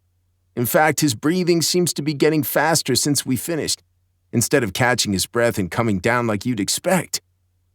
Why are you frowning, robot boy? Nothing's wrong? Silas doesn't say anything, and the first flicker of doubt creeps in, invading the wave of bliss that I was riding. Obviously, something is wrong, and he's just not telling me. But he takes my face in both hands like he always does, and kisses me like I'm something soft and precious and delicate. The effervescence returns in full force, and I'm tempted to fall back down on my knees to show how much I adore this weird, awkward guy that has ended up in my life. Nah, nothing's wrong. He'd tell me if something was wrong. So, did you enjoy his spanking last night? I turned to Tristan, my confusion clearly written on my face. He's driving us on the way to our next call, low priority, so no lights or sirens. And the street lamps are casting deep shadows over his face that make him look even more menacing than usual. What the fuck? I can only assume that after that little display at the race, your daddy turned you over his knee and spanked you for being in contact with a man without his permission. That's what all his glaring was about, no? He looked at me like he wanted to relieve me of my spleen. I don't know whether to laugh or smack him upside the head, so I settle on neither. No, dude, and please don't overreact. I have enough of that in my life. I wonder who from. Can it? I'm snapping at him, but I don't care. He had a bad day and he got upset when he realized I was hurt. Emotional regulation isn't always easy for him, and sometimes he overreacts, but there are no spankings or weird control issues, if that's what you're implying. Tristan sighs. The severity of his expression almost makes me wish he'd go back to the mortifying daddy jokes, because I don't think I'm going to like whatever he's about to say. I'm not implying anything. I'm saying straight up that you two have gotten really close, really fast, and it doesn't always seem like a good thing. 5 minutes ago, you were swearing on your life that you were straight and you guys were just friends. And I'm happy you figured that out, honestly. But the second you admitted you were into each other, it was like, boom, married. Your life has become his life. Yeah, because his life fucking sucked. Have some compassion, man. He was all alone for so long. Tristan softens, which is already unlike him, and his words come out almost painfully empathetic. He is clearly using his entire year's supply of empathy on this conversation, which makes me feel very fucking concerned. That's what I'm saying, Kate. He jumped from whatever shitty situation he was in to completely throwing himself into your life with zero in between. Doesn't that worry you? You're a medical professional. Please do me the courtesy of not lying and saying he doesn't have glaring signs of mental health issues. That shit doesn't just go away because you fall in love. I twitch at his use of the L word because it feels like something that's way too close and way too far away at the same time. It's not something we brought up, and I'll be damned if I do it first. We haven't even officially said if we're boyfriends or whatever. Because boyfriends make me feel like I'm back in grade school. I take your silence to mean you know I'm right, as usual, but you don't want to admit it. Also as usual. Something about the way he's ping-ponging between compassion and snark really pisses me off. Since when did it become open season on the ins and outs of my love life? I grit my teeth as the familiar surge of anger and adrenaline threatens to take me over, tightening its grip on my chest until it can wield me like a puppet. I can't stop myself from arguing back. I mean, he's got problems, sure. But who doesn't around here? I do. You sure as shit do, Captain PTSD. And I don't see you going to therapy on your days off. The look Tristan gives me makes me feel like a piece of shit. And a lot of that anger fizzles out as quickly as it flared up. That was such a shitty thing to say. I'm sorry. I shouldn't. First of all, it's Sergeant PTSD, fuck you very much. And second of all, don't pretend you can tear yourself away from Dirtbike Ken and his magic dick long enough to know what I do on my days off. We continue to stare at each other, the pain and offense hanging between us like a live wire. I still feel like a piece of shit. I'm sorry, Tristan. That was a shitty thing to say. This time he at least lets me get all the words out. He nods in acknowledgement and considers what he wants to say next. It was. And it still didn't throw me off your scent. I think you know me well enough to trust that I've seen a lot of shit, and I know how insidious said shit can be. Especially when you hinge your happiness on the idea that one job or one relationship or one whatever is the thing that will let you brush all that shit under the rug. If you care about him as much as the fucking hard eyes you're always giving him say you do, then I want you guys to be happy. So, all I'm saying is don't get so wrapped up in the fun parts that you both forget to sort out your shit separately. This weird jealousy is only gonna get worse. He takes a deep breath and studies me a while, his eyes flicking between me and the road. I get the feeling he's not finished with whatever wisdom he's doling out, and I've been bratty enough so far, so I keep my mouth shut. Eventually, he continues. Even before you got together, he looked at you like you were the only thing in the room. That kind of attention can go to your head, especially for someone who's always been shortchanged in that department. That feeling can get addictive. But there's a fine line between being intense and being toxic. And you guys seem intent on fucking all the way over it. More silence. What the fuck am I supposed to say to that? I love that Silas looks at me like he's desperate to keep me close all the time. I'm pretty sure if he didn't, I'd be spinning out all the time, wallowing in my own insecurities. Maybe that's toxic. Or maybe that's just all our psychological damage complementing each other. I chew on my lip, turning his words over in his mind as we pull up to our destination. I switch on the lights to make ourselves known and hop out of the cab. What Tristan said bothered me enough that there's probably a lot of truth to it. But I don't have time for introspection right now. All thoughts of Silas get shoved to the back of my brain as I pull down the shutter and switch my brain into work mode. He's over here! Rolla is already walking out of the front to meet us with a pissy expression on her face. Are you the one who called it in? Tristan asks. Yeah, Cold.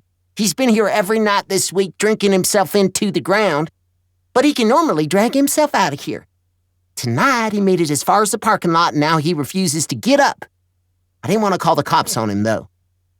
As she talks, she leads us around the one-story building that houses the bar and pool hall, the Last Glass, which is popular among the residents of Possum Hollow mostly because it's the only bar you can go to without having to leave town. I don't need to be led. And neither does Tristan because we've been called out here for bar fights and overdoses on more than one occasion. But Rolla is polite and I love that about her. What we find in the back is what I expected, a figure slumped against the dumpster, semi-conscious and sitting in a puddle of his own vomit. What I am surprised to see is that it's Travis Rush.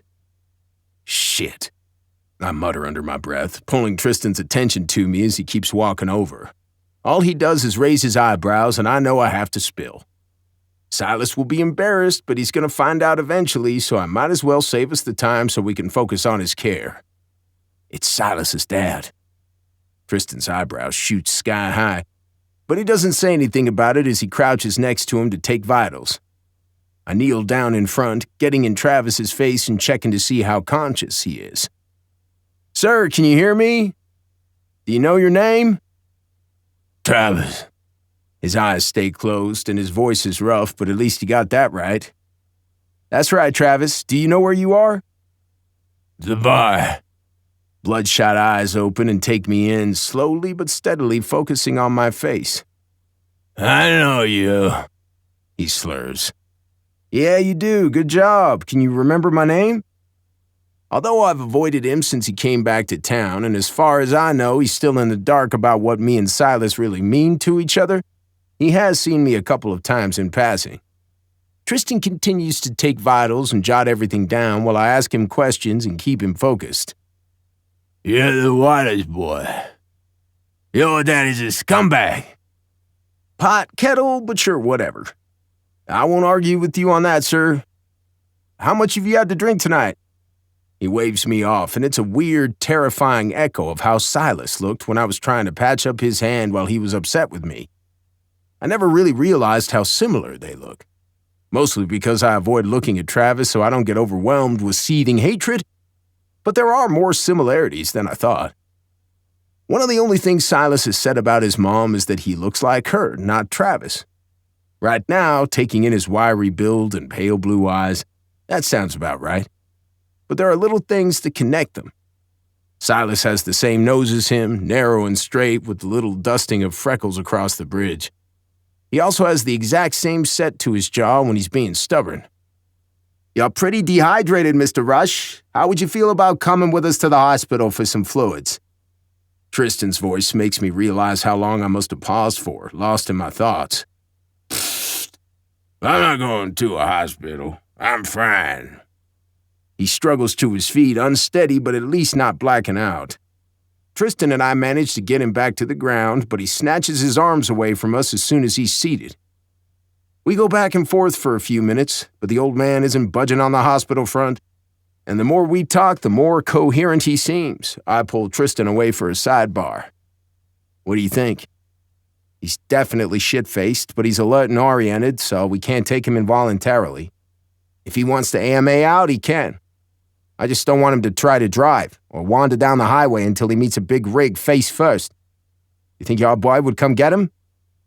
I hate the idea of waking Silas up to come deal with his dad in this state, but it might be the best option.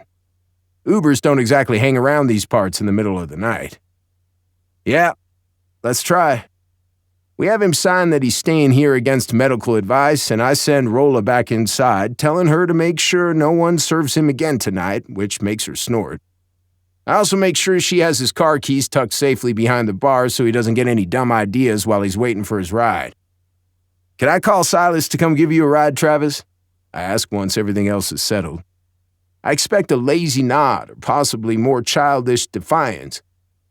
I don't expect the raw anguish that takes over his face. Silas is a ghost. You can't call the dead. Tristan and I are left gawking at each other.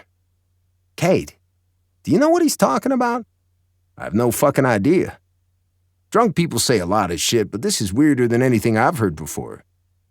I try to gently prompt him a couple more times, but all it does is make him more and more agitated, spilling incoherent things about Silas and ghosts and death over and over.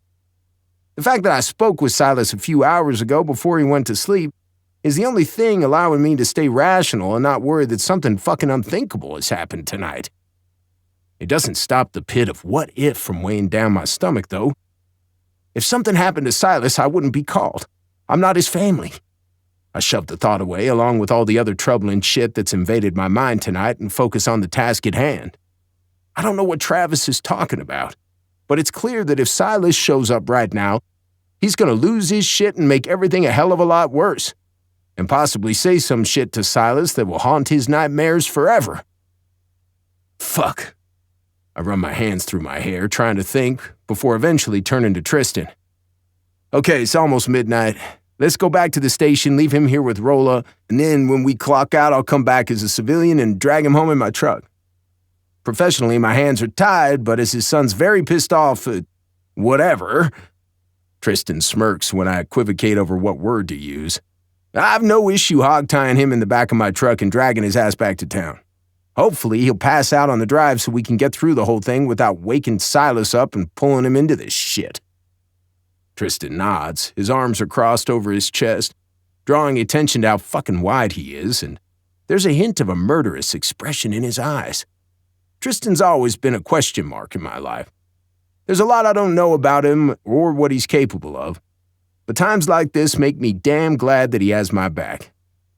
I'll come with you, in case he puts up a fight. I want to object, but to be honest, I probably need the help. I just want to get through this without Silas knowing.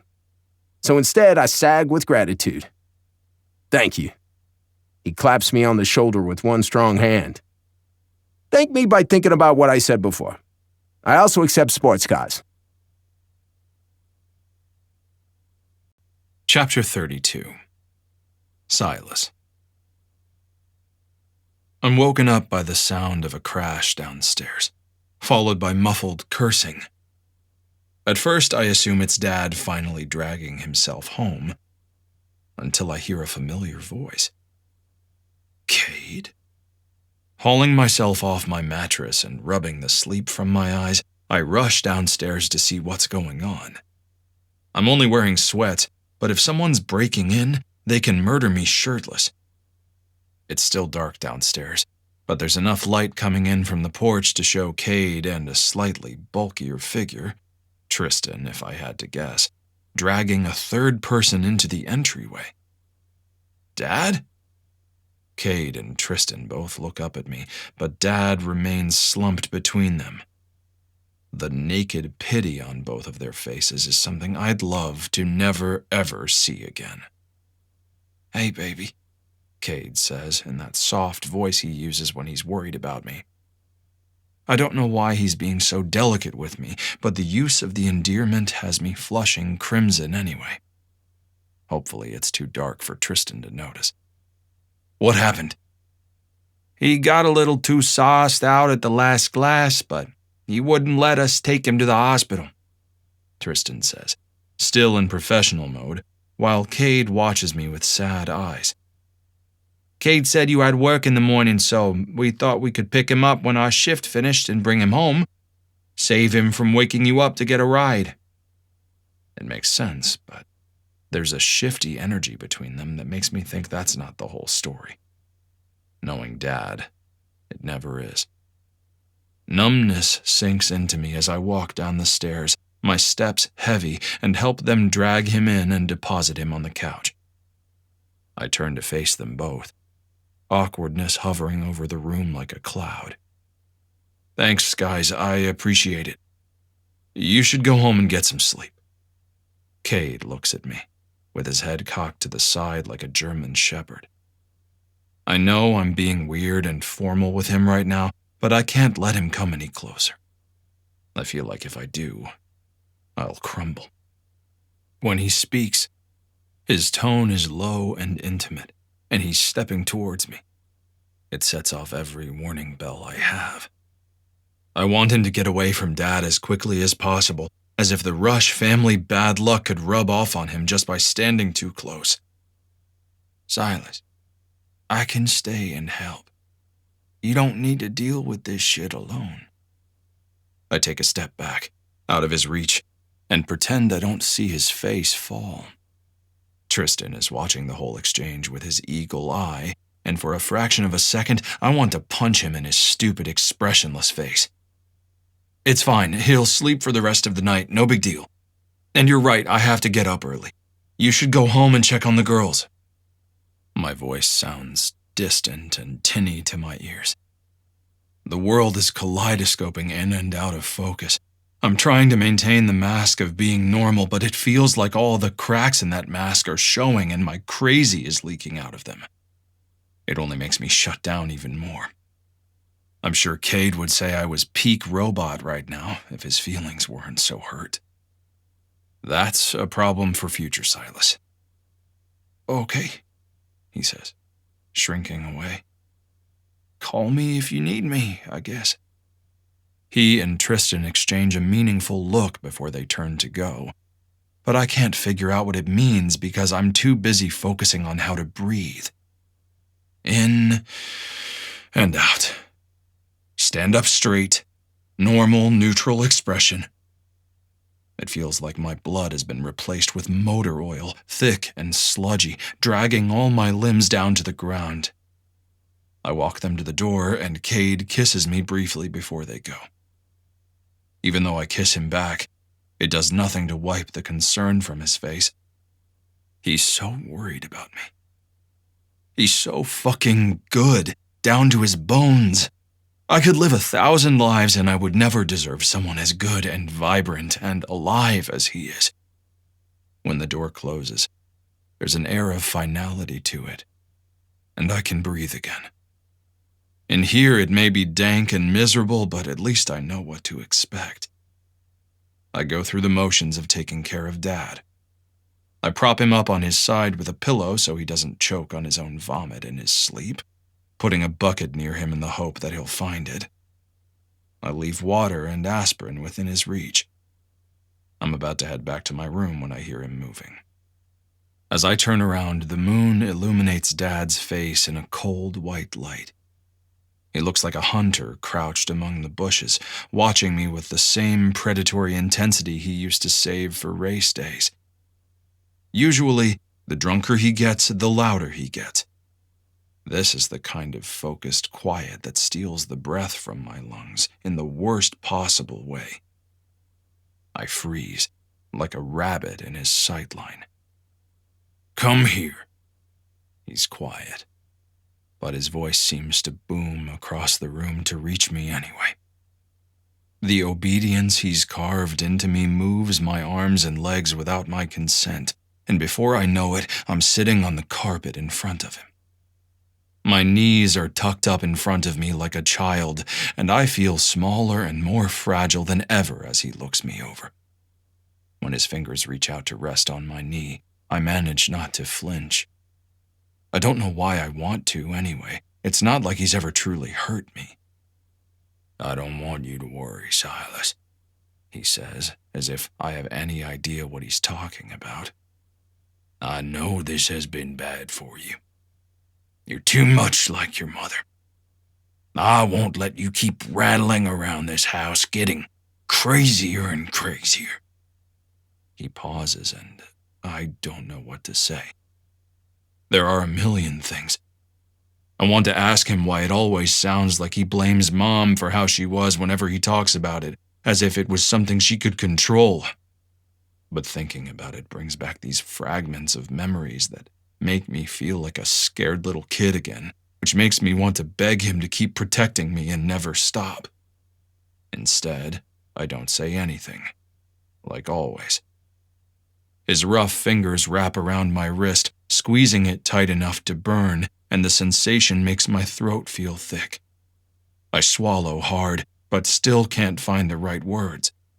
When I force myself to look him in the eye, I can see tears there, waiting to fall. In these rare moments of honesty, it feels like I have at least one of my parents back, and I want to cling to it. "I promised I would protect you. Remember? I'll take you far away again where she can't get to you," he says. His words are a slur, and his fingers are clumsy as he brings them up to jab at the side of my head. As if Mom is somehow pulling the strings in my fucked up brain from beyond the grave. "It'll be just like before. I only need a little more time.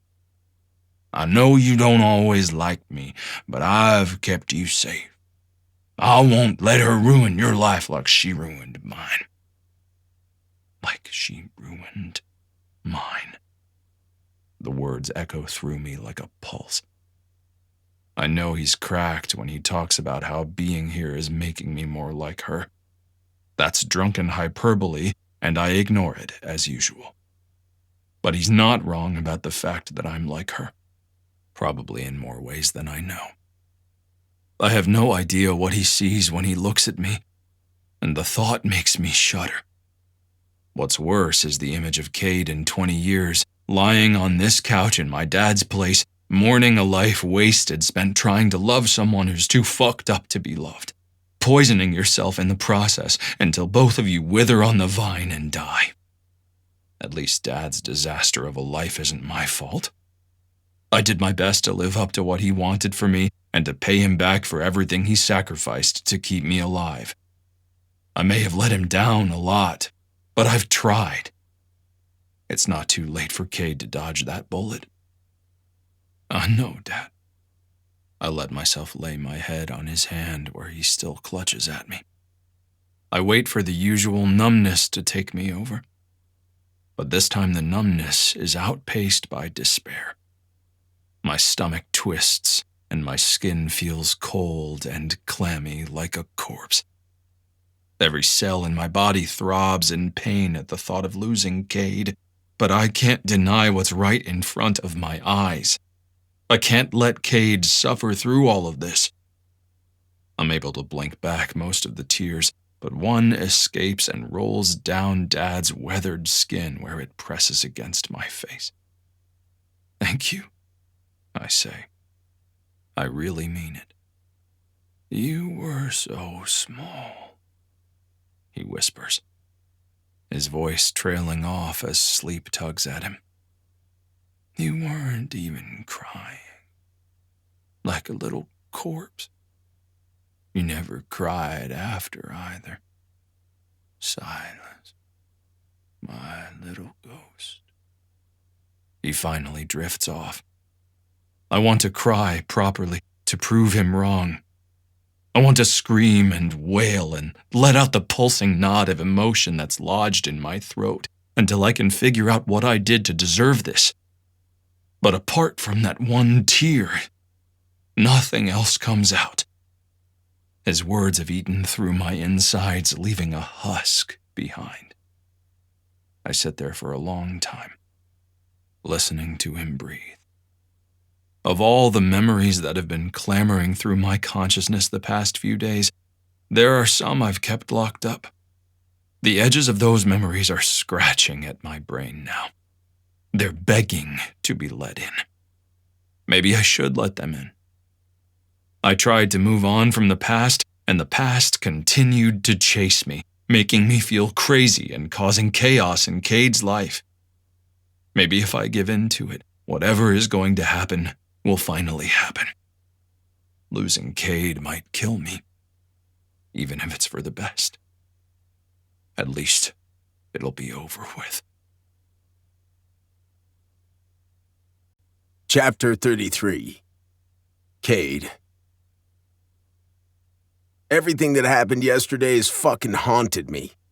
I couldn't sleep thinking about how Silas looked as he helped us haul his dad's limp body into the living room. Which makes me wonder how many times his dad has said the nasty, surreal shit he said to us earlier to Silas's face. I wonder if that's what taught him how to shut down. He's always had ups and downs, but he's never felt so completely out of my reach before. Not even before we were so close. I could always get through to him with a touch or the right word, but last night it was like talking to a brick wall, and that's fucking terrifying. And it's not like this was the only time. He was already shut down the day of the race when his dad didn't show. I've been too caught up in the CPS family assessment and keeping a closer eye on the girls. Silas has been around, but I'm suddenly realizing I haven't really paid attention to him. It's possible a fuck ton of warning signs have been slipping through the cracks. Tristan was right. There's more wrong than I realized, and as much as it fucking kills me to admit, maybe my loving Silas isn't enough to make all his pain go away. Oh yeah, because that's the other thing I realized. Somewhere around the 5th hour of lying in bed, obsessing about how to help Silas and playing out all these different hypothetical situations, I realized something. I kept thinking of everything in terms of our lives. Together. Like the fact that we would deal with these things together was a given. I was looking up how much therapy costs and thinking about how to convince him to go. I was planning contingencies for if he got worse and worse and needed legitimate medical help. I was trying to figure out how health insurance actually works and if we could get it. All of it was turning over and over in my mind, the same as if it were Maddie or Sky with the problem. He's my family. I love him and I'm not going anywhere. So his shit is my shit, and that means it's time to deal with it. Together. This revelation gave me a new burst of energy. Combine that with way too much caffeine, and I am now cracked out but ready to tackle the day. More importantly, I have a plan. First, get Silas as far away from his toxic sperm donor as possible. Second, evaluate how he is when he's not being dragged down by that asshole every day and talk about options for addressing it. Third, tell him I love him. Today, we're only dealing with step 1. And thank fuck, because step 3 is way scarier than it should be. Mom, can I talk to you? She's awake at a reasonable hour, smoking a cigarette while she puts on makeup for her shift slinging burgers at DQ. It's a new job, and she has to drive nearly 2 hours to Franklin because she's burned most of her bridges around here. But so far, she seems to be taking it seriously, which is more than I could have hoped for. I agreed to compromise on the smoking inside thing because she's been following the rest of the CPS safety plan to a T. She's been going to NA and AA like she's supposed to. I've seen no sign of drugs in this trailer, despite turning it upside down at least once a week, and even though I'm not convinced she's totally sober all the time, she's at least keeping it under control enough to be functional and present, which is more than I've ever gotten from her before. Sure, hon. What's up? Part of me wants to deliberately not ask permission, to prove that I'm in charge here and she fucked up too many times to deserve a vote. But I think the hospital was a wake-up call for her. She's never gonna act like a real mom if I don't treat her like one sometimes.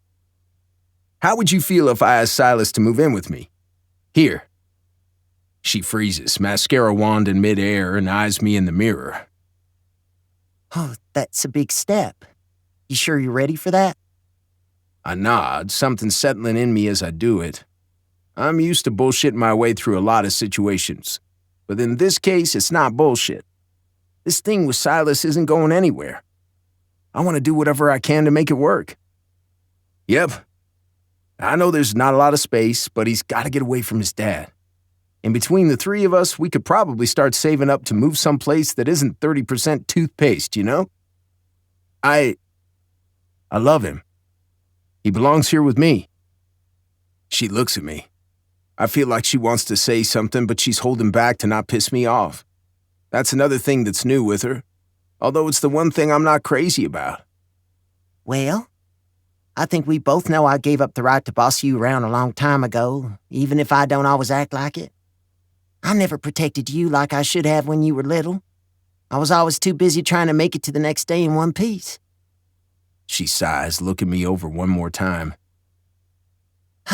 Maybe now's the time to make up for that. You do what you gotta do and I'll back your play.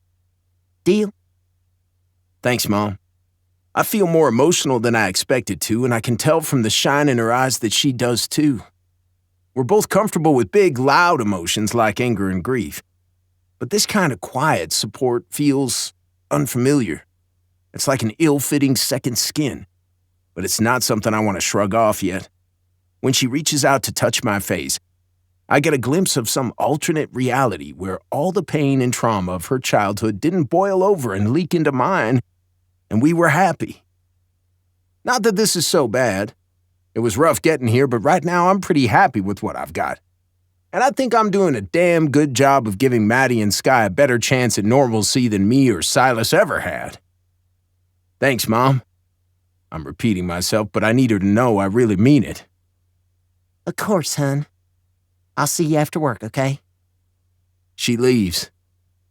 Now, I just have to get Silas on board. I decided to hold off on asking the girls how they feel about it until after I asked Silas, just in case he says no. Not that I think he will. Even though there has been some tension between us lately, I know we're on the same page. That tension is coming from how miserable he is, and that misery is coming from Travis fucking Rush and his bullshit emotional abuse. This will fix everything. I know it.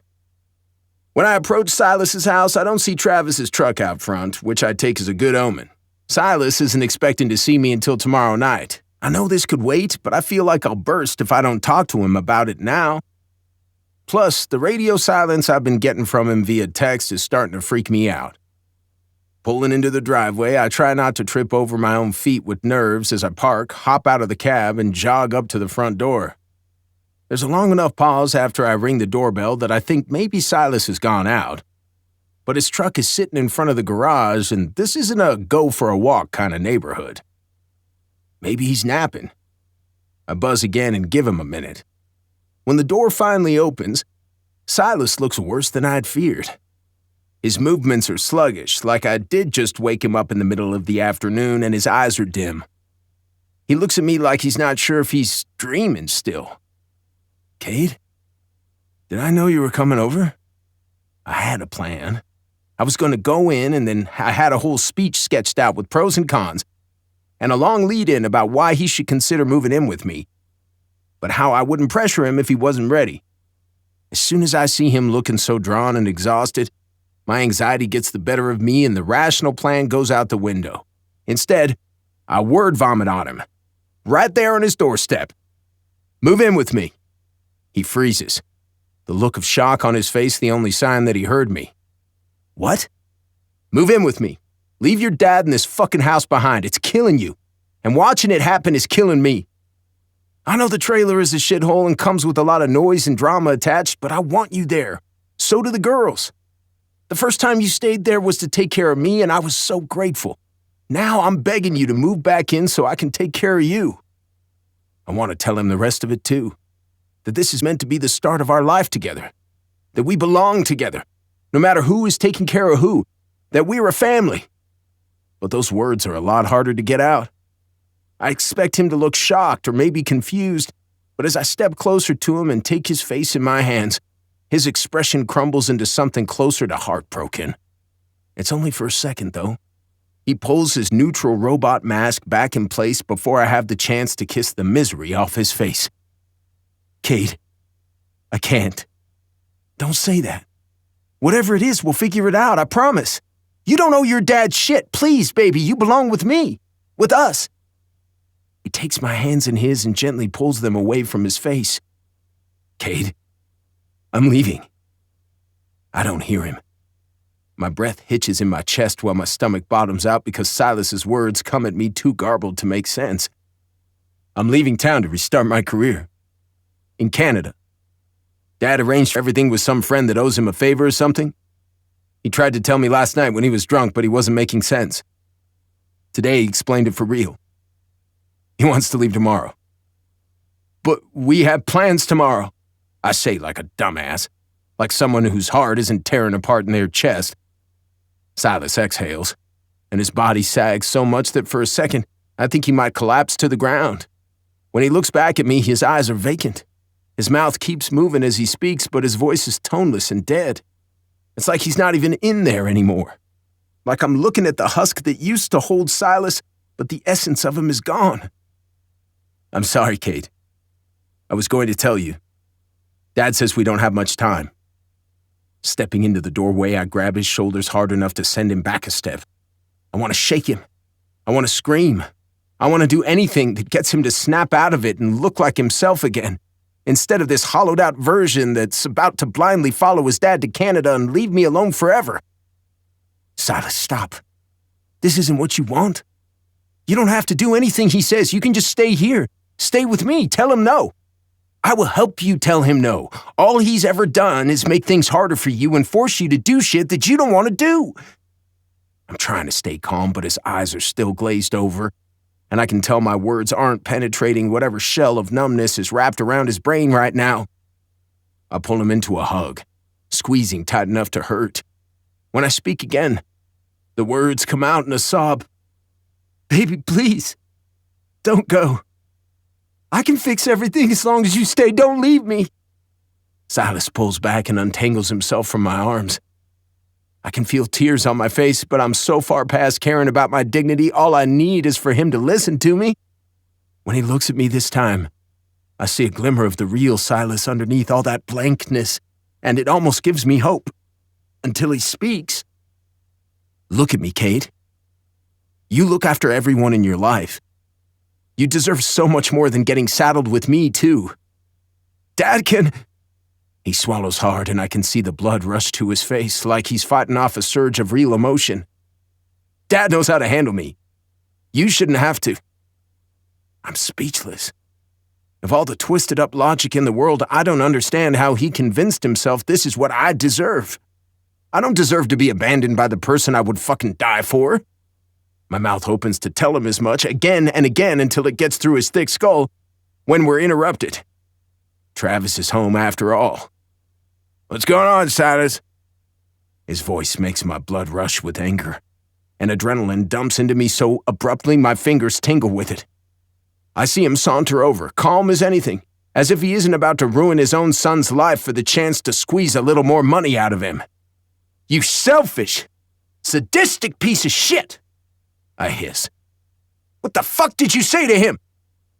Travis looks shocked, but not afraid of me, which is his first mistake. He comes to a stop a few feet away, looking both of us over, clearly taking in the sight of my tears and Silas's quiet distress. Silas, what does Kyle Waters' son want from you?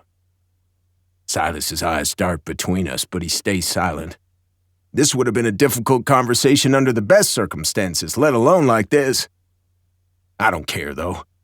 I don't care about Silas wanting to keep things calm. I don't care about whatever sick sense of loyalty he still has to his father. All I care about is getting him as far away from Travis as I can. Looking at him right now, I know that if he goes back to racing and being alone, he'll end up dead. Maybe it'll seem like an accident. Maybe he'll even think it's an accident when it happens, but he'll get more and more shut down until he's so detached from his life that he can't even protect it anymore. And I won't be there to stop him. Anguish rushes through me in a searing wave as I accept the inevitability of it all. I cover my face with my hand for just a second while I bite back a sob. I have no control here. It's all fluttering just out of my reach, and no matter how fast I run, I can't catch up. When my hand comes away from my face, the anguish is replaced by rage. If I can't stop this from happening, then anger is the only thing I have left. Before I realize what's happening, I've crossed the distance over to Travis, grabbed him by the shirt, and slammed him into the wall. His breath comes out in a satisfying whoosh.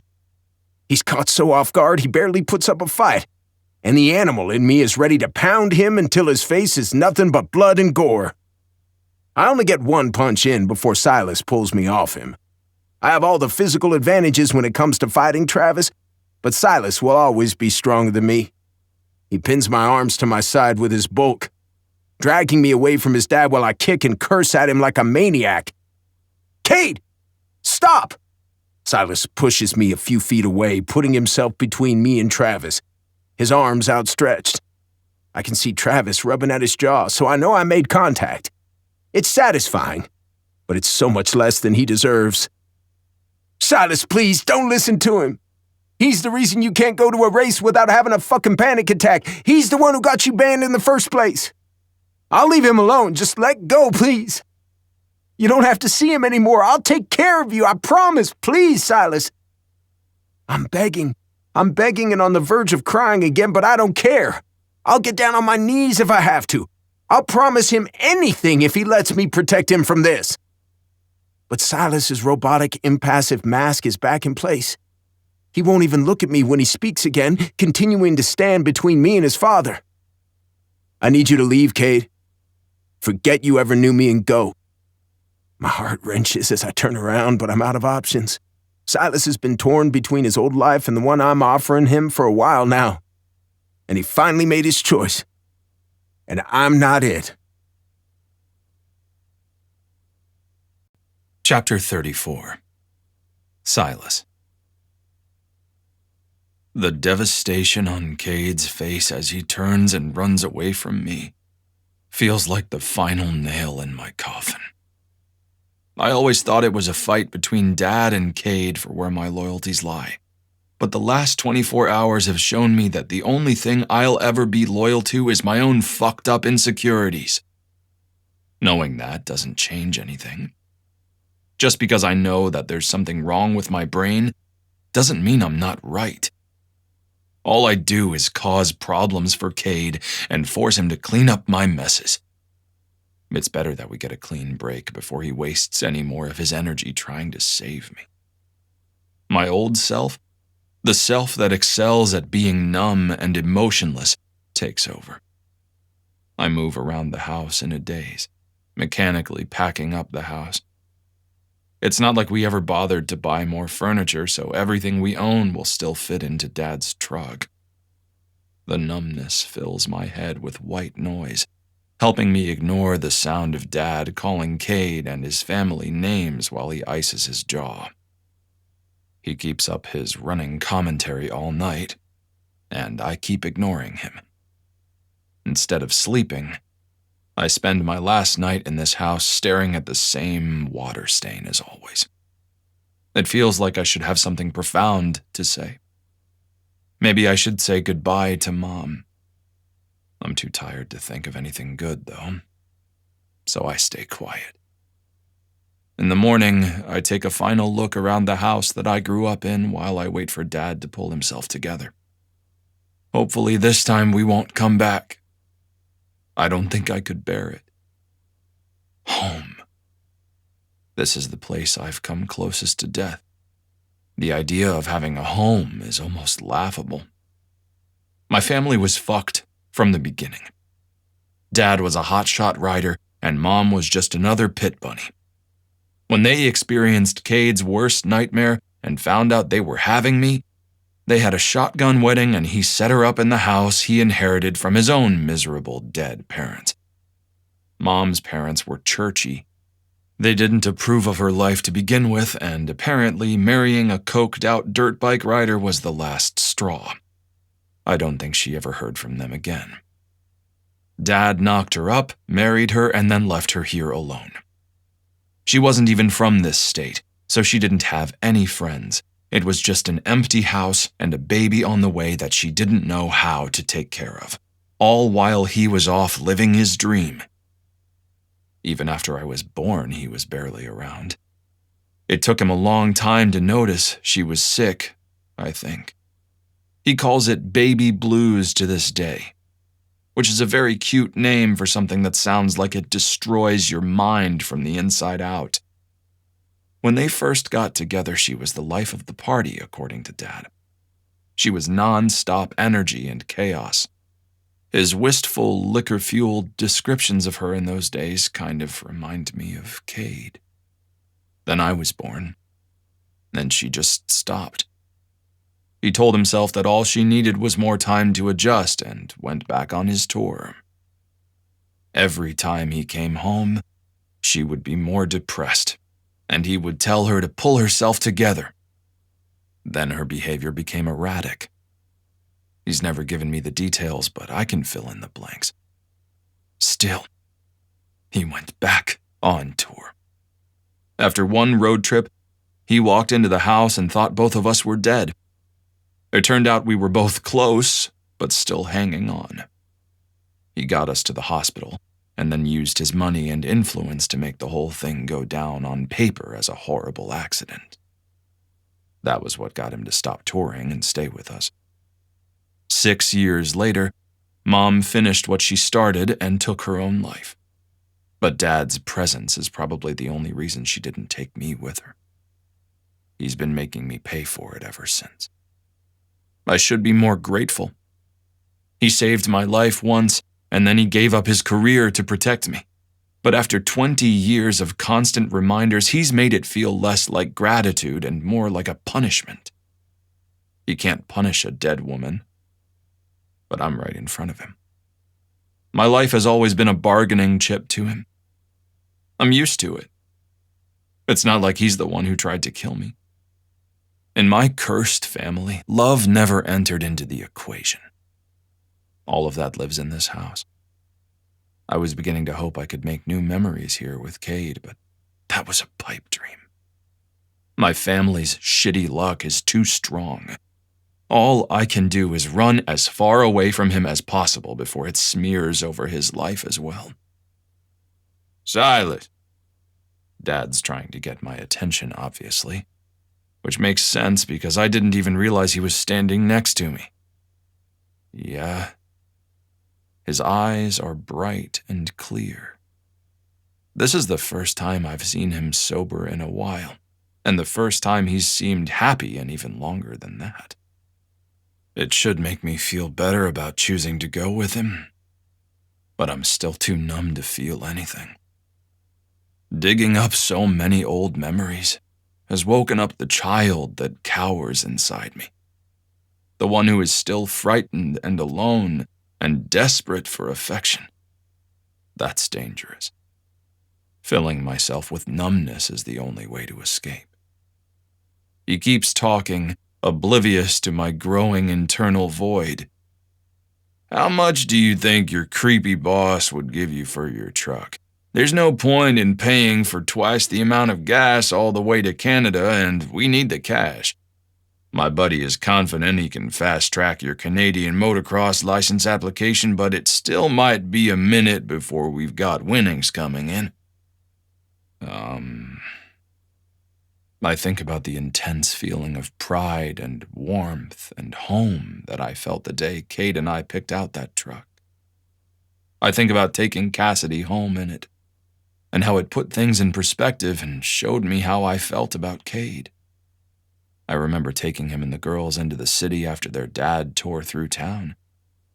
Cade was bruised and hung over and slept the whole way there, while the girls slowly relaxed the farther we got from the trailer, until it all felt like it was just a bad dream. I love that truck. Maybe it is best if we sell it. My head is spinning, and the cleaner the break, the easier it'll be to keep myself from crawling back to Cade and begging him to forgive me. I love him. That's why I'm leaving, and that's what I need to keep reminding myself. I'm doing this for him. I'll ask Dad, I answer, as he's still staring at me. Good. We've got the money from last weekend, he continues to mutter to himself, working out how much cash he can squeeze out of everything I've earned in the past few months. I had a decent amount saved for a house deposit. The Silas that saved that money was embarrassingly naive, looking back now. Pulling out my phone, I tell myself it doesn't sting that I don't have any missed calls or texts from Cade. This is exactly what I wanted. A clean break. Chapter 35. Cade. I don't know how many hours it's been since someone came out here to talk to me, but I thought they'd finally taken the hint. There's nothing to talk about. I want to be left alone. The sound of the screen door closing tells me that my brief window of solitude is drawing shut again.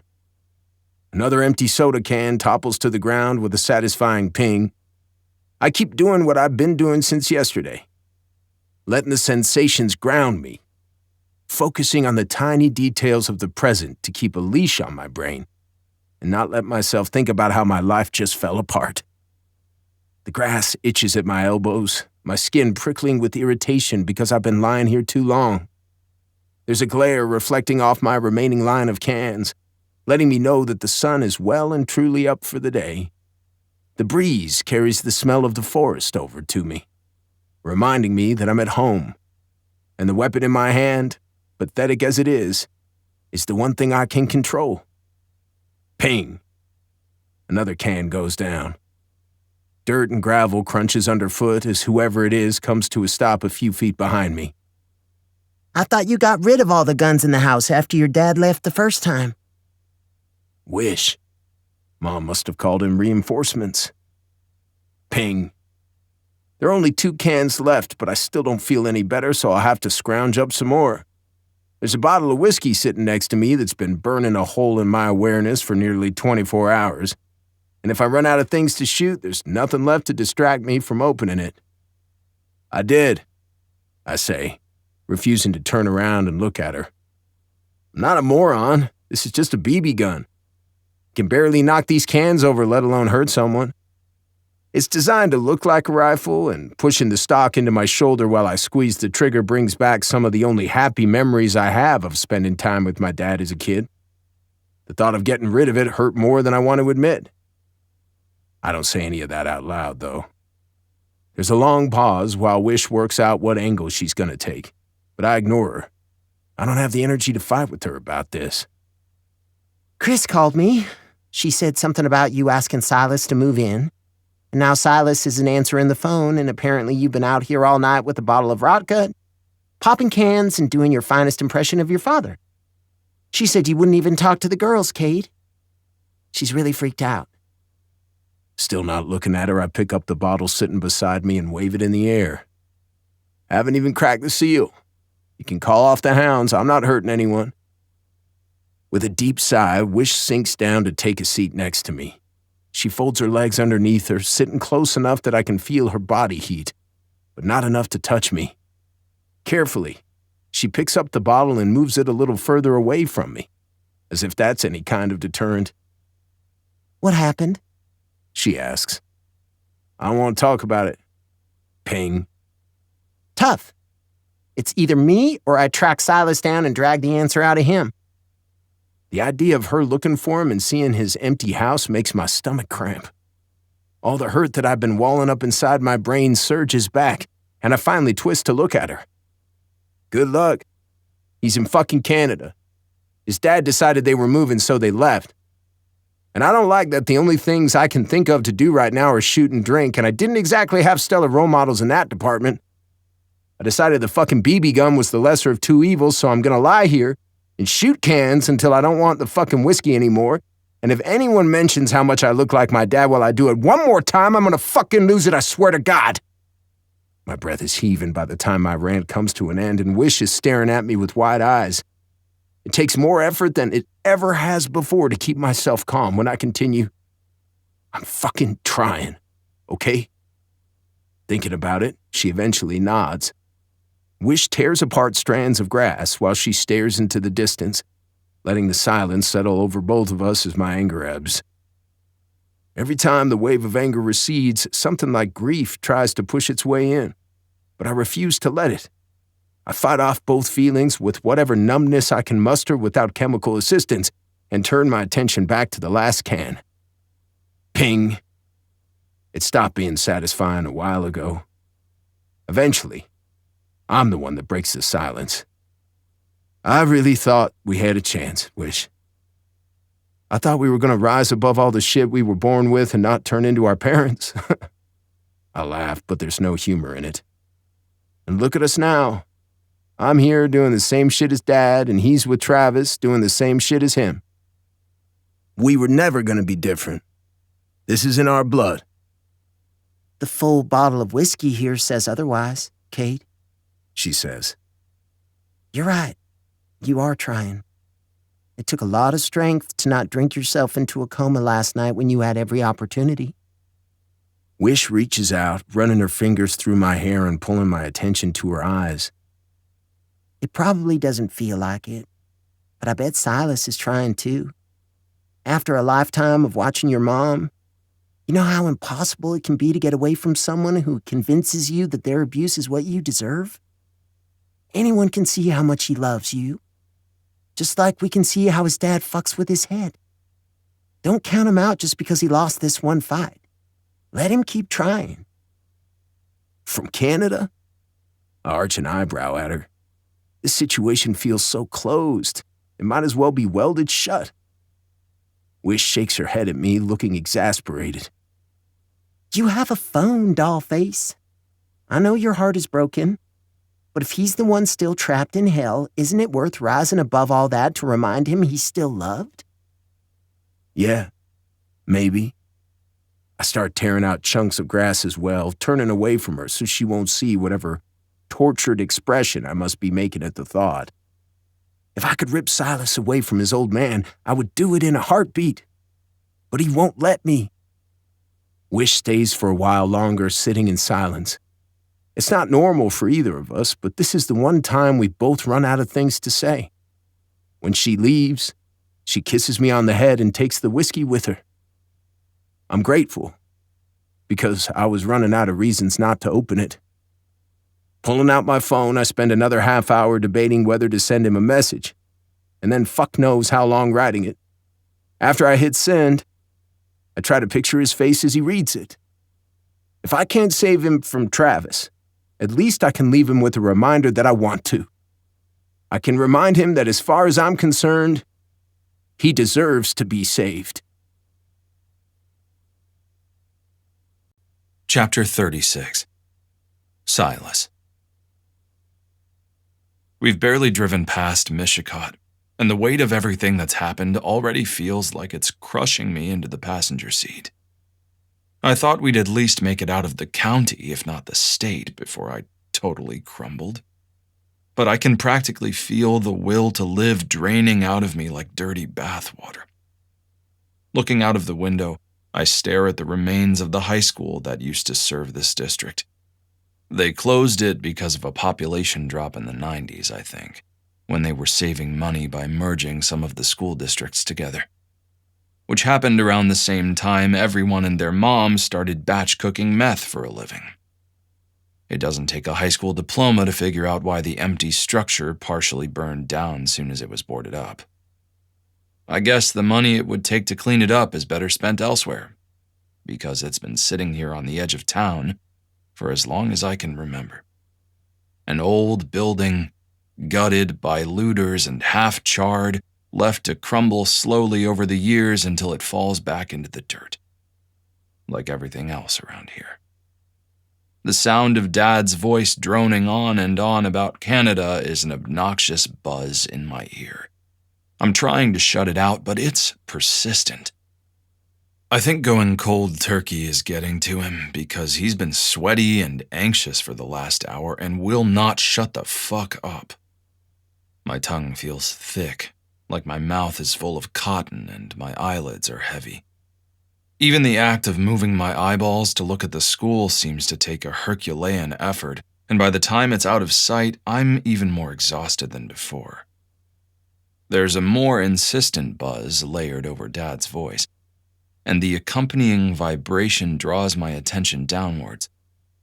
My phone's in my hand, the screen glowing with a notification.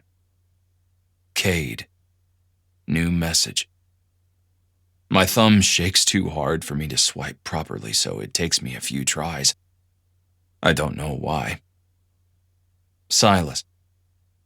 Don't let that asshole convince you that you're a burden. You're not. I know I joke around about saving you at the quarry, but you're the one that saved me. You're the strong one. My life was never better than it was with you in it. You're my hero, and I love you. Never forget it. A complicated knot of emotions wraps itself around my heart, squeezing until there's no more space for it to beat. Time stands still while the words sink into my numb brain. I've shut myself down to keep out all the memories of Mom and Dad and everything else I want to forget, but it's also kept out thoughts of Cade, and now they're worming their way back in. I already miss the way he laughs at his own jokes, or gets way too excited about an idea that we'll never be able to actually do. I miss the quiet, knowing looks that Maddie and I sometimes share when Cade and Sky are egging each other on in their ridiculousness. I miss the way everything in me settles when he falls asleep with his head on my chest. Maybe this is a mistake. See, this is my point. Snap out of it. Dad's voice breaks through my thoughts only because he also reaches across the center console to grab my shoulder and shake it. I snap my head to the side to see what he wants. This is why you need to be on the road. All this lying around, moping is no good. You're already halfway catatonic. You're too much goddamn like her. That's why you need to win. It keeps you focused. If that fucking official I paid off had kept his word and not tested you, none of this would have happened. I'm not pulling you out of a bathtub full of blood, Silas. I fucking refuse. The words spill out of his mouth like an oil slick, heavy and toxic. There's too much buried within them for me to pull out any one thing, so I settle for gawking at him, hoping he'll explain. He doesn't, though. Instead, he pats my cheek in some rough approximation of parental affection. His eyes are red-rimmed, although I can't tell if it's from emotion, detox, or both. Everything's going to be just fine. I don't know who he's trying to convince, me or himself. I turn it all over in my mind, one sentence at a time, until I figure out the question I want to ask. What do you mean you paid someone off? Dad sighs, making the same face he does whenever he thinks I'm being childish or naive. I've always hated it, and right now I feel like I might puke. It's fine. Everyone does it. You were having a bad run, and I could see how down you were getting. I thought you needed a little boost is all. If he hadn't tested your fucking fuel tank like he promised, none of this would have happened. You're a winner, like me. You just need a nudge once in a while to help you get out of your own head. Cade was right. It really was all his fault, and I'm the idiot who gave him the benefit of the doubt. Closing my eyes, I try to ward off the throbbing in my temples, but it doesn't work. He just dumped too much information into my lap, and my head feels like it's going to explode. You're telling me you actually cheated because you think it was losing races that was making me depressed? His eyes dart between me and the road. Then he shrugs like it's no big deal. It's not cheating. It was just a nudge. I told you I'd always take care of you, didn't I? I won't let you end up like her. I promised. The throbbing intensifies. His logic is so twisted, I have to fight the urge to choke him with it. So you cheated because I needed to win, because if I didn't win, I would get depressed and ultimately kill myself? Because I'm just like her. It's in my blood, and you're just the good man in the storm, holding back the tide of all that crazy with your bare hands, trying to save your family. He blinks, looking confused. We shouldn't talk about this. It's all in the past. Ignoring him, I keep going. And it had nothing to do with you wanting money or fame or a repeat of your own shitty career. Silas. He growls a warning, clearly out of patience for the topic. I'm on a roll, though. He shocked the numbness right out of me, and now I'm fucking pissed. I haven't felt this angry in a long time, and it feels fantastic. I can see why Cade is so intoxicated by this. Did you ever consider that I could be depressed because I was on the road all the time? I think most people would tell you that having no friends and no family and nothing but work is pretty fucking depressing. Probably more of a determining factor than whatever broken brain chemistry I inherited from Mom. He looks shocked. I've never spoken to him like this in my life, and it's obvious he doesn't know what to do with it. I'm your family, Silas. You had me. Closing my eyes, I take a deep breath in through my nose, while the pain in my head continues to throb in time with my pulse. Stop the car. What? Now I'm the one who's growling. Stop the fucking car before I throw you out of it. Cursing under his breath, Dad pulls the truck onto the dirt shoulder of the long stretch of blacktop we're on. Thankfully, it's in the middle of nowhere, so there's no one to see our abrupt mid-highway stop. Once the truck comes to a rest, the only sounds I hear are the tick of the cooling engine and both of us breathing heavily, while Dad stares at me with wild eyes. Silas, what is going on? I look at him in the eye and keep my voice steady so he knows I'm serious.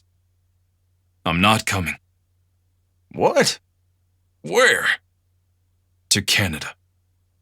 You should go and start fresh. You have friends there, like you said. But I'm not coming. I'm staying in Possum Hollow. In fact, you can go wherever the fuck you want, but I want Possum Hollow to myself. Silas, you can't. I can. I cut him off before he can spew whatever bullshit he's about to. I know you mean well, but I'm an adult and I can take care of myself. Keep my bike. Keep my money. All I want is the house and Possum Hollow. There's a long pause while he keeps looking at me like he can't figure out if I'm kidding.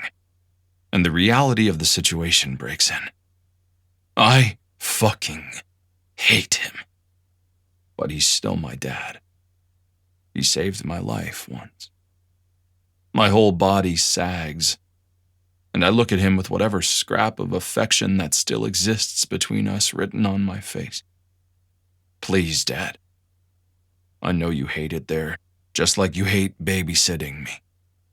You should be able to start over. So should I. Let's just Finally let it go, okay? He swallows. His eyes are more red-rimmed than before, and I can see him warring with himself on how to handle this. I'm sure a huge part of him wants to do what he always does and tell me to obey. But I can also see how tired he is. This is really what you want? Yeah, Dad. Take the money and start over. I'll be fine. In the moment where he makes up his mind, he softens. And he seems to age right in front of me. I pull my duffel bag out of the back seat, not wanting to drag this out any longer than I have to in case he changes his mind. You sure you don't want to take the bike? You love that thing, he says softly, still looking shocked. No, you love that thing. I think I'm actually done. I nod as I say it, and it feels true. A hint of a smile tugs at the corner of my mouth. I open the door, clambering down from the cab into the dirt. My backpack is slung over my shoulder, and I have a duffel bag full of my clothes. Everything else in that truck belongs to him. I don't need any of it. How are you going to get back? He asks before I can close the door. I'll get a ride. We look at each other. Neither of us moves until I finally let the door close with a soft snick. He sits there for a few more minutes, and I can see him going back and forth over something in his head. In the end, he gives me one last look, then puts the truck in drive and pulls back onto the highway. I stand there by myself, watching him disappear. My bike on the back gets smaller and smaller until it's just a black dot that vanishes over the horizon. Once the adrenaline and emotion have finally run their course, I let myself pull out my phone to make the call. I only hope he answers, or I'm fucked. Chapter 37. Cade. My fingers had kept up an anxious staccato on the steering wheel for the entire drive here. I keep forcing myself to unclench the muscles in my jaw and neck, as if physically relaxing will somehow make this moment less precarious. Thank God I managed to keep my hands off the whiskey, or it would be Wish driving me right now, and I'd have even less to distract myself with. I don't know what I'm expecting to find when I get to the pin that Silas dropped for me. I assumed he must have had an insane fight with his dad to leave him literally on the side of the highway, so when I finally see him, and he's not bloody or bruised, relief flows through me. Throwing the truck onto the shoulder, my first instinct is to drive out of it and run towards him. Something stops me. I climb out of the cab slowly, watching Silas as he stands up and waits for me to move closer. He seems so small out here by himself, with just a couple of bags, surrounded by endless, stretching nothingness. His eyes are warm as he takes me in, but he doesn't say anything or move closer. It's not too late for the rug to be pulled out from under me again. Life has taught me that, and it makes me cautious as I approach. "Are you okay? Where's Travis?" Silas sniffs. When I come to a stop a few feet away from him, he leans back, wrapping his arms around himself like he's cold, despite the midday heat. "He's gone," Silas says. "I told him to go. You were right. I didn't want to leave. Cade, I'm so sorry." He takes a step towards me with his hand outstretched, but I move out of reach. Now it's my turn to wrap my arms around myself until we look like two little kids huddled into ourselves, staring across the 3 feet of air between us that feels like it's as wide as the Grand Canyon. Chewing on my bottom lip, I try to figure out what it is that I want to say to him. "You're staying? For real?" He nods. "For real. Even if you can't forgive me for running away, I'll still be here." My heart breaks a little, watching him stand there all alone, apologizing to me for something that he should never have had to deal with in the first place. It's enough to shut down the last of my defenses and make me close the distance between us. Fuck, baby, I'm not mad, I say, wrapping my arms around him. He stays rigid for a few seconds and then melts into my chest with a tremor as I talk. It's not your fault. I was never mad. I was just hurt and scared for you. He nods, his face smushed into my chest as his arms snake around my waist and squeeze. I'm sorry anyway, he says, although it's muffled by my shirt. Pulling back enough to look him in the eye, I take his face in my hands and hold him steady. I try to pour the sensation of how much I love him into his skin, whether he feels it or not. I want to say the words as well, but they stick in my throat. Everything feels too raw and open, standing here on the side of the road. Let's go home, I say.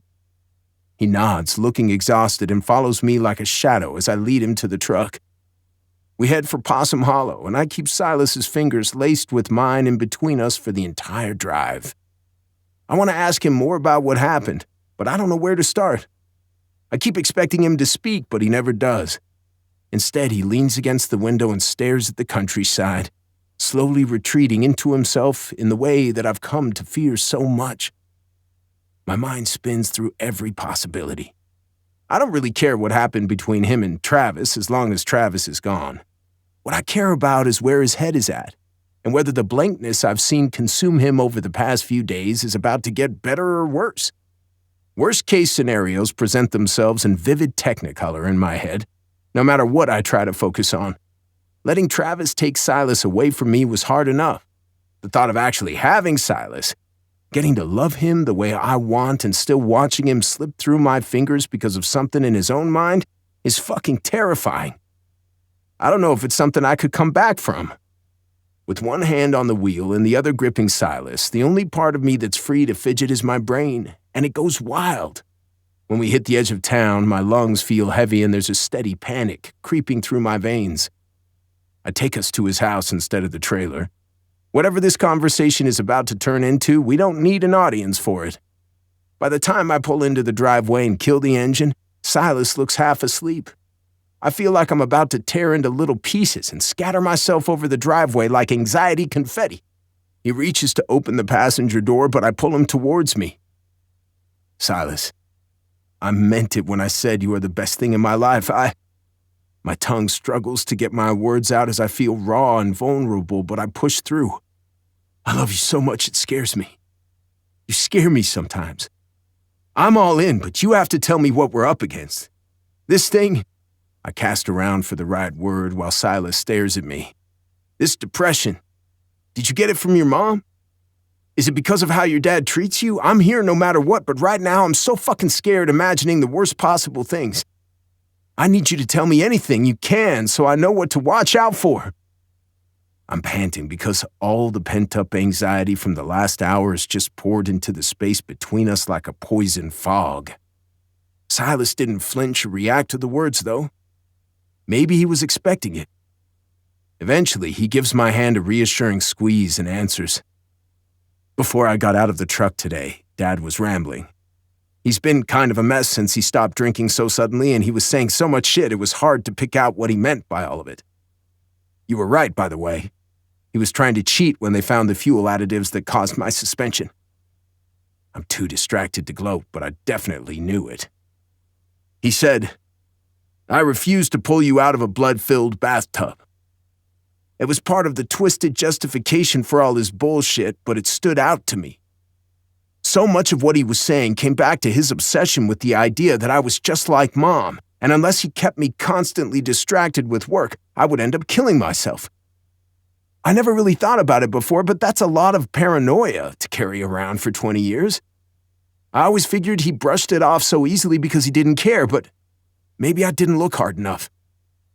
Everything he saw must have stuck with him. Silas looks unnaturally calm as he says it, but all he's doing is making me more anxious. I've tried so hard not to pry, but if this is really going to be our life from now on, I have to know. Baby, what happened? I whisper. Instead of answering, he turns to open the door and gets out of the truck. I follow, and together we unlock the silent house and head inside. Once his bags are on the floor, Silas takes my hand again and leads me to the bedroom that used to be Travis's. He points to a spot in the corner, a few inches of worn carpet between the bathroom door and the wall. This is where Dad found me, the time he thought I was dead. I was less than a year old, and he said I was wrapped up in sheets like she'd tried to strangle me. I was cold when he touched me. Like meat. That's how he described it. My eyes are glassy, but I focus my attention on my Silas here in front of me. My brain is screaming at me to claw my way through time and save him from all of this, because it never should have fucking happened. It's all I want. It's impossible, though. So the least I can do is set aside my own emotions to give the present-day version of him my full attention. We move into the bathroom, and he points at the floor by the toilet. She was here. She'd taken pills, but she was still alive as well.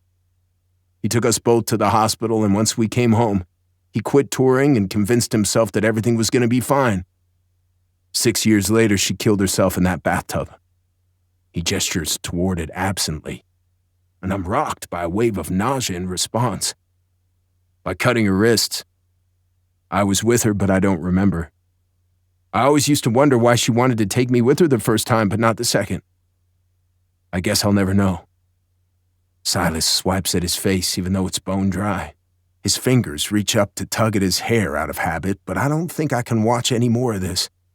Moving forward, I pluck his fingers from his hair to wrap his hand up in mine again instead. When I press my face into the side of his forehead, we both take a deep breath at the same time. Our combined exhalation seems to scatter the remnants of memories from the room until it's just us again. The way it was meant to be. It's been a big day, baby, I say to him. Let's go to your room and sleep for a while. We have the rest of our lives to deal with this shit. Silas doesn't answer, but he rolls his head until there's barely an inch between his lips and mine, and our breath is mingled in the space between us. Nodding slowly as he keeps pressing into me, Silas lets his body sag into mine, and I'm there to catch him. We stay huddled together as we head upstairs, our movements sludgy with exhaustion. I'm about to dump him onto his mattress because I'm well past giving a fuck about putting sheets on it. But Silas stops me. Can I take a shower first? I feel... No words come out to finish that sentence, but I can fill in the blanks. It's a gross kind of day. Of course. I press a kiss against his lips but break away before we have the chance to get distracted. I'll see if I can find some sheets or something and then we'll rest for a while. The smile that takes over Silas's face is small but genuine, which makes my heart seem to swell to the point of bursting. You don't have to go to work today? He asks. I shake my head. Tristan's covering for me. He says you owe him for that, by the way, and I have no idea what he's going to want in return. I hope you think me and Possum Hollow are worth it, because he definitely might ask you to help him bury a body. Who the fuck knows?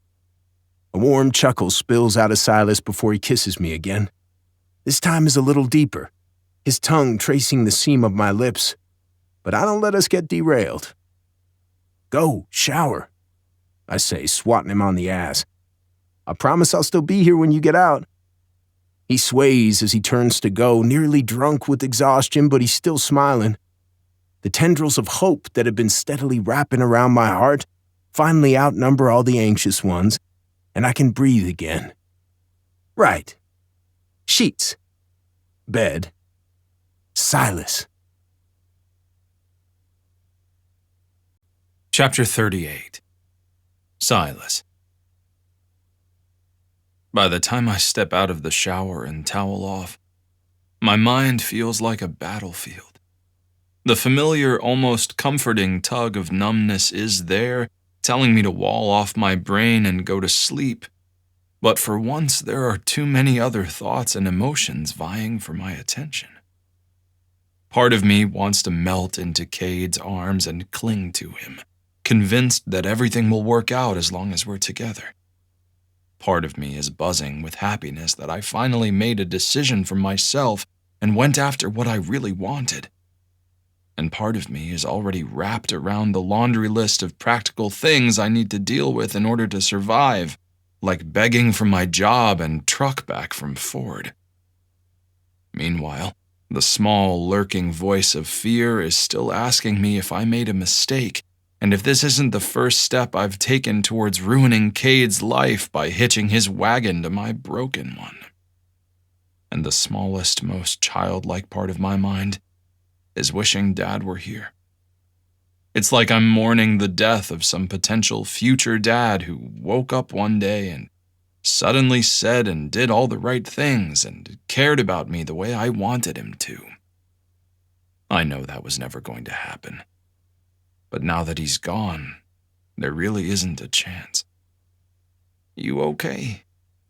Cade's voice brings my attention back to the present. I'm standing in my room with a towel wrapped around my waist, but not moving towards the mattress. The mattress which has sheets on now, I notice, because Cade went and found some for me. This is probably the kind of thing that most people's family do for them all the time. It's tiny, really. But something about it is taking root in my heart and not letting go. There's a burning pressure behind my eyes, and I don't cry, but it's the closest I've come all day. Over fucking sheets. Silas? He moves closer to me, concern obvious in his eyes. I want to thank him for taking care of everything today and apologize for being such a mess. I love you, is what I say instead. Cade's head tilts. Like a different angle will help him figure out the deeper meaning of it all. Then a slow smile spreads across his face and he reaches for me, pulling me towards him and relieving me of the towel in one movement. I love you too, he murmurs, his lips so close to mine I can barely hear the words.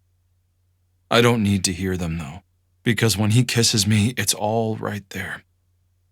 I can feel that he means it in every way he touches me and pulls us closer together. Somehow we collapse to the mattress together. I'm already naked, and it doesn't take long for Cade to strip his clothes off item by item in between kisses. We're warm and tangled together, but even though we're both turned on, there isn't the desperate urgency we usually get when we're together. Neither of us makes a move to do anything other than kiss. And for once, I'm content to lie here and luxuriate in it. After a while, my eyelids grow heavy, but my mind is just as loud and chaotic as it was in the shower. Cade pulls away, studying my face for a second before he speaks. Do you want to sleep? You look exhausted. I sigh. I can't seem to turn my brain off. I'm normally so good at that. Shutting down is my go-to, but it's like everything is on a loop in there and it won't shut the fuck up. Welcome to my life, Cade says, smiling. I know exactly what you mean. All the lights are on, but nothing makes any sense 24/7, right? I huff a laugh at the mental image.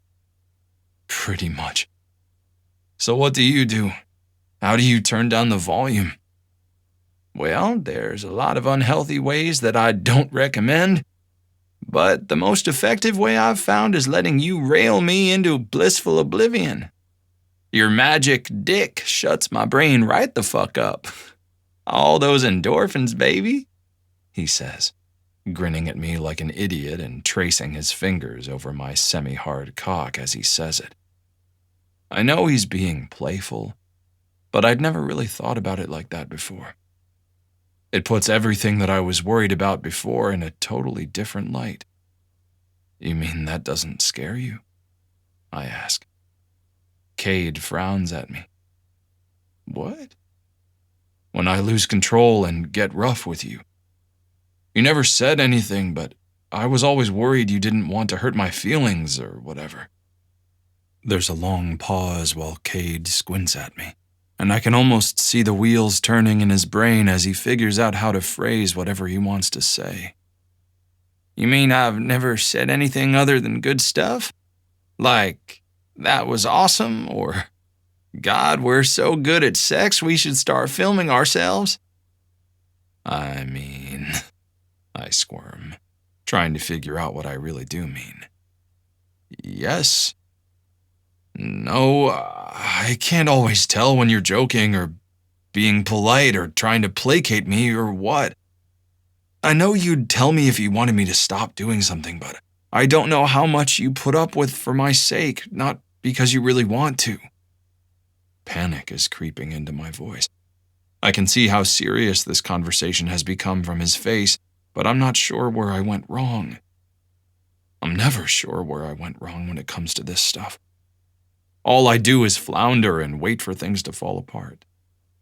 Maybe that's where I'm going wrong.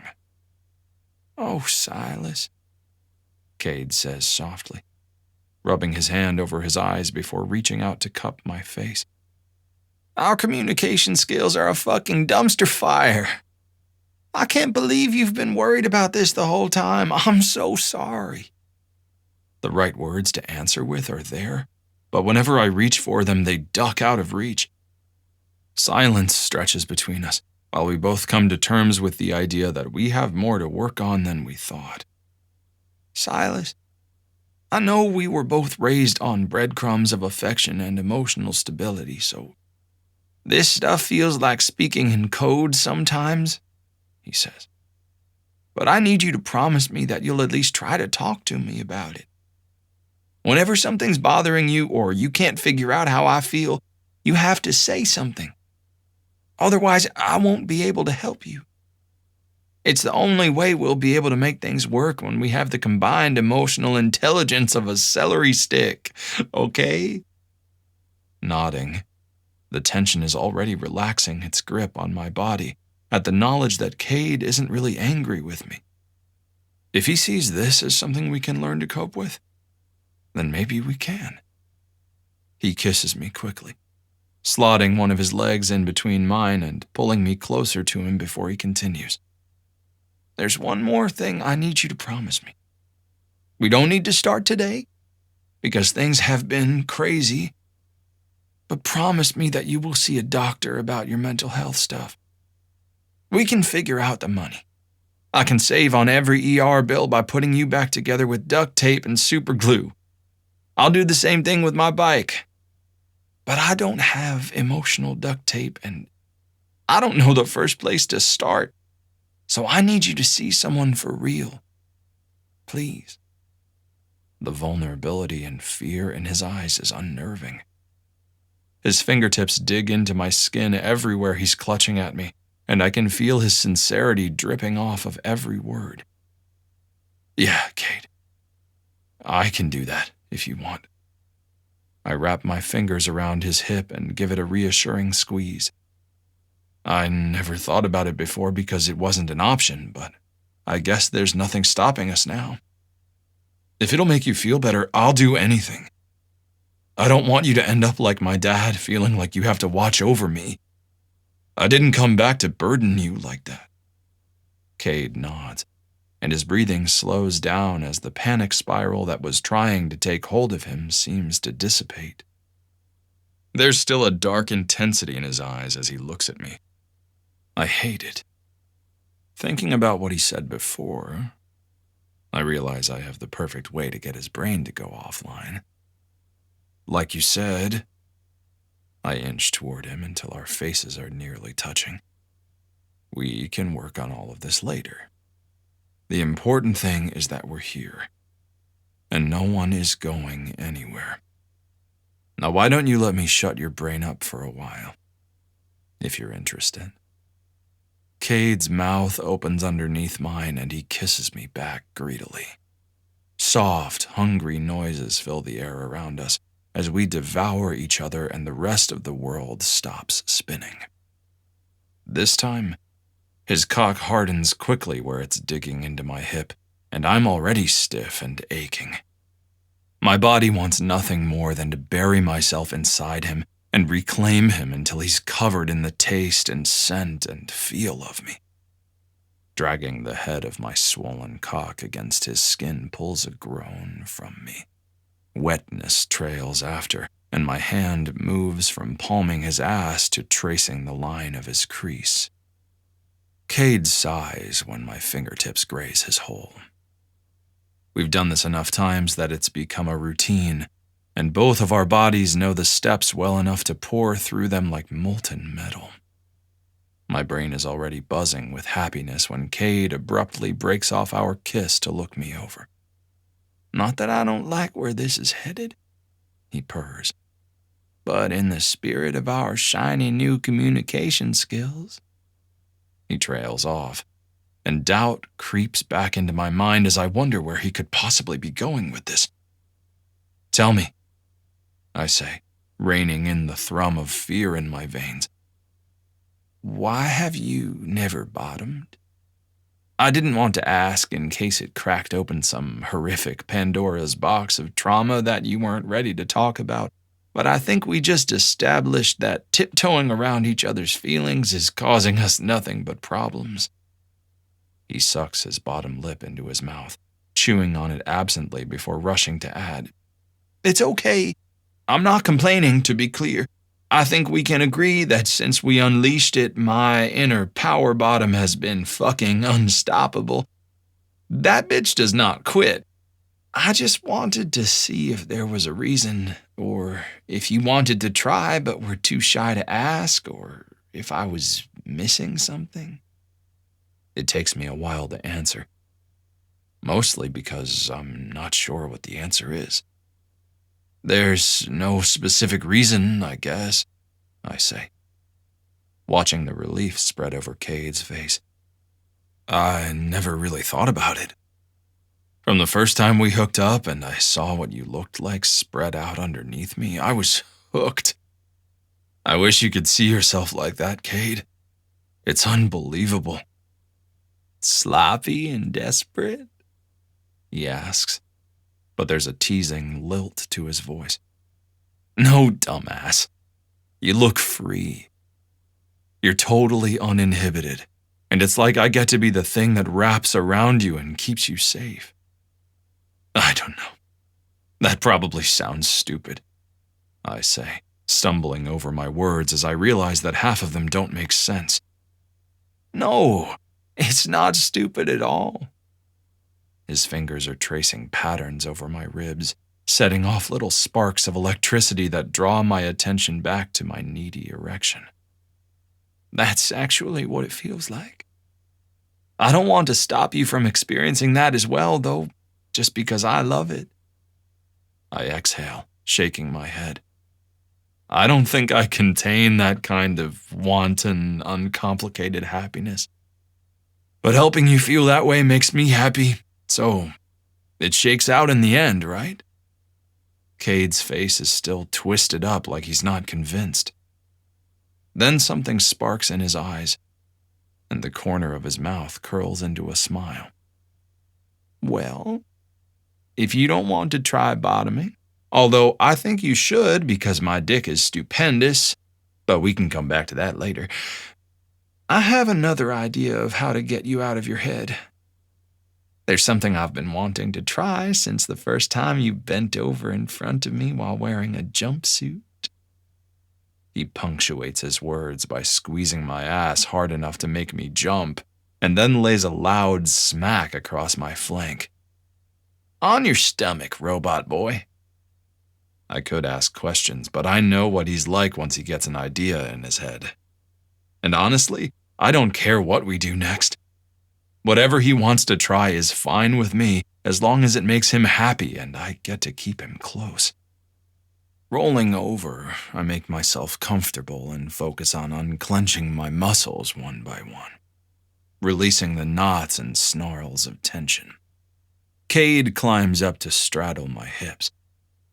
The weight of his body sinks me into the mattress, relaxing me even more, and suddenly his hands and mouth are on every part of me they can reach. His fingertips dig into my sides and trace the curve of my hips. His mouth trails wet, sucking kisses down my spine until he reaches my ass and bites down. It's a shock of pain, but he soothes it by reaching under me to stroke my cock at the same time, and I almost choke on the groan that comes out of me.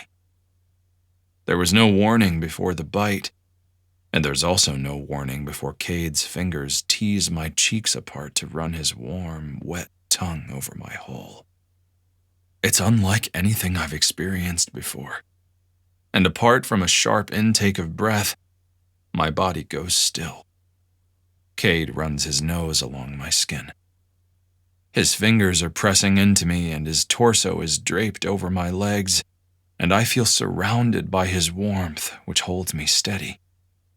When he licks me again, I'm not as shocked and have the chance to actually feel it, alongside the scrape of his stubble on my skin. He doesn't stop, pressing his mouth against the sensitive flesh and licking into me like he's worshipping me. All the nerve endings I never knew were there light up in the process. It feels like my body is switching back on, cell by cell, after being shut down by my traitorous brain for too long. My whole clenches and relaxes as he works, and before I know it, my hips are rocking into the mattress. I'm fully hard and leaking more than ever, searching for any kind of friction on my cock for some release. Soft moans are spilling out of me. Every sound and move I make seems to spur Cade on until his face is buried in me. It's incredible. But there's something about the sheer intimacy of it that's building the drumbeat of desire taking over my body. I don't know how long I lie there for, slowly becoming one with the mattress. At some point, Cade slips a finger into my softening entrance. The pressure adds to every throb of pleasure, and I continue to float on wave after wave of sensation until I become nothing more than the thing wrapped around Cade's tongue and fingers. When he eventually stops, I whine and protest, but whole words are beyond me. Cade rolls me over and I take in the sight of him. His face is flushed and streaked with saliva, his hair is wild, and his own cock is rigid with need. This would normally be the moment when I throw him down and fuck him until he screams, but I feel too loose. He looks as beautiful as ever, though. It turns out that I don't need to do anything.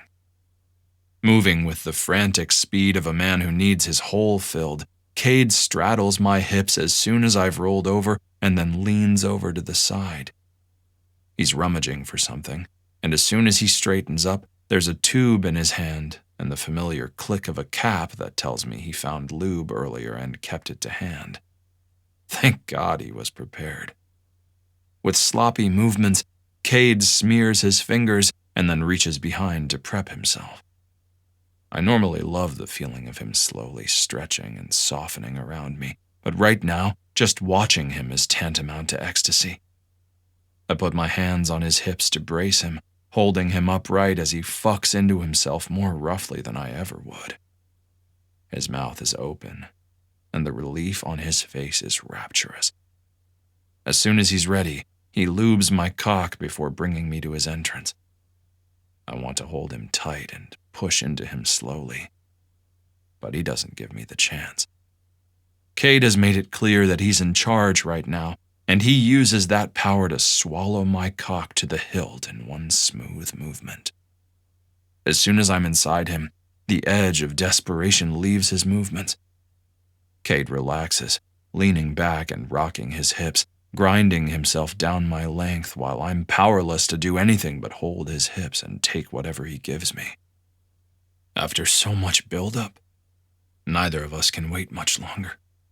It isn't long before Cade leans forward to brace himself on my chest, riding me hard enough to make me curse and groan, while his heavy cock bounces between us, leaking a long trail of pre-cum onto my chest. "Fuck, baby," is all he says when I move my hand to wrap it around his length. He comes so suddenly it catches us both by surprise. I see his stomach tense, and then there's cum arcing out of him, splashing across my abs and chest. He lets out a raw noise of surrender as I stroke him through it, milking everything I can from him. His rhythm stutters while he comes, but his hole clenches around my cock and throbs, pushing me to the edge. When I'm satisfied I've drained Cade's cock completely, I grab his hips tight and fuck up into him. It only takes a few thrusts before I'm pulsing my own release, and I keep hold of him throughout so I can bury it as deep inside his body as possible. When the last waves finally fade, a haze of satisfaction settles over both of us. Cade is giving me a sloppy grin, all the love that neither of us can articulate written clearly on his face. I can't see myself, but it's easy to know I look the same. He collapses on top of me. Our bodies are sticky with sweat and cum, but it only makes this feel more real. When my cum starts to leak out of Cade and down his thigh, I drag my fingers through it to smear across his skin. I want him to be so dirty with me that it can never wash off. There's still a million things to talk about.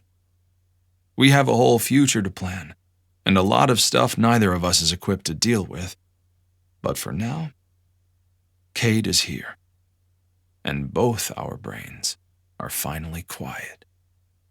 It's a start. We can deal with the rest after we sleep.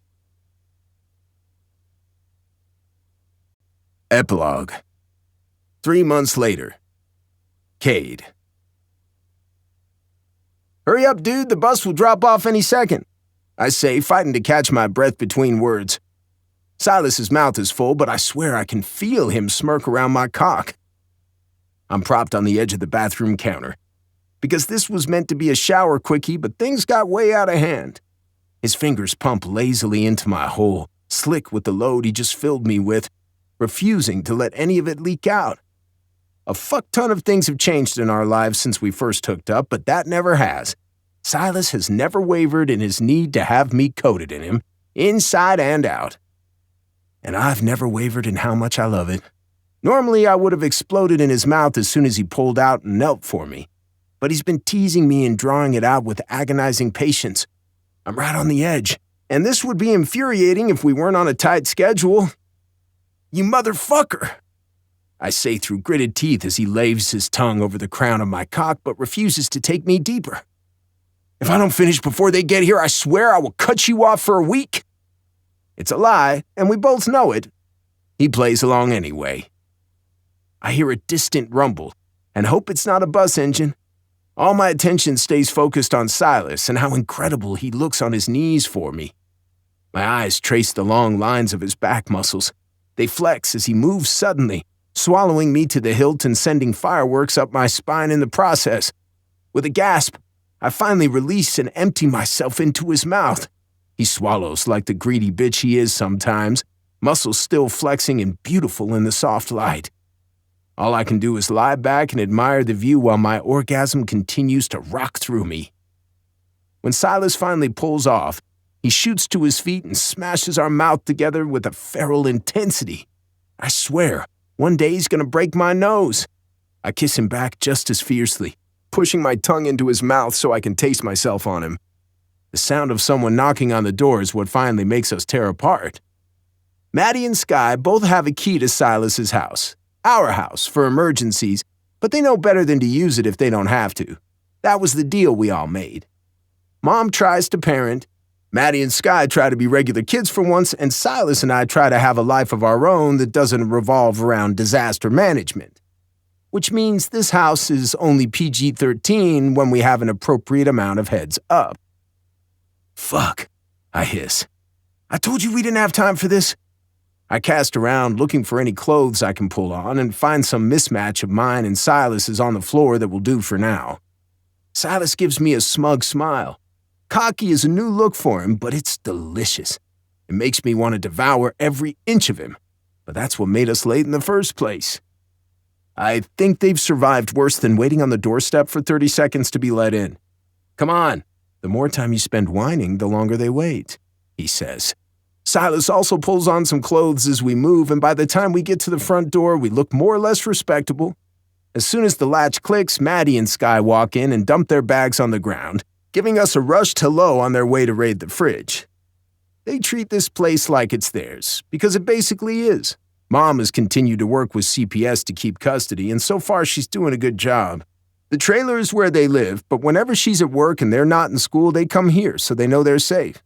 And even though I'm proud of Mom for how much she's changed recently, I've been figuring out how to keep the kind of paper trail I might need if I ever had to apply for custody in the future.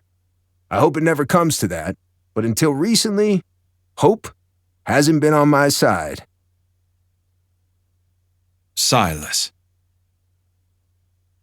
Once the girls have loaded up with an unfathomable amount of snack food, they clamber into their regular seats at the table and pull out their homework. I take a seat next to them, with my own little stack of worksheets in front of me. Cade calls it Homework Club, which he thinks is hilarious, but also makes him happier than he'd ever admit. Maddie and Sky are learning how to have structure in their lives. I can help them with their work if they need it, and I also have time to do the mountains of paperwork that come with being in therapy. I didn't know what to expect when we finally figured out how the fuck the healthcare system works. No wonder no one goes to the doctor, because even if you have health insurance, that shit is a nightmare of bureaucracy guaranteed to give you new mental health issues before you can even treat the ones you have. There were about 100 times I was ready to give up. I'd lived with my off-kilter brain my entire life. I was convinced that if I just loved Cade enough, I could keep pushing through. All I needed was him. Unfortunately, it turns out that's not how shit works.